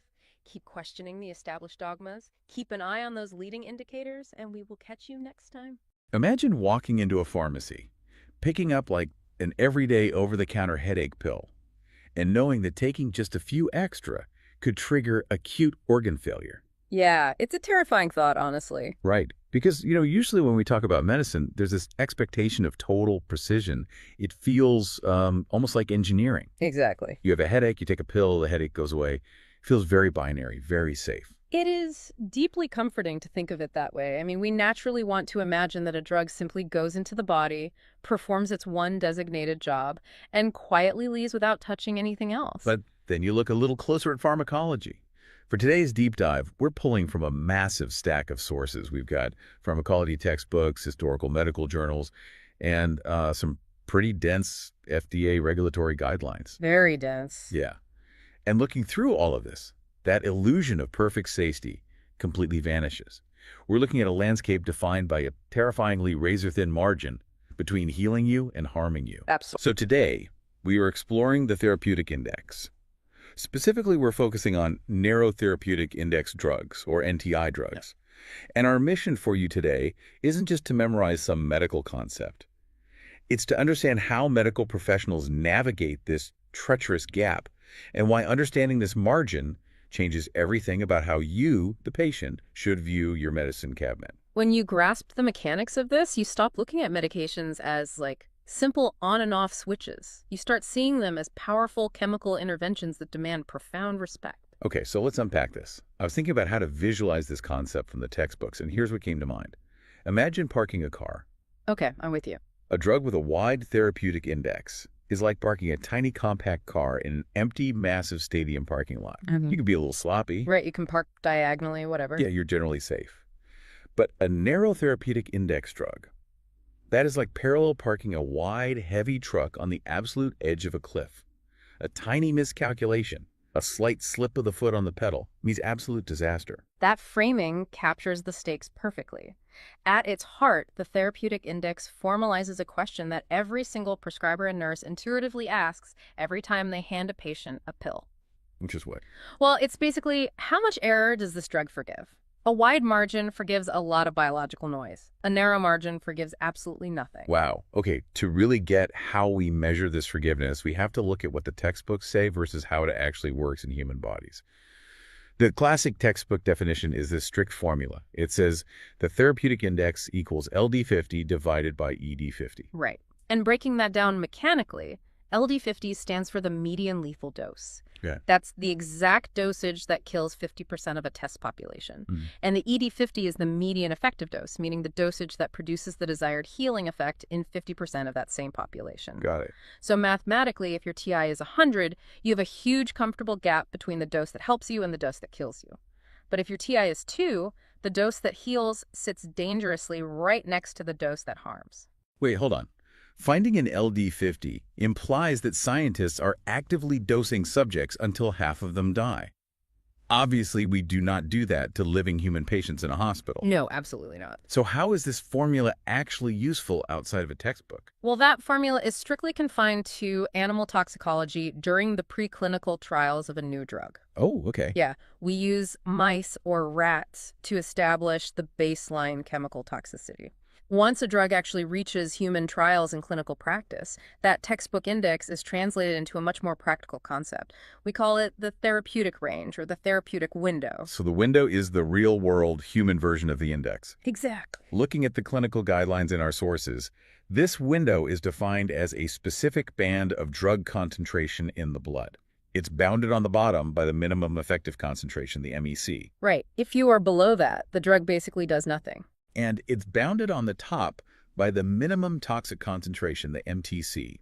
So when you hear nurses and doctors talking about checking a patient's levels, they're talking about staying inside this specific blood concentration window. What's fascinating here, though, is that even with this defined window, relying on medians, like that 50% mark, is currently a subject of intense live debate in pharmacology. Really? Why is that? Because a median-to-median comparison only tells you about the typical, mathematically average patient. It completely obscures the vulnerable outliers sitting at the edges of the bell curve. Oh, I see. The people who don't fit the average, like the elderly or someone with impaired kidneys or maybe someone who is genetically just a slow metabolizer. Exactly. A drug might have a perfectly comfortable median therapeutic index for the general population, but still build up to incredibly toxic levels in a patient whose liver doesn't process chemicals at an average speed. That makes total sense. That's why many pharmacologists push for an alternative metric called the certain safety factor, or CSF. Yeah, I was reading up on the CSF, and it changes the math entirely. Instead of looking at the 50% mark, it calculates LD1 divided by ED99. Right. So it takes the dose that is lethal to just 1% of subjects and divides it by the dose that is effective in 99%. It explicitly forces regulators to look at the dangerous overlaps at the extreme edges of human biology. Yeah, rather than hiding those risks inside a comfortable average, it is a much more rigorous standard for safety because it acknowledges biological diversity. It feels much more honest. So, digging into the history and our sources, the concept of measuring this gap between cure and poison actually has a fascinating backstory. It goes back to the early 1900s to a German physician-scientist named Paul Ehrlich. Right, Ehrlich. He was hunting for a treatment for syphilis, and at the time, treatments often involved heavy metals like mercury and arsenic. The biological challenge Ehrlich faced was just monumental. Heavy metals are indiscriminate killers. I mean, they disrupt basic cellular functions in almost all living things. So they were basically poisoning the patient to kill the disease. Exactly. The medical goal was to find a chemical structure that preferred to bind to the syphilis pathogen rather than the patient's own cells. Ehrlich called this the search for a magic bullet. He tested hundreds of arsenic-based compounds until he found compound 606, which was later marketed as Salvarsan. But reading his notes, he didn't just want a drug that sort of worked. He wanted a way to quantify its safety margin. Yeah. And he coined the term chemotherapeutic index. But here's what I found really interesting. Ehrlich gave us the concept, but he didn't actually come up with the math we just talked about. That took another 20 years. Right. The statistical machinery to actually measure Ehrlich's concept came in 1927 from a British pharmacologist and statistician named J.W. Trevin. And Trevin wasn't even looking at syphilis. He was trying to solve a terrifying problem with biological products like insulin and diphtheria antitoxin. Back then, they were extracted from animals. Yeah, which meant their potency varied wildly from batch to batch. Regulators desperately needed a standardized way to compare these batches. Because if a batch of insulin is too strong, It's fatal. Trevin realized that trying to find a single absolute lethal dose for any drug was scientifically impossible because individual animal biology varies too much. One mouse might be highly resistant, another highly sensitive. so what did he do? Well, he found that if you calculate the dose that kills exactly half of a large, standardized population, that median number is statistically stable. It forms a reproducible bell curve. That is brilliant. He gave us the LD50 concept purely as a statistical anchor to make sure batches of insulin were consistent before they went to human patients. Exactly. Okay, so that is the history and the math. But let's bring this into the real world. Let's talk about the unforgiving drugs, the specific narrow therapeutic index drugs, where this math becomes a literal matter of life and death. The first example from our sources really shocked me. Digoxin? Digoxin is derived from the foxglove plant, and it has been the classic textbook example of a narrow TI drug for decades. It's used heavily for heart failure. How does it work? Biologically, digoxin works by inhibiting a very specific mechanism in heart muscle cells called the sodium-potassium pump. By partially blocking this pump, the drug causes calcium to build up inside the heart cells, which forces the heart muscle to contract with much more force. Which is exactly what you want if someone's heart is failing and not pumping hard enough. Right. Historically, the accepted therapeutic window for digoxin in the blood was cited as 0.8 to 2.0 nanograms per milliliter. That was a safe parking spot. But if you block too many of those sodium-potassium pumps, the heart muscle cells become electrically unstable.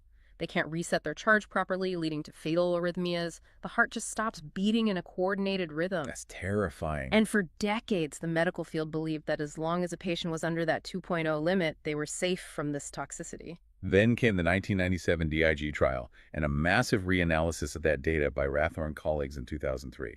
They found something horrifying. Patients, and particularly women, who had serum digoxin concentrations above roughly 1.2 were actually experiencing worse survival rates. Not just mild side effects. Right, they were dying at higher rates than patients with lower levels. The accepted safety margin was fundamentally mathematically wrong for decades. The toxic threshold had been vastly underestimated. It resulted in a massive guideline-level correction across the entire medical field. Modern practice now targets a much lower, tighter window of roughly 0.5 to 0.9 nanograms per milliliter. That is deeply unsettling because it shows that these textbook numbers aren't handed down on stone tablets. They are hypotheses that can be proven wrong by real-world data. Absolutely. Now, with digoxin, the danger was that our accepted safety window was just wrong. But with some drugs, the window is perfectly accurate, but the human body's metabolism is completely unpredictable. That's the case with our next drug, warfarin. Here's where it gets really interesting. This origin story is unbelievable. It really is. The origin of warfarin is one of the most counterintuitive stories in medical history. It begins in the 1920s across the American and Canadian prairies. Cattle were suddenly dying in the fields from massive, unexplained internal bleeding. A biochemist named Carl Paul Link at the University of Wisconsin started investigating. And he traced the cause back to the cows eating moldy sweet clover hay. Yeah, the mold was the key. By 1940, his lab isolated the natural anticoagulant compound in the mold that was causing the bleeding, which was called decumarol. They synthesized a more potent version of it, but they didn't turn it into a medicine for humans. In 1948, it was patented as a rat poison. Yeah, it was heavily marketed and sold strictly as a rodenticide. They named it warfarin, the WARF standing for the Wisconsin Alumni Research Foundation, which funded the research. The idea of giving a highly effective rat poison to humans seemed completely absurd to the medical establishment. Until President Dwight D. Eisenhower had a massive heart attack in 1955. His doctors decided the risk of a blood clot was so high that they treated him with warfarin. Suddenly, the rat poison was a life-saving presidential medicine. And today, it is one of the most widely prescribed blood thinners on Earth. That is wild. But its roots as a toxin demand profound respect in a clinical setting. Warfarin works by blocking the liver from recycling vitamin K, which is essential for creating blood clots. The biological problem is that a patient's response to warfarin varies enormously based on genetics. How so? Warfarin is processed in the liver by specific enzymes. Think of them as the liver's chemical scissors, specifically one called CYP2C9, and it targets a protein called VKORC1. And because every human being has slight genetic variations in those chemical scissors, there's no such thing as a standard dose. You cannot just give two random people 10 milligrams and expect the same amount of blood thinning. Exactly. Plus, because it blocks vitamin K, eating a large salad full of vitamin K-rich spinach can completely override the drug. This is why patients on warfarin must undergo relentless routine blood monitoring. Clinicians use the INR, the International Normalized Ratio blood test, usually targeting a strict window of 2.0 to 3.0. And if they don't? If you don't monitor it, the genetic and dietary variables take over. The patient either forms a lethal clot or bleeds uncontrollably. There is no middle ground. So genetics make warfarin incredibly difficult to manage. But moving to our third example, sometimes the danger isn't your genetics, it's your daily environment. Let's look at lithium. It is a foundational treatment for bipolar disorder. The therapeutic range is incredibly narrow, roughly 0.6 to 1.2. Lithium truly sits on a razor's edge. Once blood levels drift just a tiny bit above 1.5, patients start experiencing ataxia, which is a complete loss of muscle control and coordination. Wow. Yeah, along with severe tremors and confusion. Push above 2.0 and you are looking at life-threatening seizures, arrhythmias, and potentially a coma. I was reading about how lithium is processed, and it raises a fascinating point about how easily our bodies can betray us. Lithium's clearance from the blood is completely controlled by the kidneys, but the kidneys can't easily tell the difference between a molecule of lithium and a molecule of common sodium. To the kidney's filtration system, they look chemically identical. This means lithium clearance is tightly bound to how your body handles salt and water. So if you get dehydrated on a hot summer day, or you get the flu and run a fever, Or even if you just take an over-the-counter NSAID like ibuprofen. Yeah, So, cheap I mean, weight. does that mean Your kidneys panic about the sudden lack of fluid or sodium. They start aggressively reabsorbing sodium back into the blood to save you. But because they can't tell the difference, they reabsorb all the lithium right along with it. a perfectly stable patient who has taken the exact same dose of lithium every single day for years can suddenly be thrown into a life-threatening toxic state simply because they got sweaty working in the garden and didn't drink enough water? It's wild. The dose never changed, but their body's ability to clear it plummeted. That is why lithium patients require heavy counseling on consistent hydration and diet. So biology, genetics, and environment make these drugs incredibly difficult to manage. But reading through the modern case studies in our sources, it becomes clear that sometimes it isn't the biology that fails, it is the human systems around the drugs. Narrow margin drugs don't only fail in the bloodstream, they fail in the supply closet. The Cedars-Sinai incident from 2007 is a tragic textbook example of this system failure. This was a massive national news story. The actor Dennis Quaid had newborn twins in the neonatal intensive care unit, and they were accidentally given a massive overdose of heparin, a blood thinner. They received roughly 1,000 times the intended infant dose. It's hard to even comprehend. 1,000 times. How does a modern hospital make an error that massive? To understand why this error was so catastrophic, you have to look at how heparin works. Good. Unlike warfarin, which takes days to alter the liver's production of clotting factors, heparin binds to a protein in the blood called antithrombin and instantly supercharges it. Meaning? It shuts down the body's coagulation cascade in seconds. It stops blood from clotting immediately. So a massive overdose means the blood instantly loses all ability to stop bleeding. And the reason they got that overdose wasn't a complex biological mystery. It was literally a packaging failure. The adult-strength vials of heparin, which contain 10,000 units per milliliter, looked nearly identical to the infant-strength Heplock vials, which contain only 10 units. Just unbelievable. The labels had similar blue backgrounds. They were the same size, and they were stocked in the exact same area. Storing those vials together is like storing a bottle of industrial acid right next to identical bottles of eye drops. The twins thankfully survived after emergency intervention, but the incident fundamentally changed hospital protocols nationwide. Right? It forced organizations like the Institute for Safe Medication Practices to place heparin, along with insulin and opioids, on a strict list of high-alert medications. These drugs now require mandatory double checks by 2 different nurses and physically separate storage. Yeah, it's not that errors happen more often with these specific drugs, but because the biological mechanism is so rapid and the margin for error is so thin, a simple mix-up is instantly catastrophic. This razor-thin margin also drives a massive ongoing scientific and regulatory debate about generic drugs. I saw this in the FDA guidelines. The FDA, the European Medicines Agency, and individual state pharmacy boards all have slightly different criteria for what officially counts as a narrow therapeutic index drug. But why does that bureaucratic definition matter to a patient at the pharmacy counter? It matters deeply when it comes to generic substitution. When a generic drug is approved, it doesn't have to be identical to the brand name down to the molecule, it just has to be bioequivalent. Meaning it performs the same way in the body. Right. Regulators use complex statistics to measure how much of the drug gets absorbed into the blood over time, known as the area under the curve. And the standard FDA rule allows for a statistical variance, right? The generic's absorption can fall anywhere between 80% and 125% of the brand name drug and still be legally considered equivalent. Exactly.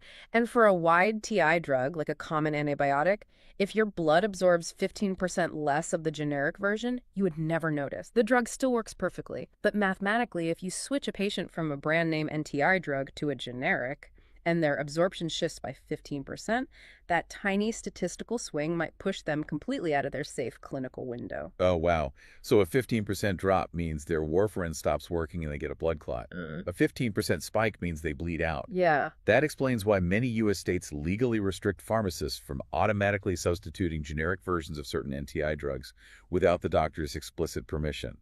The statistical math that works for most drugs is just too loose for the unforgiving ones. That's a great way to put it. Because these drugs sound so difficult and frankly terrifying to manage, it is easy to misunderstand them. The sources highlighted a few dangerous myths that we need to clear up. Myth number 1. If a drug has a narrow therapeutic index, it is inherently a bad drug. If they require so much work, why not just avoid them? Well, narrow TI is a strict monitoring instruction, not a warning to avoid the drug entirely. We use them because their therapeutic benefits are irreplaceable. Lithium stabilizes life-threatening bipolar episodes in a way nothing else can. They simply demand a clinical protocol called therapeutic drug monitoring, or TDM. TDM is the reason hospitalized patients get woken up at 4 a.m. for a blood draw. Nurses have to measure the peak level, the highest concentration of the drug right after a dose, and the trough level, the lowest concentration right before the next dose, to ensure the patient's biology hasn't pushed them out of the window. Right. Clinicians will often use a large loading dose to force the drug levels into that narrow window quickly, and then use tiny, precise maintenance doses to keep them balanced there. The chemical isn't bad, it just demands extreme clinical discipline. Okay, myth number 2. Scary-sounding, heavily regulated drugs are always the ones with the most dangerous, narrow margins. This reveals a fascinating psychological bias in how we view risk. Some highly feared, heavily controlled substances actually have quite wide therapeutic indices. Benzodiazepines, for example, when taken strictly in isolation, have a lethal dose that is incredibly high compared to their effective dose. So the twist is that a drug doesn't have to be a controlled prescription substance to be narrow and dangerous. Exactly. Look at acetaminophen, also known as paracetamol. It is sold over the counter, sitting in practically everyone's medicine cabinet, completely unregulated for adults. Yet it has a deceptively narrow gap between a normal therapeutic dose for a headache and a hepatotoxic dose that permanently destroys your liver cells. Wait, really? Tylenol has a narrow margin. How does that work biologically? When your liver processes acetaminophen, it creates a highly toxic byproduct. Normally, your liver uses a natural antioxidant called glutathione to instantly neutralize that toxin. Okay, so the body handles it. Right, but your liver only has a limited supply of glutathione. If you take just a little too much acetaminophen, you completely deplete that antioxidant defense. The toxic byproduct builds up and causes rapid liver cell death, known as necrosis. Which makes acetaminophen overdose a leading cause of acute liver failure. People assume that because it is familiar, cheap, and easy to buy at a gas station, the margin of safety must be massive. It is not.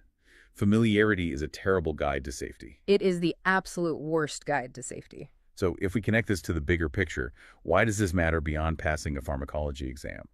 It matters because the therapeutic index is the invisible architecture behind almost all frontline healthcare. When a nurse does a mandatory double check on an IV bag, when they schedule that 4 a.m. trough lab draw, when they sit down and teach a patient to watch for visual halos with digoxin or unusual bruising with warfarin, they are actively managing that razor-thin margin. They are keeping the patient from falling off the cliff. And you can see the catastrophic results when that architecture is missing. The current opioid crisis, particularly with fentanyl, is fundamentally a therapeutic index problem. Right, because fentanyl's extreme potency compresses the gap.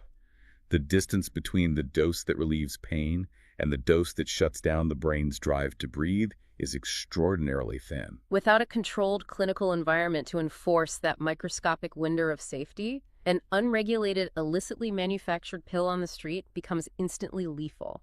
The margin for error is simply gone. It is a terrifying, real-world echo of everything we've discussed today. This has been incredibly eye-opening. Thank you for diving into the mechanisms with me. Happy to do it. So, what does this all mean for you, listening right now? The most crucial takeaway from our deep dive into these sources is that a drug's safety margin isn't a fixed magical number permanently printed on a plastic bottle. It is a living, breathing window that shrinks and shifts based on your genetics, your age, how well your kidneys are filtering, how much water you drank today, or even what you eat for dinner. Next time you take a medication, even a simple, familiar, over-the-counter painkiller from your bathroom cabinet, ask yourself, how much error is this drug actually forgiving today? You know, usually when we talk about a medical diagnosis, there is this expectation of precision. It feels kind of like engineering. Right. It's very binary. Like the bone is broken or it isn't. The boundary is clear. You break your arm, the x-ray shows that jagged white line, and the doctor just points and says, well, there it is. But then you look at something as ubiquitous as diabetes, and suddenly that x-ray machine is broken. Yeah, completely broken. We are looking at a diagnostic landscape that is incredibly murky, mostly because we try to diagnose this massive, complex disease using just a single number. Which is really the core reason we are doing this deep dive. For you listening, especially if you're a nursing student grappling with the realities of diabetes mellitus, or just a curious learner, we really need to look past those tidy diagnostic numbers. Because they can be super misleading, right? Absolutely. Our focus today is unraveling the actual pathophysiology. We want to understand the profound biological differences between type 1 and type 2 diabetes. So, okay, let's unpack this. Currently, the American Diabetes Association, the ADA, diagnoses diabetes using strict lab thresholds. Like they look for a fasting plasma glucose of 126 milligrams per deciliter or higher. Right, or an A1C of 6.5% or higher. Yeah. But there is a fundamental flaw here. You could have two patients standing right in front of you. They both just got their lab results back, and they both hit the exact same A1C of 8.2%. From the number alone, they have the exact same disease. But clinically, they arrived at that 8.2% through completely different, almost opposite biological mechanisms. Diabetes mellitus isn't actually a single disease. Wait, really? It's not one disease? No, not at all. It is a broad group of metabolic diseases that just happen to share one final symptom, which is chronic hyperglycemia. That just means persistently elevated blood glucose. So because the medical field historically only looked at that final symptom, they just slapped one overarching name on it. Exactly. To really understand why we rely so heavily on the end result, we actually have to look at how humanity first discovered this disease. This takes us way back, thousands of years before anyone could look inside a pancreas. Oh, this history is wild. We are talking about the year 1550 BCE. The Ebers Papyrus in Egypt describes a condition characterized by just relentless excessive urination. Yeah, and the terminology evolved much later. Around the 2nd century CE, a Greek physician named Eratosthenes of Cappadocia observed patients who were desperately thirsty. They were seemingly wasting away as fluid just passed straight through their bodies. Which is horrifying. It is. He coined the term diabanon, a Greek word that means to pass through, as if through a siphon. It paints a very vivid and tragic picture of the end stages of the disease before modern medicine.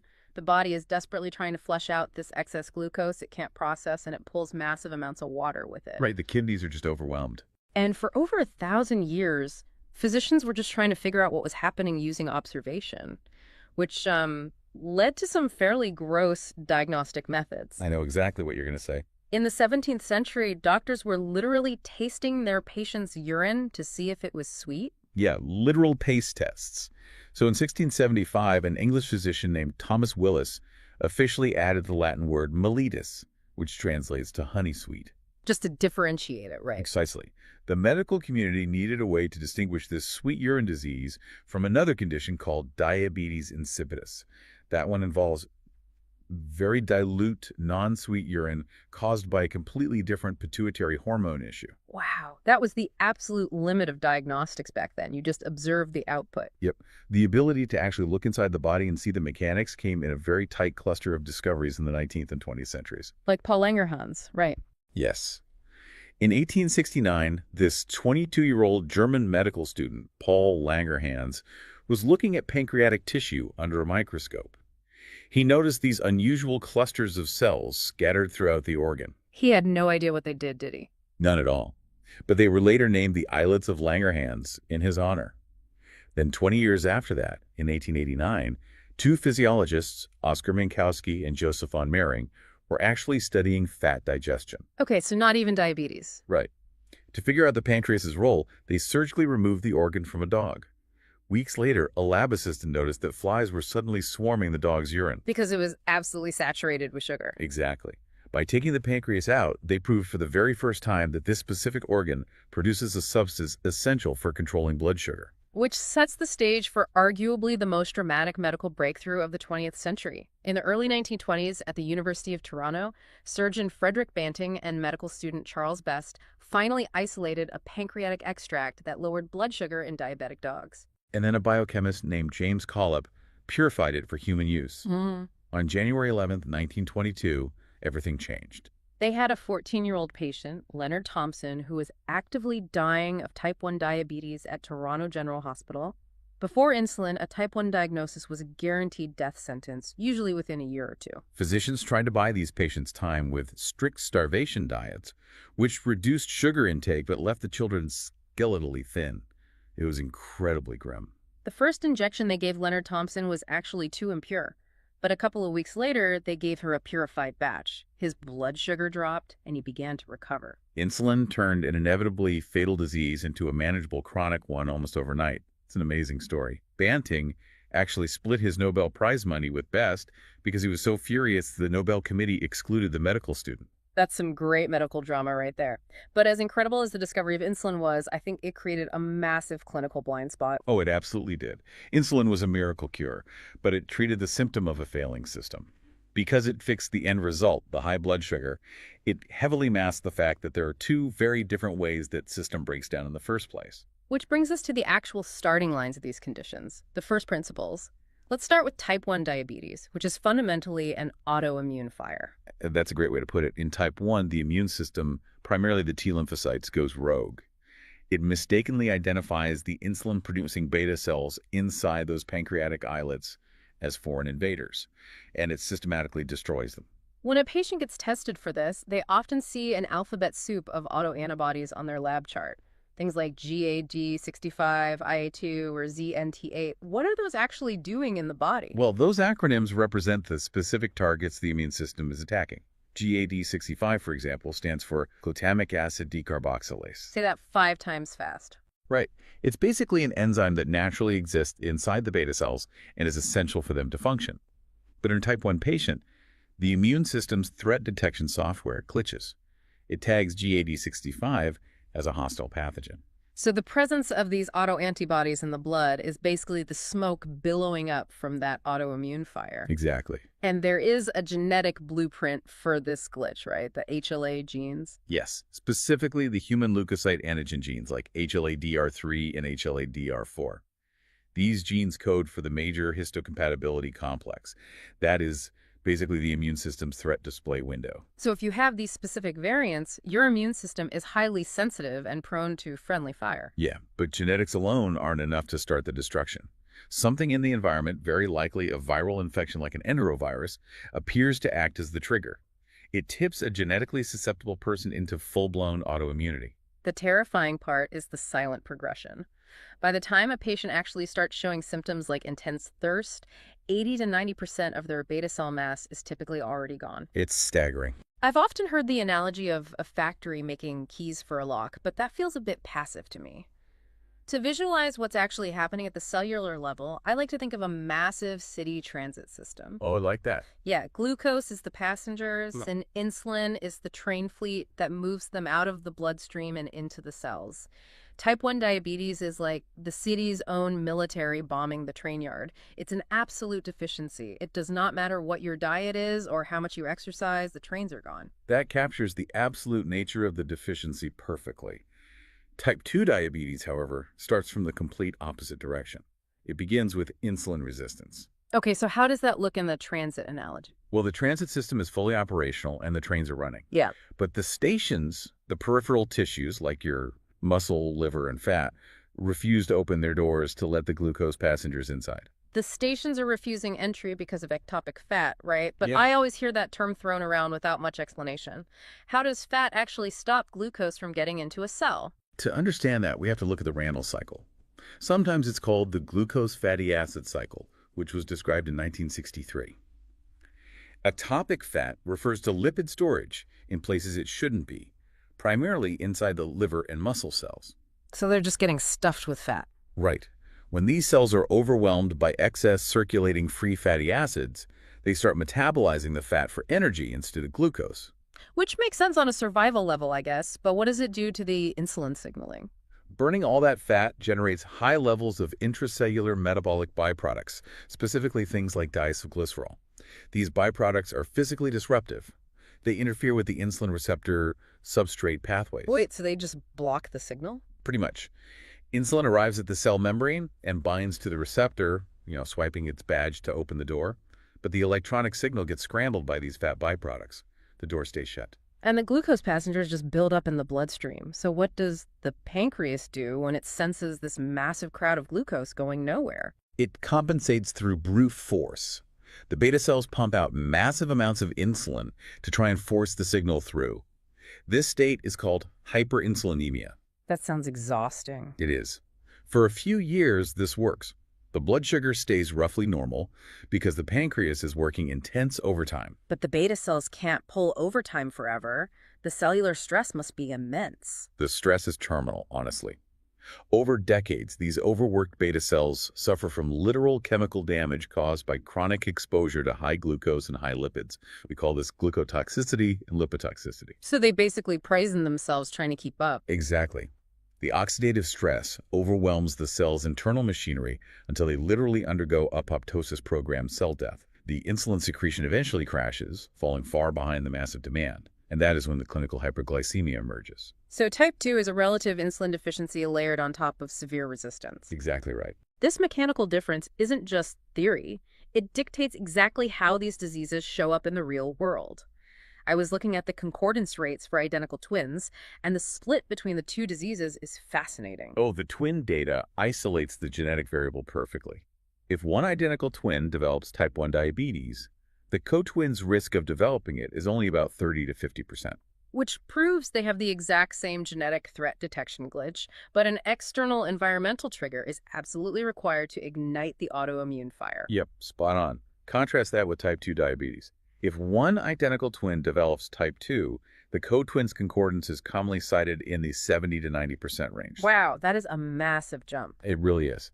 This reflects just how heavily type 2 is driven by a shared genetic architecture for fat storage, combined with shared lifestyle and environmental factors. This biological difference becomes a literal matter of life and death in the ER too. For the nursing students listening, the emergency presentations for these two diseases look very different because of the underlying chemistry. Let's talk about DKA versus HHS. Good idea.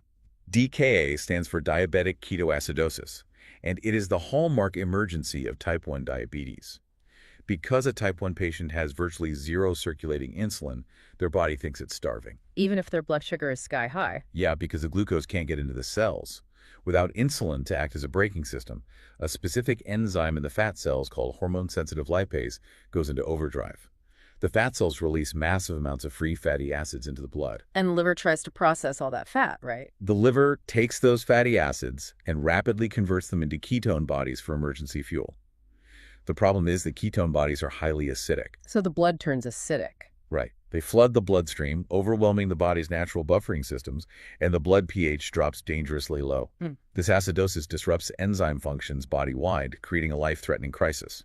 Sometimes DKA is the very event that reveals a type 1 diagnosis in a previously healthy child. That is so scary. But a type 2 emergency plays out entirely differently. They usually don't go into DKA because they still have that struggling train yard pumping out a tiny bit of insulin. That residual insulin is the key difference.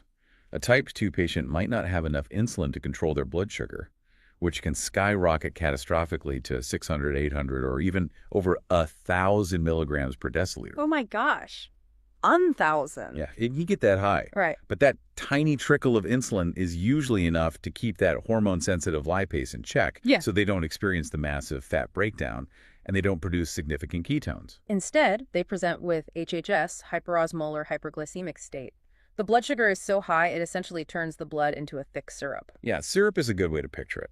This hyperosmolarity pulls water directly out of the brain and surrounding tissues, leading to severe dehydration and altered mental status, but without the extreme acid buildup. The underlying mechanism completely dictates the clinical reality you see in the trauma bay. If the mechanics dictate entirely different emergencies, the historical labels of insulin-dependent and non-insulin-dependent diabetes must have been incredibly frustrating for clinicians. They were deeply misleading. Until 1997, the World Health Organization and the ADA classified the disease based on the treatment you were receiving. Which tells you nothing about what's actually wrong with the patient. Exactly. Because type 2 is a progressive disease driven by glucotoxicity, plenty of quote-unquote non-insulin dependent patients eventually require insulin therapy as their beta cells undergo apoptosis. The label said nothing about the actual disease process. So in 1997, the ADA's expert committee formally anchored the categories to the etiology. Type 1 became the label for autoimmune destruction, and type 2 became the label for progressive insulin resistance. And this understanding of progression really crystallized with two massive clinical trials in the 1990s, the DCCT for type 1 and the UKPDS for type 2. Both trials prove that keeping blood sugar as close to normal as possible dramatically reduced microvascular complications. Okay, but how does high blood sugar actually break a blood vessel in the eyes or the kidneys? It comes down to a process called glycation. When glucose levels are chronically high, the excess sugar molecules literally stick to the proteins and lipids that make up the walls of your blood vessels. Wait, they just stick to them. Yeah.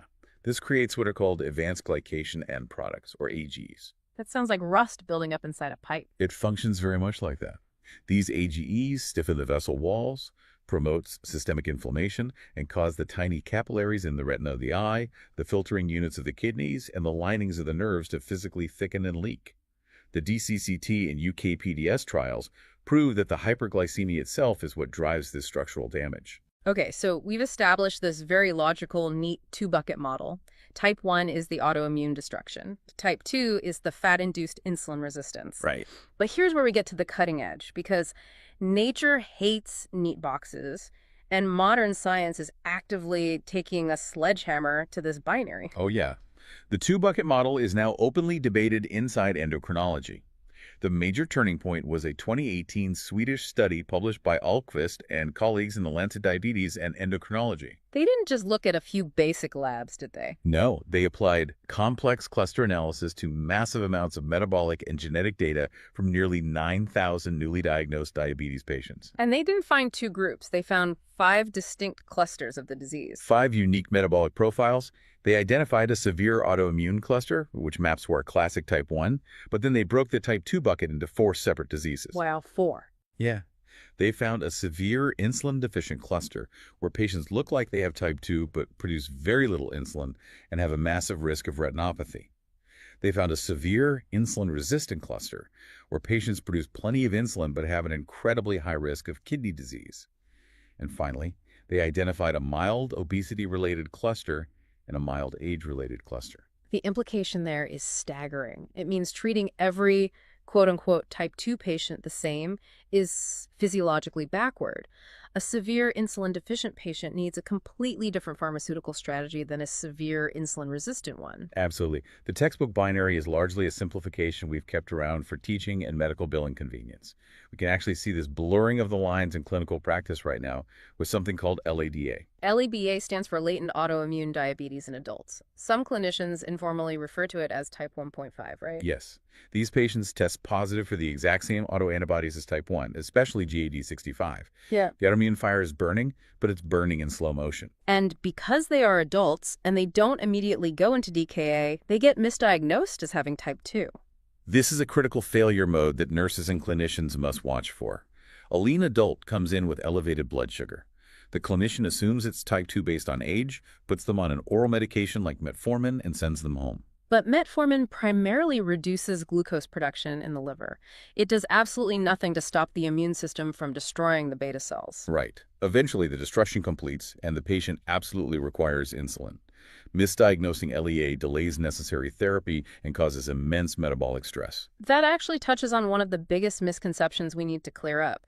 The stereotype that type 2 diabetes only happens to overweight individuals. Oh, that is a huge myth. Lean people absolutely develop type 2 diabetes based on their specific genetic architecture for fat storage.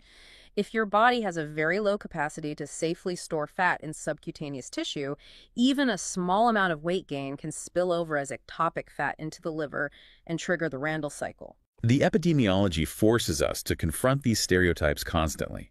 We saw this historically when pediatric type 2 diabetes became so common that the medical community had to retire the old name adult-onset diabetes. Because kids were getting it.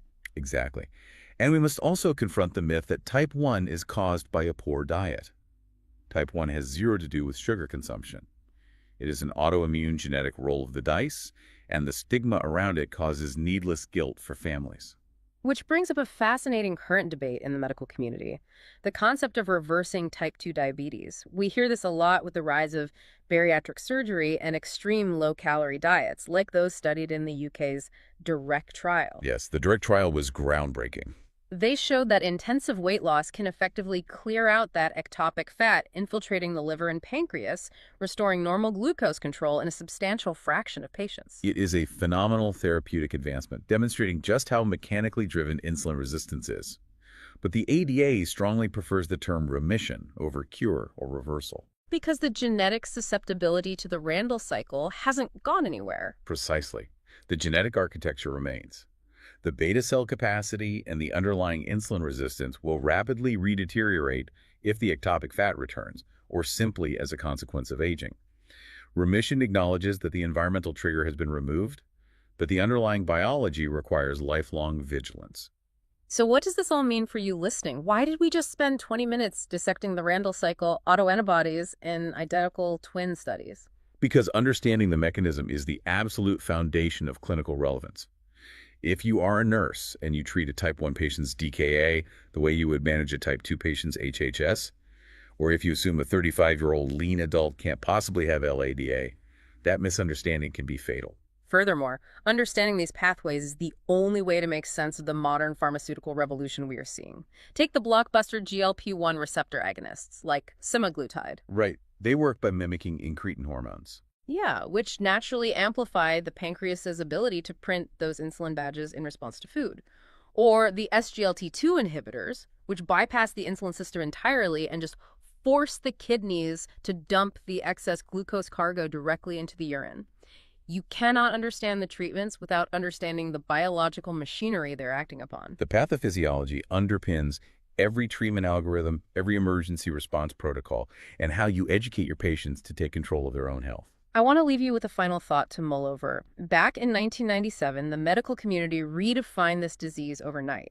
They dropped a diagnostic threshold from 140 down to 126 milligrams per deciliter, and they retired the confusing IDDM and NIDDM labels. It was a massive shift. Given the 2018 discovery of the 5 distinct genetic and metabolic clusters we discussed today, how long will it be before the labels type 1 and type 2 themselves become historical relics? It's a great question. We are on the verge of completely changing how we diagnose and treat this 3,000-year-old disease tomorrow. The next time you look at an A1C number, remember, it is just a number. It's the biological mechanism behind it that tells the true story. Picture this. You are sitting in this drafty hospital room, right? You are wearing one of those paper-thin gowns that never actually closes in the back. Oh yeah, the classic hospital draft. Exactly. And your stomach is just absolutely growling. Your mouth is as dry as sandpaper, and you are just staring at the clock on the wall. It is 3:00 p.m., and your surgery is scheduled for 4:00 p.m. Right. You are agonizing over the fact that you haven't been allowed to drink a single sip of water, like not even a drop to wet your lips, since midnight. Yeah, I mean, anyone who has ever been prepped for a scheduled procedure knows that exact kind of misery. It really feels like an arbitrary test of endurance right when your anxiety is already, peaking. Right. You sit there wondering if the surgeon's going to cancel your entire operation if you accidentally, swallow some tap water while brushing your teeth. And today, that is exactly the mystery we are taking a deep dive into. It's a huge topic. It is. We are looking at NPO status, which, for those who don't speak Latin, translates to nil per os, or nothing by mouth. And, it remains one of the most common orders in all of clinical medicine. But surprisingly, it's also one of the most fundamentally misunderstood by both patients and, honestly, healthcare providers. We've gathered a really fascinating stack of sources for this deep dive. We are pulling from clinical medical history, modern physiological research on how the stomach actually works, and the official fasting guidelines from the American Society of Anesthesiologists. The ASA, yeah. Right, the ASA. Our mission today is to explore the science behind this mandate. We want to look at the historical body count that forced it into existence and uncover why the classic nothing after midnight instruction is actually wildly obsolete. Even though you will definitely still hear it in hospitals around the world today. Exactly. Okay, let's unpack this. Because to truly grasp why you are still being told to starve yourself for 16 hours before a routine procedure, we have to look at the sheer terror that created the rule. We do. And by the end of this deep dive, you will understand that perioperative fasting was never designed to be a punishment.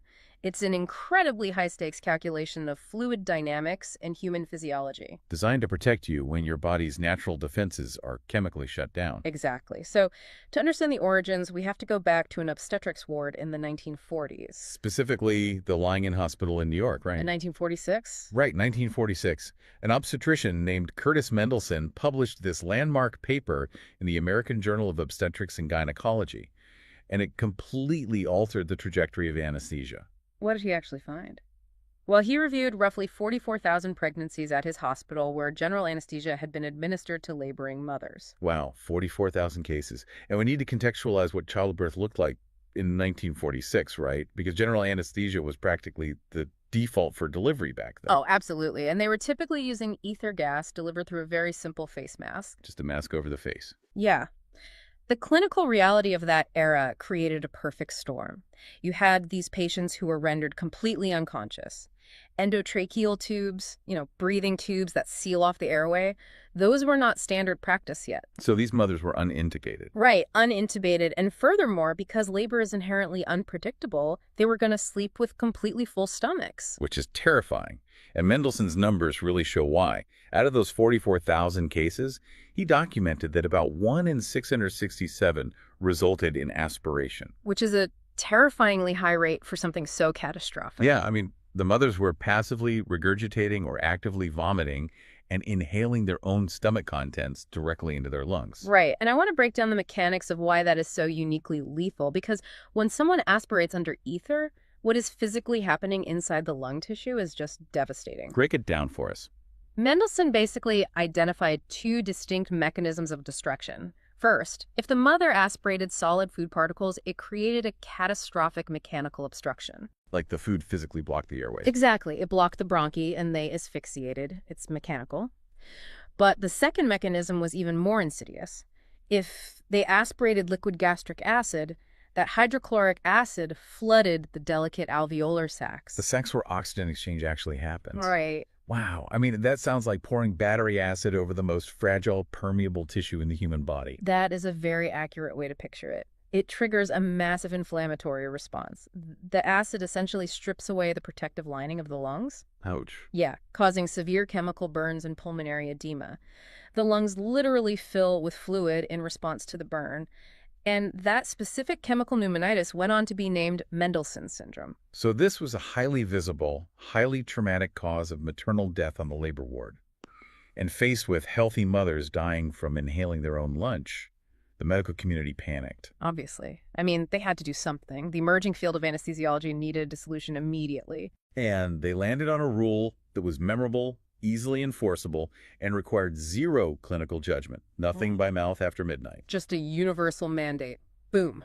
Done. Right. But it's like using a sledgehammer when you need a scalpel, you know? Well, you have to remember, scheduling was completely chaotic in the 1940s. Predicting exact transit times for food in the gut was way beyond their diagnostic capabilities. So administrators just implemented a blanket cutoff because it was the easiest thing to communicate to a massive nursing staff. Exactly. I get why they did it in the 1940s. But it seems crazy that they didn't differentiate between someone drinking a glass of water and someone eating an entire steak dinner. Right. Treating a glass of water consumed at 6 p.m. as the exact same biological threat as a steak dinner consumed at midnight defies basic logic. It completely ignores the nuance of biology. But for roughly 50 years, institutional dogma just steamrolled physiological reality. The midnight rule became the absolute default setting. Because NPO after midnight fits neatly on a patient chart, right?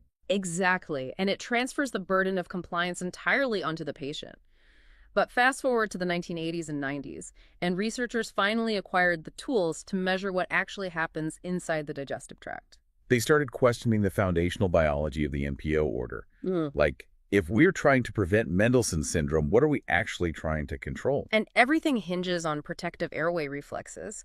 A healthy, awake person possesses a fierce physiological defense mechanism. Meaning, if gastric juice travels up the esophagus, your body reacts. Right, the epiglottis slams shut, you cough violently, and you swallow. Your brain fiercely guards your windpipe. But general anesthesia fundamentally paralyzes that entire reflex arc. Yes. The gates to the lungs are left wide open. So the ultimate goal, then, is to ensure the stomach is as empty and as non-acidic as possible at the precise moment the anesthesiologist pushes the induction drugs. The entire scientific endeavor focuses on minimizing those two metrics, gastric volume and gastric acidity. And so researchers began using ultrasound and aspiration tubes to actually track how different substances influence those two numbers over time. And they quickly discovered that water and steak take entirely different routes. Completely different. The sources highlight that clear liquids, meaning water, black coffee, or pulp-free juice, sluice through the stomach incredibly fast. Because water requires zero enzymatic breakdown, it essentially bypasses the heavy churning of the stomach, sliding right down the lesser curvature and emptying into the small intestine. So what's the actual timeline there? The half-life of a glass of water in an adult stomach is merely 10 to 20 minutes. It clears entirely in about 90 to 120 minutes. Wow, that fast. But solid food triggers a massive biological cascade. Oh, yeah.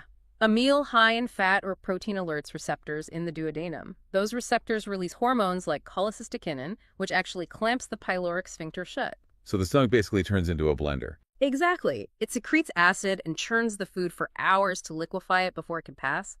A heavy, fatty meal can easily remain trapped in the stomach for 8 hours or more.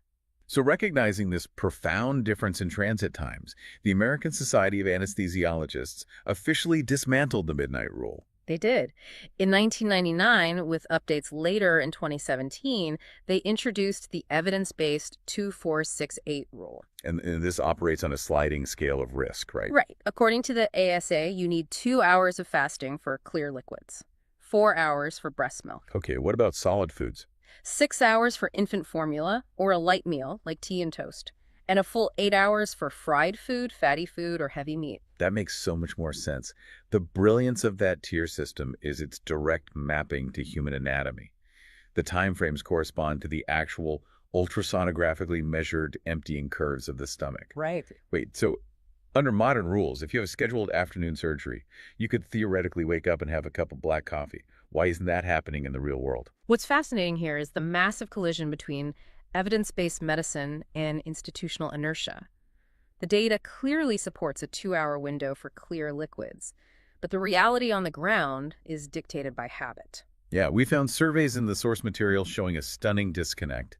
Surgeons, nurses, and even anesthesiologists continue to order the archaic midnight rule. Because medical professionals often fall back on what they learned in residency 30 years ago. And there is also this pervasive yet misguided medical legal fear. They assume that mandating a longer fast provides an extra layer of legal protection. Exactly. They assume that if something goes wrong, they can say, well, the patient fasted for 16 hours. They prioritize administrative simplicity over physiological optimization. The assumption is that if 2 hours of fasting is good, 16 hours must be safer.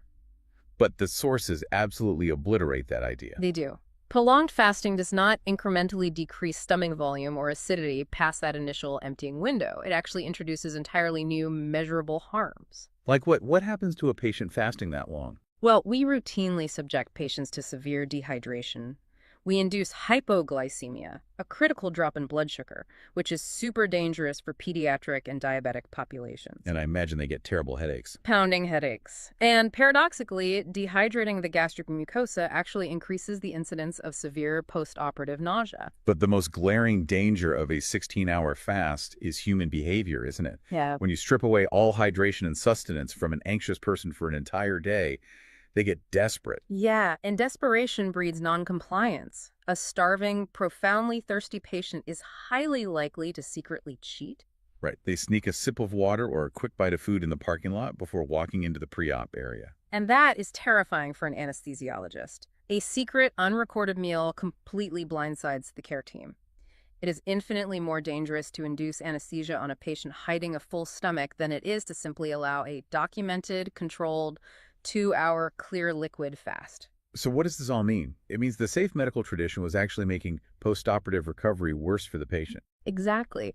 And this realization catalyzed a monumental shift in surgical care starting in the early 2000s, known as the ERA's protocol, Enhanced Recovery After Surgery. And ERA's completely inverted traditional teachings, right? It did. The ERA's protocol looks at the metabolic disaster of fasting and prescribes the exact opposite. Instead of starving patients, ERAS actively encourages drinking a carbohydrate-rich, clear beverage up to 2 hours before elective surgery. Wow. I mean, to a practitioner trained in the 1980s, handing a patient a carbohydrate drink right before the operating room probably sounds like malpractice. It sounded insane to them, but the physiological rationale is airtight. Prolonged fasting forces the body into a severe catabolic state. Let's explore that mechanism for a second. Why does starvation actively harm the recovery process? Well, when you stop eating, your brain still demands glucose, right? So to protect the brain's fuel supply, your body releases a surge of stress hormones, cortisol, and glucagon. Okay, and what do those hormones do? They force your peripheral tissues to become insulin resistant.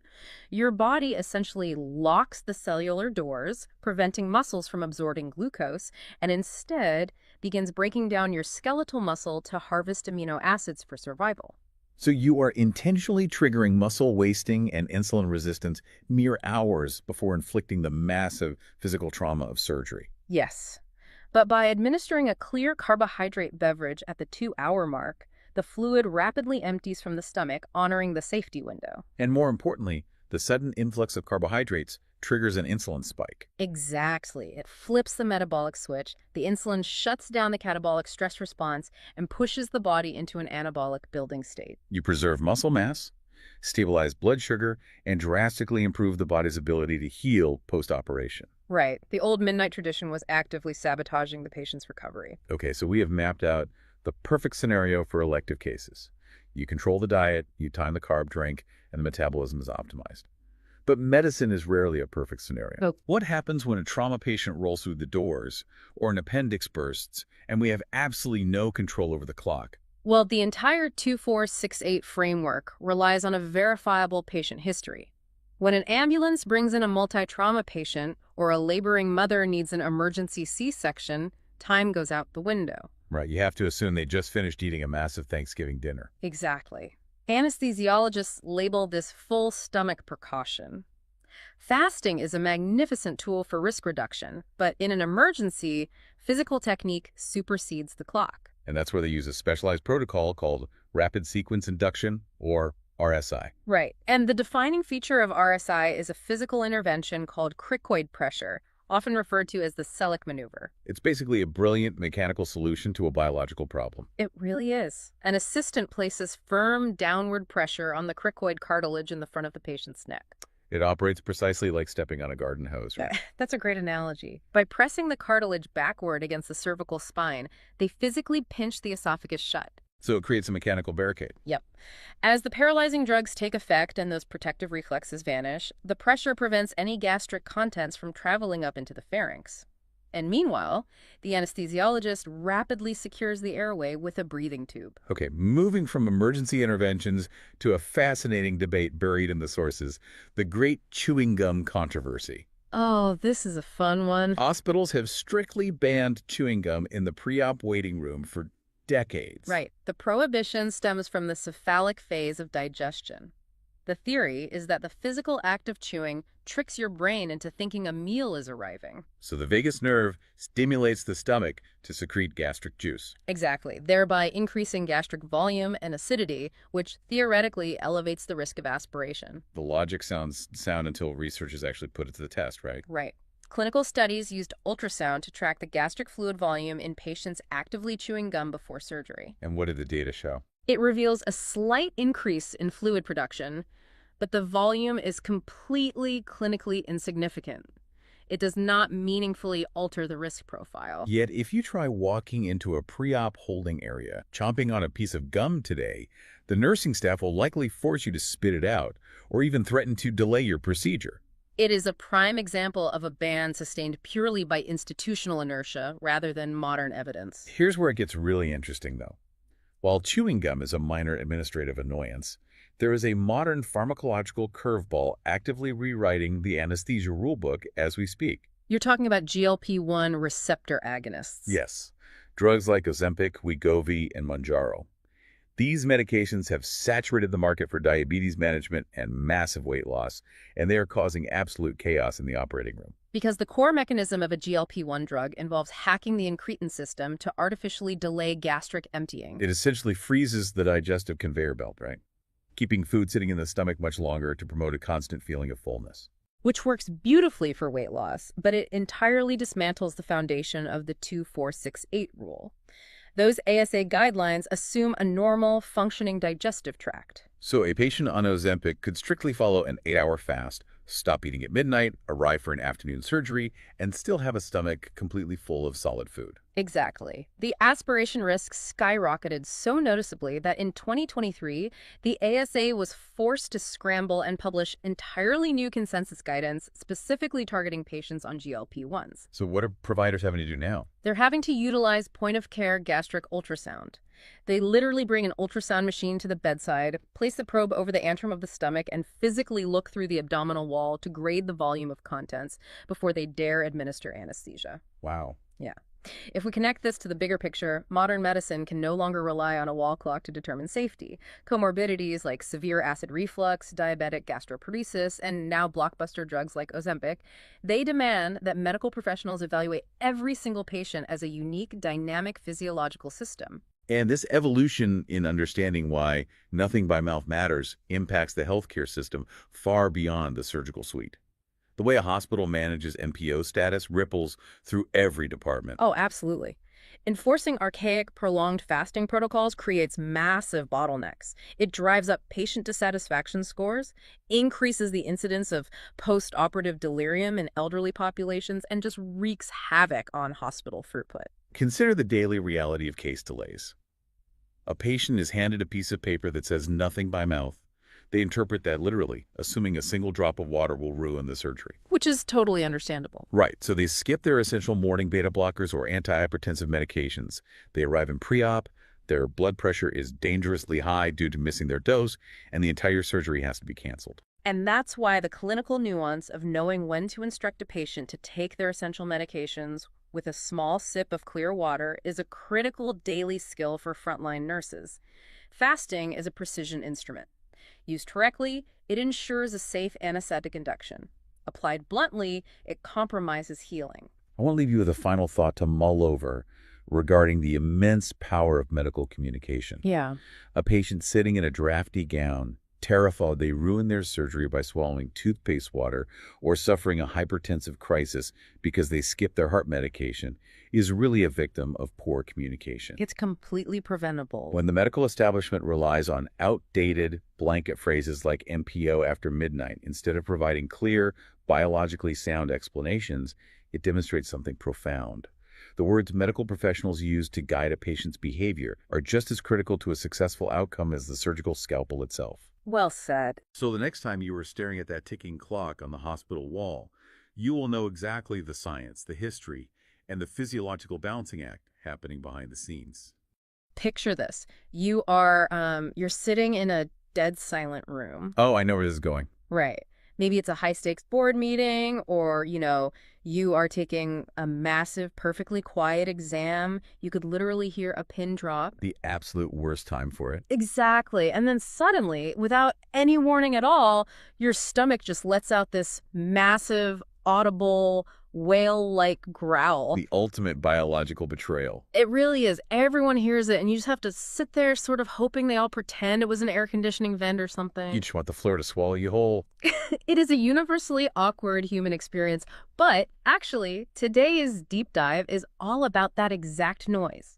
We are exploring the sources you shared with us on bowel sounds. Yes, specifically looking at how nurses and doctors assess your gastrointestinal function by ear.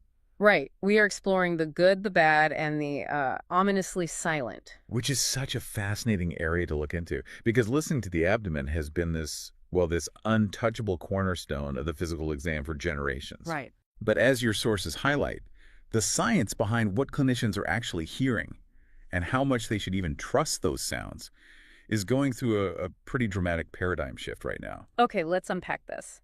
Because before we get into why modern medicine is suddenly questioning this practice, we really have to establish what this noise actually is. And who first thought to systematically listen to it? Yes.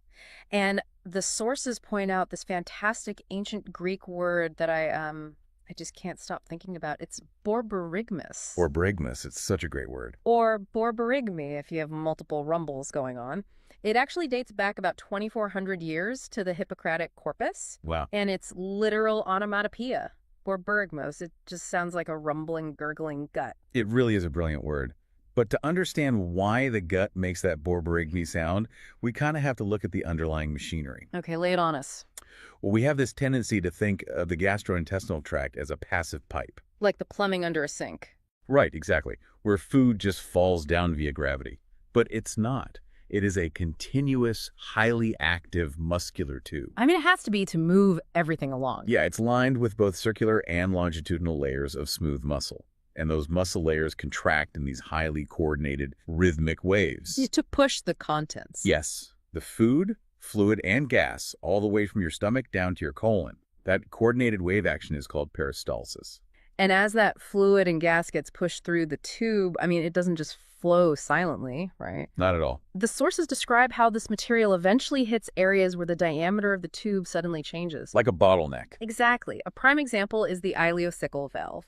That's where the small intestine empties into the large intestine. Right. When you force a mix of liquid and gas through a narrower space like that, you create mechanical turbulence. And that turbulence is the key. The physical sloshing and bubbling of contents being forced through a dynamic tightening tube, that's the actual acoustic wave you were hearing.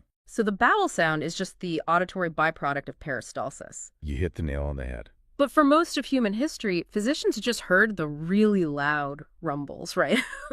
The borborygmi. Yeah, the ones you can hear across the room. Right. They didn't have a way to systematically listen to the quieter, everyday baseline operations of the gut. Not until the stethoscope. Exactly. René Laennec invented the stethoscope in 1816. Originally for the chest, but physicians eventually started placing it on the abdomen. Naturally. But what really caught my eye in the sources was how this became a validated scientific practice. It all traces back to this guy, Walter Bradford Cannon, in the early 1900s. Oh, yeah. Cannon is a legendary figure in physiology. He was at Harvard, right? He was. And he wanted to prove that the sounds clinicians were hearing through the stethoscope weren't just random abdominal noise. Right, he wanted to prove they meant something. Exactly, that they were directly tied to the mechanical contractions of the gut. I read the notes on his methodology, and it's honestly brilliant. He took cats and fed them meals mixed with bismuth. Bismuth, right. Which is a radiopaque contrast agent, meaning it blocks X-rays and shows up as this bright white shadow on an imaging screen. So clever for the time. Super clever. So he used early fluoroscopic X-ray imaging to watch the bismuth move through the cat's intestines while simultaneously listening to their abdomens with a stethoscope. He was effectively linking the visual evidence of a peristaltic contraction with the auditory evidence of a bowel sound. It's like the invention of synchronized sound in movies. I think it's a great way to think about it. Because before Cannon's 1905 work, doctors were just listening to the audio track of the gut and guessing what the machinery was doing. Right, they were just guessing. But Cannon finally matched the audio from the stethoscope to the actual video of the gut contracting. He proved you aren't just hearing noise, you are hearing motility. And because he provided that physiological anchor, auscultation, the act of listening with a stethoscope, became this mandatory, standardized part of the abdominal exam for nurses and doctors throughout the 20th century. Which is a huge deal. It is. And it introduced a very specific sequence to how a clinician examines you. Oh, the look, listen, feel rule. Yes, exactly. The sources mention this. If a doctor or nurse is examining an abdomen, they are taught to inspect it visually, then auscultate with the stethoscope, and only after that are they allowed to palpate. To press their hands into your stomach. Right, to feel for masses or pain, they have to listen before they poke. And if you think about the reactivity of the gut, that sequence is vital. Why is that? Well, if a clinician were to press deeply into the abdominal tissue first, they're mechanically stimulating that smooth muscle. Oh, I see. Or, say the patient has an inflamed organ. Pressing on it causes sudden pain. Which triggers a whole reaction. Exactly. It triggers a sympathetic nervous system response that can cause the gut to completely freeze up. So you'd artificially alter the very peristalsis you were trying to measure. Right. You need the baseline acoustic recording before you introduce any physical interference. Okay, so the clinician listens first to gauge the baseline motility. And the sources break down what they are listening for into 4 official clinical classifications. The tidy categories. Right. Normal, hypoactive, hyperactive, and absent. And on paper, it seems like a perfectly organized diagnostic system. It does. The clinical framework assumes a very tidy correlation between sound and function. Let's look at how textbooks define normal bowel sounds. Okay. Historically, medical literature has characterized this as intermittent gurgles and clicks occurring roughly 5 to 34 times per minute. Okay, I have to stop you there. I thought you might. Because the sources dedicate a huge amount of time to dismantling that specific metric. The 5 to 34 sounds a minute rule is essentially just medical folk knowledge. It really is. It wasn't derived from some massive, rigorous, peer-reviewed clinical trial where they established a statistical bell curve for gut sounds. Not at all. It is literally just a number that got copied and pasted from one medical textbook to the next, generation after generation. Which is wild when you think about it. And there isn't even a consensus on the decibel threshold for what officially constitutes a sound in the first place. It's a fascinating vulnerability in medical education. The clinical mind craves measurable parameters. Right, they want a solid number. Exactly. So when a specific number range appears in print, especially in a foundational textbook, it gets absorbed as an absolute biological truth rather than an arbitrary historical guideline. That makes total sense. But despite that shaky empirical foundation, these 4 categories are still used daily to paint a clinical picture. They are. Take the classification of hyperactive sounds. Okay, how does that work in practice? The classic real-world application here is gastroenteritis. So like your standard viral or bacterial stomach bug. Right. When the mucosal lining of the gut is under attack by an irritant or a pathogen, the local inflammatory response often triggers fluid to shift into the lumen of the intestine. Because the gut is trying to defend itself. Exactly.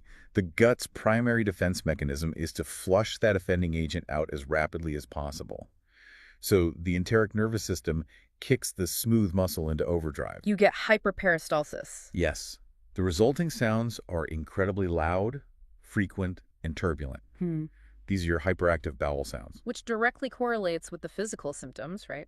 The gut is contracting so fast that the colon doesn't have the normal amount of transit time to reabsorb water from the waste. Precisely. Which is why hyperperistalsis almost universally presents with diarrhea. The body is basically hitting the eject button. And the stethoscope is just picking up the alarm bells. But then you have the complete opposite end of the spectrum, which is postoperative ileus. Right, which falls under hypoactive or absent. So what exactly is an ileus? An ileus is a temporary paralysis of the gastrointestinal tract.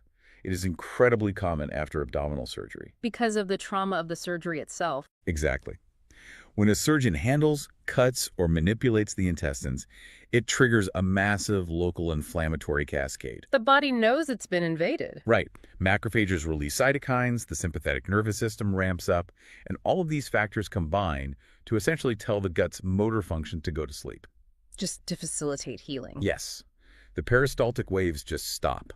So, if a clinician auscultates that patient's abdomen, they will hear very faint, infrequent hypoactive sounds or just total silence. Okay, so that's gastroenteritis and ileus. But here's where it gets really interesting. The mechanical bowel obstruction. Yes. This is where the diagnostic reliability of the stethoscope gets really murky. Because an obstruction is not a static acoustic event, it's a dynamic progression. It changes over time. Exactly. Imagine a physical blockage in the small intestine, maybe a tumor or a twisting of the bowel or severe scar tissue from a previous surgery. Right, something physically blocking the tube. Early in the obstruction, the intestine proximal to the blockage, like the part upstream, realizes nothing is moving forward. So it tries to overcome the physical barrier by contracting harder. Right. The smooth muscle thickens and strains against the blockage, trying to force the accumulated fluid and gas past it. And this immense physical pressure squeezing fluid through whatever tiny gaps remain creates extremely loud, hyperactive sounds. The sources describe them as high-pitched tinkling or rushing sounds. In clinical terms, yes. But this is where I want to push back on the idea that the stethoscope is a reliable tool for this. Go for it. The sources emphasize that if the obstruction isn't resolved, those hyperactive rushes eventually disappear. They do. The bowel distends, the smooth muscle becomes exhausted, and the sounds fade into complete silence. That's right. So a clinician could listen at, say, 10:00 a.m. and confidently document hyperactive obstructive sounds. But a different clinician could listen to the exact same patient at 10:00 p.m. and document ominously absent sounds. And the underlying physical emergency hasn't changed at all. Exactly. The auditory data has completely flipped, even though the blockage is still there. That dynamic progression is the fatal flaw of relying solely on auscultation. You are capturing a single acoustic snapshot, not the whole continuous movie of the patient's pathophysiology. A snapshot, not a movie. That makes so much sense. And your point about muscle exhaustion is mechanically vital. Visceral smooth muscle doesn't fatigue in the exact same rapid way that your skeletal muscles do if you are, say, lifting weights. Right, it's a different kind of muscle. But it does have a breaking point. When the bowel becomes massively distended upstream of a blockage, the stretching of the intestinal wall compresses the microscopic blood vessels supplying that muscle. Cutting off the blood supply. Exactly. That localized ischemia, the lack of oxygen combined with the prolonged mechanical strain, eventually causes the muscle fibers to fail and lose their tone. Wow. The contractions stop and the loud tinkling sounds transition into silence. Which brings us to the great rebellion currently happening in nursing and medicine regarding this exact practice. It's a huge debate right now. Because these 4 categories, normal, hyperactive, hypoactive, absent, they sound incredibly authoritative. But at the actual hospital bedside, the reliability of human ears interpreting these sounds completely falls apart. It really does. The sources cite a fascinating 2014 study by Felder and colleagues published in the Journal of Surgical Education. They essentially put the stethoscope on trial. The methodology of the Felder study is what makes it so devastating to the status quo. They didn't just ask doctors for their opinions, right? No, they took high-quality digital audio recordings of actual patients' bowel sounds. Okay. Then they had a group of trained, practicing physicians listen to those exact same audio clips and ask them to classify the sounds into the standard clinical categories. And the inter-rater reliability, which is the statistical measure of how often these highly trained professionals actually agreed with each other on what they were hearing, was shockingly poor. Abysmal, honestly. In some of the data sets, their agreement on whether a sound was normal or abnormal was only marginally better than if they had just flipped a coin. Basically random guessing. It's like taking your car to 5 different mechanics who listen to your engine. One says it's perfectly fine, and another says it's about to explode. How can this be a trusted medical standard? Well, calling it completely useless might be a bit harsh, as it still offers some contextual clues, but the study absolutely proves that subjective auditory interpretation is wildly inconsistent. Because there's no objective measurement. Exactly. There is no digital readout for a bowel sound. It relies entirely on the acoustic limitations of the human ear, human memory of what quote-unquote normal sounds like, and highly subjective interpretation. And because of that inherent unreliability, a major theme in the sources is the dismantling of clinical myths that have built up around auscultation. There are quite a few of those. Let's talk about the 30-second rule. There's this deeply entrenched idea where people assume a doctor can place a stethoscope on your stomach, listen for 30 seconds, hear nothing, and just declare you have absent bowel sound. Which is a physiological impossibility based on how the gut operates. Why is that? Peristalsis is not a constant ticking metronome. It is intermittent. A 30-second window of silence could simply be a normal refractory period between contractions. So they just caught it on a break. Right. The strictly defined textbook standard to legitimately and legally document absent bowel sounds in a medical chart requires a clinician to listen continuously for a full 5 minutes per abdominal quadrant. Wait, a full 5 minutes per quadrant. That's the rule. But the abdomen is divided into 4 quadrants. That means a nurse or doctor would have to stand at the bedside in absolute silence, listening to a patient's stomach for 20 continuous minutes just to verify the absence of sound. Precisely. And in the reality of a chaotic, understaffed modern hospital ward, nobody has time for that. Absolutely no one is doing a 20-minute abdominal auscultation. So when absent bowel sounds gets written in a patient's electronic health record, it almost never represents a rigorously confirmed absence. Usually, it just represents an unconfirmed temporary silence during a rushed exam. That completely undermines the data in the medical chart. And speaking of the 4 quadrants, the sources dismantle that practice too. The 4-quadrant myth. Yeah, I've always seen clinicians move the stethoscope to 4 different corners of the stomach, but the physics of sound transmission actually render that unnecessary. We have to remember the physical environment of the abdomen. It is essentially a densely packed continuous tube filled with fluid and trapped pockets of gas. Right. Acoustic physics dictates that sound waves transmit incredibly efficiently through fluid media, much better than they do through open air. Okay. So a rumbling contraction that originates deep in the lower right quadrant, say near the appendix, will easily propagate through the fluid-filled spaces and be perfectly audible in the upper left quadrant. So listening in just one central location is enough. Studies and modern clinical guidelines show that auscultating in a single central spot, usually just below the umbilicus or belly button, is completely sufficient to determine the presence or absence of bowel activity. That's wild. So moving it around is just habit. The ritual of moving the stethoscope to all four quadrants is driven far more by historical habit and the performative desire to appear thorough than by any actual physiological or acoustic necessity. And then there's the final major myth the sources tackle, which is the concept of the surgical abdomen. Ah, yeah. For a long time, there was this dogmatic belief that if a patient genuinely had absent bowel sounds, it was an immediate red flag for a catastrophic, life-threatening emergency, like peritonitis. To understand why that was taught, you have to understand the peritoneum. Which is what, exactly? It's the thin, continuous serous membrane that lines the inner wall of your entire abdominal cavity and folds inward to wrap around all your internal organs. Like a protective sac. Right. If an organ ruptures, like a burst appendix or a perforated ulcer, highly irritating digestive acids or bacteria spill into that cavity, severely inflaming the peritoneum. Yeah, that's peritonitis. Yes. And the body's reflective response to that severe peritoneal inflammation is to instantly paralyze the intestinal tract. Just shut it all down. It's an evolutionary defense mechanism to stop peristalsis so the gut doesn't churn and spread the dangerous infection further around the cavity. So in that specific scenario, the absent bowel sounds are an indicator of a major emergency. They are. But the sources point out that assuming the reverse is a classic logical fallacy. Exactly.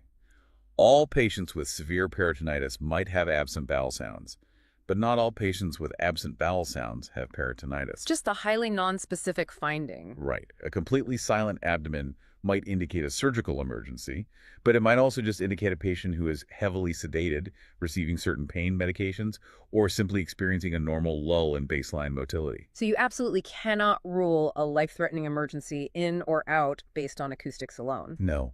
Clinicians have to look for tangible physical signs of peritoneal irritation, like an involuntarily rigid abdominal wall or severe rebound tenderness where the pain spikes when the clinician suddenly releases pressure. So if the stethoscope is this subjective, this prone to physical artifact, and statistically unreliable, how is actual bedside medicine adapting? Well, the sources highlight a major critique published in the British Journal of Nursing by Helen Bade in 2009 that really challenged the status quo. And the primary battleground where this paradigm shift is playing out is in post-operative surgical care. Yes, we discussed the post-operative ileus earlier. There has historically been a deeply entrenched nursing and surgical ritual surrounding this. The feeding ritual. That's the one. A patient just had major abdominal surgery. They are awake, they're starving, they want to eat solid food. Of course they do. But the medical team is standing around waiting. The absolute rule was always, a patient is not allowed to consume solid food until a nurse formally auscultates and confirms the return of bowel sounds. It was the gatekeeper to recovery. Wait for bowel sounds was treated as untouchable medical gospel. But from a physiological and anatomical perspective, that logic is fundamentally flawed. Because of the regional pacemakers of the gut. Right, because different parts of the gastrointestinal tract wake up at different speeds after the trauma of surgery. Exactly. The stomach and the upper small intestine generally recover their motor function and begin peristalsis within roughly 24 hours after surgery. That's pretty fast. It is. But the large intestine, the colon, which is way downstream, can remain paralyzed in a state of ileus for 3 to 5 days. So a nurse could place a stethoscope over the stomach, hear plenty of loud, reassuring gurgles, and declare that the gut is fully awake. They hear the noise and think, okay, good to go. They give the patient a tray of food. The stomach processes it, pushes it into the small intestine, but then that food hits an absolute roadblock when it reaches the paralyzed colon. Because the whole system isn't actually online yet. Which leads to terrible outcomes for the patient. The food backs up, the intestine distends, and the patient experiences severe nausea, vomiting, and delayed recovery. And on the flip side, some clinicians would hear nothing and unnecessarily starve a patient for days. Even when their gut was actually ready for clear liquids. Right. Depriving them of the nutrition needed for wound healing. Relying on the acoustic sign was causing patients to be fed either dangerously early or detrimentally late. This realization has driven modern surgical departments to move away from the stethoscope. Towards protocols called ERS. Enhanced recovery after surgery. Right. Rather than waiting for a subjective, isolated noise, ERS protocols demand undeniable functional proof that the plumbing is working collectively from top to bottom. So what does this all mean? They look for clinical endpoints that cannot be misinterpreted. And the ultimate functional proof that the entire continuous tube is open and operating is flatus. Passing gas. Passing gas. If a patient passes gas or has an actual bowel movement, it doesn't matter what the stethoscope hears. Not at all. You have physical evidence that material is successfully navigating the entire length of the gastrointestinal tract and exiting the body. ERS protocols aggressively de-emphasize auscultation. They focus on minimizing surgical trauma, getting patients out of bed, and walking as soon as possible to mechanically stimulate motility. Yeah. Getting them moving. Exactly. And doing early, cautious feeding trials based on whether the patient actually feels hungry and isn't nauseous, rather than waiting for an arbitrary rumble. We are essentially watching a 2,400-year-old medical sign get actively downgraded in real time. We really are. It is moving from a strict diagnostic requirement to just an optional piece of background context. It hasn't been completely thrown in the trash, obviously. Right, because applying a stethoscope is incredibly cheap, it's non-invasive, and if you combine it with the patient's history and the rest of the physical exam, it still provides a tiny puzzle piece. But modern evidence-based practice finally recognizes that bowel sounds are low yield and terribly low reliability when used in isolation. It is the ultimate clinical snapshot, not the whole movie. Beautifully said. So to synthesize all of this for you listening, bowel sounds, those ancient borborygmi, are the audible acoustic signature of peristalsis. They are the sound of mechanical turbulence as your smooth muscle aggressively pushes fluid and gas through a continuous tightening tube. But the historical clinical practice of classifying them into tidy categories of normal, hypoactive, or hyperactive is highly subjective. And the rigid rules passed down in textbooks often disintegrate when tested at the actual hospital bedside. Which means the very next time you find yourself sitting in that dead silent meeting room and your stomach lets out a massive room-shaking growl. You shouldn't just feel awkward. Exactly. You should actually appreciate the immense, complex mechanical turbulence of your continuous smooth muscle tube hard at work. It's just your enteric nervous system doing exactly what Walter Bradford Cannon and his bismuth-fed cats proved it does over a century ago. Such a great perspective. And looking at the history of this practice raises an incredibly important question, something really worth thinking about long after this deep dive ends. What's that? Well, we just explored how the 5 to 34 sounds a minute rule, the necessity of listening to all 4 quadrants, and the strict ritual of waiting for sounds before feeding a patient were largely just medical folk knowledge. Passed down as absolute truth. Right. They were practices passed down blindly through textbooks for generations until modern researchers finally stopped to test their actual clinical validity. Yeah. It makes you wonder, what other established everyday rituals in modern clinical medicine are highly trained professionals blindly trusting right now, just waiting for the evidence to prove them wrong? Imagine standing in an intensive care unit, right? And you're watching a nurse prepared to just remove a piece of plastic tubing from a patient's neck. Right, which on the surface looks like the most benign task in the world. Exactly.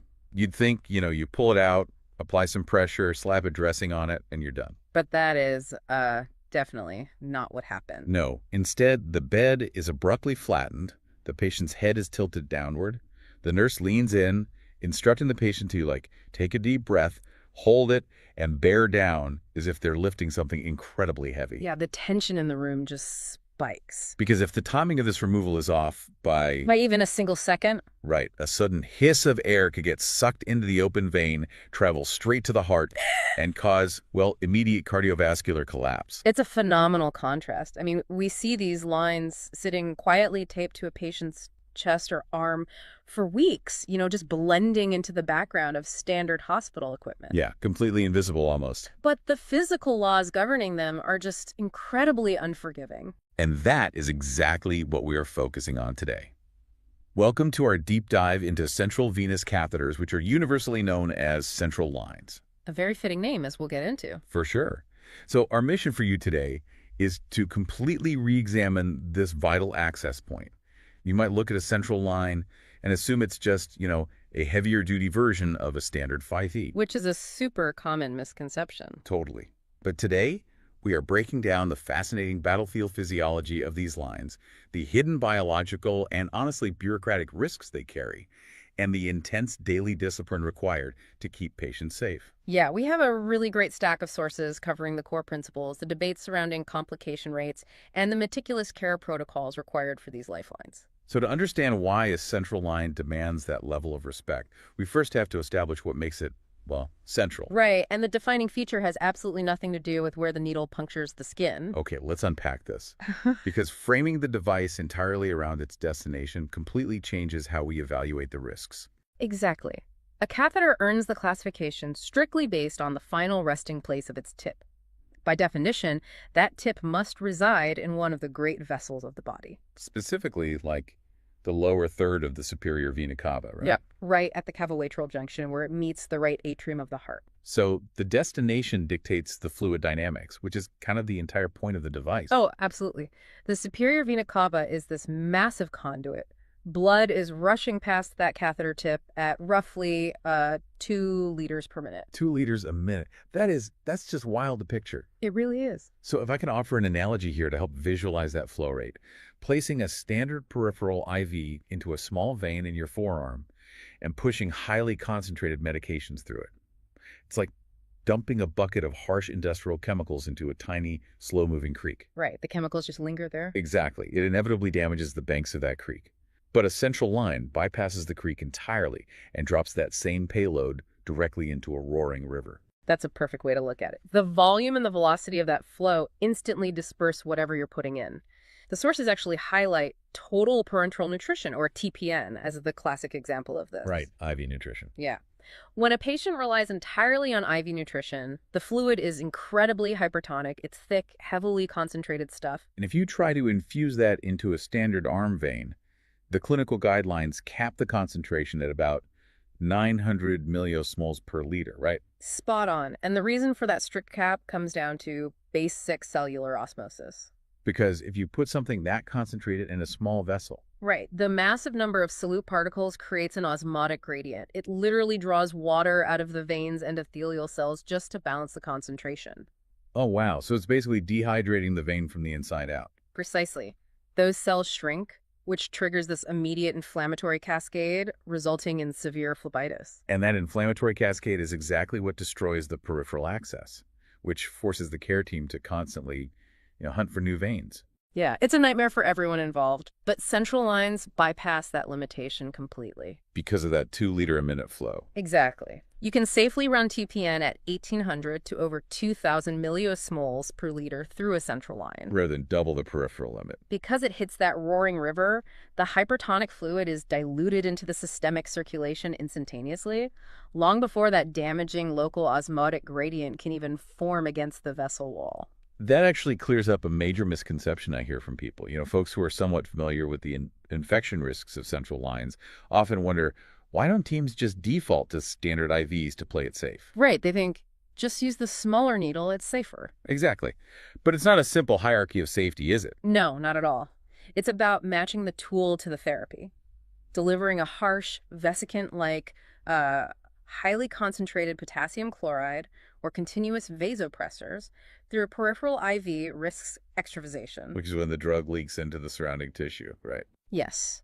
And that can cause severe localized tissue necrosis. A central line neutralizes that specific devastating risk. And this destination-based definition completely changes the calculus on things like PICC lines too, peripherally inserted central catheters. Oh, absolutely. The entry point for PICC is in the arm, usually the basilic or cephalic vein in the bicep. Which feels psychologically very similar to a standard IV. It does, but the catheter itself is significantly longer. It's threaded all the way through the shoulder, the axillary and subclavian veins, until the tip reaches that exact same cavoatrial junction near the heart. So clinically, biologically, and from a risk surveillance standpoint, a PICC is a central line. 100%. Which is wild.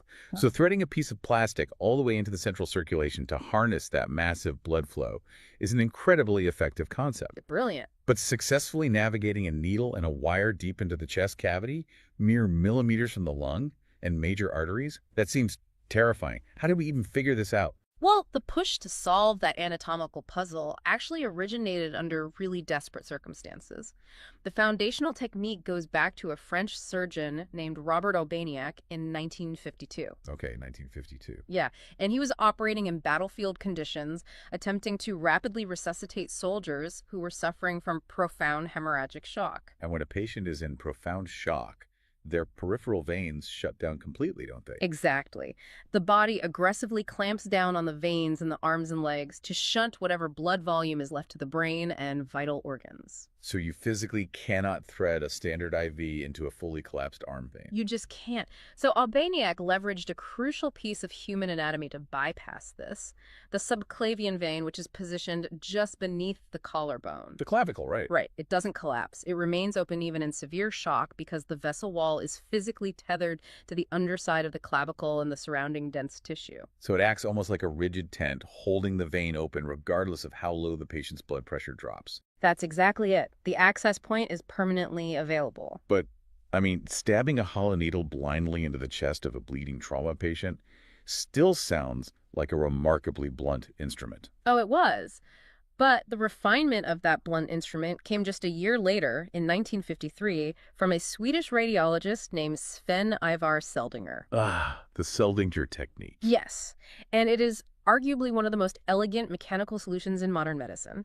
Instead of trying to force a large, stiff catheter directly through the tissue and into the vein, Which sounds awful. yeah, super traumatic. Instead, you puncture the vessel with a very small gauge hollow needle. Then you thread a soft, flexible guide wire through the needle and down into the vein. Okay, so the wire is in. Right. Then you remove the needle, leaving only the wire in place. And finally, you slide a dilator and the actual catheter over that wire, which guides it perfectly along the established path. It's like threading a needle, but from the inside out. That transforms a high-risk puncture into a really controlled, scalable insertion. And we still rely entirely on the Seldinger technique today. But an emergency trauma line designed to pour in fluids for a few hours on a battlefield is fundamentally different from, say, a line placed in an oncology patient who needs aggressive chemotherapy for 6 months. Totally different requirements. The leap to long-term central access didn't happen until the 1970s with John Broviac and later Robert Hickman. Okay. They were managing medically fragile patients, particularly those undergoing intensive bone marrow transplants.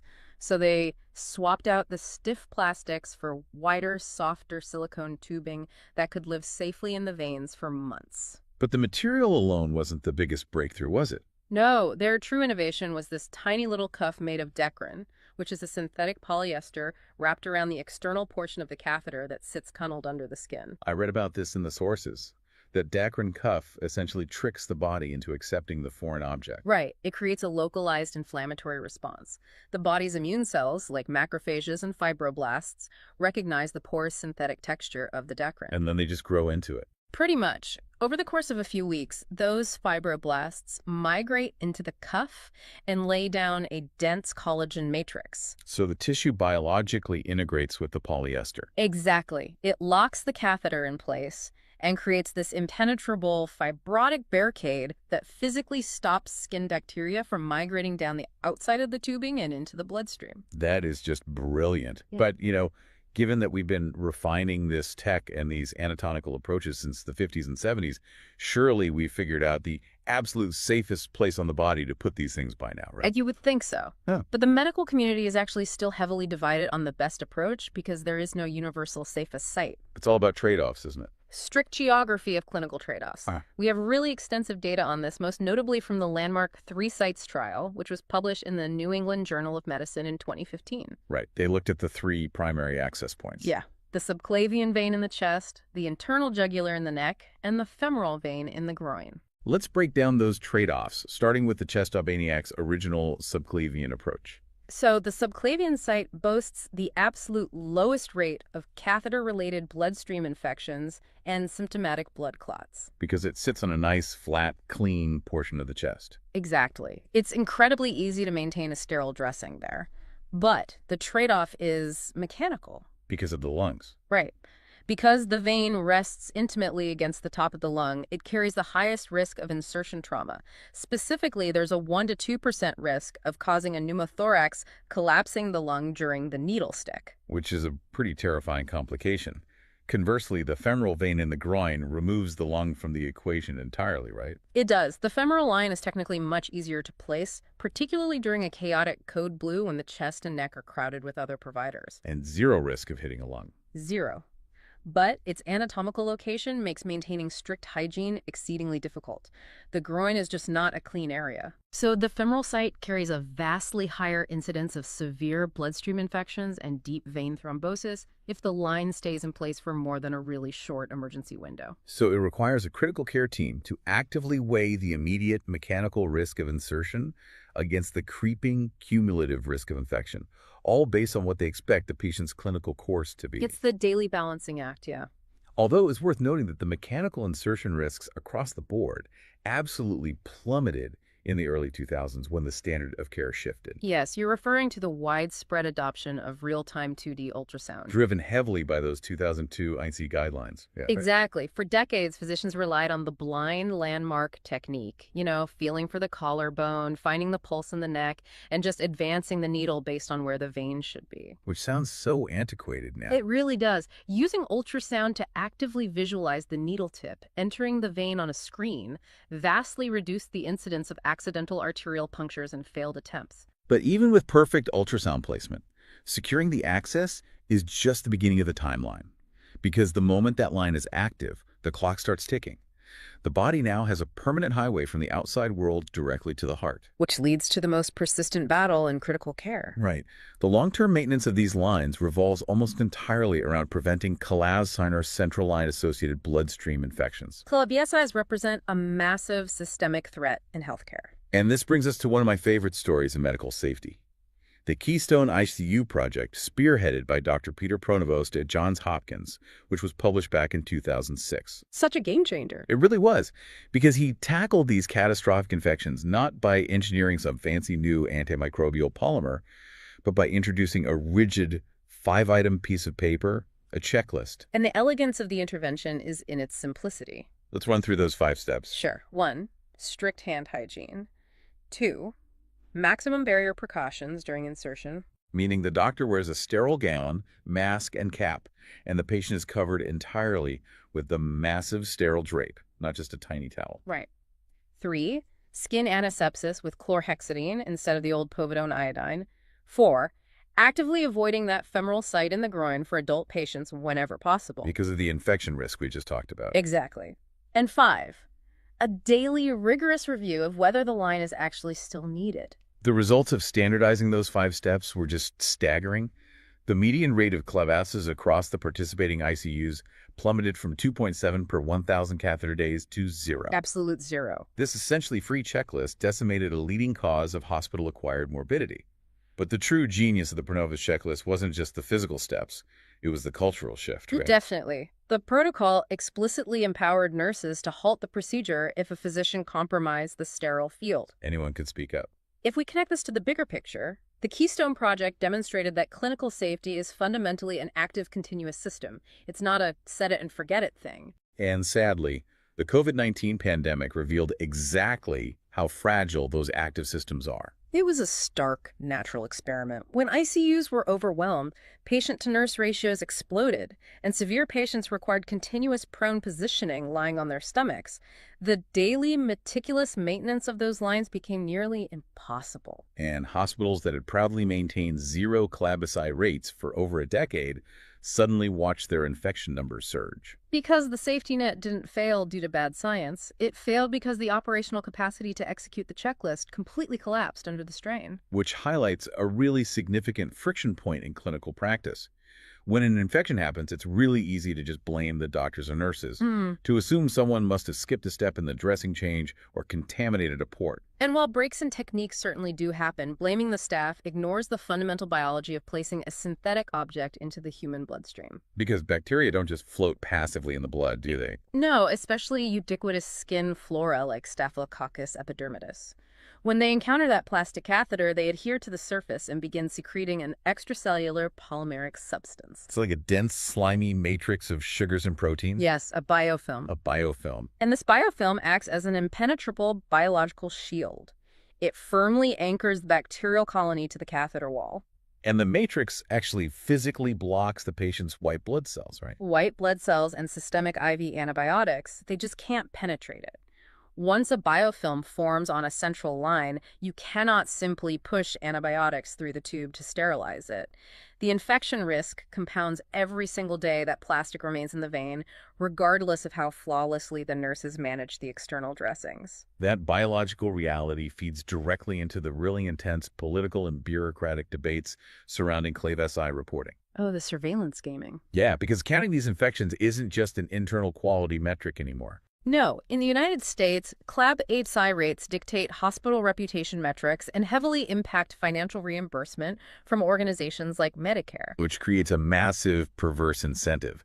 The CDC's definitions for what technically counts as a CLAB ASSI are incredibly complex, right? Very complex. They rely heavily on ruling out other potential sources of the bacteria in the blood, and that complexity creates administrative loopholes. So if a patient with a central line spikes a fever and their blood cultures come back positive, Hospital infection control teams are highly incentivized to meticulously comb through that patient's chart to find an alternative primary source. so they'll look for anything else to blame. Exactly. If they can clinically justify that the bacteria actually originated from, say, a suspected urinary tract infection or a developing pneumonia, the event gets reclassified. It's no longer a CLAB SI. Wow. So the hospital's dashboard stays green, the financial penalties are avoided, but the fundamental safety of the patient in the bed hasn't improved whatsoever. It is the ultimate manifestation of Goodhart's law. When a measure becomes a target, it ceases to be a good measure. That is wild. Yeah. But okay, let's assume the clinical team navigates all of this successfully.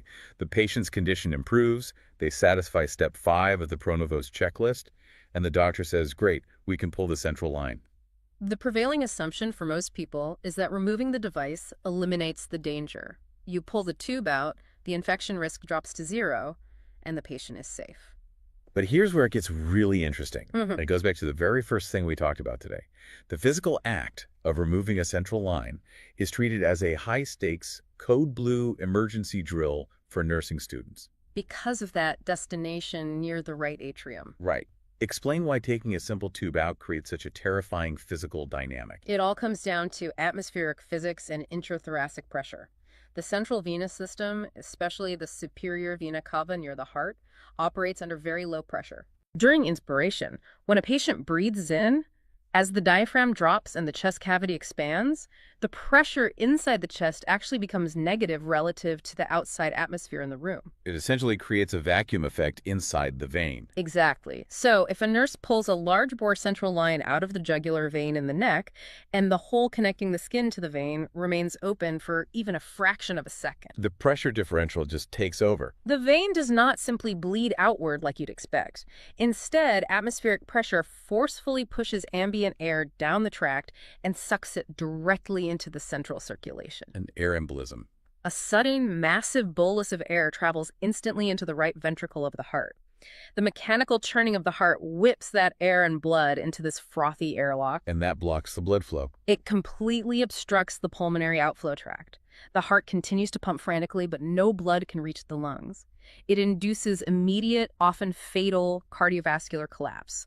Which perfectly explains the highly choreographed procedure we talked about at the start of this deep dive. When the nurse lowers the bed, they aren't just positioning the patient, they are actively battling a pressure gradient. Right. The entire removal protocol is designed to artificially manipulate that pressure. Yeah. Placing the patient in the Trendelenburg position, which is tilted head down, uses gravity to increase venous pressure at the top of the chest. And then having them bear down. That's the Valsalva maneuver. Bearing down forces a massive spike in positive intrathoracic pressure. This guarantees that when the catheter slides out, the pressure inside the vein is higher than the pressure in the room, forcing blood out rather than letting air in. And then they immediately slap on an airtight occlusive dressing to physically seal the hole. Exactly. It's not just the insertion procedure in reverse. It's a completely different physiological battle. It is just a remarkable sequence of events. Yeah. When you step back and look at the full life cycle of a central venous catheter, the takeaways are just profound. They really are. We define these lines not by how they enter the body, but by their destination in the high-flow central circulation. Yeah. A destination that allows for aggressive therapy, like TPN, but brings unique, lethal risks. Right. Placing them requires a calculated trade-off between mechanical lung punctures and cumulative infection risk. Maintaining them relies heavily on the rigid discipline of a daily checklist to combat the inevitable biology of biofilms. And finally, just discontinuing them requires a flawless manipulation of atmospheric physics to prevent a catastrophic air embolism. And, this raises an important question, I think, about how we conceptualize safety protocols in high-risk environments. Absolutely. The history of the central line demonstrates that medical safety is not a permanent achievement you can just secure with better technology or a newer plastic. It is a fragile, active practice that must be relentlessly executed and defended every single day. It absolutely does. And it leaves me with a final thought for you to explore on your own.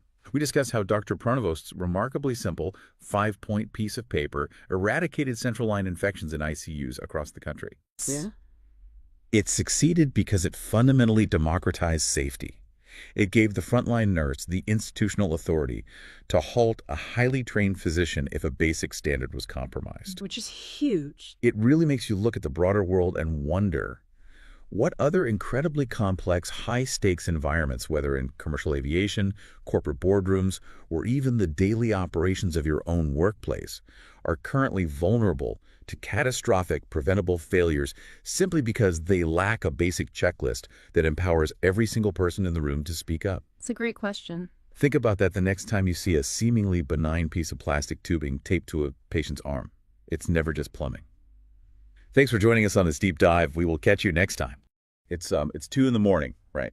And your toddler wakes up, but instead of a normal cry, they make this harsh, just terrifying sound. Oh, yeah, like a barking seal echoing down the hallway. Exactly. And your immediate primal instinct as a parent, or, even as a newly minted doctor, is to just look down their throat to see what's blocking their air. Which makes total sense. I mean, you want to see the problem. Right. But depending on what is actually causing that sound, the sources say simply opening their mouth and looking inside could trigger a reaction that, stops their breathing entirely. Yeah, it literally stops it. That split-second decision in the dark is the harsh reality of pediatric emergency medicine. It's just terrifying to even think about. It is, because a child struggling to breathe isn't just a stressful scenario. It is a highly precarious physics problem. And for centuries, we just didn't fully understand the physics or the biology of what was happening inside those tiny airways. So today, our mission is to decode 2 classic, really nerve-wracking airway emergencies, croup and epiglottitis. 2 very distinct, very dangerous conditions. Right. And we are pulling from clinical nursing guidelines, pediatric triage protocols, and some historical medical texts for this deep dive to figure out basically how to tell these 2 apart. And why getting it wrong can be catastrophic. Exactly. We're going to explore how one of these diseases forces you to just abandon your most basic medical instincts, and then how the other was practically erased from pediatric wards by a single scientific breakthrough. It really is a fascinating journey. It is. Ultimately, this deep dive is going to completely change how you view a simple sore throat. So, where do we start? Well, to understand the danger, you really have to visualize the anatomy first. Both of these conditions share a fundamental vulnerability, which is the sheer physics of a child's airway. Because it's so small, right? Right. A smaller tube naturally moves less air, but the relationship is governed by Poiseuille's law for laminar flow. Okay, Poiseuille's law. What does that actually mean for the kid? It means airway resistance doesn't just increase proportionally as a tube gets smaller. It rises with the 4th power of the radius. Wait, the 4th power. So if the airway radius gets just a tiny bit smaller, the resistance doesn't go up a little, it just skyrockets. Exactly. It skyrockets. If you cut the radius of a breathing tube in half, the resistance to airflow doesn't double. It increases 16-fold. Oh, wow. 16 times harder to breathe. Yeah. Now apply that math to a toddler. Their baseline airway is roughly the width of a pencil. Just a pencil. That's so tiny to begin with. Right. So a mere 1 millimeter reduction from inflammatory swelling causes a catastrophic drop in airflow. I mean, an adult wouldn't even register a single millimeter of swelling in their throat. They just think, oh, I have a slightly scratchy throat. Exactly. Yeah. But for an infant, it brings them to the brink of total obstruction. I was picturing it kind of like city infrastructure while reading the sources. Like, if you have a massive underground water main, a 1 millimeter buildup of rust on the inside isn't going to change the water pressure for the neighborhood at all. No, not even slightly. But if you have that exact same 1 millimeter buildup of rust inside a tiny garden hose, the water just stops flowing completely. That's a perfect analogy. The scale of the anatomy completely dictates the danger here. So since both diseases deal with this garden hose physics problem.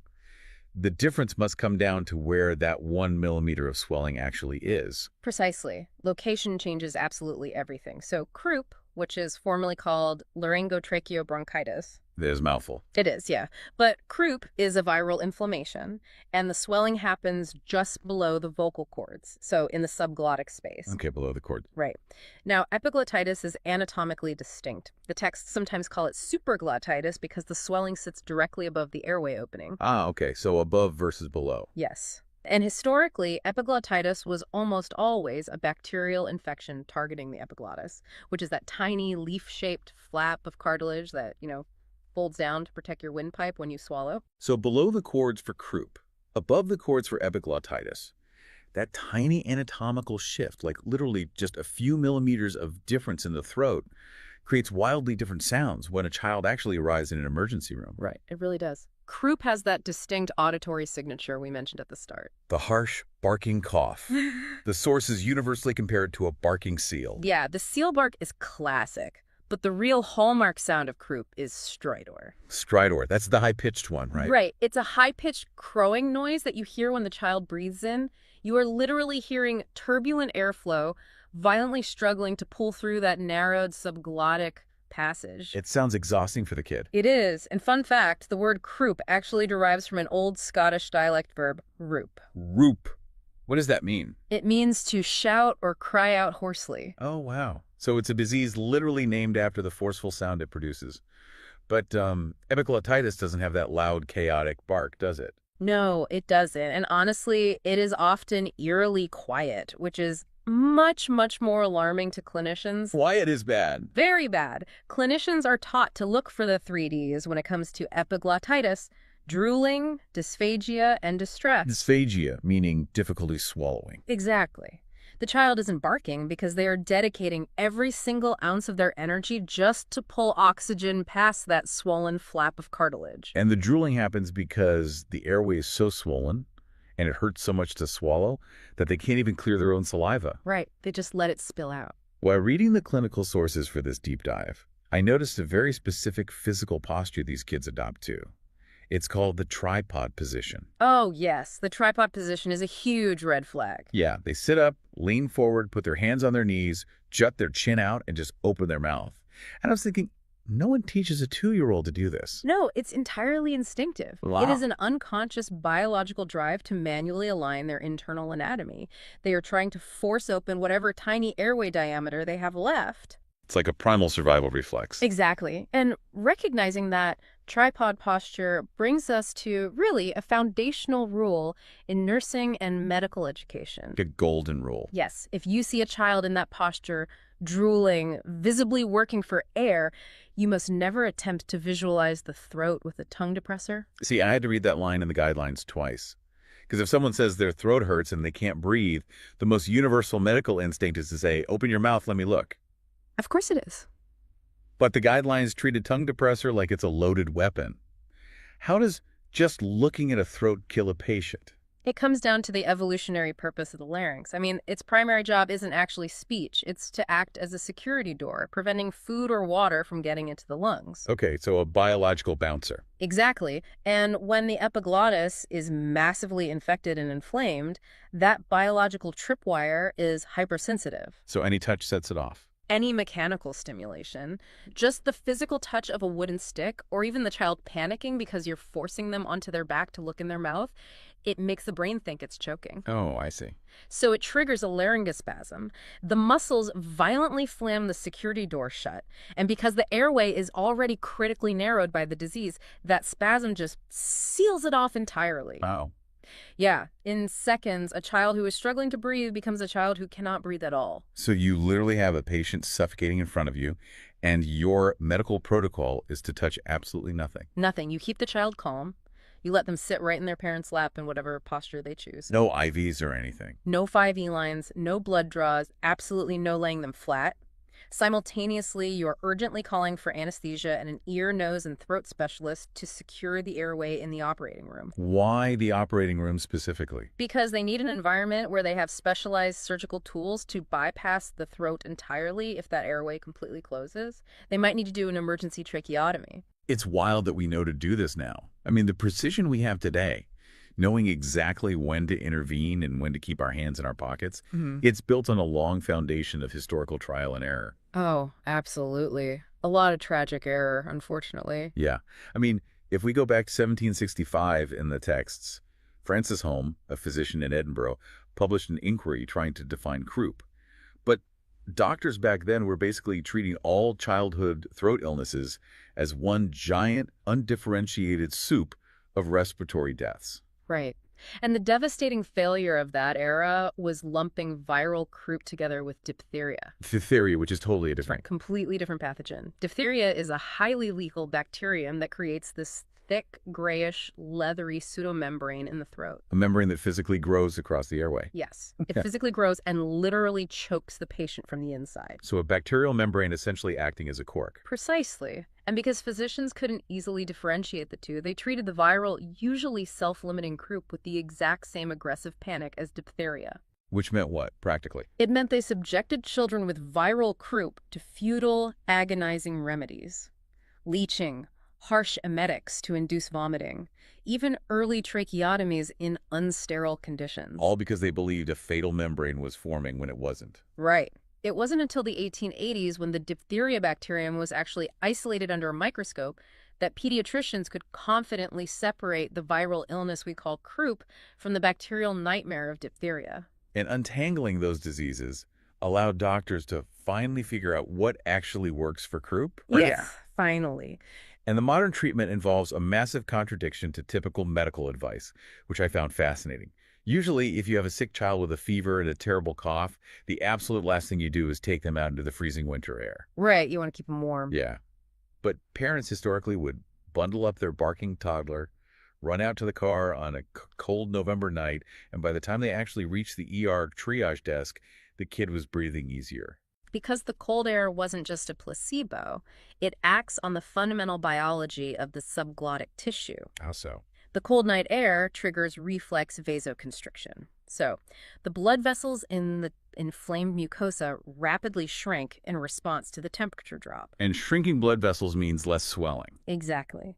When the blood vessels shrink, the physical swelling in the tissue goes down, which pulls a child away from that catastrophic 16-fold increase in airway resistance we talked about. That's incredible. So it's one of the rare instances where stepping outside into the cold is a scientifically sound first aid measure. It really is. It works. But if cold air actively constricts the blood vessels, what about the other classic home remedy? The cool mist humidifier.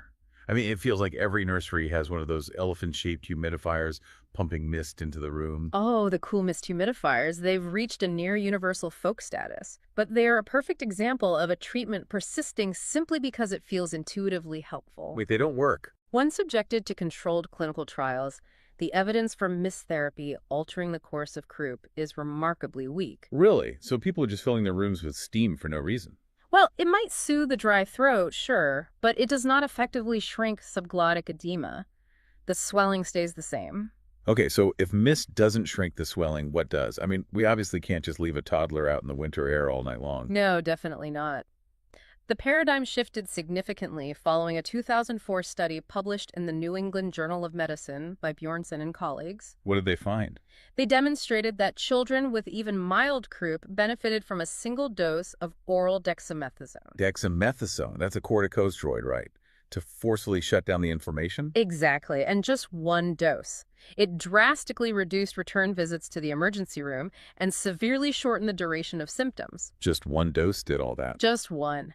The data was so conclusive that dexamethasone became the absolute standard of care across the board. You no longer just tell parents to take the kid home and wait it out. And what if it's really bad?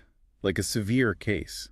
For moderate to severe cases, clinicians use the Wesley Croup score to assess the patient, and they might add nebulized racemic epinephrine. Epinephrine. That's essentially adrenaline, right? It is, yeah. Inhaling it acts almost like a chemical version of the freezing night air. It causes rapid, intense vasoconstriction of the airway tissue. Okay, so it shrinks everything down quickly. Very quickly. It buys hours of immediate improvement. Though the child does require careful observation because, well, the swelling can rebound once the medication wears off. So science isolated croup, figured out the cold air mechanics, and standardized the steroid treatment. But epiglottitis didn't just get a better treatment protocol, did it? The entire disease was practically erased from childhood. It was. The modern history of epiglottitis is honestly one of the most stunning victories in public health. How bad was it before? Before the mid-1980s, epiglottitis was a constant, terrifying staple of pediatric emergency training. The primary culprit was a specific bacterium, Haemophilus influenza type B. Commonly known as Hib. Yes, Hib. And the sources detail how this specific bacteria wasn't just causing airway swelling either. It was invading the bloodstream and causing devastating meningitis in young children. It was awful. It was a leading cause of acquired mental disability and pediatric mortality. But then, in 1987, the Hib conjugate vaccine was licensed and added to the routine childhood immunization schedule in the U.S. And what happened? What followed was just a breathtaking natural experiment. Within a decade, invasive Hib disease, including the classic pediatric epiglottitis, plummeted by over 99% in vaccinated populations. A 99% drop. I mean, we aren't talking about a gradual decline over a century due to, like, better hand washing or sanitation. No, not at all. A common, highly lethal disease basically fell off a cliff the exact moment a targeted vaccine was introduced. The pediatric wards emptied of these specific cases almost overnight. The clinical texts frame this as an irrefutable case study of vaccine success. It's an amazing medical triumph. But here's where it gets really interesting, based on the texts. Because the incredible efficacy of the Hib vaccine created a profound, totally unexpected shift in demographics. Yes, it did. Epiglottitis didn't vanish from the planet entirely. It just shifted populations. The adults, right? Exactly. Yeah. Today, epiglottitis is proportionally more common in adults than it is in children. I guess because adults' airways are so much wider, the swelling isn't as immediately catastrophic, but they are still actually getting the infection. They are getting it, yes. But it is usually driven by entirely different organisms now, like Streptococcus species. And the onset in adults is often slower, more insidious. Which creates a new problem. A huge problem. This demographic flip creates a massive cognitive trap in modern medicine. How so? Well, you have a whole generation of pediatric trainees who might complete their entire residency without ever seeing a true case of Hib epiglottitis. Concurrently, you have adult ER physicians who might evaluate a 40-year-old patient presenting with a fever, severe sore throat, and difficulty swallowing. And they don't even think of epiglottitis. Exactly. The doctor might completely dismiss the possibility because medical folklore has firmly anchored it in their mind as a childhood disease. That is a very dangerous blind spot. Mm-hmm. If a doctor assumes a disease only exists in textbooks or pediatric wards, they just won't look for it in the adult sitting right in front of them. Which delays treatment and increases risk. That makes me wonder about the flip side of that triage coin, too. Yeah. Like, if you are an ER nurse or doctor today, and a child comes in with that high-pitched stridor, is there a risk of just anchoring on croup? Oh, absolutely. Like, if you hear the seal bark, do you just hand them a dose of dexamethasone and assume they're fine? Anchoring on croup is one of the most perilous mistakes a clinician can make, actually. There is a very pervasive misconception that stridor in a child equates exclusively to croup. But it doesn't. No. Stridor is just a physical symptom of turbulent air passing through a narrowed tube. It is a sign of obstruction. Right, the physics problem again. Exactly. That obstruction could be viral croup, but it could also be a swallowed coin lodged in the upper airway, a deep retropharyngeal abscess, or, most alarmingly, bacterial tracheitis. Bacterial tracheitis. The medical texts refer to this as the great mimicker. It is the ultimate diagnostic camellia. It occupies this really dangerous gray zone between viral croup and bacterial epiglottitis. Why is it so tricky to spot? Because initially, bacterial tracheitis presents exactly like a severe case of croup. The child has the bark, the stridor, the struggle for air. Everything looks like croup. Okay, so you treat it like croup. Right. You administer the racemic epinephrine, you give the dexamethasone, but then the trajectory diverges. The child continues to deteriorate. I noticed the sources use terms like toxic appearing for these kids. Yes, they aren't just dealing with a swollen throat anymore. They are dealing with a severe systemic infection. So they look much sicker. Much sicker. They will spike high fevers. They might exhibit cyanosis, meaning they are actually turning blue around the lips from a lack of oxygen. You'll see severe retractions, which is when the child is pulling in their chest muscles between their ribs just to forcefully vacuum air into their lungs. So the steroids aren't working because it's not just regular swelling. Correct. The obstruction in tracheitis isn't just inflamed tissue. The trachea becomes physically blocked by thick, purulent secretions, so heavy, pus-filled mucus that steroids simply cannot dissolve. Wow. So if you hit that clinical wall where the standard croup treatments are just failing, you have to immediately widen your differential diagnosis. You can't just keep giving them epinephrine and hoping the physics improve. You can't. And historically, before we had advanced imaging and rapid lab tests, X-rays were a crucial tool for cutting through this diagnostic fog, assuming the patient was even stable enough to be imaged. What were they looking for on the X-rays? Clinicians learned to read specific shadows on lateral neck X-rays. For croup, they look for the steeple sign. The steeple sign, like a church. Exactly like a church steeple. The narrowing of the subglottic space physically tapers on the film, looking exactly like a pointed tip. Okay, and for epiglottitis? They look for the thumbprint sign. Thumbprint. Yeah, the epiglottis is so massively engorged and rounded that the shadow on the X-ray looks like someone firmly pressed their thumb right into the middle of the airway. The steeple and the thumbprint. I mean, those radiographic markers provide such clear visual anchors. They do, but even with imaging, bacterial tracheitis confounds the picture. Really? Even with X-rays? Yes. An X-ray might show a steeple sign, misleading you into thinking it's just simple croup, while a lethal bacterial infection is brewing in the trachea. So you can't just rely on the picture. Never. The physical presentation of the patient must always override the assumptions of the initial triage or the X-ray. It is such a dynamic, high-stakes environment. You really cannot practice emergency pediatrics by following a flowchart blindfolded. You have to treat the physics in front of you. Absolutely.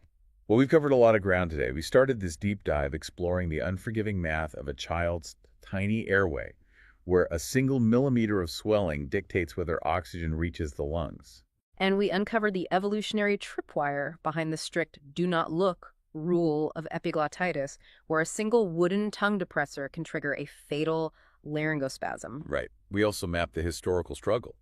I mean, differentiating viral croup from the suffocating pseudomembrane of diphtheria literally changed the trajectory of pediatric care. It allowed us to finally abandon invasive, futile treatments in favor of scientifically validated interventions, like the cold air effect and targeted corticosteroids. And we explored the absolute, undisputed triumph of the Hib conjugate vaccine.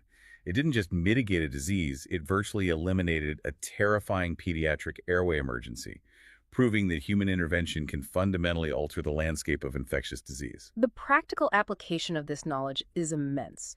Rapidly distinguishing a manageable barking cough from a true life-threatening airway obstruction is a vital skill for anyone involved in pediatric care. Absolutely. But beyond the clinical mechanics, epiglottitis serves as a definitive case study. As the texts point out, in an era grappling with resurgent vaccine hesitancy, this is not theoretical data. We are talking about a deadly pathogen that used to regularly fill hospital wards and is now a clinical rarity purely because of widespread immunization. Which leaves a lingering question for you to consider long after this deep dive ends. We saw how the success of the Hib vaccine essentially evicted epiglottitis from the pediatric population. It forced the disease profile to shift into adults, now driven by entirely different bacterial organisms like Streptococcus. A total ecological shift. Right. So as we continue to develop new vaccines and alter the baseline immunity of global populations, what other supposedly classic childhood diseases are quietly mutating or shifting right now? It's a sobering thought. It is. What other pathogens are finding new footholds in adult populations simply because we have permanently disrupted their original pediatric ecology? The human body and the microbes that attack it are always adapting. And the diagnostic waters are never perfectly clear. We have to adapt right along with them. Why does a 2-month-old baby get a whooping cough vaccine, but has to wait a full calendar year to get the measles vaccine? Yeah, that's a massive gap that confuses a lot of people. Right.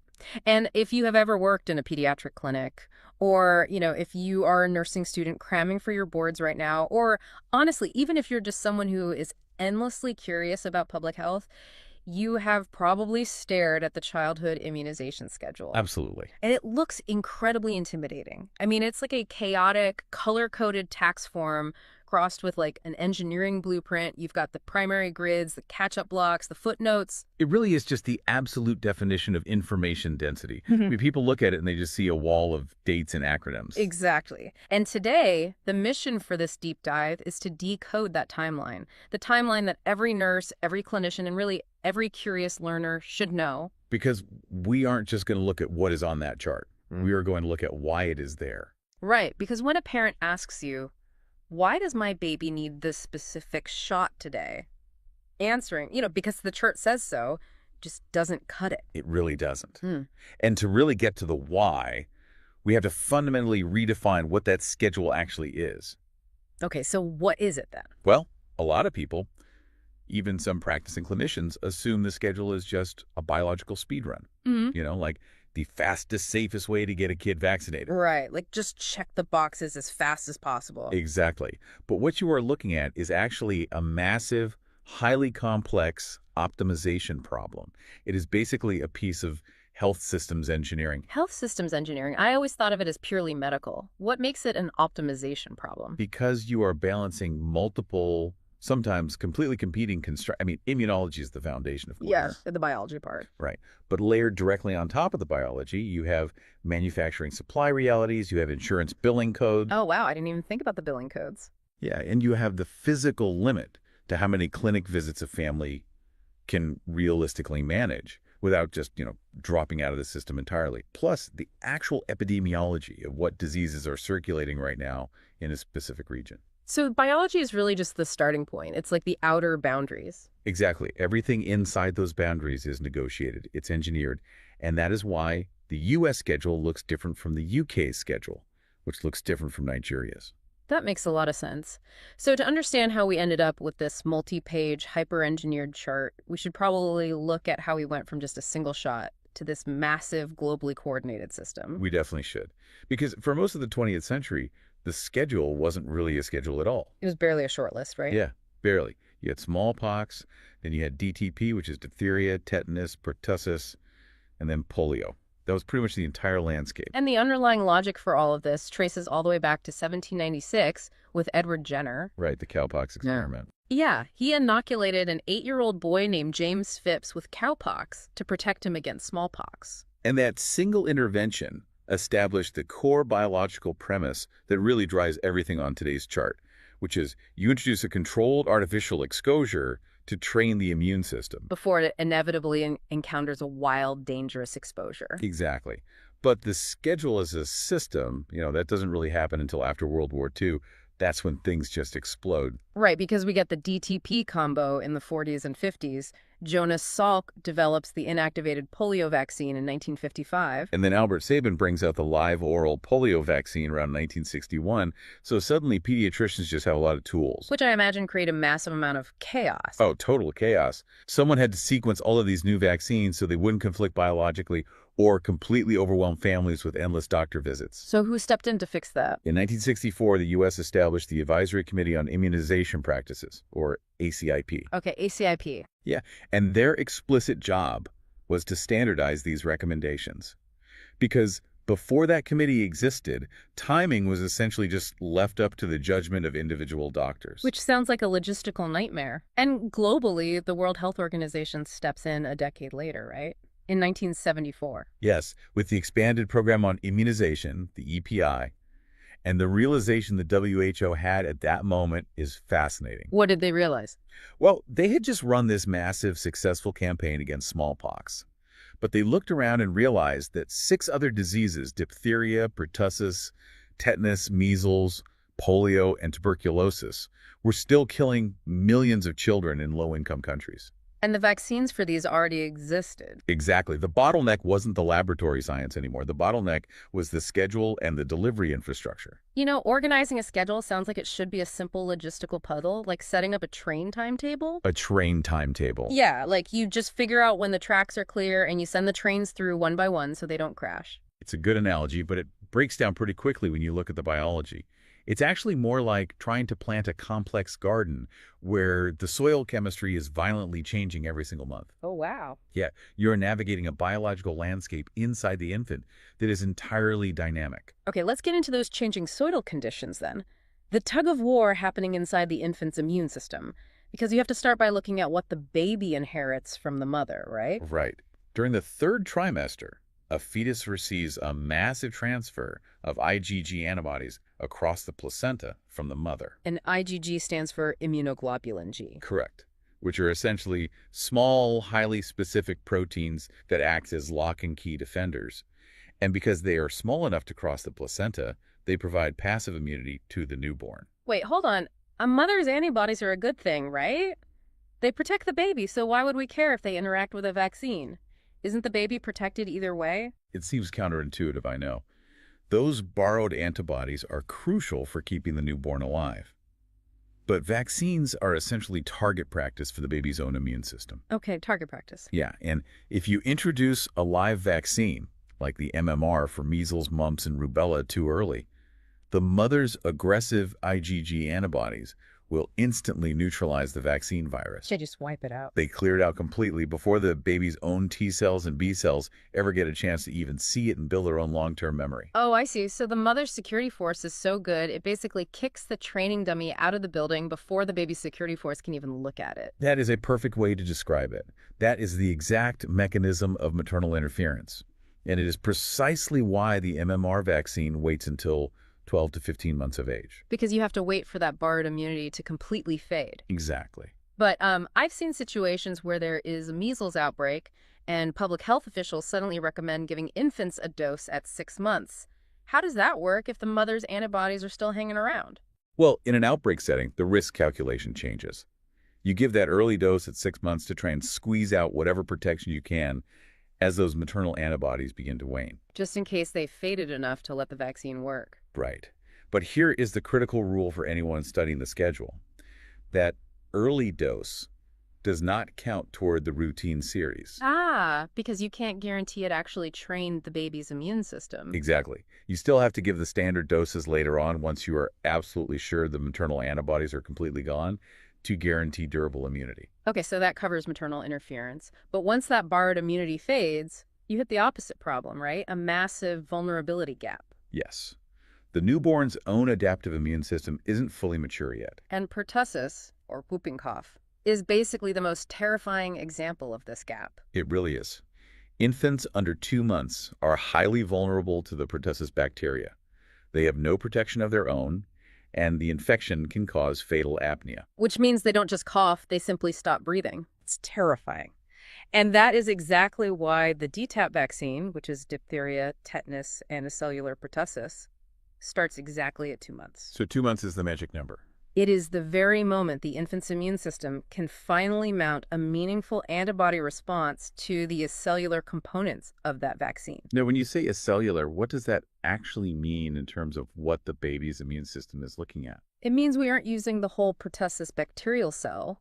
We are just using purified pieces of it, specific proteins. Okay. So the infant's immune system has to be mature enough to piece that puzzle together and recognize those proteins as a threat. So it's kind of like showing the immune system a wanted poster with just a few distinct facial features Yeah. rather than showing them the actual criminal. That's a really good way to put it. But, because of that terrifying 2-month gap before the baby can even process that wanted poster, public health relies on a neighboring concept called the cocooning strategy. Right. This is where you vaccinate the pregnant mother. Exactly. You give the mother the Tdap vaccine, ideally between 27 and 36 weeks of gestation. So she builds up immunity right before birth. Right. By boosting the mother's immunity then, she produces a fresh, massive surge of antibodies that pass across the placenta. You are actively building a bridge of borrowed immunity over that dangerous, unvaccinated window for the newborn. That is so smart. But if we're timing the schedule around the mother's fading antibodies and the baby's own vulnerable gaps, why are some shots given over and over again? You mean the boosters? Yeah, like the DTaP is given at 2, 4, 6, and 15 to 18 months, and then another booster at 4 to 6 years. That is 5 total doses just to establish memory. Well, a young immune system often needs repeated exposure to a specific antigen to build long-lived memory cells. And immunity to different pathogens just decays at different rates. So the pertussis protection fades quickly. Yes.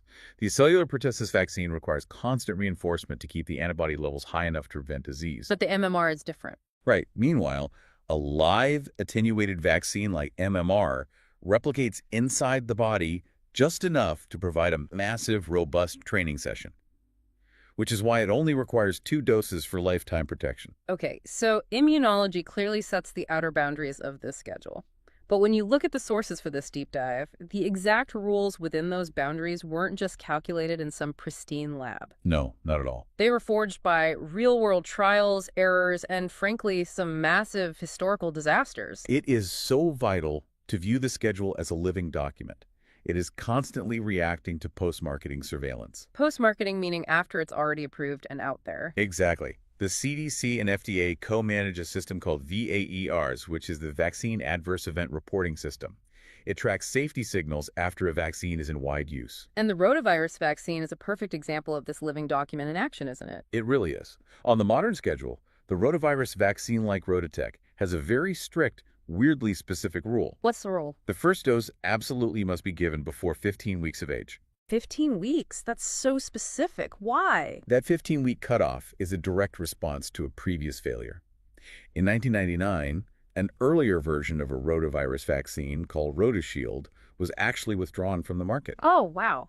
Why was it pulled? The VAER system detected an elevated risk of something called intussusception. Wait, intussusception, what exactly is that? It's a severe condition where one part of the intestine slides inside another part, kind of like a folding telescope. Ah, that sounds incredibly painful. It is. It creates a dangerous bowel obstruction. And the surveillance data showed this risk was specifically elevated when the vaccine was given to older infants. So rather than scrapping the whole idea of protecting babies from rotavirus, they engineered a timing solution. Exactly. By restricting the first dose of the newer vaccines to infants under 15 weeks, they completely eliminated that specific age-related risk profile.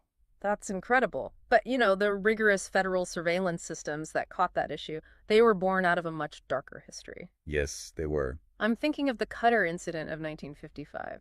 Yeah, that is one of the most significant pharmaceutical disasters in American history. Set the scene for us. What happened? So, Jonas Salk's inactivated polio vaccine was licensed in 1955. It was a huge deal, a moment of global triumph.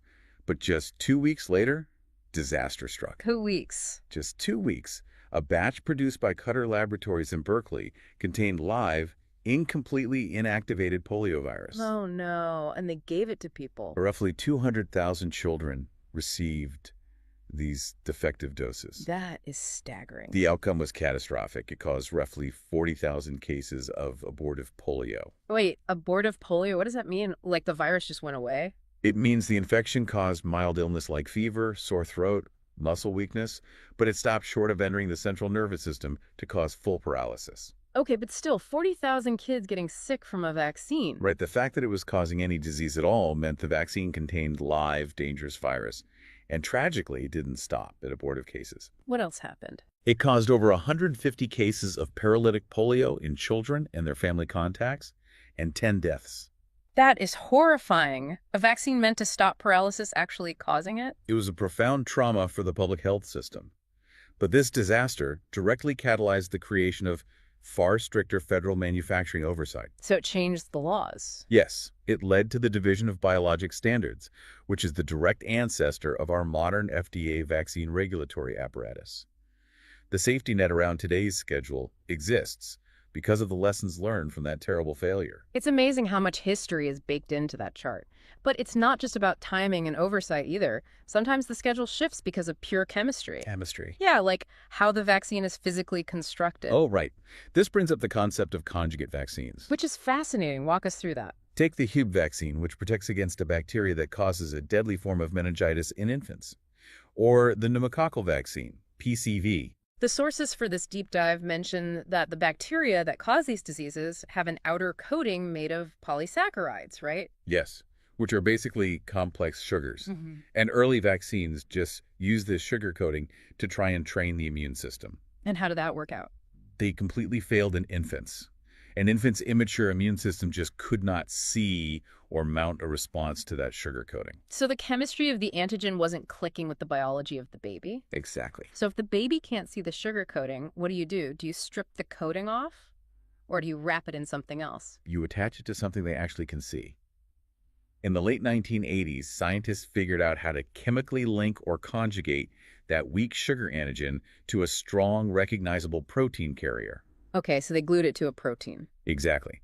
When you inject this conjugated molecule, the infant's immune system immediately spots the carrier protein, attacks it, and in the collateral damage, it learns to recognize and fight the sugar coating too. That is so clever. It's like a chemical disguise that forces the baby's immune system to learn. A chemical disguise. That is exactly what it is. That is incredible. Huh. But because the schedule is this complex, ever-shifting document full of chemical disguises and strict cutoffs, it leaves a lot of room for skepticism. It really does. And that skepticism has fueled major debates and dangerous misconceptions that nurses face every single day. Which means we have to address the most consequential medical fraud in recent vaccine history. You're talking about Andrew Wakefield's 1998 paper in The Lancet. Yes, the infamous paper claiming a link between the MMR vaccine and autism.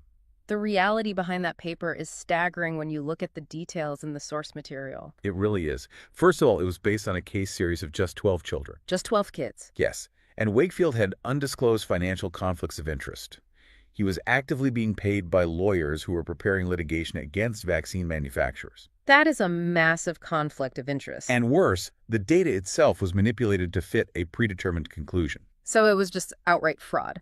And The Lancet eventually fully retracted the paper in 2010. Right, and Wakefield was struck from the medical register and lost his license. And since then, massive studies involving well over 1 million children across multiple countries have found absolutely zero association between MMR and autism. Zero. But the psychological damage was durable, and it was devastating. Following that publication, MMR uptake in the UK plummeted from about 92% to under 80% in some areas. And diseases don't care about retracted papers. No, they don't. As a direct mathematical result of that drop in vaccination, measles, which had been nearly eliminated in the UK, returned. It was declared an endemic disease again in 2008. That is so tragic. Which brings us to another huge misconception parents have. The too many too soon argument. Oh, we hear this one a lot. Yeah, parents look at that massive grid of shots and worry that the sheer volume of the modern schedule is going to completely overwhelm their baby's tiny immune system. Visually, it is a very understandable fear. It looks like a lot. But biologically, it fundamentally misrepresents how the immune system works. In 2013, the Institute of Medicine conducted a massive formal review of the entire childhood schedule. They looked for cumulative safety issues and found absolutely zero evidence supporting the idea of immune overload. But how is that possible, though, with so many more shots on the schedule today compared to, say, the 1980s? Because of the purification processes we just talked about, like the cellular vaccines. Oh, right, because we aren't using the whole cell anymore. Exactly. Vaccine researchers like Paul Offit have pointed out that the total number of distinct antigens across the entire modern schedule is only a few hundred.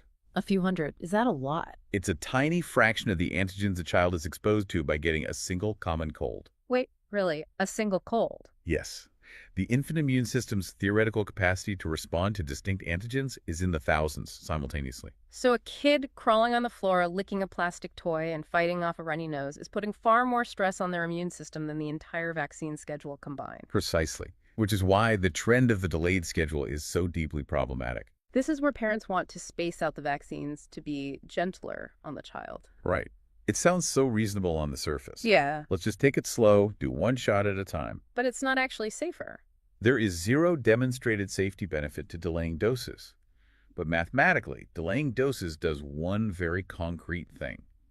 It physically extends the window of time that a child is completely susceptible to diseases like pertussis and head meningitis. So you are basically artificially prolonging that dangerous gap we talked about earlier. Exactly. You're just leaving them vulnerable for longer. What about the natural immunity argument? Ah, yes. You know, the idea that getting the actual disease makes your immune system fundamentally stronger than a vaccine ever could. Well, for some diseases, surviving a natural infection does provide robust immunity. But that argument completely ignores the terrifying cost of acquiring that immunity. Right, because you actually have to survive the disease first. Yeah. Exactly. Look at wild measles. If you catch wild measles, you face roughly a 1 in 1,000 risk of acute encephalitis, which is severe brain swelling that can cause permanent damage. 1 in 1,000 are not good odds when we're talking about severe brain damage. They really aren't. And rarely, wild measles can cause something called SSPE, subacute sclerosing panencephalitis. That sounds intense. What is that? It is a fatal degenerative brain disease. And the truly terrifying part is that it doesn't even show up until 7 to 10 years after the original measles infection. Wait, so a child could catch measles, survive it, seem completely fine, and a decade later develop a fatal brain disease because the virus was just hiding in their central nervous system. Yes, that is exactly what happened. Oh my So when God. people talk about natural immunity, they are ignoring that vaccination provides comparable long-term protection without those massive catastrophic risks. And when we zoom out from the individual child, these choices to delay a vaccine or rely on natural immunity, they don't just affect that one family, right? Yeah, not at all. They dictate the safety of the entire community. This brings us to the math of the herd. Herd immunity. Let's get into the math. The schedule's coverage targets are meticulously calibrated based on how contagious a specific disease is. We measure that contagiousness with something called the basic reproduction number, or R0. R0, and that is essentially how many people one infected person will spread the disease to, assuming they are in a completely susceptible population with no immunity. Correct. And measles is one of the most contagious airborne viruses on Earth. Its R0 is estimated to be between 12 and 18. So one person infects 12 to 18 other people. That's incredibly fast. Because it spreads so easily, epidemiologists calculate that you need roughly 95% of the population to be vaccinated to reliably prevent the virus from transmitting. 95% is a really high bar, and we saw what happens when we dip below it during the Disneyland measles outbreak in 2014 and 2015. Yeah, that was a wake-up call. There were 147 confirmed cases traced to exposure at the theme park, spreading across multiple states and even into Canada and Mexico. And the crucial takeaway from that outbreak is that it happened because of localized pockets of under-vaccination. Exactly. Think of the virus like a spark in a forest. If 95% of the trees are damp, meaning they are vaccinated, the spark just fizzles out. But if your statewide average is 95%, yet one specific community or school district drops to 80%. That is a dry patch of freeze. That is where the spark catches, herd immunity breaks down, and the disease rips through the population. That makes total sense. You know, this tailored approach to epidemiology is also why the schedule is not identical worldwide. Right. Because I hear people say, well, in Europe they do it differently, so our schedule must be wrong. It's a common misconception. The schedule molds to the environment it's in. For example, countries with endemic tuberculosis give the BCG vaccine right at birth. But the U.S. doesn't do that. No, the U.S. schedule omits the BCG vaccine entirely because TB incidence here is so low that the risk-benefit analysis shifts. So it's hyper-localized. Exactly. Yeah. Different rotavirus strains, different yellow fever risks. Public health officials constantly tweak the schedule based on what is actively threatening the population. Speaking of tweaking the schedule for efficiency, what about combo vaccines? Like the MMR or DTaP, you sometimes hear the myth that these combo shots are just bundled together for pharmaceutical profit. The reality is much more practical than that. Yeah. Combination vaccines exist to reduce the number of physical injections and the number of clinic visits required. Which goes back to the logistical constraints we talked about at the beginning. Yes. The data clearly shows that when you reduce the logistical burden on families, you significantly increase the likelihood that a child actually completes the full series. And as we just discussed with the forest fire analogy, completing the series is what keeps those vital herd immunity numbers above 95%. Exactly. It all connects back to the math of the herd. Let's bring this all back to you, the listener. If you are a nurse working in a clinic tomorrow, this schedule is your daily tool. It's what you live by. Right, you are calculating missed windows, figuring out the catch-up grids, but more importantly, you are sitting across from hesitant parents. And when you understand the biological reasoning, why maternal antibodies mean MMR waits until 12 months, why the rotavirus cutoff exists because of V8-year surveillance, why delaying doses just extends the window of vulnerability, that is how you build trust. Because answering "it's on the schedule" isn't enough anymore. When you can explain the mechanics of the acellular pertussis vaccine or how chemical conjugation works, you demystify the entire process. And the impact of understanding that why cannot be overstated. This complex, intimidating chart is really a marvel of public health engineering. The CDC estimates that vaccination of cohorts born in recent decades has prevented hundreds of thousands of deaths and millions of hospitalizations in the U.S. alone. It really is an incredible achievement. But as we wrap up this deep dive, I want to leave you with a thought about the future. The future of this schedule. Yeah. We started by comparing the schedule to a static engineering blueprint. But, as we've seen, it's actually a living ecosystem. Absolutely. With vaccine technology rapidly evolving right now, especially with the massive advancements in mRNA technology we've seen recently, how will the outer boundaries of immunology and the inner boundaries of logistics shift? used? That's a great question. How will this already dense blueprint stretch and adapt to accommodate entirely new classes of vaccines in the schedule of the future? The tracks are always moving, the Yeah. pathogens adapt, the technology adapts, and the schedule has to adapt right along with them. It's a constant balancing act. So Right. keep that in mind the next time you look at that chart. If you give a patient zero point 0.5 nanograms of this drug per milliliter of blood, you might actually keep them out of the hospital, vastly improve their quality of life. Right, but if that level creeps up to like 1.2 nanograms, you might kill them. Yeah. Today, we are looking at the terrifying math of digoxin. It really is the ultimate narrow therapeutic index drug, Huh. NTI.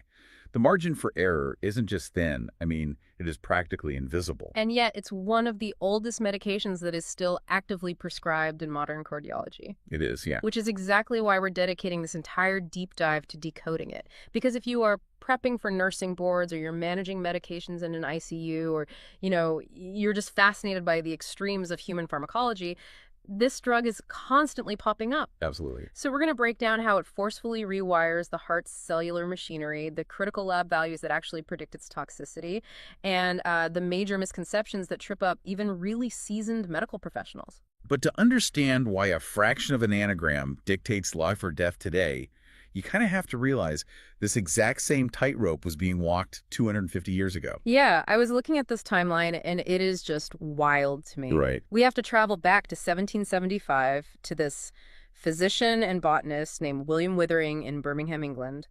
He was called in to treat a patient suffering from dropsy? Dropsy, yeah. Yeah. Such an archaic, haunting word. It really paints a picture. Today, we'd call it severe fluid retention from heart failure. Right, The exactly. patient is essentially drowning from the inside because their heart just cannot pump fluid effectively through the body. And the standard medical treatments of the 18th century were just completely failing this patient.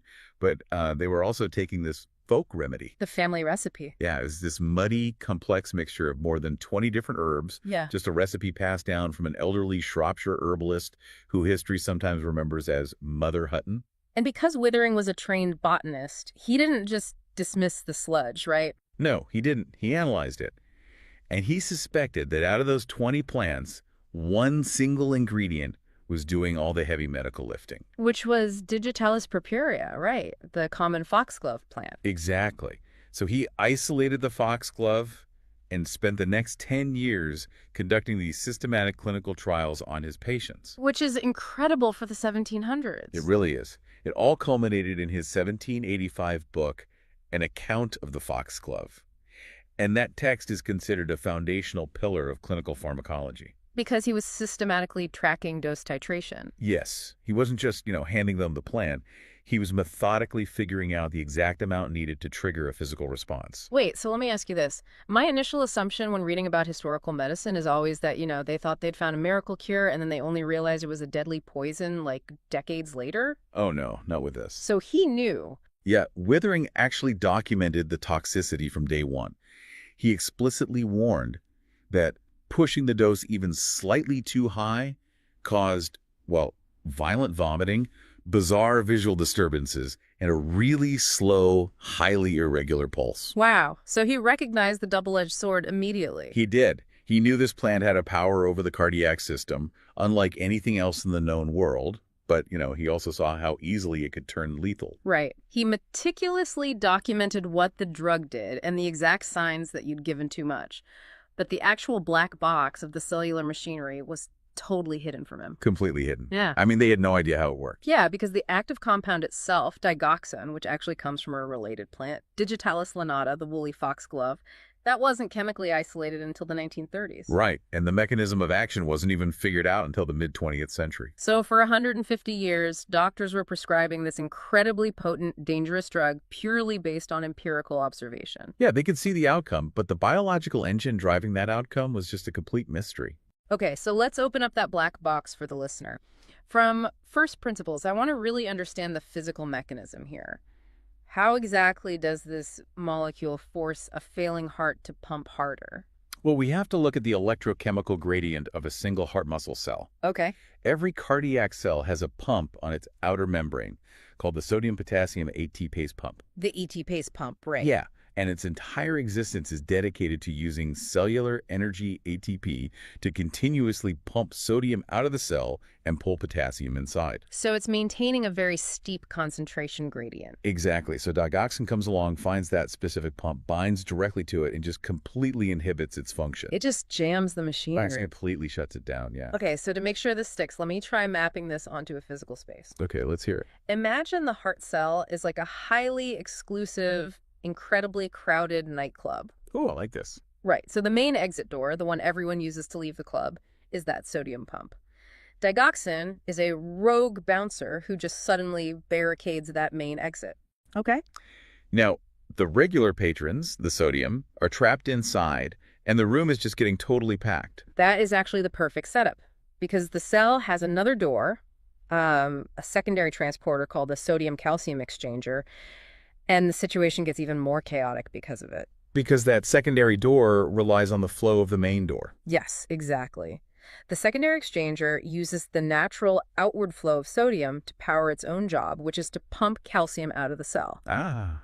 But digoxin has ruined the sodium gradient. The main door is jammed, the sodium is backed up, so the secondary exchanger completely stalls. It has no power. Right. And the end result is that intracellular calcium levels begin to rise drastically. Okay, going back to the nightclub analogy, because the main exit is blocked, the VIP section, the calcium, also can't get out through their special side door. Right, they're stuck. So all these highly energetic VIP calcium molecules are now stranded on the dance floor. And calcium is the direct biological trigger for muscle fiber contraction. Wow. Okay. So having all that extra calcium trapped inside the cell means the physical contraction of the muscle fibers becomes much, much more intense. We call that a positive inotropic effect. So the failing heart muscle is basically forced to squeeze with significantly more force. Yeah. It's a massive rave on a cellular level. But forcing the heart to squeeze harder is only half of the drug's mechanism, right? Because it also hits the brakes on the heart rate. It does. Separately from the muscle contraction, digoxin increases vagal tone. Okay, what does that mean exactly? It stimulates the parasympathetic nervous system, which acts as the body's natural brake pedal. This stimulation slows down the electrical conduction, specifically at the AV node. And the AV node is the electrical gateway between the top and bottom chambers of the heart. Exactly. We call this a negative chronotropic or dramatropic effect. Which is why we see it used for atrial fibrillation, or AFib. Right. Because in AFib, the top chambers of the heart are quivering chaotically, just firing off hundreds of rogue electrical impulses down toward the ventricles. Yeah, it's a mess. So digoxin doesn't cure that chaotic rhythm, but by slowing down the AV node, it acts like a strict toll booth operator. I love that. A toll booth operator, yeah. It throttles how many of those chaotic impulses are allowed to pass through to the main pumping chambers, which keeps the overall heart rate from just spiraling completely out of control. Stronger contractions, but a slower, more controlled rate. I mean, it sounds like the perfect combination for a failing chaotic heart. It really does. But because this mechanism physically alters the foundational electrical gradient of the cells, the line between therapeutic benefit and a fatal arrhythmia is terrifyingly thin. Yeah, digoxin is the textbook NTI drug. It sits right alongside things like lithium and warfarin. Oh, absolutely. But the part of the story that truly shocked me when I was reading the research is that for decades, modern cardiology actually got the definition of safe completely wrong. The paradigm shift here is massive. Yeah? Historically, clinicians defined the therapeutic range for serum digoxin as roughly 0.8 to 2.0 nanograms per milliliter. That was the gold standard target. It was. If a patient's blood work came back at 1.5, their doctor felt completely confident they were in the safe zone. Then the DIG trial happens. Right. The Digitalis Investigation Group trial, which was published in the New England Journal of Medicine in 1997, they looked at almost 7,000 patients with heart failure. A huge study. Yeah, and I was reading these results, and I have to admit, I'm kind of baffled. The trial proved that the drug does not actually reduce overall mortality. No, it doesn't. It does not help you live longer. So given how dangerous the toxicity profile is, I just don't understand why any modern doctor would choose to prescribe this over incredibly effective, safer drugs like beta blockers or ACE inhibitors. Well, it is a question that gets debated in hospitals literally every day. I bet. But the justification lies in what the DIG trial actually did show. It didn't extend life, sure, but it drastically reduced hospitalizations for worsening heart failure. Oh, okay, so it's about symptom control. We are talking about severe symptom control. Picture a patient who is already maxed out on beta blockers and modern therapies, but they are still suffocating from fluid buildup. They can't even sleep lying down. That's awful. Or an AFib patient whose blood pressure is just too low to tolerate other rate control drugs. Digoxin keeps them out of the ICU. It offers a massive quality of life benefit for a very specific, highly vulnerable niche. But the 1997 trial wasn't the end of the story, was it? No, it wasn't. Because in 2003, researchers published a post-hoc analysis of that exact same DIG trial data in the journal JAMA. And when they broke down the numbers, they found this hidden warning that kind of changed everything. They did. They realized that the patients who actually had the best outcomes, the fewest hospitalizations, and the lowest risk, had serum digoxin levels between 0.5 and 0.8. Okay, wow, that's really low. Very low. But patients whose levels were above 1.2, which remember was historically considered the perfect safe mid-range, they actually suffered increased mortality, particularly women. That is wild. The physical pill didn't change at all. But the medical consensus on what constituted a poison just shrank drastically overnight. Exactly. The new therapeutic range was redefined downward to a tiny window of just 0.5 to 0.9 nanograms per milliliter. Outcome data finally caught up with centuries of empirical dosing. It did. And with the safe range shrinking to such a microscopic window, recognizing when a patient has inadvertently crossed the line into toxicity is, well, it's one of the most critical skills a clinician can have. Let's talk about that, because if a patient comes into the emergency room complaining of sudden, bizarre visual changes, that is your first major clue. Oh, yeah. And medical students are often taught this really vivid historical theory to remember it. It involves the Dutch post-impressionist painter Vincent van Gogh. Right. Late in his life, Van Gogh's paintings, like The Starry Night or The Night Cafe, are just dominated by heavy, brilliant yellows and these massive swirling halos around the stars and artificial lights. It's his signature style from that period. Yeah, and medical historians have proposed that he might have been suffering from xanthopsia. Xanthopsia, right. Which is a condition that causes yellow-tinted vision, alongside seeing physical halos around lights. And both of these are hallmark, classic symptoms of digitalis toxicity. Obviously, we have to note for the listener that this is entirely speculative. Oh, 100%. There is no hard medical record confirming Van Gogh was ever prescribed digitalis, though, it was sometimes used for suspected epilepsy back then.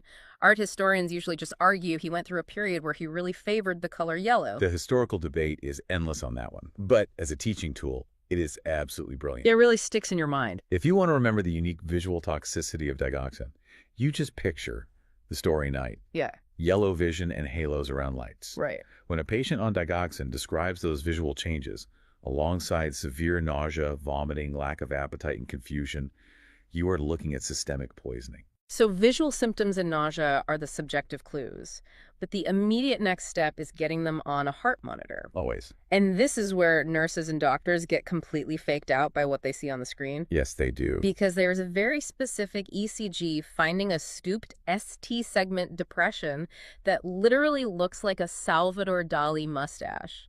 I've always heard people associate that shape with digoxin toxicity. It is arguably the single most common misconception regarding this drug. Really? Yeah, that scooped ST segment does not mean the patient is poisoned. It is simply the digoxin effect. Wait, then why does it create that specific shape if it isn't toxic? Well, think back to the jammed cellular pumps. The nightclub doors. Right. The ST segment on an ECG represents repolarization, the moment the heart is electrically resetting itself for the next beat. Okay. Because digoxin is blocking the sodium-potassium pumps, those cellular ions are physically struggling to get back to their baseline positions. Oh, I see. That electrical struggle literally pulls the baseline of the ECG downward, creating that scooped, mustache-like appearance. So it shows up in patients who are taking a perfectly therapeutic, non-toxic dose. Exactly. It just proves the drug is in their system doing its job. Wow. Okay. So a Dali mustache is expected. What does actual fatal toxicity look like on the monitor then? True toxicity manifests as highly dangerous arrhythmias. Like what? For example, paroxysmal atrial tachycardia with an AV block. Okay, break that down for me. This means that the top chambers of the heart are firing at an incredibly fast abnormal rate. But because digoxin is clamped down so heavily on the AV node's toll booth, Those signals are blocked from reaching the ventricles. Got it. You might also see bidirectional ventricular tachycardia. That sounds intense. It is. It's where the electrical signal is so profoundly corrupted, it is literally ping-ponging back and forth across the ventricles in opposite directions on the monitor. Jeez. Yeah, so you had to combine those severe arrhythmias with the physical symptoms and then verify it all with a blood test. But even the blood test can lie to you if you don't time it perfectly, right? Oh, absolutely. Because if a patient takes their morning pill, feels nauseous 2 hours later, and you draw their blood right then, the lab level might come back completely normal. The timing is everything. Because the digoxin binds extensively to tissue, especially the heart and skeletal muscle. Okay. If you draw blood within the first 6 to 8 hours after a dose, the drug hasn't fully distributed into the tissues yet. It's still just circulating in the bloodstream. So the lab is just measuring that free-floating amount. Right, and it will give you a deceptively low or normal number, which completely masks the lethal amount of drug that's already bound to the heart muscle. That's terrifying. You must always draw the level at the trough, which is the absolute lowest point of concentration, ideally right before they are scheduled to take their next dose. Okay, so drawing the level at the trough ensures you see the true baseline. But there is another lab value that we have to check alongside the digoxin level, and it introduces this massive paradox. Potassium. We need to talk about potassium, because I was always taught that low potassium is the biggest danger for a patient on digoxin. But the data shows that a high potassium level is actually the ultimate red flag for mortality. This is the potassium paradox. And to untangle it, we have to completely separate chronic everyday toxicity from an acute massive overdose, Oh, okay. because they behave in entirely opposite ways. Let's look at chronic toxicity first. All right, lay it out for me. A classic scenario.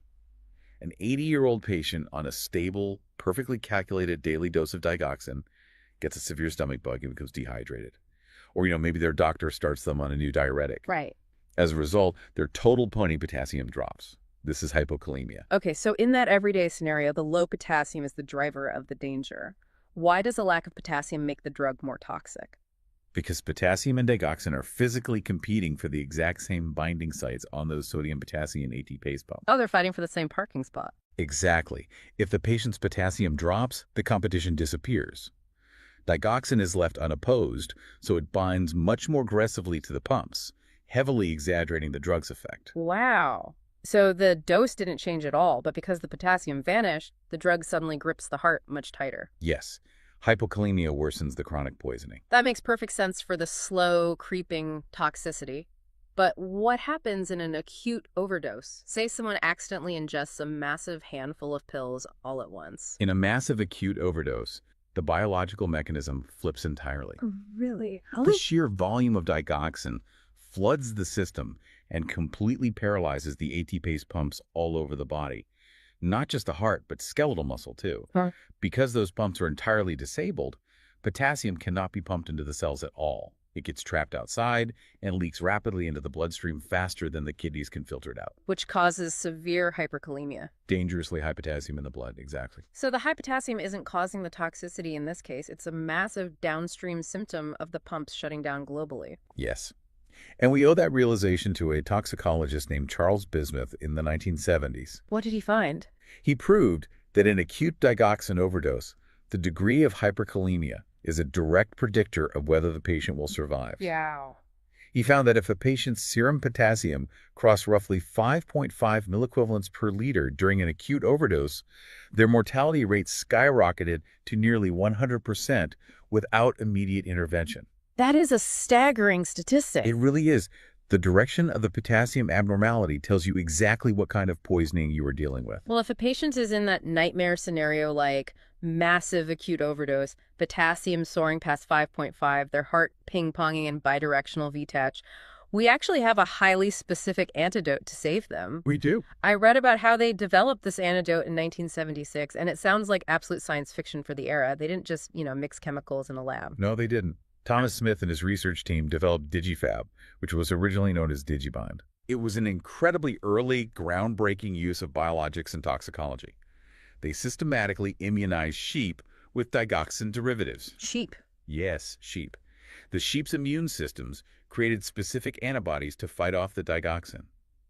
The researchers then harvested and cleaved those antibodies into microscopic fragments. So when you infuse those sheep antibody fragments into a dying, poisoned patient, they basically hunt down the free digoxin molecules in the bloodstream and bind to them. Exactly. They act like little molecular handcuffs, just rendering the poison completely inert.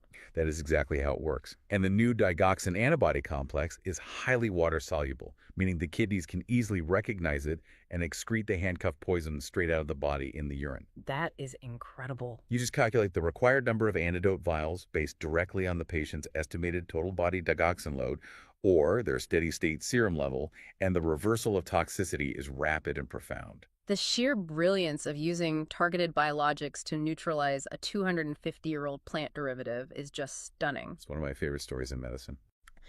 The entire landscape of this drug requires such intense precision. I mean, we've seen how the Dali mustache on the ECG represents the cellular struggle of repolarization, not an actual poisoning. Right. We unpack the paradox where low potassium tightens the drug's grip in chronic cases, but high potassium acts as the ultimate alarm bell for massive pump failure in an acute overdose. Which is so crucial to remember. And we looked at how the 1997 DIG trial and its 2003 follow-up forced the entire medical community to shrink the therapeutic safe zone down to that tiny window of 0.5 to 0.9 nanograms per milliliter, specifically to keep patients out of the hospital without increasing their mortality risk. And, you know, all of this history and cellular mechanics matters deeply today because our demographic landscape is shifting. Oh, so? We have millions of older adults living with atrial fibrillation and heart failure, and their kidney function naturally declines with age. Digoxin is cleared almost entirely through the kidneys. Which means a patient can be perfectly stable on their daily dose for years, but the moment they get a minor infection or become dehydrated or simply start taking an over-the-counter NSAID like ibuprofen for arthritis. Their kidney clearance takes a subtle hit. Right. They haven't taken a single extra pill of digoxin. Right. But because their kidneys slowed down, the drug silently accumulates in their tissues day after day until they cross that invisible line from 0.8 to 1.2 nanograms. And then they arrive in the emergency room with yellow vision and a failing heart. Exactly. It requires vigilant polypharmacy review from every doctor, nurse, and pharmacist involved in their care. We are essentially demanding flawless kidney function to manage a centuries-old plant extract in an aging population with incredibly complex medication lists. That's a huge challenge. It really makes you pause and think about the origins of all this. If William Withering hadn't possessed the exact right dual training to investigate Mother Hutton's family recipe for dropsy in 1775, would we have ever isolated it? It's hard to say. And considering how many other strange, muddy folk remedies were casually discarded by modern science over the centuries, you have to wonder, could there be other incredibly potent, undiscovered, narrow therapeutic index drugs hiding in historical texts, just waiting for modern biologics and precise dose titration to unlock their potential? The line between a deadly poison and a life-saving cure is often just a matter of knowing exactly where and how closely to look. Keep questioning the margins, and we'll see you on the next deep dive. Imagine for a second that you are, well, in absolute peak physical condition. Right, like you're a professional athlete at the top of your game. Yeah, exactly. Maybe even a gold medalist.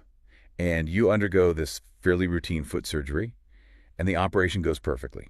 Mm-hmm. You go home to rest, but then, days later, you find yourself struggling to breathe, literally fighting for your life in an emergency room. And it's not because of an infection or anything like that. Exactly. No infection. You didn't tear a muscle. Oh, You were okay. being taken down by something completely invisible. It's this microscopic threat that formed entirely because you did exactly what you were told to do. Which is to stop moving. Right. You stop moving. It's honestly one of the most counterintuitive paradoxes of the human body. I mean, we are conditioned from childhood to believe that resting is the ultimate form of healing. Right. You get hurt, you go to bed. Exactly. But in the context of human circulation, absolute rest can actually be the very trigger for a catastrophic medical event. And that is the exact paradox we are diving into for you today. Welcome to the Deep Dive.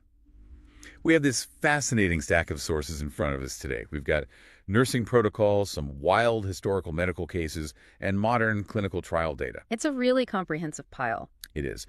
And our mission today is to explore this concept, the clot that forms when you stop moving. We are talking about deep vein thrombosis, or DVT. So, okay, let's unpack this. Let's do it.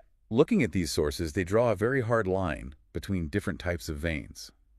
What exactly is a DVT, and why is it so much more dangerous than just getting a bruise or a surface level clot? Well, the distinction is purely anatomical, but it really makes all the difference in the world. A deep vein thrombosis is a blood clot, or a thrombus, that forms inside one of the body's deep veins. So like where exactly? Typically, these are buried deep inside the muscle of your calf, your thigh, or your pelvis. So if you think of the veins just under your skin as small, winding side streets. Okay, side streets. Right. If a clot forms there, yeah, it's painful, but it's relatively contained.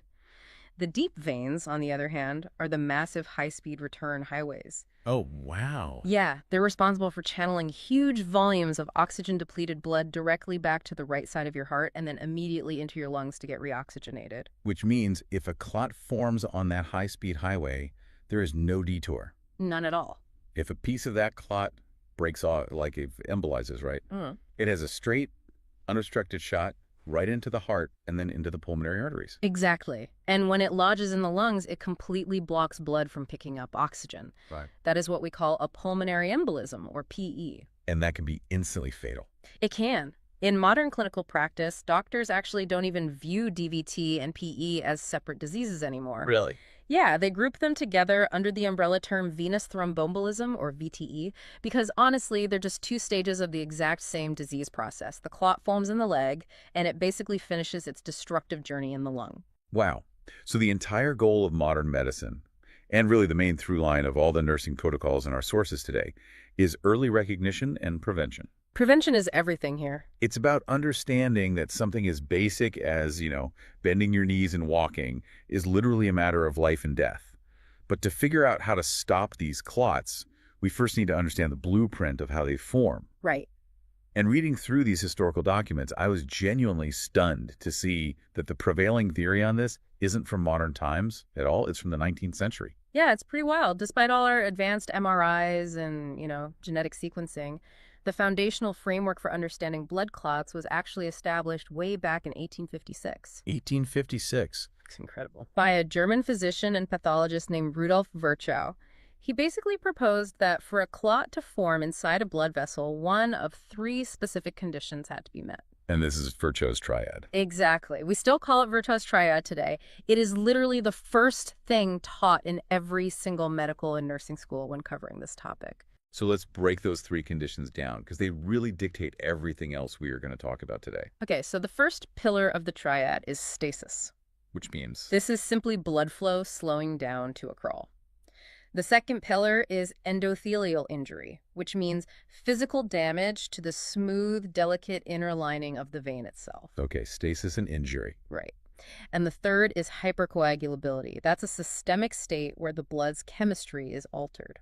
So it makes the blood fundamentally primed and eager to clot even when there is no physical bleeding to stop. Okay, I want to linger on that first pillar for a second, stasis, because it really highlights the mechanical engineering of our bodies. Oh, absolutely. If you think about the blood in your legs, it has a massive problem to overcome, which is gravity. It has to travel all the way from your ankle back up to your chest. And your heart alone just isn't strong enough to suck that blood upward. No, it's not. So your body relies on your leg muscles, specifically the calf muscle pump. The soleus muscle in the calf is actually often called the second heart for exactly this reason. The second heart. I love that. It's basically a biological plumbing system. Every time you take a step, that calf muscle contracts and physically squeezes the deep veins, just shooting the blood upward. And then these little one-way valves inside the vein snap shut so the blood doesn't fall back down. But when that pump is turned off, like when you are immobilized in a hospital bed or sitting at a desk for 12 hours, the blood just pools. It just sits there. Right. If a plumbing pipe has a fast-flowing river of water, it stays clean. But if the water stops waiting, all the heavy sediment, the debris, the clotting factors, they all start to settle against the walls of the pipe. And that sediment settling triggers a microscopic chain reaction. Yeah. And that cascade is dramatically accelerated if you introduce the second pillar, which was endothelial injury. So physical damage to the pipe itself. Exactly. If you undergo surgery like a knee replacement, or if you suffer trauma in a car accident, the lining of your vein is damaged. When that lining breaks, it exposes a protein underneath called tissue factor. Tissue factor. Yeah, and tissue factor is basically a biochemical alarm siren. It screams to the rest of the body, hey, we're bleeding, send the clotting crew right now. Wow. So even if the bleeding is purely internal, a clot will rapidly build at that exact site of injury. So, I mean, if your pipes are flowing and the pipes aren't physically damaged, you should be completely safe from a clot, right? Well, you'd think so. Right, but that brings up the third part of the triad, Yeah. hypercoagulability. Because what if the fluid running through the pipes is genetically primed to basically turn into sludge? Exactly. Sometimes the blood itself is the core problem. Our sources highlight a condition called Factor V Leiden. It was identified in the mid-90s, and it's a genetic mutation that essentially breaks the off switch for blood clotting. The off switch. Yeah, so people with this mutation create clots much faster than their bodies can dissolve them. But the thing is, hypercoagulability doesn't have to be genetic. You can acquire it. How does that happen? Things like active cancer, systemic inflammation, or severe obesity can all basically dump chemicals into your bloodstream that lower the threshold for clotting. And looking at this 165-year-old triad, it completely destroys the modern stereotype we have about who actually gets a DVT. Oh, completely. I think the average person assumes this is a disease strictly for the elderly or maybe someone confined to a nursing home. But Virchow's triad proves that age is entirely irrelevant if those conditions are met. The triad does not care how young you are. It doesn't care how fast you can run a marathon. If the scales tip, a clot forms, period. The story of David Bloom in our sources is just a heartbreaking example of this. He was this incredibly prominent, dynamic NBC News correspondent. And in 2003, during the invasion of Iraq, he was embedded with U.S. forces. Right. He was only 39 years old. But he spent days folded up with his knees to his chest inside this cramped Bradley fighting vehicle just bouncing across the desert. He had almost no ability to extend his legs or activate that calf muscle pump we talked about. The stasis was absolute. The pump was turned off, the sediment settled, and a massive DVT formed. And it eventually embolized into a fatal pulmonary embolism. I mean, he wasn't elderly, he wasn't sick. It was pure stasis-driven thrombosis caused entirely by his environment. And we see this phenomenon regularly at the extreme opposite end of the health spectrum, too, like in elite professional athletes. Right, going back to the surgery example. Yeah, the tennis legend Serena Williams developed a life-threatening pulmonary embolism following foot surgery in 2011. And she was arguably in the top fraction of a percent of human physical fitness. Truly peak condition. But the physical trauma of the surgery created endothelial injury, and the prescribed recovery period created stasis. So 2 pillars of the triad were met, and her incredible fitness just couldn't stop the clot. Chris Bosh is another prime example from the sources. He was an NBA All-Star, constantly moving, but his career was tragically cut short by recurring blood clots. Yeah, he had an underlying hypercoagulable state. So you combine that with the constant microscopic physical trauma of professional basketball and the endless hours sitting on airplanes, and boom, you trigger the triad. Exactly. And if we connect this to the bigger picture, the realization that prolonged stillness is deadly forces us to look back at medical history with a lot of horror. Oh, totally. Because for a very long time, the medical establishment was prescribing the exact thing that was killing people. The era of strict bed rest. Reading these older protocols, it is wild how universal it was. It was the standard for everything. Right. For much of the 20th century, if you had a baby, you were on strict bed rest. Heart attack, weeks of bed rest, surgery, do not move a muscle. The logic was that a recovering body needed to conserve every single ounce of energy to heal tissue, and moving might, rip open surgical stitches. It was incredibly intuitive logic at the time. It was. But the outcomes data eventually revealed an absolute disaster. Doctors were noticing horrifying rates of sudden death in patients who seemed to be recovering perfectly from their initial surgeries. And they didn't know why. Not at first. It took decades of autopsies and outcome tracking to realize that the bed rest was allowing massive clots to form in the deep veins. Orthopedic surgeons were actually some of the very first to sound the alarm on this, particularly as joint replacements became more common in the mid-20th century. Because replacing a hip or a knee is basically a worst-case scenario for the triad, right? Yeah. You have massive bone and tissue trauma causing endothelial injury, plus the patient can't walk. Precisely. The DVT rates in early orthopedic surgeries were astronomical. And this realization forced one of the most profound paradigm shifts in modern nursing and medicine. Right. Immobility went from being a prescribed treatment to a recognized pathogen. Today, if you wake up from a major surgery, a nurse is likely going to have you standing up and shuffling down the hallway within hours. Early mobilization is now the ultimate protective standard. But wait, let me push back on that for a second. Sure. If getting up and moving is the cure, if activating the calf muscle pump sweeps the sediment away, why do the nursing protocols in our sources still mandate heavy blood thinners for patients in the hospital? That's a great point. I mean, if I am walking the halls, why are they injecting me with anticoagulants? Doesn't the walking basically cancel out the need for the drugs? It raises an important question, but the flaw in that logic goes right back to Virchow's triad. You cannot view the triad as a single problem with a single solution. Ah, okay. Walking down the hallway absolutely solves the stasis problem. But what if you just had major abdominal surgery? You still have immense endothelial injury that is actively calling for clotting factors. Or what if you are hospitalized for cancer treatment? Your blood is still hypercoagulable. So the movement only fixes 1/3 of the blueprint. Yes, exactly. Walking cannot fix a chemical imbalance or a torn vein lining, and that is why mechanical prophylaxis like walking and chemical prophylaxis like blood thinners are not substitutes for one another. They work together. They do. Medications like heparin or the newer direct oral anticoagulants work synergistically with movement. The movement keeps the blood flowing, and the medication alters the blood chemistry to raise the threshold for clotting, preventing that tissue injury from triggering a massive response. Okay, so what does this all mean for things like compression socks? Because for years, the conventional wisdom was just to put tight stockings on immobilized patients to keep the pressure up and prevent stasis. Right.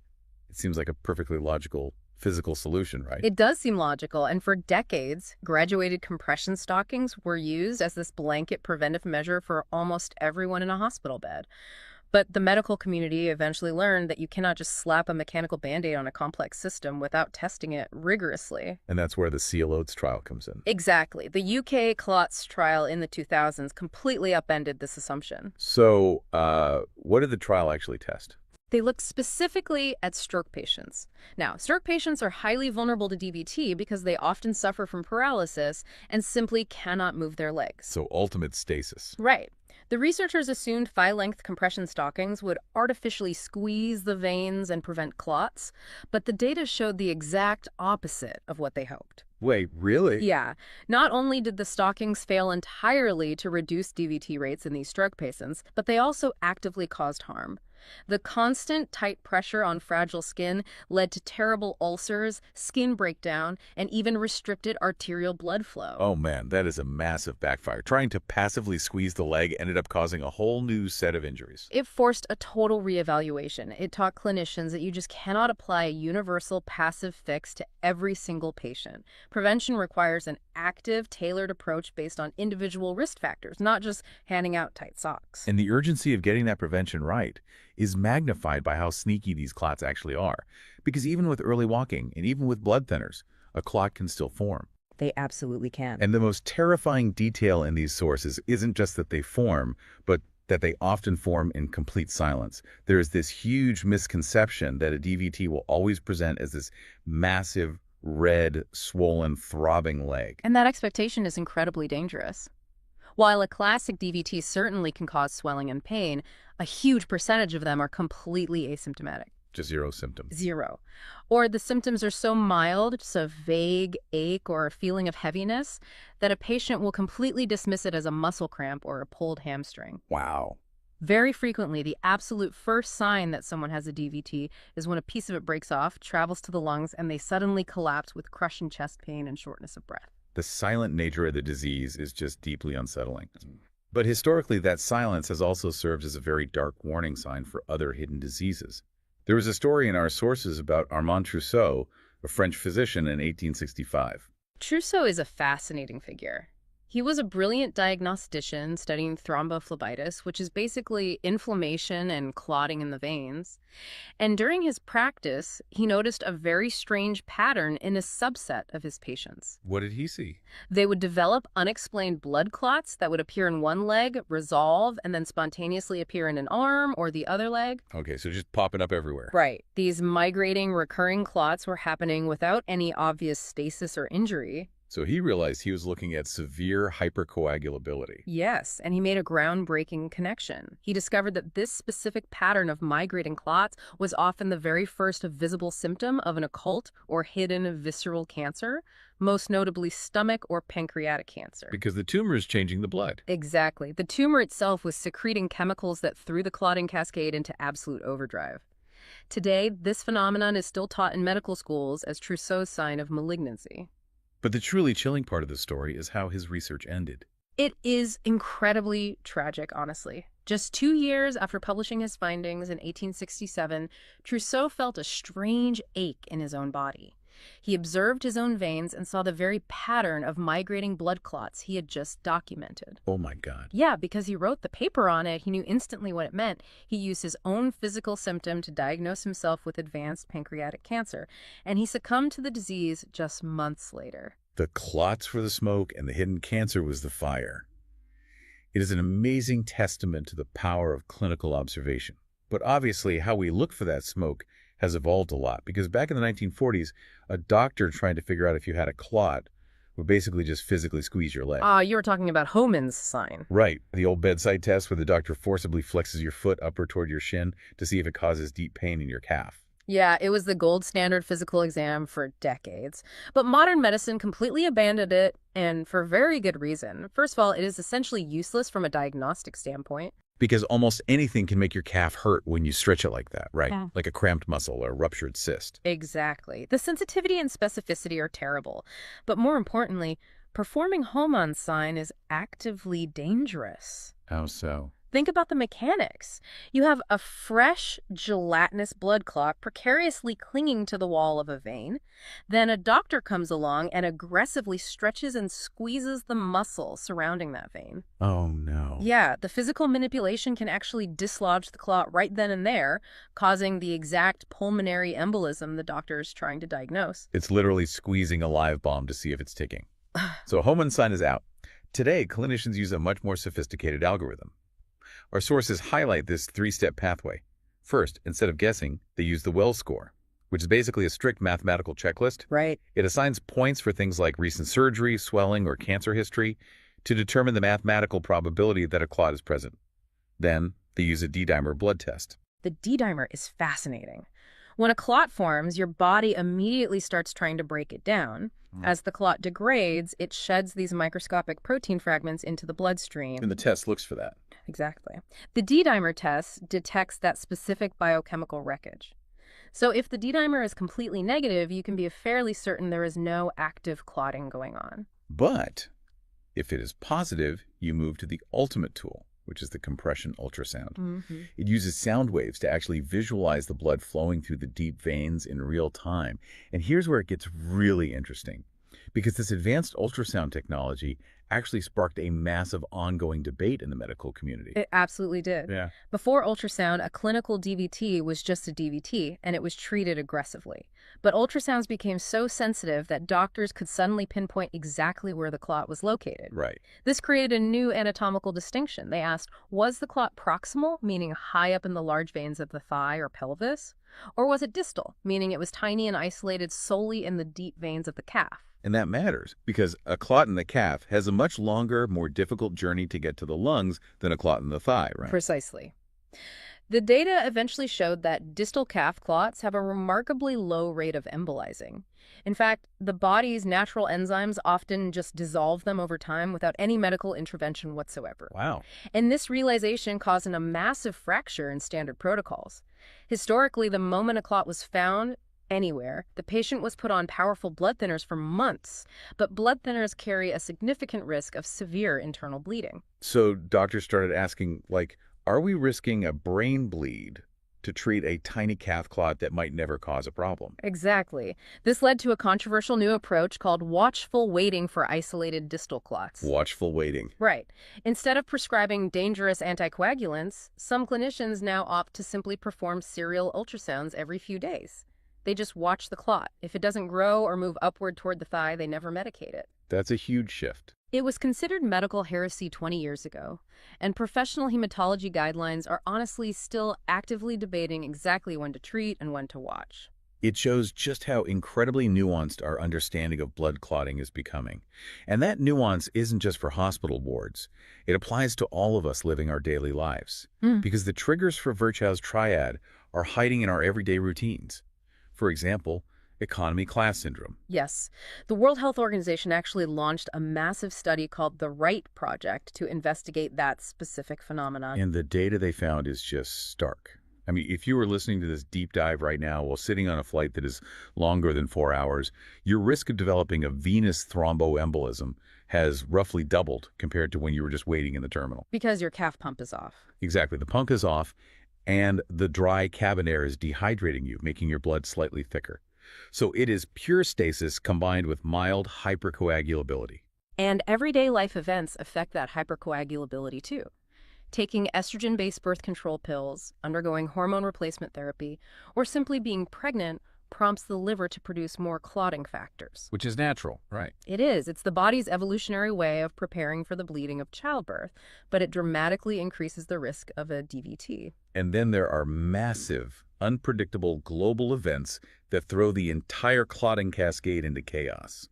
The COVID-19 pandemic is heavily featured in these clinical notes. The vascular impact of COVID-19 was a terrifying surprise to the medical community in 2020. Clinicians were seeing patients whose lungs were full of microclots and whose legs were developing massive DVTs, even when those patients were already on high doses of preventive blood thinners. Wait, how is a respiratory virus causing blood clots in the legs? It comes back to endothelial injury and inflammation. COVID-19 triggered what we call a cytokine storm, a massive uncontrolled inflammatory response by the immune system. The virus and the inflammation aggressively attacked the inner lining of the blood vessels throughout the entire body. So the body misinterpreted this massive systemic inflammation as widespread physical trauma. Oh, wow. So it thought it was bleeding everywhere. Exactly. It essentially panicked, thinking it was bleeding out, and dumped massive amounts of clotting factors into the blood. It created a hypercoagulable state so aggressive that standard drugs just couldn't stop it. That is terrifying. But medical research also delivers incredible, positive surprises regarding how our vascular system works. The Jupiter trial from 2009 is a perfect example of this. Oh, the Jupiter trial is one of my favorite anomalies in modern medical research. Tell us about it. It was a massive multinational study looking at a drug called rosuvastatin. Statins are widely known and prescribed exclusively to lower bad cholesterol. The goal was to see if the statin prevented arterial plaques from bursting and causing heart attacks. But they accidentally discovered a massive benefit for the venous system. Yeah. They did. When they analyzed the data, they found that the patients taking the statin had a dramatic, statistically significant reduction in venous thromboembolism. Which makes no sense. It confused everyone at first because cholesterol plaques do not form in veins, they only form in arteries. So how is a cholesterol drug preventing DVTs? Right, what was the actual mechanism there? It turns out statins don't just lower cholesterol, they're also powerful anti-inflammatory agents. They soothe the endothelium, the inner lining of the blood vessels. Okay. By reducing systemic inflammation, the statin essentially calmed the vein walls down, preventing them from sending out those chemical distress signals that trigger a clot. It was a total accident of research that proved how interconnected our cardiovascular systems really are. It is incredible how a drug built for one side of the circulatory system ended up protecting the other just by calming the environment. Yeah. So as we pull all these threads together, the core takeaways from this massive stack of research are incredibly clear. Very clear. First, Virchow's triad stasis, endothelial injury, and hypercoagulability is the ultimate blueprint. Every risk factor you will ever face traces back to one of those three pillars. Second, bed rest is no longer the cure. It is a profound risk. Early, active movement is the gold standard of prevention. Movement is medicine. Exactly. And finally, you cannot wait for obvious pain to warn you because a clot can be utterly silent until the exact moment it threatens your life. And as you think about the silent, lingering nature of this disease, I want to leave you with a final concept to ponder that illustrates the true long-term stakes of a deep vein thrombosis. Okay. It is a condition called post-thrombotic syndrome. We focus so heavily on the immediate life or death threat of the clot breaking off and traveling to the lungs.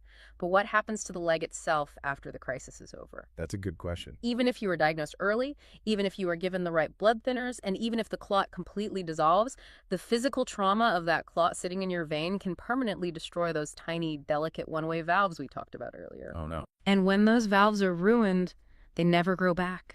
The blood can no longer fight gravity efficiently. It constantly falls backward and pools in your lower leg. Wow. For the rest of your life, you can be left with chronic, heavy swelling, persistent pain, and irreversible skin discoloration. It is the permanent structural footprint that a clot leaves behind long after it is gone. Oh. And it is the ultimate reminder that the true goal of medicine isn't just to survive a blood clot. The goal is to never let it form in the first place. When you hear the phrase water pill, there's this expectation of something, incredibly gentle. Like it sounds like a cup of herbal tea or something. Right, yeah, like a mild detox. Exactly. You take a pill, you shed some extra water, you feel a bit lighter. But if you step into the actual world of renal pharmacology, that serene image just shatters instantly. Oh, completely. It's not gentle at all. Right. We aren't looking at some gentle sponge squeezing out fluid. We are looking at a microscopic, highly pressurized industrial assembly line inside the kidney. Yeah, that's a great way to put it. An industrial assembly line. And to really grasp how these ubiquitous medications operate, whether you're, prescribing them, administering them, or just studying them, we have to map out that assembly line. So our mission today in this deep dive into the source material is to follow these molecules down into the nephron. Which is where all the action happens. Exactly. To see how they manipulate our electrolytes, alter our hemodynamics, and occasionally create utter physiological chaos. Because it is an industrial level of precision, really. And intervening in that process is never, it's never just about water. It's about chemical exchange. Okay, let's unpack this. Yeah. Because the textbook definition of a diuretic that a lot of practitioners carry around is surprisingly slippery. It is, yeah. It's highly misunderstood. We call them water pills, but that implies a direct relationship with water excretion. Mm-hmm. We really need to distinguish between a true aquaretic and what the vast majority of these clinical drugs actually are, which are natriuretics. That distinction is it's the absolute foundation of renal pharmacology. Strictly speaking, the clinical drugs we casually call diuretics, they don't target water at all. And not even touch it, right? No, not directly. They target sodium. They are natriuretics. Their primary mechanism is inhibiting the reabsorption of sodium natrium. So it just stays in the tubule and gets excreted. Right. The water loss that happens is entirely secondary. It's just following the sodium out of the body passively through an osmotic gradient. So the water is just collateral damage to the sodium transport, essentially. Exactly. Collateral damage is a perfect term for it. If we wanted a true aquaretic-like, something that increases water excretion without touching sodium, we'd have to look at something like the Vaptan class, right, which blocks antidiuretic hormone directly at the V2 receptors. Right, the Vaptans. Or, if you look historically, something as simple as ethanol, which just suppresses ADH release centrally. Like having a few beers and suddenly needing the bathroom all night. Exactly, yeah. Or you could use an osmotic diuretic like mannitol, which is freely filtered but not reabsorbed, so it physically drags water into the lumen via osmolarity. Right, it pulls the water with it. But when we talk about modern first-line clinical management of hypertension or heart failure, we are focusing on molecules with highly specific transport targets in the nephron. And tracing how we got those targeted molecules requires a look back. Because, this was not a story of brilliant scientists logically engineering the perfect drug from scratch. Oh, not at all. It was incredibly messy. The origins are wildly serendipitous. Yeah, it was very much an era of clinical observation driving the science rather than, the other way around. Take Alfred Vogel in 1919.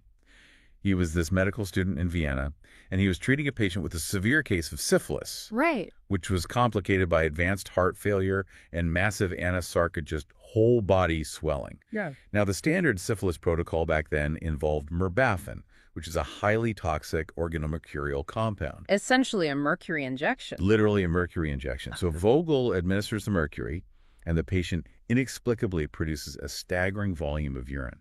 and it completely resolves his heart failure edema. Which is wild to think about today. It's the pharmacological equivalent of trying to seal a leaky pipe with toxic industrial sludge and accidentally inventing a brilliant pressure release valve. That is exactly what it was, and that single observation birthed a 30-year era of organ mercurial diuretics. 30 years of injecting mercury. Yeah. They were the standard of care for heart failure for decades, despite requiring these painful intramuscular injections, and of course carrying a severe risk of nephrotoxicity over time. Because mercury accumulates. Obviously. So the therapeutic index was terrifyingly narrow. The next leap forward was another total accident. In the 1930s, clinicians were using this early antibacterial sulfa drug, sulfanilamide, and they noticed their patients were urinating constantly. Right, and developing hyperchloremic metabolic acidosis. Yeah, so by the 1950s, pharmacologists like Carl H. Bayer, they chased that side effect down. They kept tweaking the sulfonamide ring until they created acetazolamide. Which is interesting because acetazolamide itself isn't even a powerful diuretic. Right, but they just kept mutating that chemical structure, looking for different ways to block sodium. And that trial and error chemistry eventually gave us chlorothiazide in 1957. What's fascinating here is the stark contrast between those early chaotic discoveries and the later development of the potassium-sparing diuretics. Well, by the late 1950s, the game had changed completely. Endocrinologists had just isolated and characterized the hormone aldosterone. Oh, okay. So they actually knew what they were targeting. Exactly. Instead of waiting for a happy accident, pharmaceutical chemists looked at aldosterone's molecular structure and deliberately designed a molecule to act as a competitive antagonist at the mineralocorticoid receptor. So instead of stumbling in the dark, they finally had the lock, and they purposefully machined a key just to jam it. Yes. And that gave us spironolactone in 1959. Wow.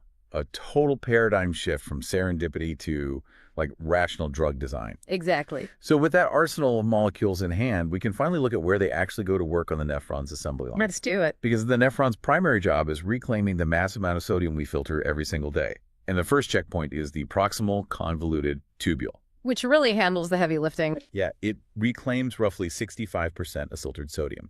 And this is where acetazolamide acts by inhibiting carbonic anhydrase. But clinically, if you block sodium here, the downstream segments just, they upregulate their own absorption to compensate. Right. They see the extra sodium coming and just work harder. So the net diuresis is incredibly weak. Which means if you actually want to clear meaningful volume from a fluid-overloaded patient, you have to bypass that proximal compensation. You have to target the actual engine of the kidney's concentrating ability, which is the thick ascending limb of the loop of Henle. Okay, checkpoint 2. This is the territory of the loop diuretic, so furosemide, bumetanide, torsemide. This segment handles about 25% of the sodium load. A massive amount. Right. And just looking at the physiology, if you suddenly paralyze a checkpoint responsible for a full quarter of the body's sodium reclamation, the downstream segments can't possibly compensate for that. It must create absolute chaos in the tubules. It does. It creates an overwhelming solute load, which is exactly why loop diuretics have the highest efficacy of any class. The sledgehammers? We consider them the sledgehammers of diuresis, yeah. Yeah. They act by reversibly binding to the chloride binding site of the NK2Cl cotransporter, or NKCC2. So they don't just block sodium, they paralyze the transport of sodium, potassium, and 2 chloride ions all at once. All at once. And the downstream consequences of paralyzing that specific transporter are just profound. How does that cascade work? Normally, as potassium is pumped into the tubule cell by NKCC2, it actually leaks back out into the lumen, and that back leak creates a positive electrical charge in the urine. Okay, a positive charge. Right, and that positive charge is critical because it repels other positively charged ions, specifically calcium and magnesium, forcing them out of the tubule, between the cells, and back into the blood. Ah, I see. So the positive lumen potential is the actual driving force for saving calcium and magnesium. Exactly. So when you give a patient furosemide and shut down NKCC2, you lose that potassium back leak. You abolish the positive charge. Yes, and suddenly the calcium and magnesium have no reason to leave the tubule. They just, get flushed straight out into the urine. They do. And that gives loop diuretics their distinct, dangerous electrolyte fingerprint. Profound hypokalemia, hypomagnesemia, and hypocalcemia. Wow. You are inducing massive volume contraction alongside severe electrolyte depletion. And beyond the electrolytes, there is this structural danger to the loop class that honestly catches a lot of people off guard. they carry a well-documented risk of ototoxicity, Right. Hearing loss. a literal water pill that can cause permanent deafness.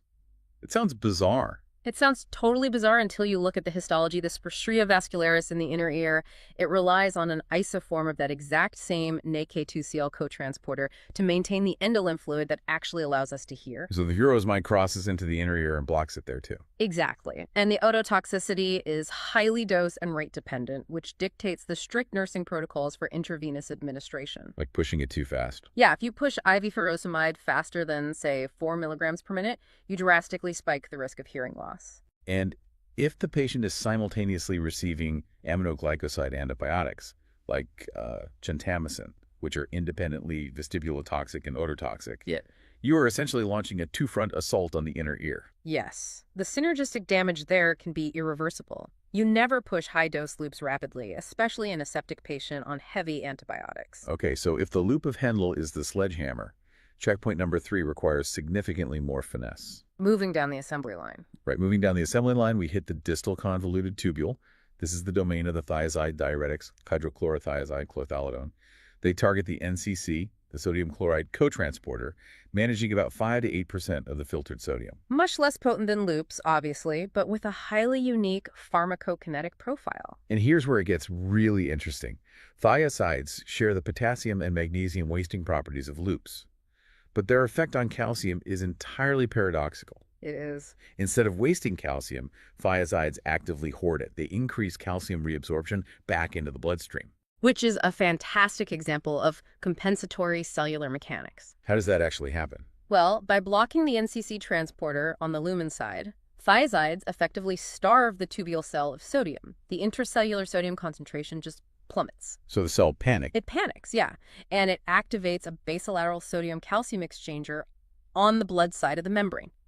This exchanger works furiously to pull sodium out of the blood into the cell, and the price it pays is kicking calcium out of the cell and into the bloodstream. Oh, wow. So it's essentially leveraging a backdoor mechanism to balance the sodium and accidentally hoarding calcium in the process. Exactly. Which makes thiazides a brilliant prophylactic tool for nephrolithiasis. Kidney stones. Right. If you have a patient forming recurrent calcium oxalate kidney stones, throwing them on a thiazide strips the calcium out of the urine, cutting off the supply for the stones. That's amazing. Just repurposing a side effect as a primary therapy. It's very elegant. Now, because thiazides only handle 5 to 8% of the sodium, there's this persistent assumption, especially I think among newer clinicians, that the stronger diuretic must be the superior choice for managing standard hypertension.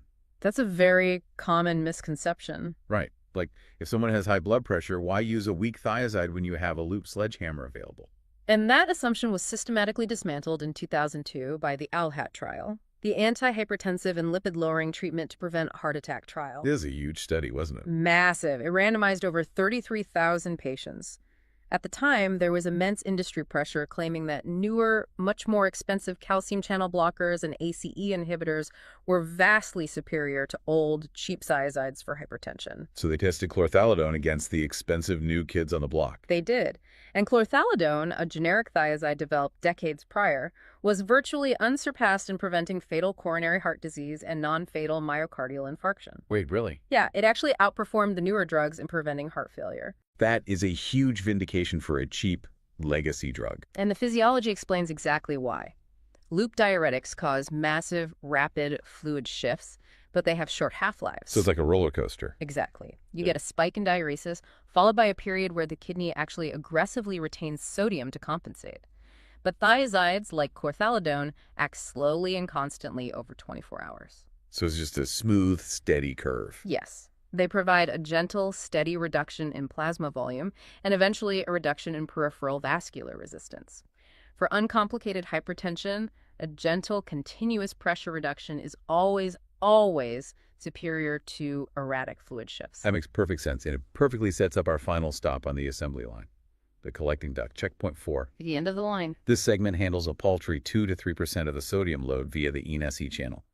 This is the territory of the potassium-sparing diuretics. Now, if this checkpoint handles such a negligible amount of sodium, it seems completely irrelevant for managing volume status. I mean, why do we even care about blocking 2%? It's a drop in the bucket. If we connect this to the bigger picture, we have to look past the sodium itself and look at the hormones driving it. The aldosterone again. Exactly. The 1999 Orleans trial, the randomized aldactone evaluation study, completely redefined our approach here. They took patients with severe class 3 and 4 heart failure and added a very low dose of spironolactone on top of their standard therapy. Spironolactone being an aldosterone receptor antagonist. Right. And the results were so dramatic, they had to halt the trial early. Spironolactone reduced the risk of death by 30%. 30%. You don't get a 30% mortality benefit in advanced heart failure just from blocking 2% of sodium reabsorption. You don't. The benefit was almost entirely uncoupled from diuresis. Aldosterone does more than just tell the kidney to retain sodium. What else does it do? In a failing heart, aldosterone directly promotes cardiac fibrosis, collagen deposition, and fatal ventricular remodeling. Oh, it scars the heart. Yes. So spironolactone acts by competitively binding to those mineralocorticoid receptors in the myocardium itself, basically halting the structural degradation of the heart. So it's acting as a molecular shield for the myocardium, preventing it from scarring itself to death. Its identity as a water pill is almost incidental at that point. It really is a disease-modifying drug masquerading as a diuretic. And, we should probably clarify the two distinct mechanisms in this class. Right, because they aren't all hormone blockers. Exactly. Spironolactone and eplerenone are receptor antagonists. They block the hormonal signal. But drugs like amiloride and triamterene, they ignore the hormone entirely and just physically plug the ENAC channel in the lumen. Like a cork in a bottle. Pretty much. But regardless of whether you block the hormone or plug the pore, the physiological consequence is the same. By preventing sodium from entering the cell, you destroy the electrical gradient needed to secrete potassium. So they spare potassium. Which means the primary risk pivots from hypokalemia to life-threatening hyperkalemia. A risk that escalates drastically, by the way, if the patient is on concurrent ACE inhibitors or taking potassium supplements. Which perfectly brings us to the clinical reality of managing these drugs. We've mapped out the incredible, precise power these molecules have over hemodynamics. But that power comes with immense vulnerability. Yeah, especially when mismanaged in the outpatient setting. One of the most insidious presentations nurses and doctors see is the triple whammy. Oh, yes. A textbook example of iatrogenic hemodynamic collapse. You see this constantly in elderly patients who have, say, hypertension, heart failure, and osteoarthritis. A very common combination. Right. So they were prescribed an ACE inhibitor, a diuretic, and then their joints hurt, so they just start taking an over-the-counter NSAID like ibuprofen. Which seems harmless to them. But combining those three destroys the kidney's ability to maintain its own glomerular filtration rate. The mechanism there is just a perfect storm of pressure loss. The kidney relies on prostaglandins to keep the afferent arteriole dilated, ensuring blood actually flows in. And NSAIDs block prostaglandins. Exactly. So the NSAID constricts that inlet. Meanwhile, angiotensin II keeps the efferent arteriole constricted, which provides back pressure for filtration. But the ACE inhibitor blocks angiotensin II, dilating the exit. Right. So the NSAID chokes off the incoming blood supply, the ACE inhibitor opens the exit valve so there's zero back pressure, and the diuretic lowers the total systemic blood volume. The glomerulus is completely starved of pressure from all three angles, filtration drops to zero, and the patient goes into acute renal failure. It's terrifying how easily that happens. It really raises an important question about how carefully we monitor polypharmacy. Right. Because that same vulnerable demographic often runs into another lethal interaction, digoxin toxicity. Oh, right. The classic exam interaction. Digoxin and potassium compete for the exact same binding sites on the NACI AT-PACE pump in cardiac tissue. It's like a game of musical chairs. That's a great analogy. If a patient is on a loop or a thiazide diuretic, they are actively dumping potassium. That hypokalemia leaves all those binding sites on the cardiac pump totally empty. So if they take their normal dose of digoxin, it suddenly has zero competition for those chairs. It hyperbinds to the tissue. It turns a therapeutic dose into a toxic arrhythmogenic dose. Wow. It is a critical pearl in medicine. A sudden cardiac arrhythmia in a patient on digoxin is a potassium problem until proven otherwise. And these vulnerabilities are really exacerbated by environmental context, right? We have a massive aging population on baseline diuretics facing, frankly, unprecedented global heat waves. That's a huge public health issue right now. The physiological reserve to handle extreme heat while you're pharmaceutically preventing the kidney from retaining water, it's virtually zero. Dehydration and electrolyte collapse can happen in a matter of hours. Absolutely. And, It's not just the elderly who fall victim to the extreme manipulation of this assembly line. The deliberate abuse of diuretics in sports and aesthetics is this persistent, dark underbelly of this pharmacology. Athletes abusing loops and thiazides for rapid weight manipulation. Yeah. The most high-profile tragedy was in 1997, when 3 American college wrestlers died in a single month. It's tragic. They were using diuretics, saunas, and rubber suits to violently crash their fluid volume just to make lower weight classes. And the hyperthermia combined with the electrolyte derangement caused fatal cardiac arrests. It forced the NCAA to completely rewrite their weight certification rules. And we see identical abuse patterns in bodybuilding, too. Competitors use severe diuresis to strip subcutaneous water for a dry vascular appearance on stage. Which frequently results in severe cramping and acute kidney injury right there on stage. That's also exactly why the World Anti-Doping Agency, WADA, bans diuretics universally across all sports. Not just for the weight classes. No, it's because the massive influx of water into the tubule heavily dilutes the urine. Athletes use them as masking agents. To drop the concentration of anabolic steroids below the testing thresholds. Exactly. It is a profound weaponization of the kidney's homeostasis. But even within legitimate medical practice, our theoretical grasp of these drugs constantly clashes with real-world outcomes. Oh, constantly. The torsemide debate is a perfect example of this. Let's talk about that. The Transform-HF trial. Right, published in 2023. We discussed furosemide earlier as the gold standard loop diuretic, but pharmacokinetically, it's actually quite flawed. Its oral bioavailability is really erratic, isn't it? Very. It ranges anywhere from 10 to 90% depending on the patient and the day. Torsemide, on the other hand, which is a newer loop, is pharmacokinetically elegant. It has highly predictable oral absorption and a longer half-life. So on paper, physiological logic dictated that torsemide should drastically reduce heart failure hospitalizations and mortality compared to furosemide. It makes total sense. Better, more consistent drug delivery should equal a better heart.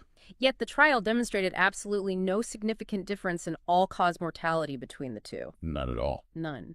It was a deeply humbling reminder for the cardiology community that a superior pharmacokinetic profile in a textbook does not guarantee a superior survival outcome in a human being. We see that exact same tension between theory and outcome with the thiazides, too.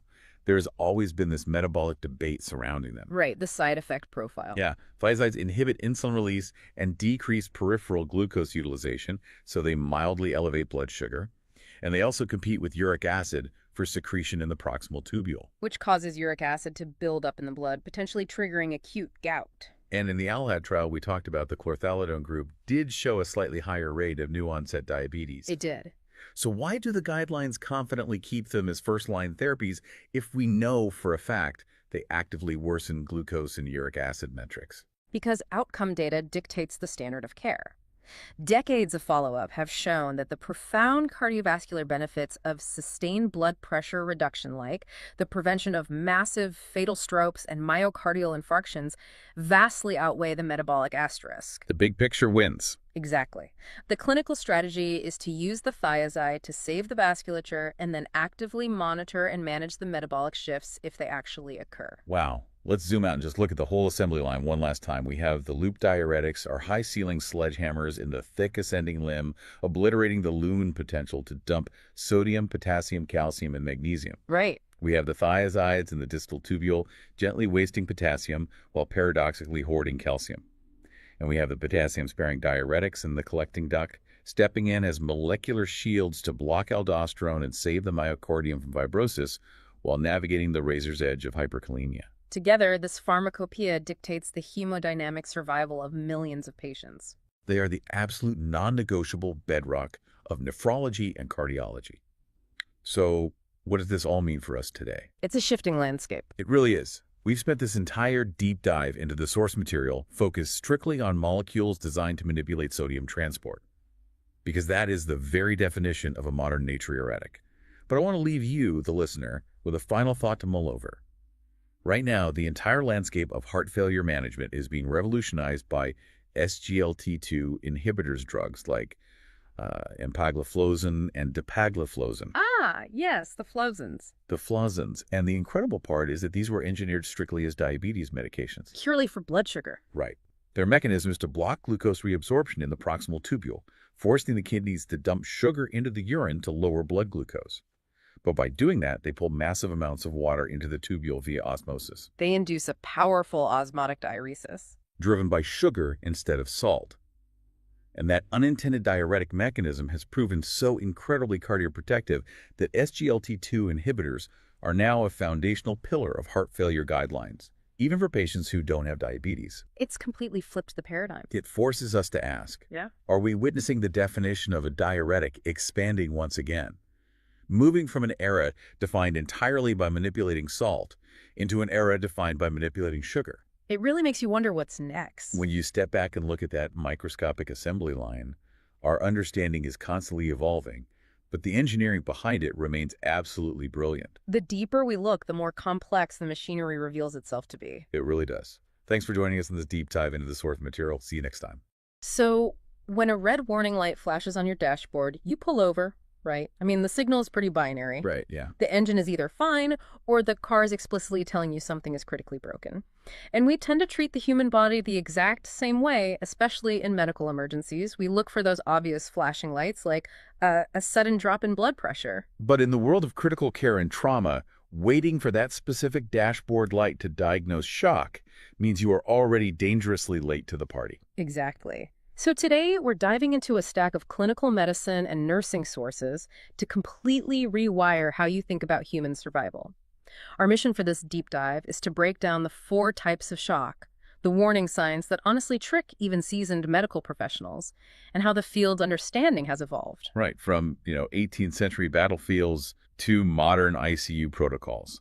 And for those of you listening, whether you're managing patients clinically or just fascinated by how the human body triages itself in an absolute catastrophe, I mean, this changes everything. It really does. Recognizing shock early within that vital window we call the golden hour dictates life or death decisions globally. The protocols we're unpacking today are the literal foundation of triage. Applied everywhere from a local trauma bay to an active battlefield. But to start, we really have to throw out the dictionary definition, don't we? Oh, absolutely. Because the general public equates medical shock with, well, a sudden drop in blood pressure. It's so deeply ingrained in pop culture. A patient crashes, the monitor's alarm because the pressure plummets, and someone yells that they're in shock. Which is a fundamental misunderstanding of the physiology. Shock is not a macroscopic blood pressure problem. It's a microscopic cellular and metabolic crisis. Make that distinction for us. Sure, so the clinical definition is a state of inadequate tissue perfusion. Basically, the delivery of oxygen and nutrients to the cells has simply failed to meet the body's demands. So the cells are suffocating on a systemic level. Exactly, they're starving for oxygen. And when that delivery fails, your cells don't just stop working, they're forced into anaerobic metabolism just to survive. Which is super inefficient, right? Highly inefficient. It generates only a fraction of the necessary energy and produces dangerous byproducts, specifically lactic acid. Uncorrected, that mounting acidosis causes progressive cellular injury, cascading into multiple organ failure and eventually death. Wow. Yeah, the crisis is happening at the cellular level long before it ever registers on a standard vital sign monitor. So waiting for low blood pressure, then, is literally waiting for the engine block to melt and seize up before realizing you have an oil leak. The blood pressure drop is just the final catastrophic system failure. That's a great way to put it. Because the human body is built with incredibly robust compensatory mechanisms to keep that dashboard light off for as long as possible. Yeah. We categorize shock into 3 progressive stages based on those defenses. Okay, let's walk through those. The first is compensated shock. Your tissues are already starving, but the body fires up the sympathetic nervous system, flooding the system with catecholamines like epinephrine and norepinephrine. And this triggers massive vasoconstriction and tachycardia, right? Just desperately trying to maintain that systemic blood pressure by any means necessary. Yeah, the body is ruthlessly triaging its own blood supply. It clamps down the vessels in the skin, the gut, the kidneys, forcefully shunting whatever oxygen is left to the brain and the heart. So the vital signs might look perfectly stable. But the invisible fire is already burning. And if the underlying cause isn't fixed, you inevitably hit the second stage, which is decompensated shock. Right. The compensatory mechanisms are finally exhausted. The vascular tone gives out, the heart can no longer maintain the extreme pace, and, well, this is the moment the blood pressure actually crashes. And the third stage is basically the point of no return. Irreversible shock. The cellular damage and acidosis have progressed so far that even if you resolve the initial insult, say you surgically stop the bleeding or unblock the coronary artery, the cascading organ failure just can't be stopped. Death is imminent. Yeah, it is. Which really reframes the entire approach to critical care. It explains why ICU teams are constantly hunting for what the sources refer to as occult or cryptic shock. They're looking for the metabolic smoke before the vital signs crash. Exactly. Clinicians have to look for earlier, far more sensitive markers of poor perfusion. They're drawing blood to check for elevated lactate levels to catch that anaerobic shift. They monitor capillary refill times and watch for, sudden drops in urine output or a subtle altered mental status. You have to actively hunt for it. I want to pivot to the history here because this concept of hunting for microscopic cellular suffocation is actually relatively new. For centuries, the medical field was flying completely blind on this. The term itself didn't even originate in a physiology lab. No, it didn't. It originated in the trauma of warfare. We trace it back to around 1743 to a French surgeon named Henri-François Ledron. Right. He was treating devastating gunshot and cannon wounds, and he used the term shock to describe the violent physical jolt of the projectile impacting the human body. And then, across the English Channel around 1815, when surgeon Samuel Latham translated Ledron's work, bringing shock into the medical lexicon. But looking at the sources, the meaning started to drift over time. It did. It shifted from the literal physical impact of the bullet to the mysterious physiological collapse that sometimes followed hours later. But nobody really understood the mechanism. Yeah, I love this quote from the sources. In 1872, the prominent American surgeon Samuel Gross described shock as, get this, a manifestation of the rude unhinging of the machinery of life. It's so poetic. But as a clinical diagnosis, it is entirely useless. You cannot push a specific IV medication to fix a rude unhinging. Right. Nurse, push 50 cc's of unhinging reversal. It doesn't work. Exactly.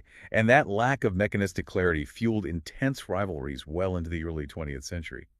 During World War I, the sheer volume of crush injuries in the trenches led a physiologist named Walter Cannon to popularize the toxic theory. His logic actually makes a weird kind of sense if you put yourself in a 1918 trench. You have a soldier with a crushed limb, maybe a tourniquet applied. When the tourniquet comes off, the soldier suddenly crashes and dies. Right. So Cannon argued that the dying crushed tissue was releasing some kind of unknown poison or toxin into the bloodstream, triggering circulatory collapse. But he was wrong. He was. It was an elegant theory, but fundamentally incorrect. The true breakthrough required rigorous experimentation, which American surgeon Alfred Blalock undertook in the 1930s. This is the same Blalock famous for the Blalock-Taussig shunt in pediatric heart surgery, isn't it? The very same. Before his pediatric cardiac work, he systematically studied traumatized tissues in animal models. He meticulously measured the weight of injured limbs versus uninjured limbs, quantifying the exact volume of plasma and fluid shifting into the damaged tissues. So he was literally weighing the fluid lost. Yes, and he proved conclusively that circulatory collapse wasn't caused by a mysterious circulating toxin. It was caused by massive fluid loss out of the vascular space and into the surrounding tissues. The blood volume was simply plummeting. He proved it was a volume and flow problem. The plumbing was failing. Blalock proposed a categorical system in 1934 that heavily influenced our modern approach. But it was Max Harry Weil in the 1960s and 70s who finalized the modern framework by shifting the focus entirely to the actual mechanism of cellular suffocation oxygen delivery. And this brings us to the core of the sources, the absolute mathematical foundation of this deep dive. Weil's focus gives us a literal equation for human survival. When the variables in this equation break, you get the four modern types of shock. Right. It is the oxygen delivery equation, or DO2.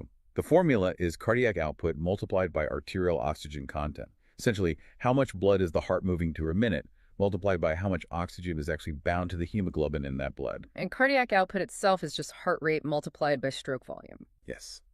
And stroke volume is where the plumbing mechanics become essential. Stroke volume relies on three specific variables: preload, contractility, and afterload. Let me make sure I have this straight. Preload is the tank volume, like how much blood is actually returning to the heart to stretch the ventricles before the next squeeze. Spot on. Contractility is the pump, the inherent physical strength of the heart muscle. And afterload is the resistance in the pipes, the systemic vascular tone the heart has to push against to eject the blood. So tank, pump, pipes. Exactly. Tank, pump, pipes. Every type of shock we treat today is simply a pathological failure of one of those specific variables. Let's apply this to the 4 categories. We'll help cement, starting with the most intuitive one. Hypovolemic shock. This is a catastrophic failure of preload. The tank is empty. There's an absolute loss of circulating blood or fluid volume, meaning there is simply not enough volume returning to the heart.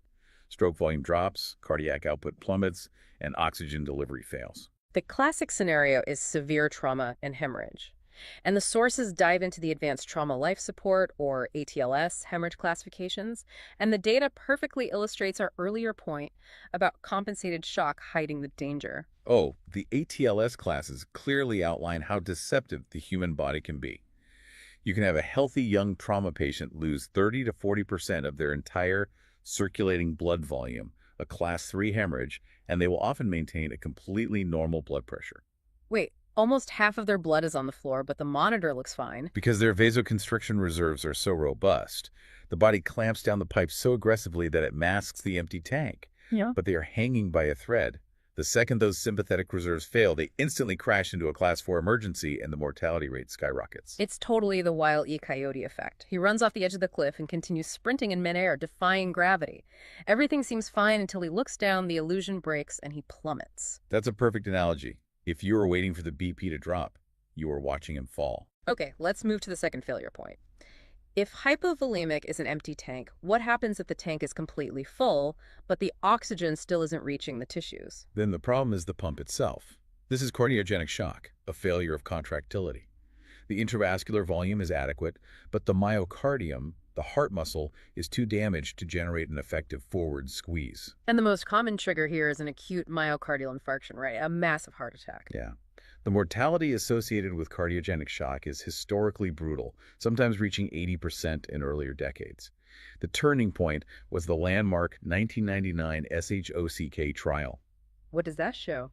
It demonstrated that rather than just trying to medically stabilize these patients with drugs, aggressively pursuing early revascularization, so rushing them to a cath lab or surgery to physically unblock the coronary artery, significantly improved survival. You have to restore blood flow to the dying pump muscle immediately. But even with modern cath labs, the sources indicate the mortality rate for cardiogenic shock still hovers around 40 to 50%.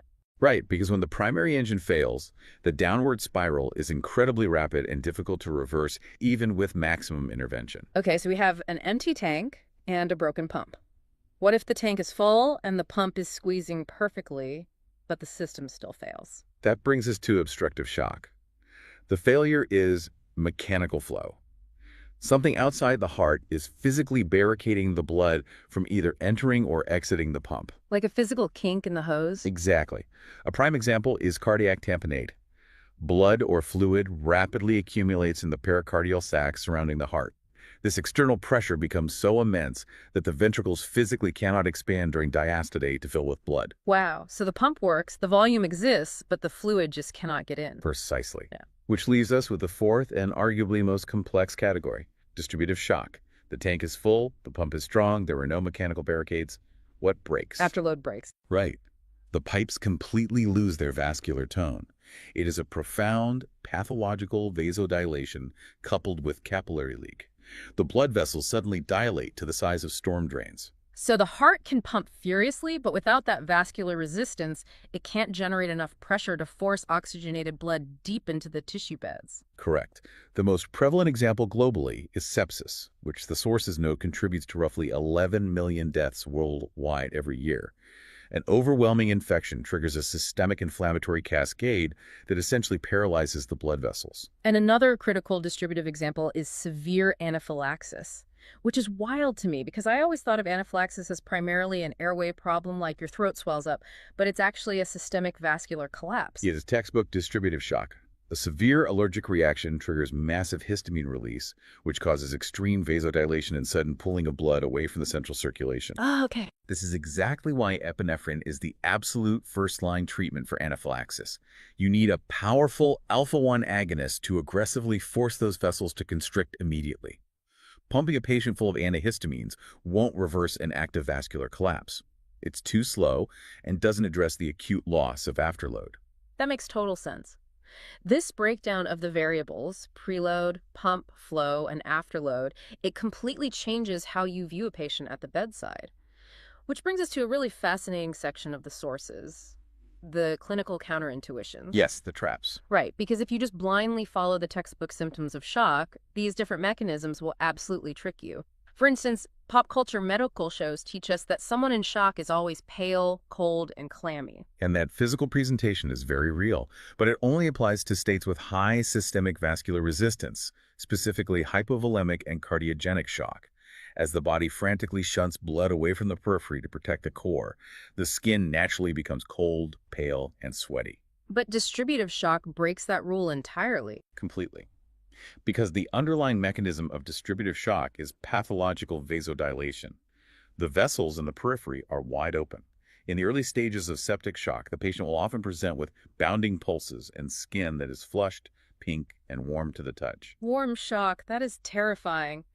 You could have a patient who feels feverish and warm, their skin looks perfectly pink, and they're actively dying of a cellular perfusion crisis. Yeah, and if a clinician is anchored to the idea that shock always equals cold and clammy, they will miss early sepsis every time. Here is another massive treatment trap I pulled from the sources. If we see a patient with crashing blood pressure, the universal instinct is to immediately hang a bag of IV fluids and open it wide. Push fluids to fix the pressure. And 5E fluid resuscitation is the cornerstone treatment for hypovolemic shock. Yeah. It's also crucial in the early management of distributive shock to fill that dilated vascular space. But if you misdiagnose the underlying mechanism, aggressive fluids can be lethal. Oh, absolutely. Imagine treating cardiogenic shock with massive fluid boluses. The left ventricle is already failing. It cannot pump the volume it currently has.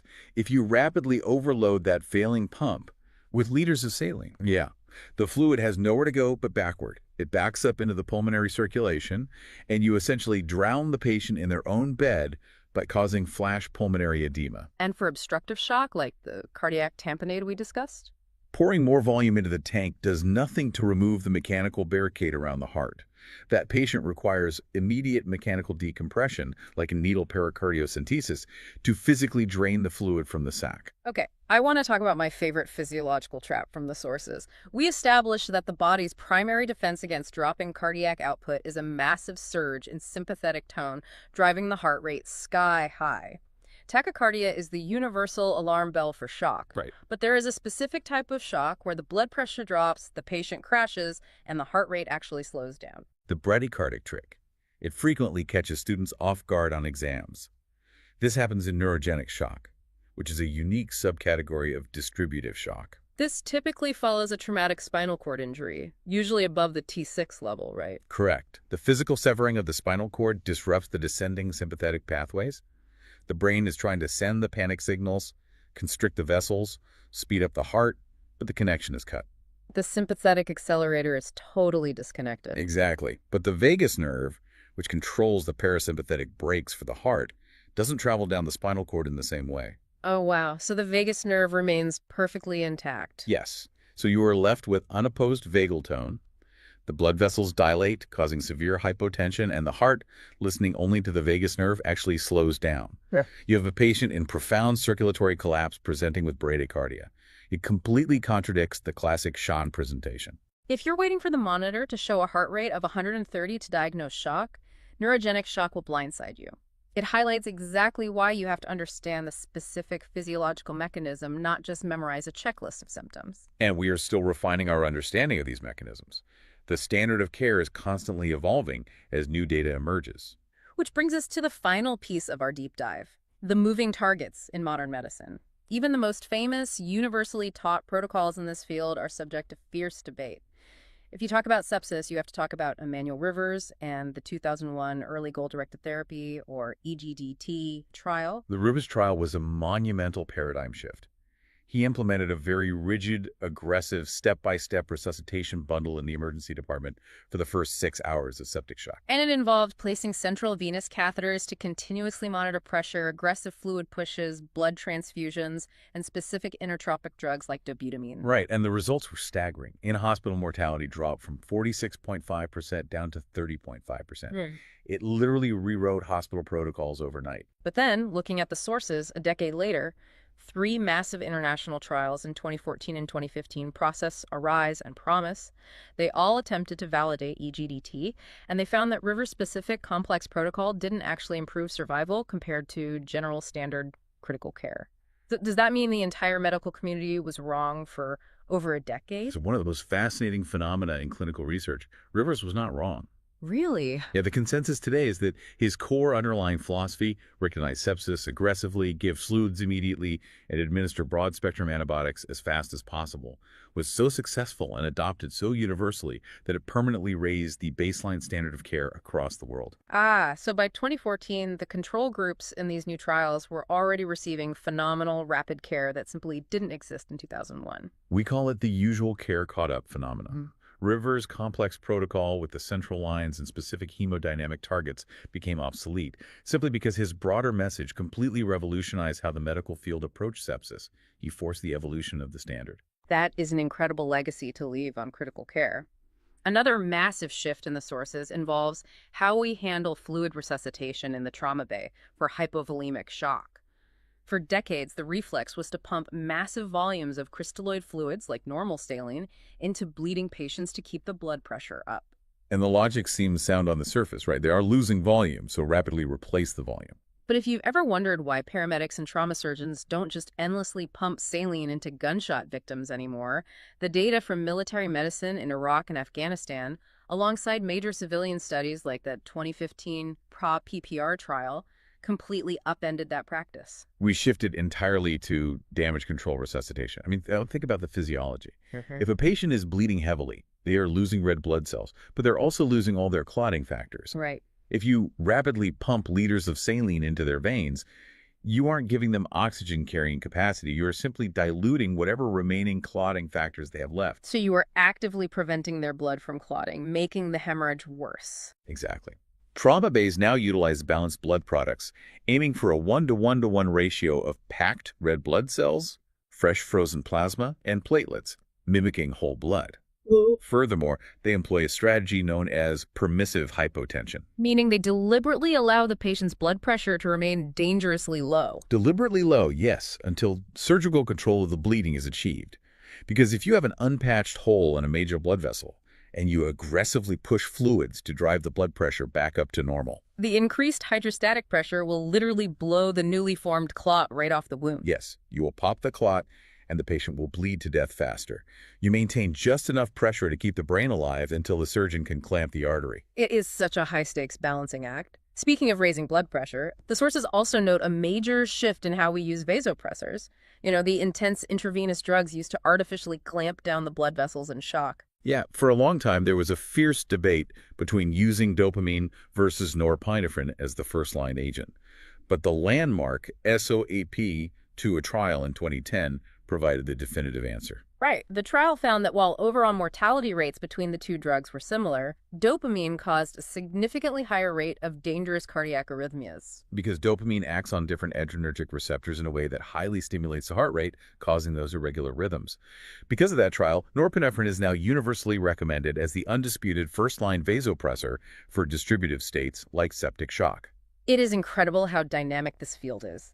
Let's take a step back and summarize the ground we've covered today. Shock is fundamentally a microscopic cellular perfusion crisis, not just a macroscopic blood pressure reading. Right. We've traced the evolution of the concept from the battlefields of the 1700s to the realization that oxygen delivery is the ultimate equation for survival. We've explored how breaking the variables of preload, pump flow, and afterload gives us hypovolemic, cardiogenic, obstructive, and distributive shock. And most importantly, we've seen how clinical signs like warm, flushed skin or a paradoxical slow heart rate can completely mask a dying patient if you don't understand the underlying mechanics. It demands an intense level of clinical vigilance and a deep understanding of cellular physiology. Now, to wrap up this deep dive, I want to leave you, our listener, with a final provocative thought from the expert side of the table. We talked extensively about how the human body's compensatory mechanisms, massive vasoconstriction and tachycardia, are incredibly effective at hiding the signs of occult shock until the very last possible second. But how might the next generation of technology redefine that timeline? Oh, that's interesting. We are rapidly entering an era of continuous AI biometrics and highly advanced wearable tech. Imagine a continuous monitor, or even a smartwatch, that doesn't just read your pulse rate, but utilizes advanced sensors to detect the subtle, invisible shift to anaerobic metabolism and rising lactate levels hours before your vascular tone ever fails. That would mean we could finally see the oil leak in the engine before the dashboard light ever needs to come on. It would completely redefine critical care, transforming the golden hour of intervention into the golden day. What an incredible thought to end on. Thank you for joining us on this deep dive. Keep questioning the dashboard lights and stay curious. Welcome to this deep dive. You know, usually when we talk about a bodily function, we carry this expectation of simplicity. Right, like you just do it without thinking. Exactly. You think about breathing, for instance. Your chest rises, your chest falls. Or a reflex, like tapping your knee with a little hammer to make your leg kick. Yeah, we operate under the assumption that these everyday actions are just automatic, mindless processes. But then you look at the act of swallowing, and that illusion of simplicity just completely falls apart. It really does. I mean, it is not a basic reflex at all. No, it's a wildly complex, high-stakes mechanical sequence, and that is exactly what we are putting under the microscope today. Because we perform this sequence, what, hundreds of times a day? And we do it without dedicating a single conscious thought to it? Yeah, we rarely consider the absolute anatomical precision required to prevent our morning coffee or, our dinner from traveling down the wrong pipe and ending up in our lungs. And when that precision fails, it goes dangerously wrong. Which brings us to the core of what we're looking at today. Right. Our mission for this deep dive. We are looking at a massive stack of source material today. We've got medical science notes, clinical guidelines, historical texts, all to unpack a condition called dysphagia. Which is the medical term for difficulty swallowing. Yeah, and we're framing this strictly through a clinical and nursing lens for you today. We aren't just talking about a mild inconvenience at the dinner table. No, not at all. We want to show you how healthcare professionals assess airway risk, how they prevent life-threatening complications, and how they navigate some surprisingly intense medical debates. Okay, let's unpack this, starting with the word itself. Like, if you break it down, dysphagia comes from the Greek roots. You've got dys, meaning difficulty or disordered. Right. And phagein, meaning to eat. But we have to establish a crucial medical distinction for you right at the start here. Dysphagia is a symptom, or I guess you could call it a syndrome. It is not a standalone disease. Oh, okay, so it's more of a warning sign. Exactly. Clinicians view it as a giant red flag, signaling that an underlying problem has disrupted the swallowing pathway somewhere. And in the medical field, it's split into two main categories. Which dictate the entire course of treatment, right? Yeah, entirely. So first, you have esophageal dysphagia. This is the sensation that food is sticking or, moving too slowly lower down in the chest after it has already left the throat. And based on the notes, that usually points to a structural issue in the esophagus itself, like a stricture, for example, where the tube physically narrows. Right, or a motility problem like achalasia. Achalasia. That's essentially nerve damage, right? Yeah. Where the esophageal sphincter at the very bottom of the tube just refuses to relax. Refuses to let the food pass into the stomach. Yeah. The food just sits there. Wow. Okay, so that's esophageal. What's the second category? The second category is oropharyngeal dysphagia. So this is the difficulty of initiating a swallow in the first place, or safely moving the food from the mouth into the throat. And this specific area, this is the domain of nurses, speech-language pathologists, or SLPs and neurologists. Yes. And we need to emphasize that oropharyngeal dysphagia carries the absolute highest risk of mortality. Which makes sense when you look at how the medical understanding of the throat has evolved. I mean, for decades, swallowing was considered just a simple single reflex arc. But modern clinical science completely reframed it. Right. It's actually an incredibly rapid four-phase sequence. Right. You've got the oral preparatory, oral, pharyngeal, and esophageal phases. And that sequence requires the coordinated timing of roughly 30 pairs of muscles and 6 different cranial nerves. 30 pairs of muscles just to swallow a bite of food. Just for one swallow. So if it's not a single reflex, what is actually happening physically between the moment a bite of food enters your mouth and the moment it hits your esophagus? Well, the sequence starts with the oral preparatory phase. Your teeth chew the food, and your tongue mixes it with saliva to form a cohesive, wet ball. Which clinicians call a bolus, right? Right, a bolus. Then comes the oral phase, where the tongue actively propels that bolus toward the back of the throat. And up to this point, it's completely voluntary, like you are actively controlling it. Exactly. You control it. But once that bolus hits the back of the throat, It triggers the pharyngeal phase, which is entirely involuntary. It's out of your hands at that point. Completely out of your hands. Within about half a second, the airway must completely seal itself off to let the food pass safely over it. And this is where the anatomy gets so fascinating. Instead of thinking about it like a simple reflex, it's more like a high-speed biological obstacle course. A very precise obstacle course. Yeah, where a series of trapdoors basically have to open and close in the exact right millisecond. Like, the soft palate lifts up to block the nasal cavity so food doesn't go up into your nose. Nobody wants that. Right. And then the epiglottis, which is this little flack of cartilage, it tips down like a lid over the airway. And at the same time, the vocal folds inside the airway snap together like double doors. And the entire larynx, the voice box, pulls physically up and forward to tuck itself out of the way of the falling food. So if any one of those 30 muscles fires a fraction of a second too late, or if a cranial nerve fails to send the signal, those trapdoors just don't shut in time. Which is terrifying. Swallowing is essentially a high-speed relay race where a dropped baton means food goes directly into your airway. That's a great analogy.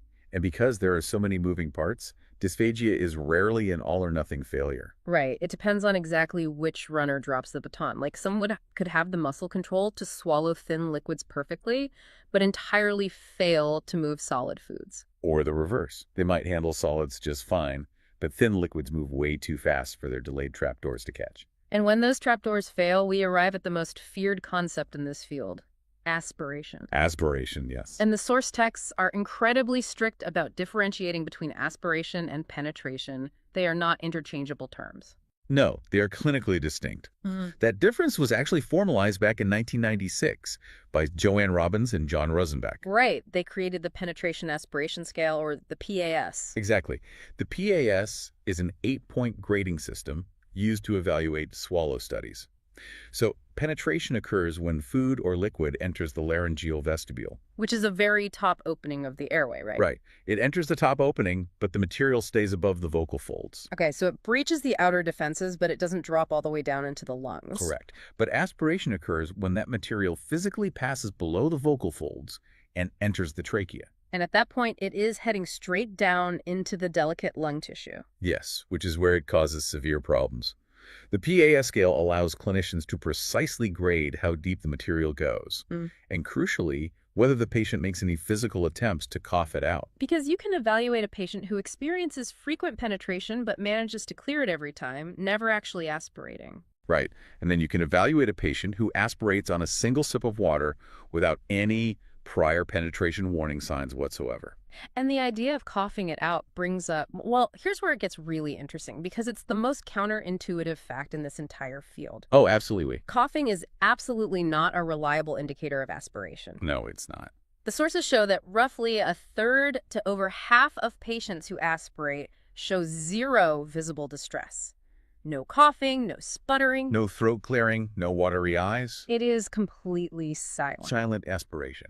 It happens because the sensory nerves in the throat and airway have been blunted, usually by a neurological event like a stroke. So the brain simply doesn't receive the panic signal that food is falling into the lungs. Right, so it never triggers the reflex to cough and expel it. But wait, if a patient isn't coughing or choking at all, how on earth is a frontline nurse supposed to know they're aspirating? That's a huge challenge. Like, if someone sitting in a hospital bed looks completely fine while drinking a glass of water, how do you catch a silent failure? Well, we use bedside screening tools. I mean, they are imperfect, but they are the first line of defense. Because silent aspiration exists, a nurse cannot just observe a patient eating a meal and declare their airway safe. So what does a screening tool look like? One of the most common is the 3-ounce water swallow test. It was developed in 1992, often called the Burke protocol. Okay, the Burke protocol, how does it work? The nurse asks the patient to drink about 90 milliliters of water continuously without stopping. I mean, 90 milliliters is actually a substantial, challenging volume of liquid. Yeah, it's meant to stress the swallowing mechanism. If the patient coughs, chokes, or develops a wet, gurgly-sounding voice within 1 minute of finishing, they fail the screen. Right, a wet voice indicating that water is just sitting on top of their vocal cords. Exactly. And if they fail, they are immediately flagged for a consult with a speech-language pathologist. But here is the vital context for this test, according to the sources. It is a screen, not a diagnosis. That is a very important distinction. A medical screen is designed to be cheap, fast, and highly sensitive in order to cast a wide net and catch potential risks. Right. But it still relies on observing outward signs like voice changes or delayed coughing, so it will inevitably miss some silent aspirators. Yeah, the purpose of the 3-ounce test is just to figure out who needs a deeper instrumental look. It is never used to universally clear a high-risk patient for a regular diet. So to truly catch silent aspiration, clinicians realized they needed a way to literally see inside the throat in real time. Which sparked a massive revolution in dysphagia care. Yeah, it's wild to think that before the 1980s, swallowing problems in stroke or cancer patients were usually only diagnosed after the patient developed aspiration pneumonia. It was treated as a downstream complication. You just waited for the lung infection to appear, and then you treated the lung infection. But then a speech-language pathologist named Jerry A. Logman changed that reactive approach. She was a true pioneer. In 1983, she essentially founded dysphagia as a clinical subspecialty by popularizing the modified barium swallow study, or the VFSS. Right, so in a VFSS, the patient is taken to a radiology suite, and they are fed different consistencies of food and liquid that have been coated in barium. And barium is a contrast agent that glows dense black on an X-ray. Exactly. So the clinician